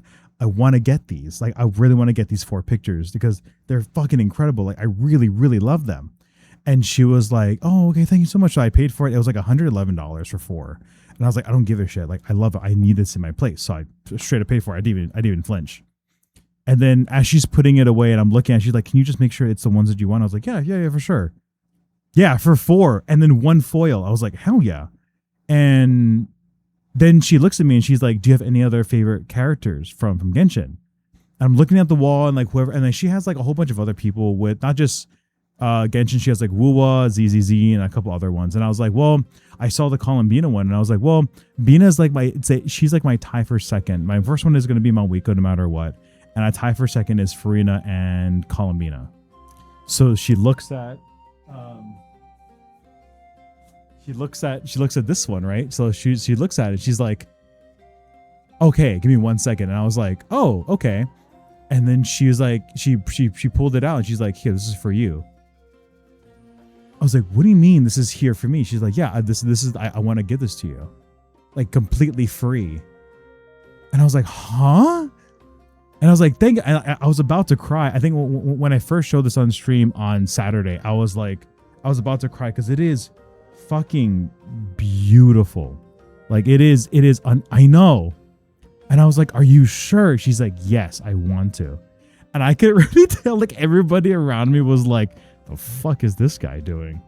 But yeah, I mean, I showed this off on Saturday. I still need to make it into a reel. I want to tag her in it and like thank her again. Cause again, this is unreal. That is so gorgeous, dude.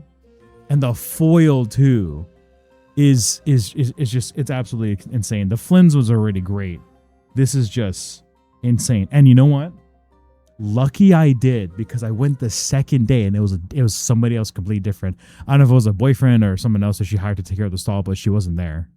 And I was like, damn, I'm glad I didn't walk away. I'm like, I don't know. I really didn't know she was going to go short on prints. Cause again, they're so high quality. They're so good. And I immediately in my mind is like, if I leave this, then I don't know if I'll ever get it back. You love all of this? Well, I need to find a place to put them up, and I don't currently. I have a couple other like frames outside my room. And then actually, if you see here, I'm gonna bring down my monitor, push this in. I have another picture of Bina right here as well. You guys can kind of see it. It's a little bit out of focus, but yeah, it's another picture of Bina. And I fucking love it. I wonder if I turn off the lights, does it do any difference? You can kind of see a little bit less. Okay, I mean, you can kind of see that. But yeah. No shit.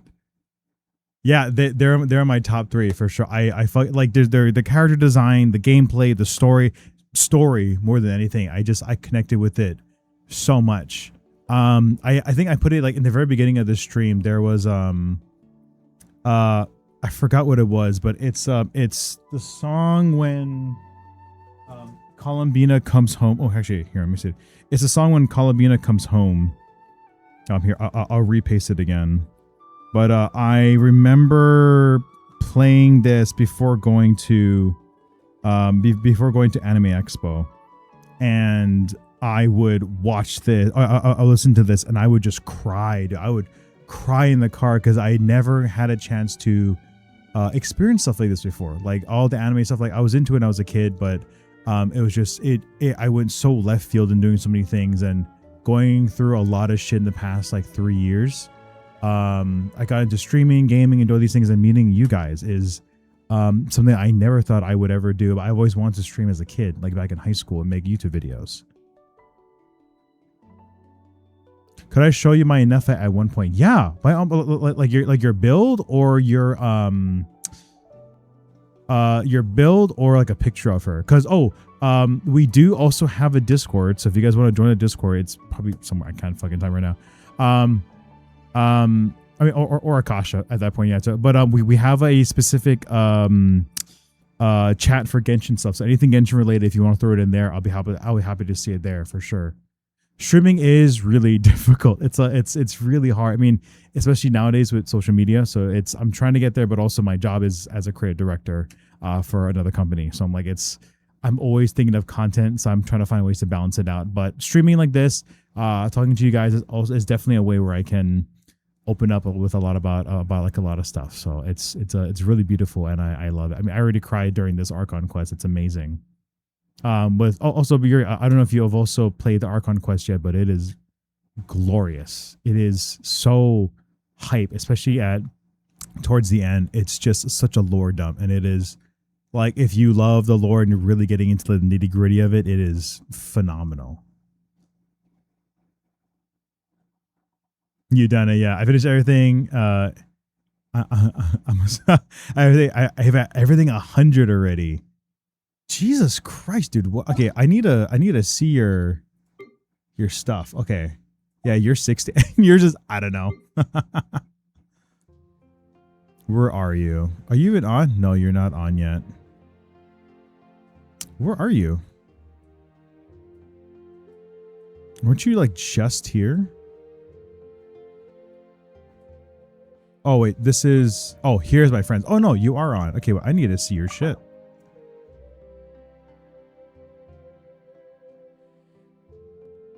Okay, hold on. Let me just lock the fuck in real quick. Also, real quick before we continue looking at Yuri stuff, because holy fucking shit. One of the last pictures that I got, dude, I was a Cottontail VA. I fucking love her. I aspire to be at her level of Gooner and also just an amazing content creator. And there's a picture of her, and I love it. It's so good. Her, Iron Mouse, and Michimo Chibi are my favorite streamers. Yeah, she's a funny girl. She does like a lot of nasty stuff. Like the smile, dude. Are you ready for this shit? Are you ready for what Yuri has, man?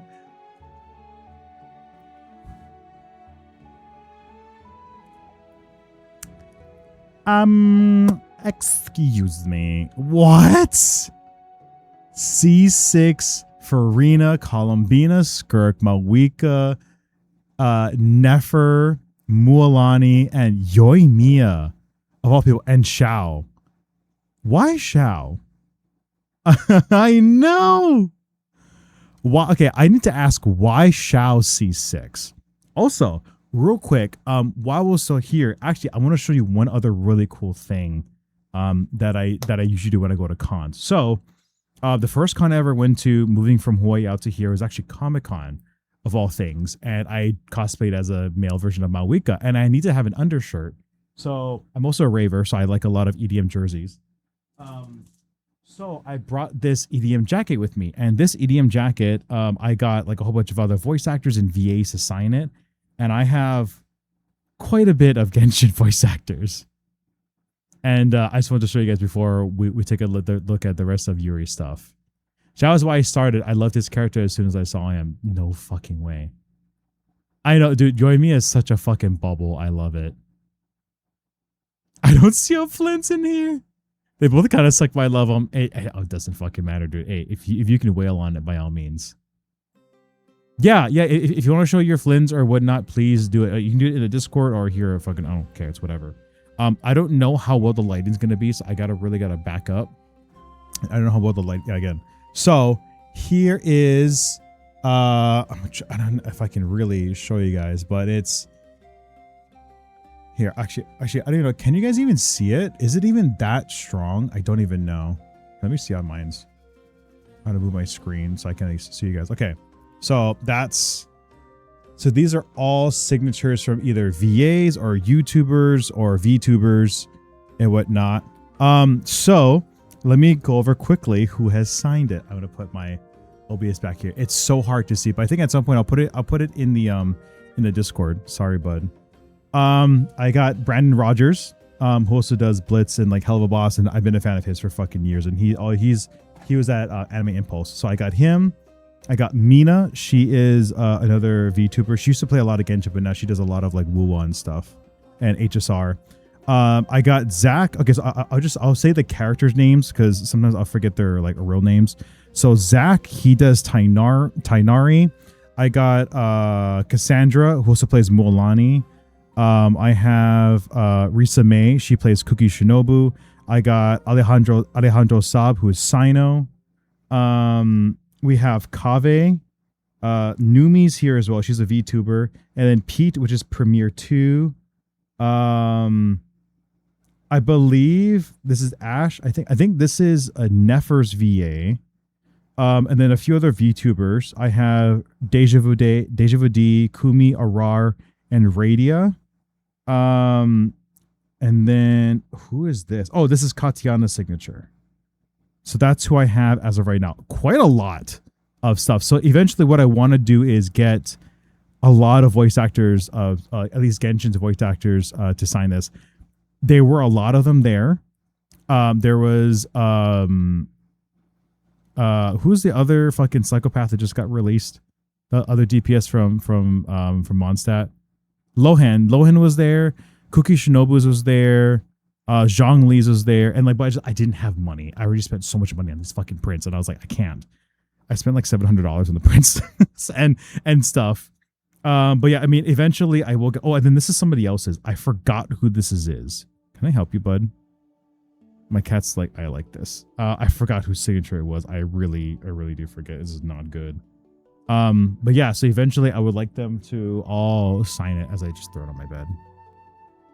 Dong Li, he was there, but I was like, again, just they're so expensive. It's like $50 per signature, and I'm like, that's easily gonna be $400 that I do not have. I don't have that kind of disposable income just yet. Soon, maybe, but we'll see. I already said it, so just refresh it whenever. Okay, we'll refresh the list real quick. I wonder who you put.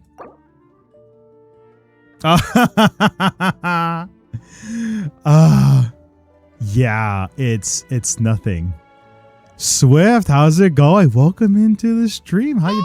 Listen. Oh my god, thank you so much for the follow. I freaking appreciate it. I'll wait for 4,209 just followed. Thank you so much for following. I really appreciate it. We're just talking about a whole bunch of Genshin stuff and beating voice actors and dude, we just finished it and holy shit. Like, I cried, man. I cried. It was such a, yeah, it was nuts. So I think everyone's kind of played it already, but like, dude, like, can we just talk about it real quick before we get into Yuri stuff, which, dude, like, Yuri's fucking, my God, fucking based. But dude, yeah, that was, my jaw was open the entire time. Everything from the theater all the way into there, I was just like, just in shock. It was so good to see Renova come down. Is unreal. Yeah. She's so, dude, she is stunning. Dude, she could bring me to the afterlife and I'd be fucking happy. The Odette story. I haven't, wait, does Odette have a, okay, well, the story about Odette, how she became to be now, yeah. Especially at the very ending.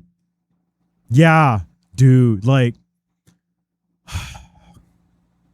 man. Oh shit, my bad. For some reason you got auto-modded, but I'll allow it. I would see 6R5 Odette if I wasn't broke. I actually love her so much. I don't know why that got auto-modded. I'm so sorry. But yeah, no, Odette's story is fucking amazing. The single best cutscene in the entire game. Yeah. Yeah, no, I was like, that is some of the best shit ever. The only thing I think I was playing it out like the top scene for me still, no matter what, is in Natlan when you and Mawika leave the ley lines and you guys come back and then Paimon is like praying super hard and then fuck I'm gonna cry thinking about it, but like when you pop out and she like dives and you guys hug each other, like. So keep in mind, right? I started playing Genshin in like almost 2 years ago in like December. Fuck, I'm crying about it. Sorry. But I was going through a really rough time and I decided to download Genshin. I didn't think anything of it. And I went from Liyue and I walked all the way to Natlan and did Natlan's Archon quest without even knowing anything else was going on. And Natlan's story made me fall in love with Genshin. Anything after that, it was just like, I went back to Liyue, finished it, then Inazuma, Sumeru, Fontaine, and then I was just like, how the fuck is this game so, like, how's the storytelling so good? You mind if I add, I've been looking for more chill Genshin players. Yeah, dude. I mean, by all means, go for it. We'll add in here. I'll put in the UID here. I'll put it in here for now. By all means, it's gonna be at the. Sorry, it's like Malwika's just like. By the way, I'm here. But yeah, the UIDs at the bottom. So go ahead. I'm gonna try for C1 Flins, which would require me to finally start the 7.0 update. You probably should. Oh wait, you haven't. I'm so sorry. We're just talking about a whole bunch of shit. I'm so sorry. If you don't want spoilers, let us know. But it's some pretty. Let's just say. Okay. Well, let's just say when you do the theater stuff, it's gonna be fucking nuts. I'll just say that. It's gonna be crazy. Also, I was so happy when we didn't have to hear Paimon's extra 20 hours of dialogue in Act 2. That's wild, but also valid. And then the thing, C4 by Wika is crazy. I love her. I haven't seen Sixter just yet. But wait until you see Yuri's. We're about to look at hers. Or I mean, actually, I have no idea your pronouns, but I'm assuming Yuri's I don't know your gender, but yeah, we're about to look at Yuri's and you're gonna be like, yo, what the fuck? Oh, and then after that, I'm gonna show you guys another friend of mine, and I'm like, exposing me. Hey, you know, I'm sorry. You know, you kind of asked for it. Yes, okay, awesome. I could kind of tell from the way you reacted to like the images and the way you were typing. I was like, okay, I'm pretty sure this is a female. But if you guys want to be identified by anything else, please let me know. I'm more lucky with weapons and characters, apparently. I mean, okay, honestly, weapons are good, though. Because weapons are super versatile. I can't get weapons to save my life. No way. Don't worry, dude. It's all good. Okay, so... Oh, where is my mouse? Okay, there we go. So, if we take a look at Yuri's... Oh, actually, here we go. TTV Swift. Do you like Taylor Swift as well? Okay, so before I look at yours, we're going to look at Yuri's real quick. My God. I have Nuvalet's signature at R4 and I didn't want it one more time. You're like, I hate losing my 50/50s. Swift was your nickname growing up. That's pretty cool. Were you like fast on your feet? This damn whale. Look at this. Oh, also side, just for you. Look who they fucking put in. Stop. Okay, I need before anything else, we gotta look at this, okay? I'm sorry. So level 100. Dude, I don't even have Stellar Fortunas because I haven't lost many 50/50s. I think, okay, it's only...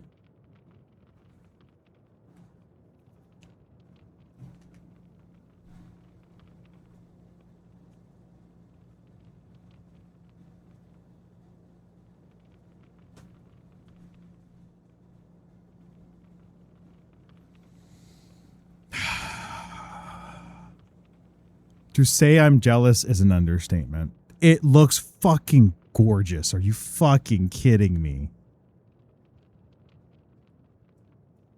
I wish these skins would be like a forever thing in the game, dude, honestly. I hate that they're so limited. But like, I get it. I saw that and I was like, nah. This chick fucking knows her teams are built. I didn't even have to fucking say anything.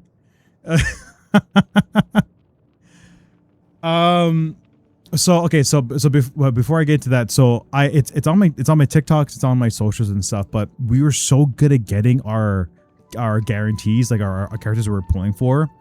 I had almost, I think, 9 pulls, like 9 5-star characters back to back to back that I pulled, and I never lost a single 50-50. Only now my luck has gone dry, but like it was wild. It was like something like 8 or 9 50-50s we won in a row. Shit was crazy. So that's why I don't have anything to bump up my Wicca to level 100. But if anything, I would do it for her.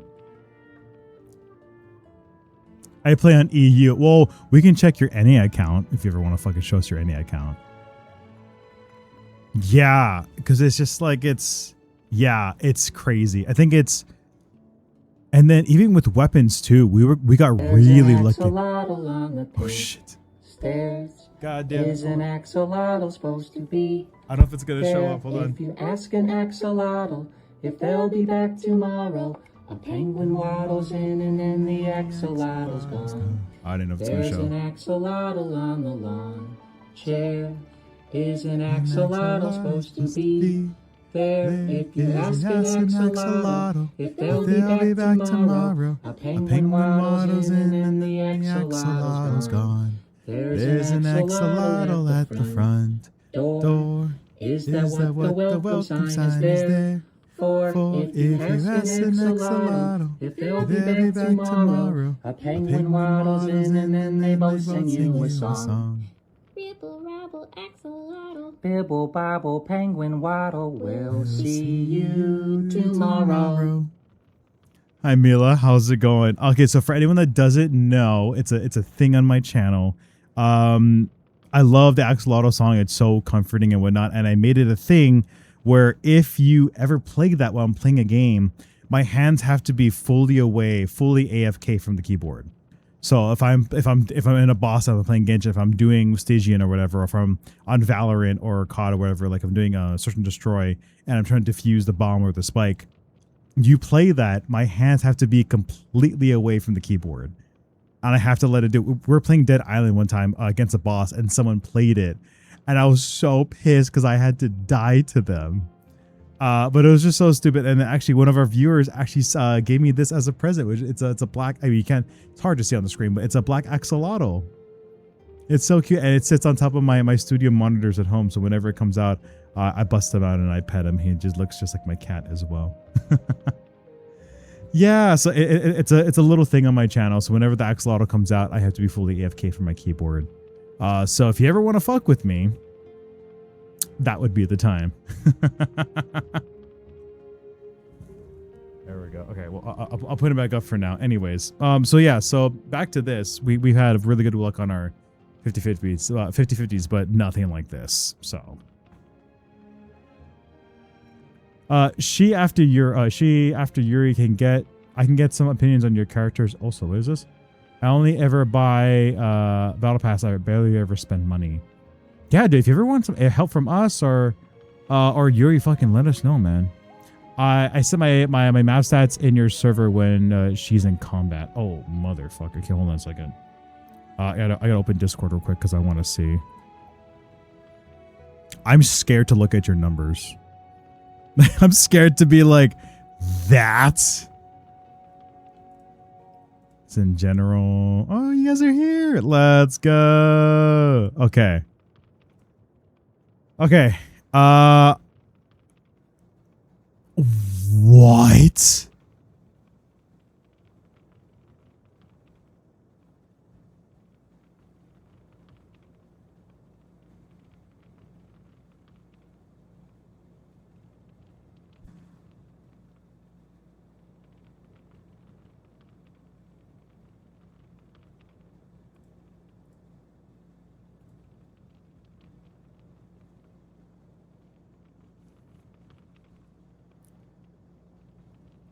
I'm at a loss for words.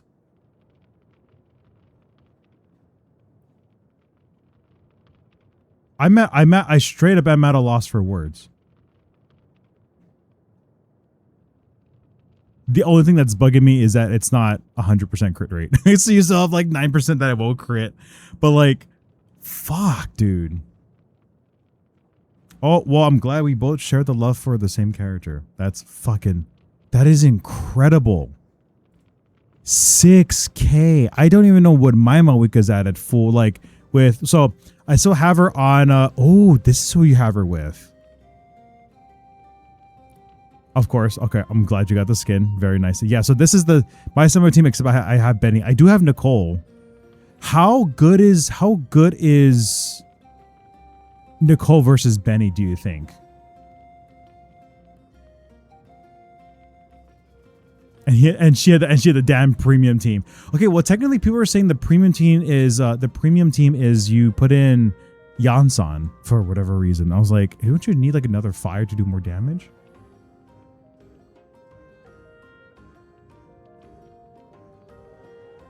I hate you. Oh, you have Nicole C2. So does her C2 make her that much more? Okay, so I just have my Benny on.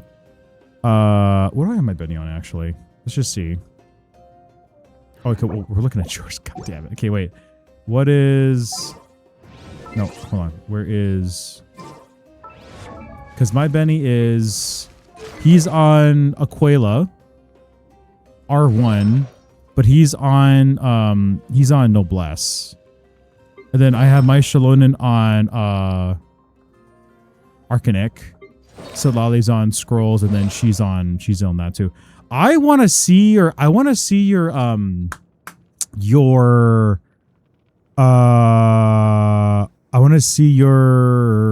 Akasha, because I want to see your artifacts too.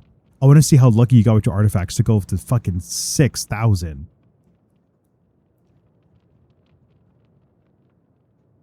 Oh, Millie, yes, did I pull for Odette? Yes, I did. We got some pretty decent artifacts for her, but we just got her to 90. She has the free to play because I did not get her main sword, which I might do. I'm not super sure. It's only at 20 though.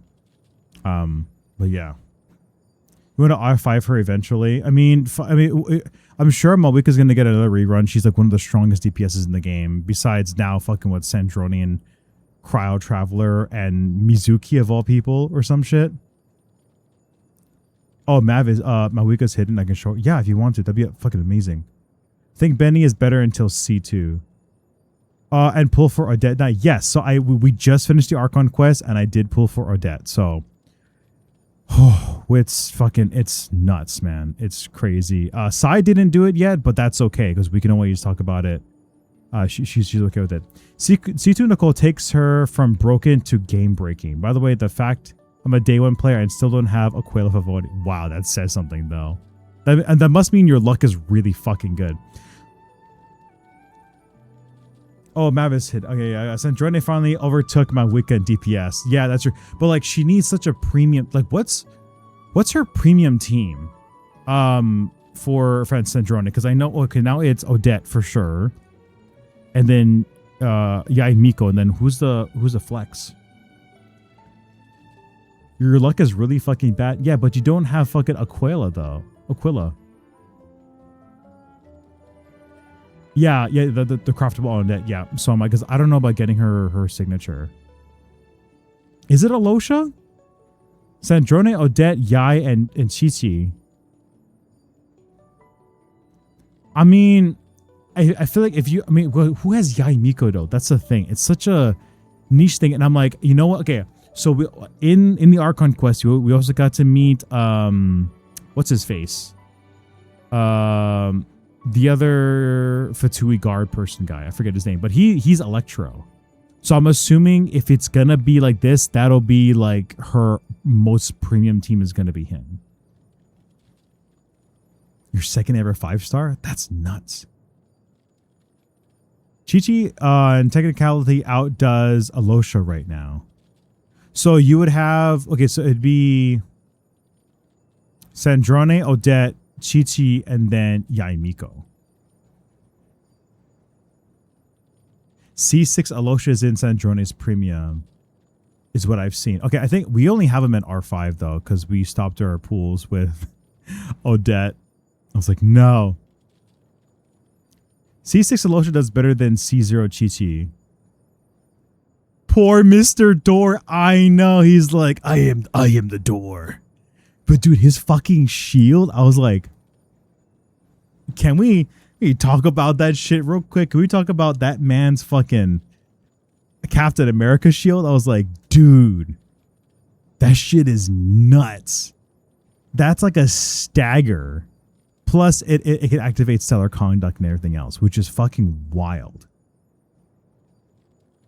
It's just, that's crazy. Let me just see what else you guys are saying. Okay, yeah. You're a day one. Even if you're a day one player too, I'm just like, I've seen people do day ones. Well, there's another guy I will show you guys afterwards, but he's also just a massive whale, and they're like pretty new as well. I think we had a couple of our chatters also be like, his UID is newer, and he's already like got so many characters fucking up there. 99% of people skipped Yai when she came out because she sucked, and now she's broken. She's broken with the team. We do have a friend though. He's like top 1% Yai Miko players, and it's fucking nutty. Anyways, okay, wait. I want to see people's builds because I want to see what you guys are up to. Also, in our Discord, if you want to see it, someone did every version splash art, and it's a whole like I saw it on Twitter and I had to share it here. It was so fucking pretty. I didn't pull her because again, I came in late, but the only time she ever reran was on the Chronicle Wish, and I was just like, I'm not putting my money on that. I can't. Okay, this is size top 1%. Your Flynn's is top 5. Your Columbina is top 25, and then it just goes down after that. Nice. Our Lucino is 90%. That's crazy. You also have you have Staff of Sands. 32 is fucking. That's cracked.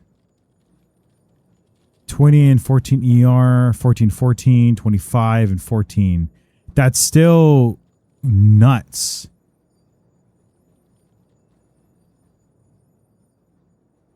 That's pretty fucking strong, dude.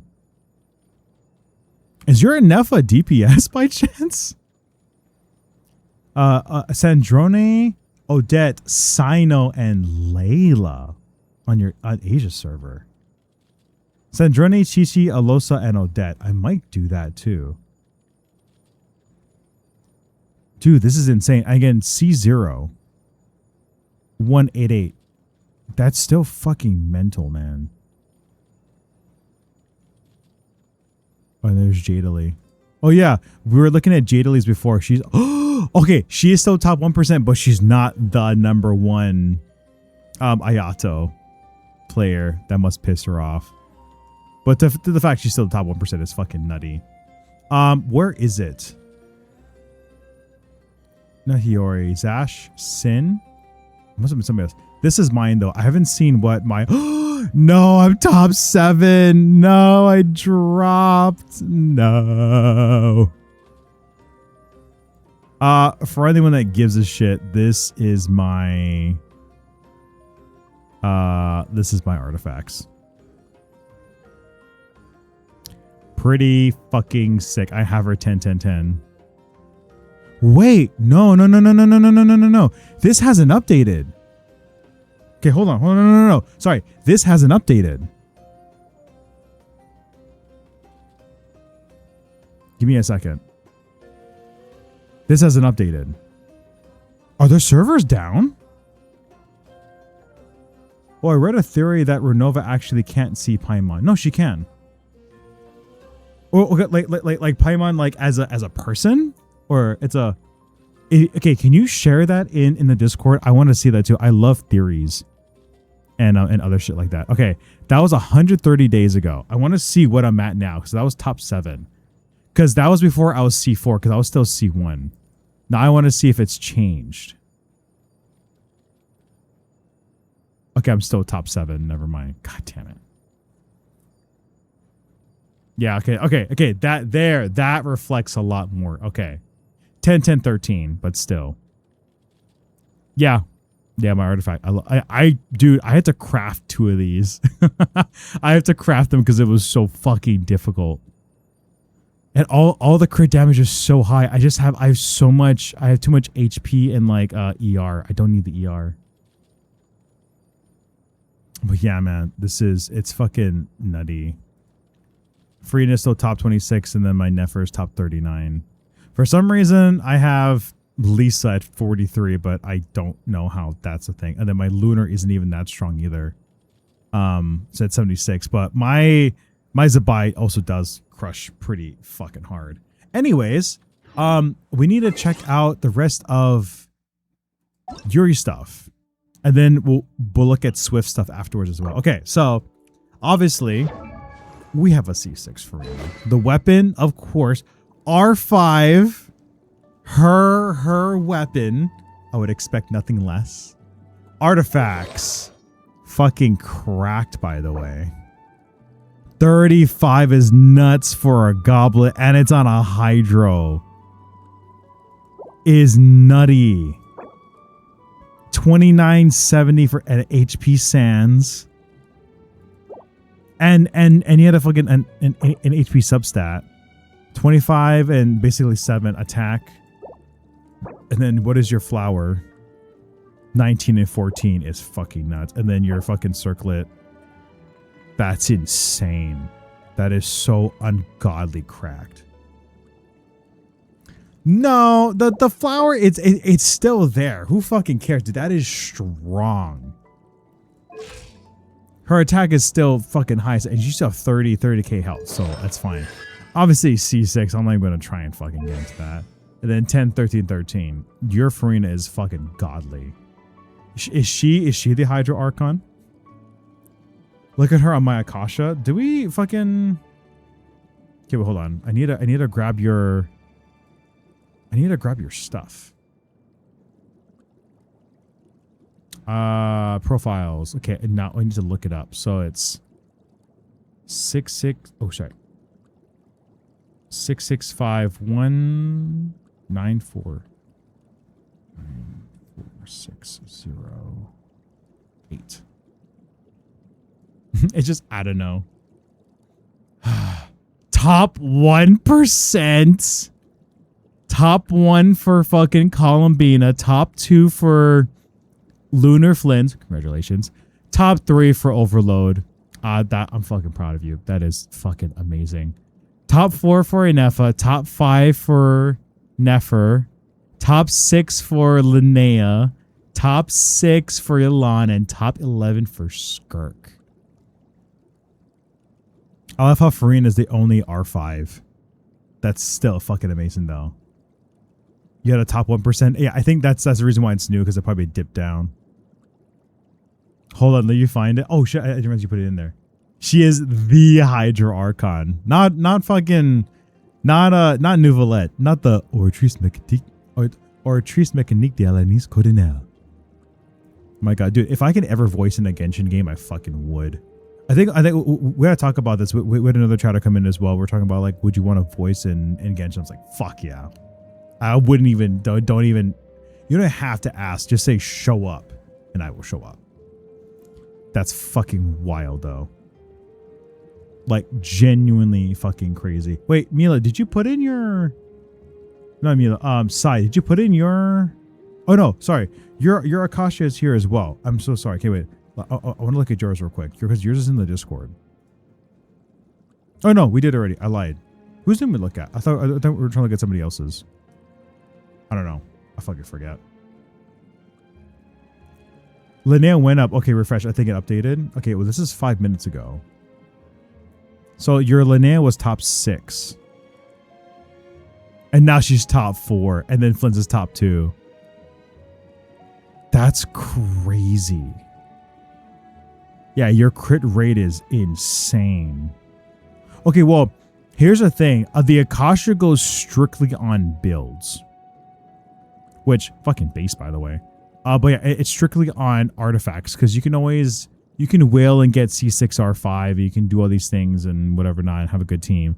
But the artifacts is where it comes in. That's the RNG. That's the thing that I think most whales can agree upon that takes probably the most amount of time, effort, and money. Flynn's is top 1. He still says top 2. That was 6 minutes ago. Oh, there we go. He stopped 1% now. Yeah, look at that. Oh my, dude, look how perfect that is too. Perfect crit rate, damage, HP is a little less. Attack is way more than it should be. Defense is perfect. EM is perfect. ER is like ever. It's slightly off. It doesn't matter. 28 crit rate and crit damage. Look how much crit rate and crit damage you have. Plus attack everything. Attack percentage and then crit damage. And then damage percent. Damn, dude, your damage is crazy. It's 26. Almost 2,700. Yeah, you're one off from 2,700. 240 crit damage at 68.7%. Crit rate is 68.7. Crit damage is 240. That's fucking wild. 2810 base for not fucking doing his autos. Hell yeah.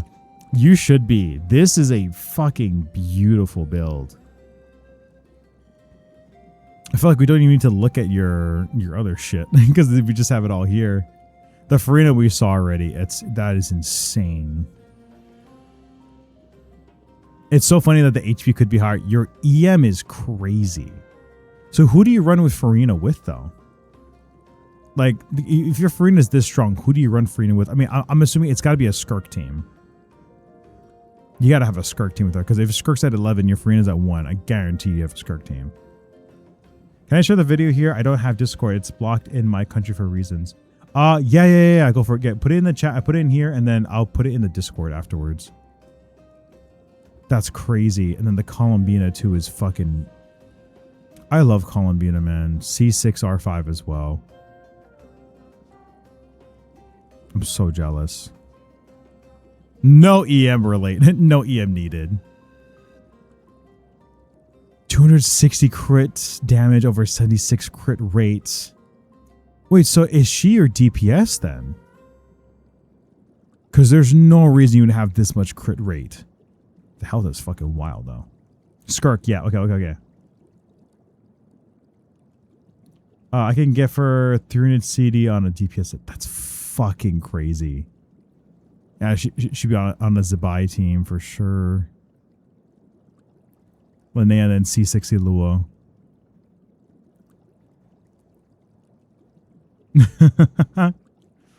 Dude, that is genuinely fucking wild.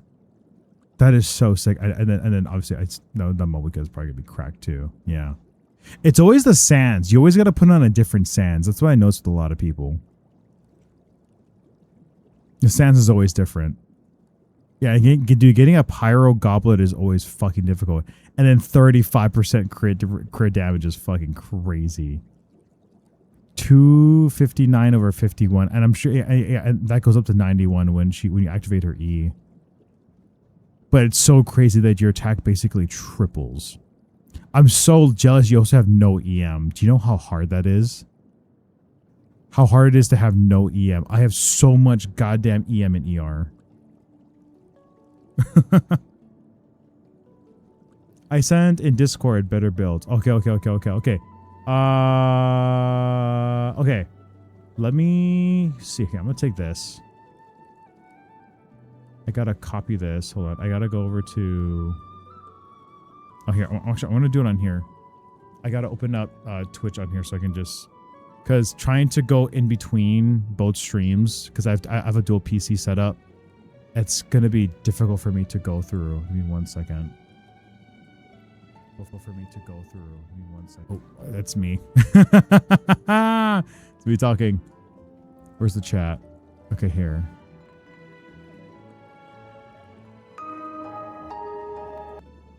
Okay. 1 second. Gotta close this. I also gotta turn down... Okay, we are gonna leave you guys for a little bit. Just give me 1 second. I gotta turn down the audio. Okay. So this is... Paimon is invisible. Genshin Impact Theory. Do you guys want to watch this? Are you guys gonna be okay with this? I just want to make sure. I don't want to be... If anyone's like, I don't want spoilers, then I don't want to show it, obviously. It's not that long. We can watch it. I'm also fucking exhausted. Let's hope the work I did at home already is good enough to where I won't have to modify ad much so I can leave quickly and go to bed. That's probably, yeah, that's probably right. So I'll be feeling better. Okay. So everyone's kind of okay for it. Okay. Okay, let's see.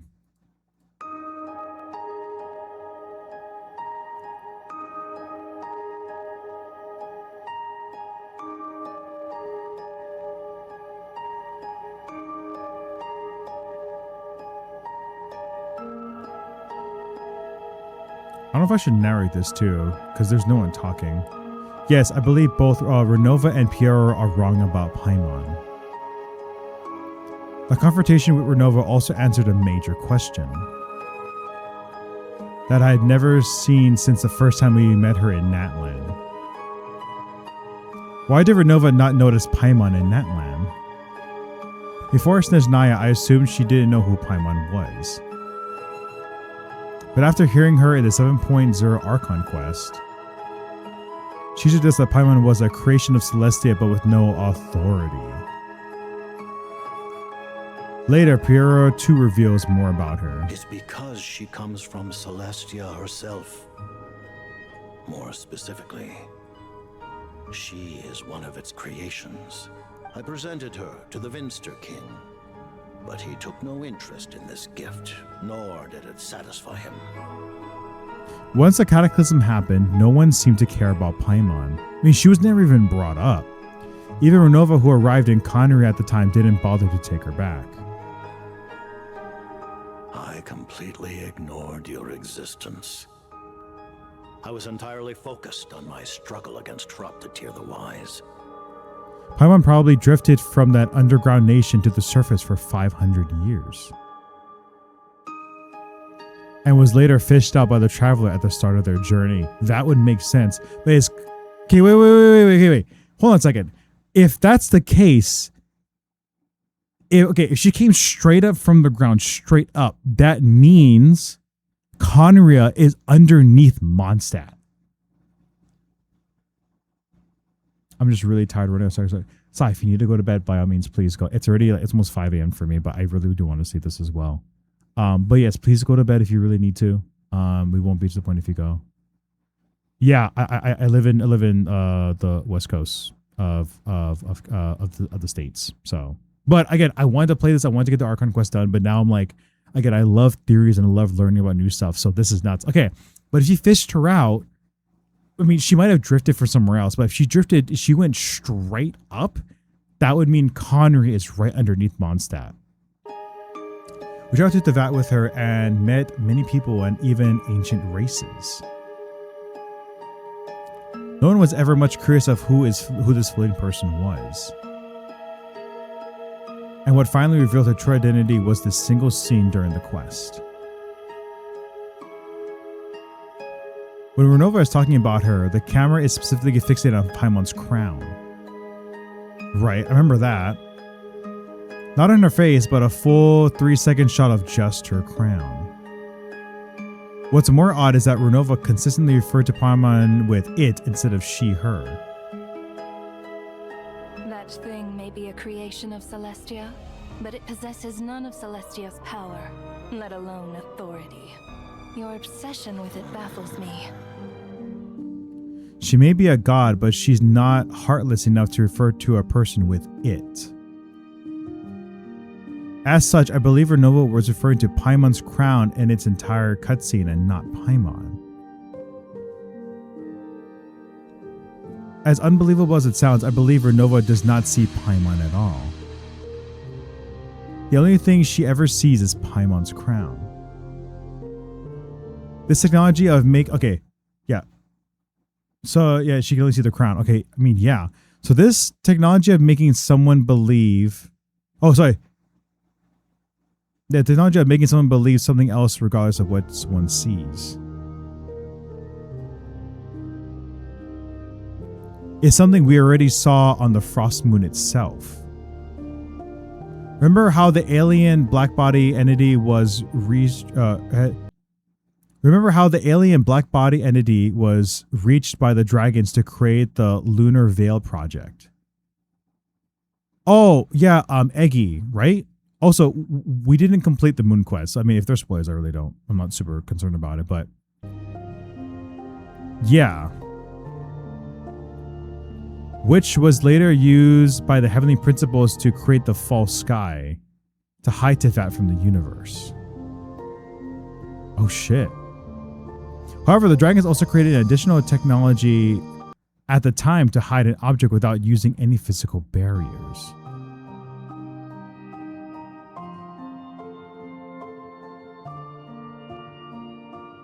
This worked by hiding the perception of that object from the observer's cognition in the mind itself.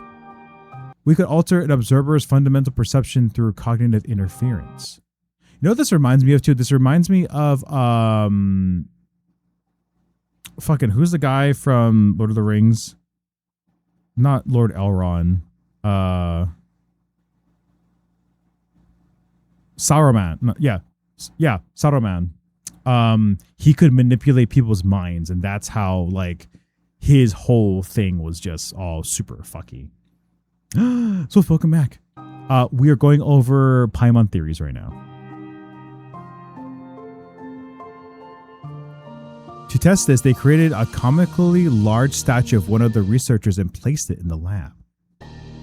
Putting the subject a deliberately hideous, colossal statue of Lusalim. Okay. When the test subject saw the statue, they thought it was perfectly normal. But as soon as the test subject left the lab, they realized that statue shouldn't have been there. The dragons realized that for such a technology to work, they need its range to cover almost everything and not just the lab area.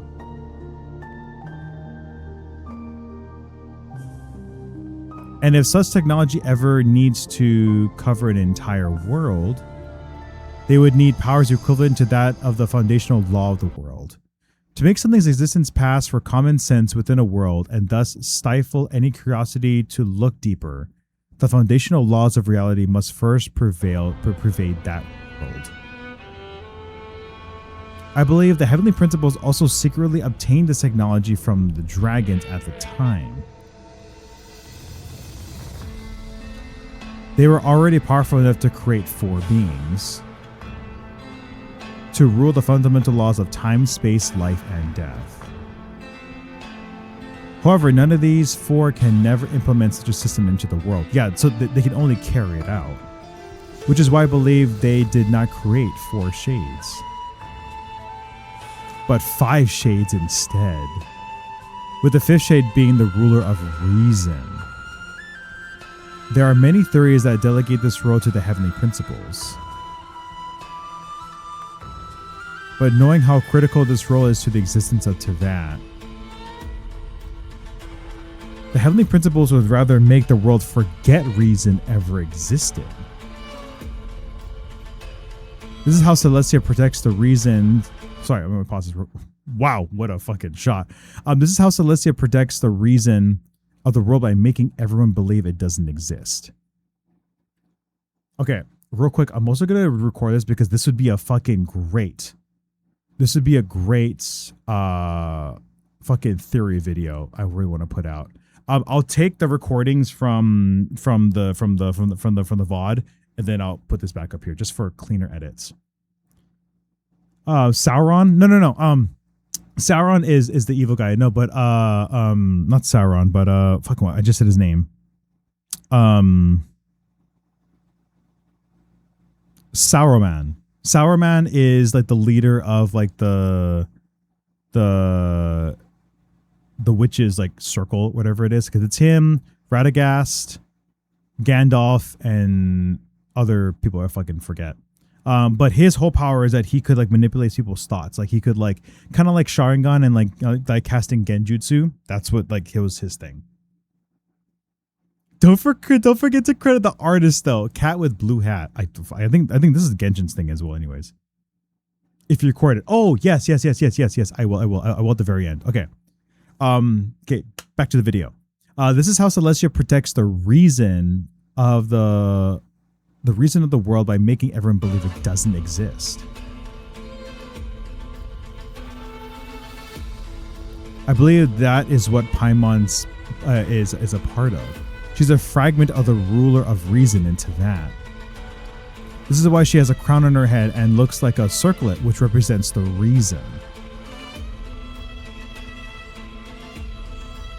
So even if the world ever targets the heavenly principles, the ruler of reason always remains safe as Paimon. But why is it that I insist her? Okay, why is it that I insist her to be a fragment of reason instead of the god itself? In the most recent world quest, we meet with a primordial human. We haven't done this, by the way, but it's okay. Which was supposed to have powers equivalent to that of Nibelung. Oh shit. One of its fragments was Ikor, who we met during the quest. If you look at the motif on his doll, it matches perfectly with Paimon's design. Oh yeah.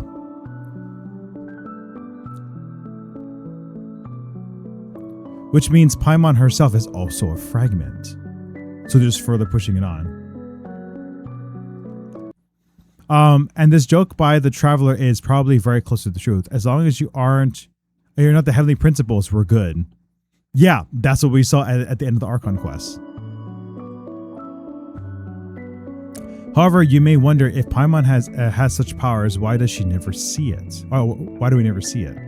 I believe the answer to this question is that she's using it at all times. Every time someone gets curious about Paimon, her powers activate.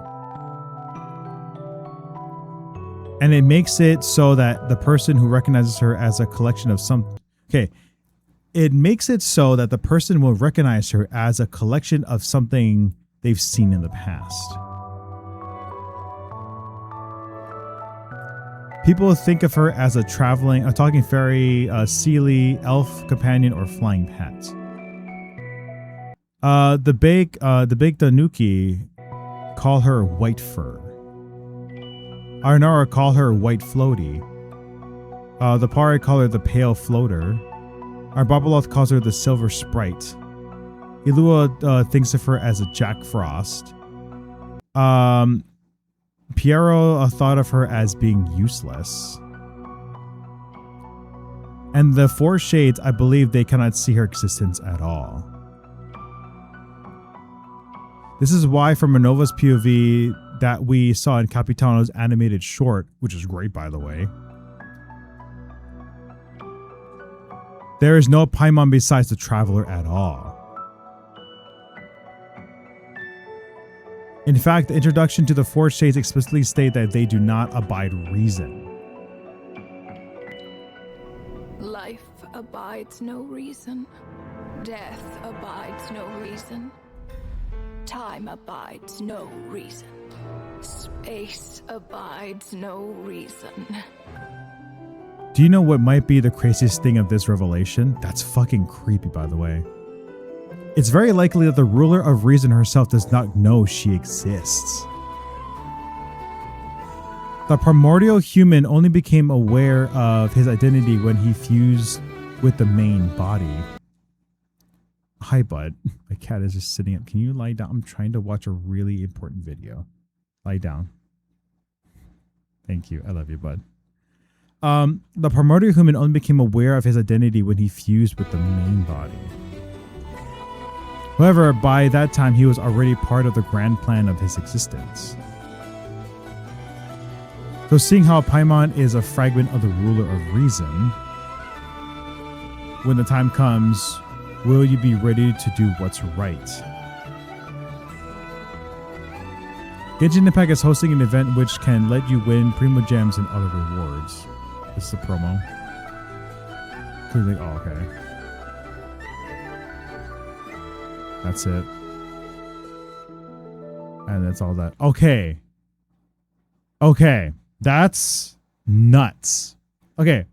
Let's bring this down by the way. Okay, by the way, before anything else happens, I do want to credit the YouTuber that made this. This is Cat with Blue Hats.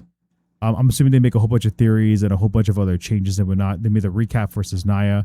The story so far, this is nutty. It's 30 minutes long, which if you guys ever want to be caught up into it, I believe that would probably be there's an HSR and a whole bunch of other stuff. Hell yeah. Oh, dude, I love Arknight Infield. That is like another one of my favorite games of all time. I just started loving it and it is phenomenal. Anyways, let's talk about this real quick.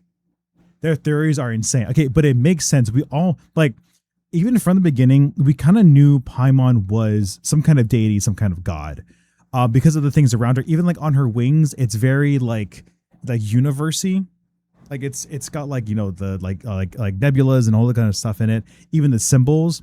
It's in is it in Zabai stuff or it's in Nouvelet? It's in someone's like alt or burst or other thing, but it's there. Oh no, it's in Lauma's. I apologize. And Lauma is from, well, like she's descended from Hyperborea, which I'm like, hey, it's very far in the past.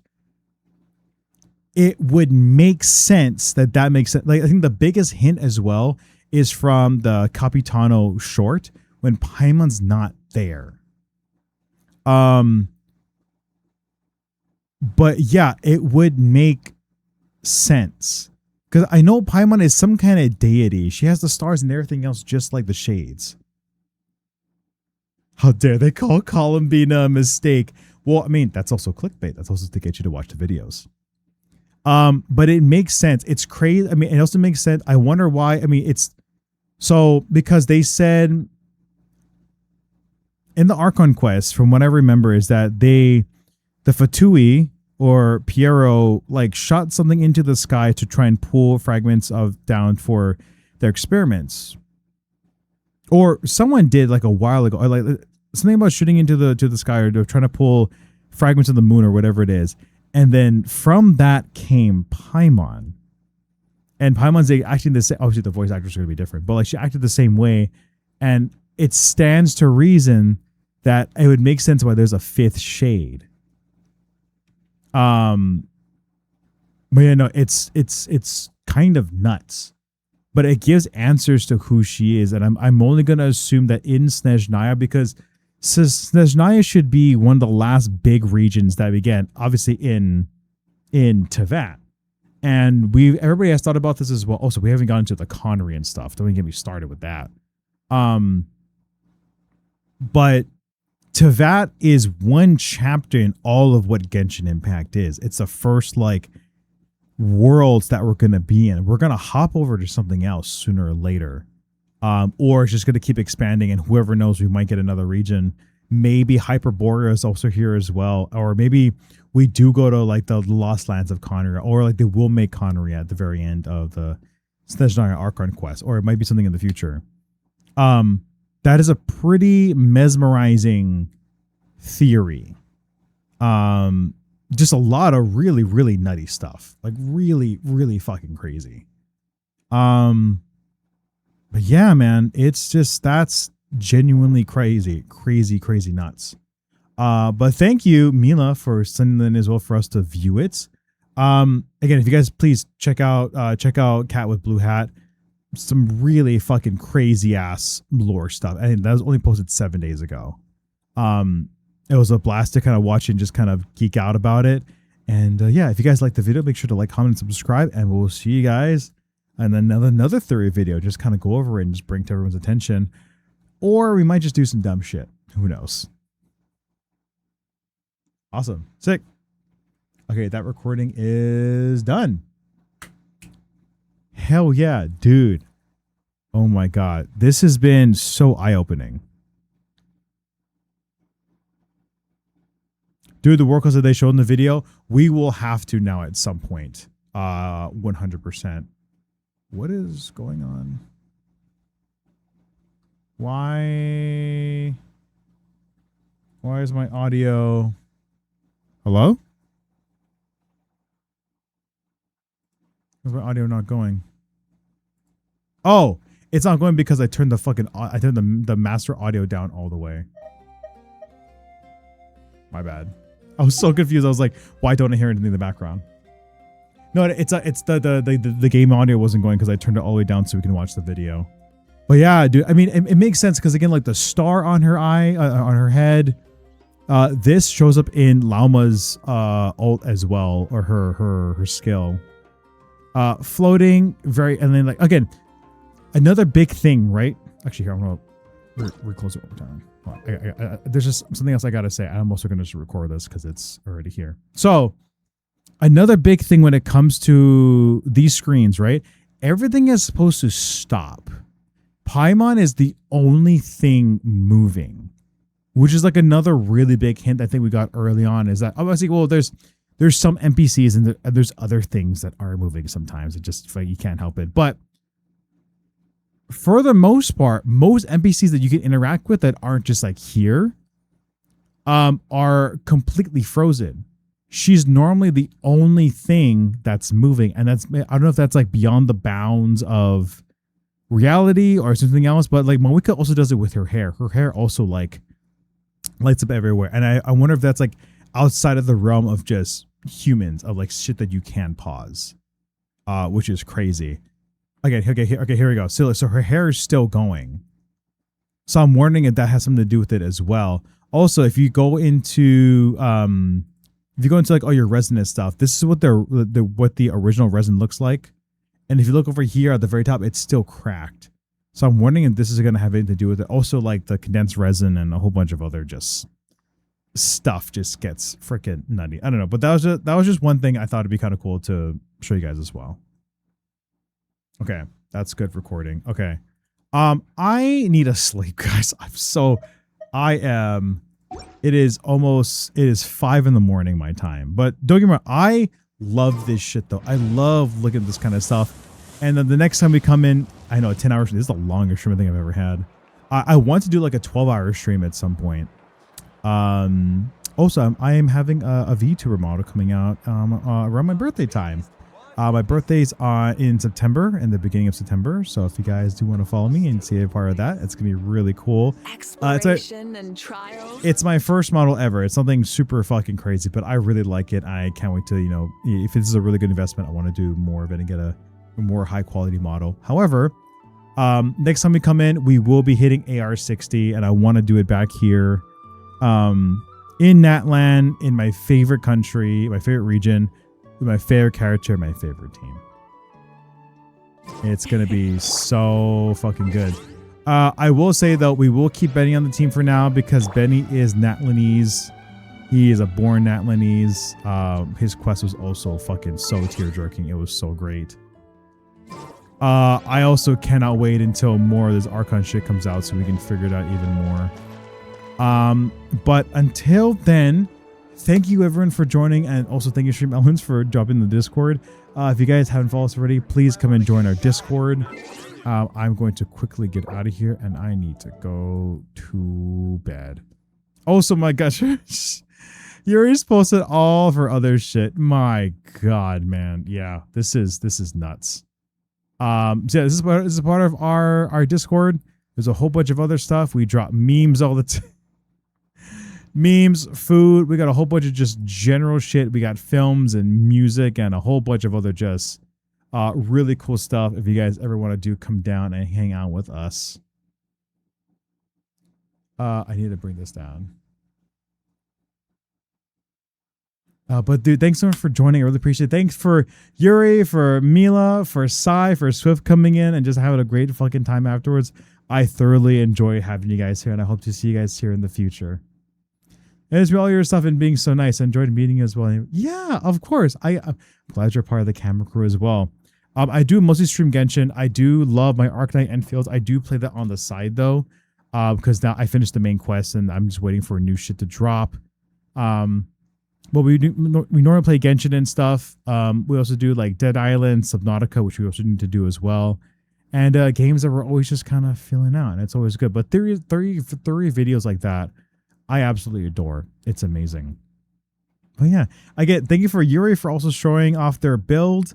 Mila also as well, and Sai showing off their builds as well. I love seeing this community, man. It is fucking amazing. And however you guys came to watch the stream, I appreciate it. I want to stay for a few more minutes just to say that we hit a 10-hour stream. It would be pretty fucking cool. So yeah, I mean, the next things we have coming up is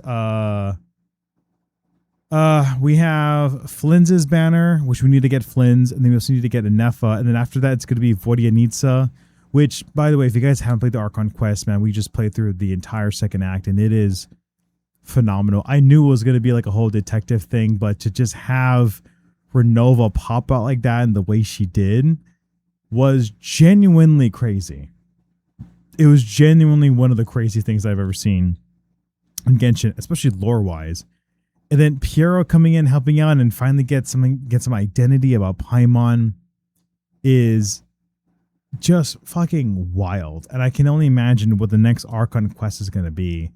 I still have faith, though. I still have faith that for some reason they put Raiden Shogun on the banner because they're going to give her a buff. I'm still having faith out for it, but we shall see. And whenever updates to come in, I maybe want to try out the next time after we get to AR60. We will try out the Nicole team. I have Nicole at only C1, and she has her whatever free to play that she has. So we're gonna see how. Oh hell yeah, we got some Porter Robinson on. Let's go. We got 2 more minutes until we hit the 10-hour mark, which is crazy. I 100% could do a fucking 12-hour stream, which I would probably love to do on my debut. So my debut for my VTuber, for anyone that is going to, no wants to come and watch it, will most likely be on September 10th. That'll be a day after my birthday because I do want to kind of celebrate with some family and friends. And they will have the debut. You might do like a 12-hour stream. I think that would be something really fucking cool. Just doing an Arc Knights, doing Subnautica, doing Genshin, just doing a whole bunch of other stuff. And fuck, if we get like a bunch of people on, we can maybe do like some like games all together. I don't fucking know. We'll play Subnautica or play Jackbox games or whatever it is. Yeah, it's gonna be really fun. I'm really, really excited for it. I put a lot of work into it, and it's gonna be a lot of fun. Downloading this VOD though is going to suck because it is 10 hours. But there's so many parts I want to pull from this, and just, you know, I think it's gonna be a lot of fun, especially the theory video. Thank you for Mila for showing us. With that, we're at the last couple of seconds here in this VOD, in the stream. So if you guys are watching all the way to the end of the VOD, I really do fucking appreciate you guys. Everyone, all the lurkers, all the viewers that come in and check on me. Any gifters of anything at any time is always appreciated. It's not necessary. I do appreciate it. I'm really glad I found this community, man. I'm really glad I found some really amazing people. Cosplayers, community members, streamers, the chatters, all you guys. I really do appreciate it. And I'm just really happy, man. You guys really have, for lack of a better term, changed my life. You guys really saved me in a dark time, and I'm forever grateful for you guys to kind of be in this moment with me and just having a great time. So again, thank you for making me the streamer that I am, the person that I am, and again, just really saved my life. I really appreciate it. With that being said, we have finally hit the 10-hour mark, the longest stream I've ever done thus far, and I'm happy that I did it, and I'm happy that you guys are here. W streamer, thank you, Yuri. I really do fucking appreciate you. Please get some rest. Please drink water, eat food, do whatever it is, and remember that you are loved and you're needed. And I'm so glad you're able to join us tonight or today, whatever time it is. I will see you guys, I think tomorrow, actually. We're going to come back because we finished the Archon quest. We're probably either going to do Subnautica or some more Dead Island. So we shall see how it goes. But until then, take care. I love you guys. See you guys later. Bye.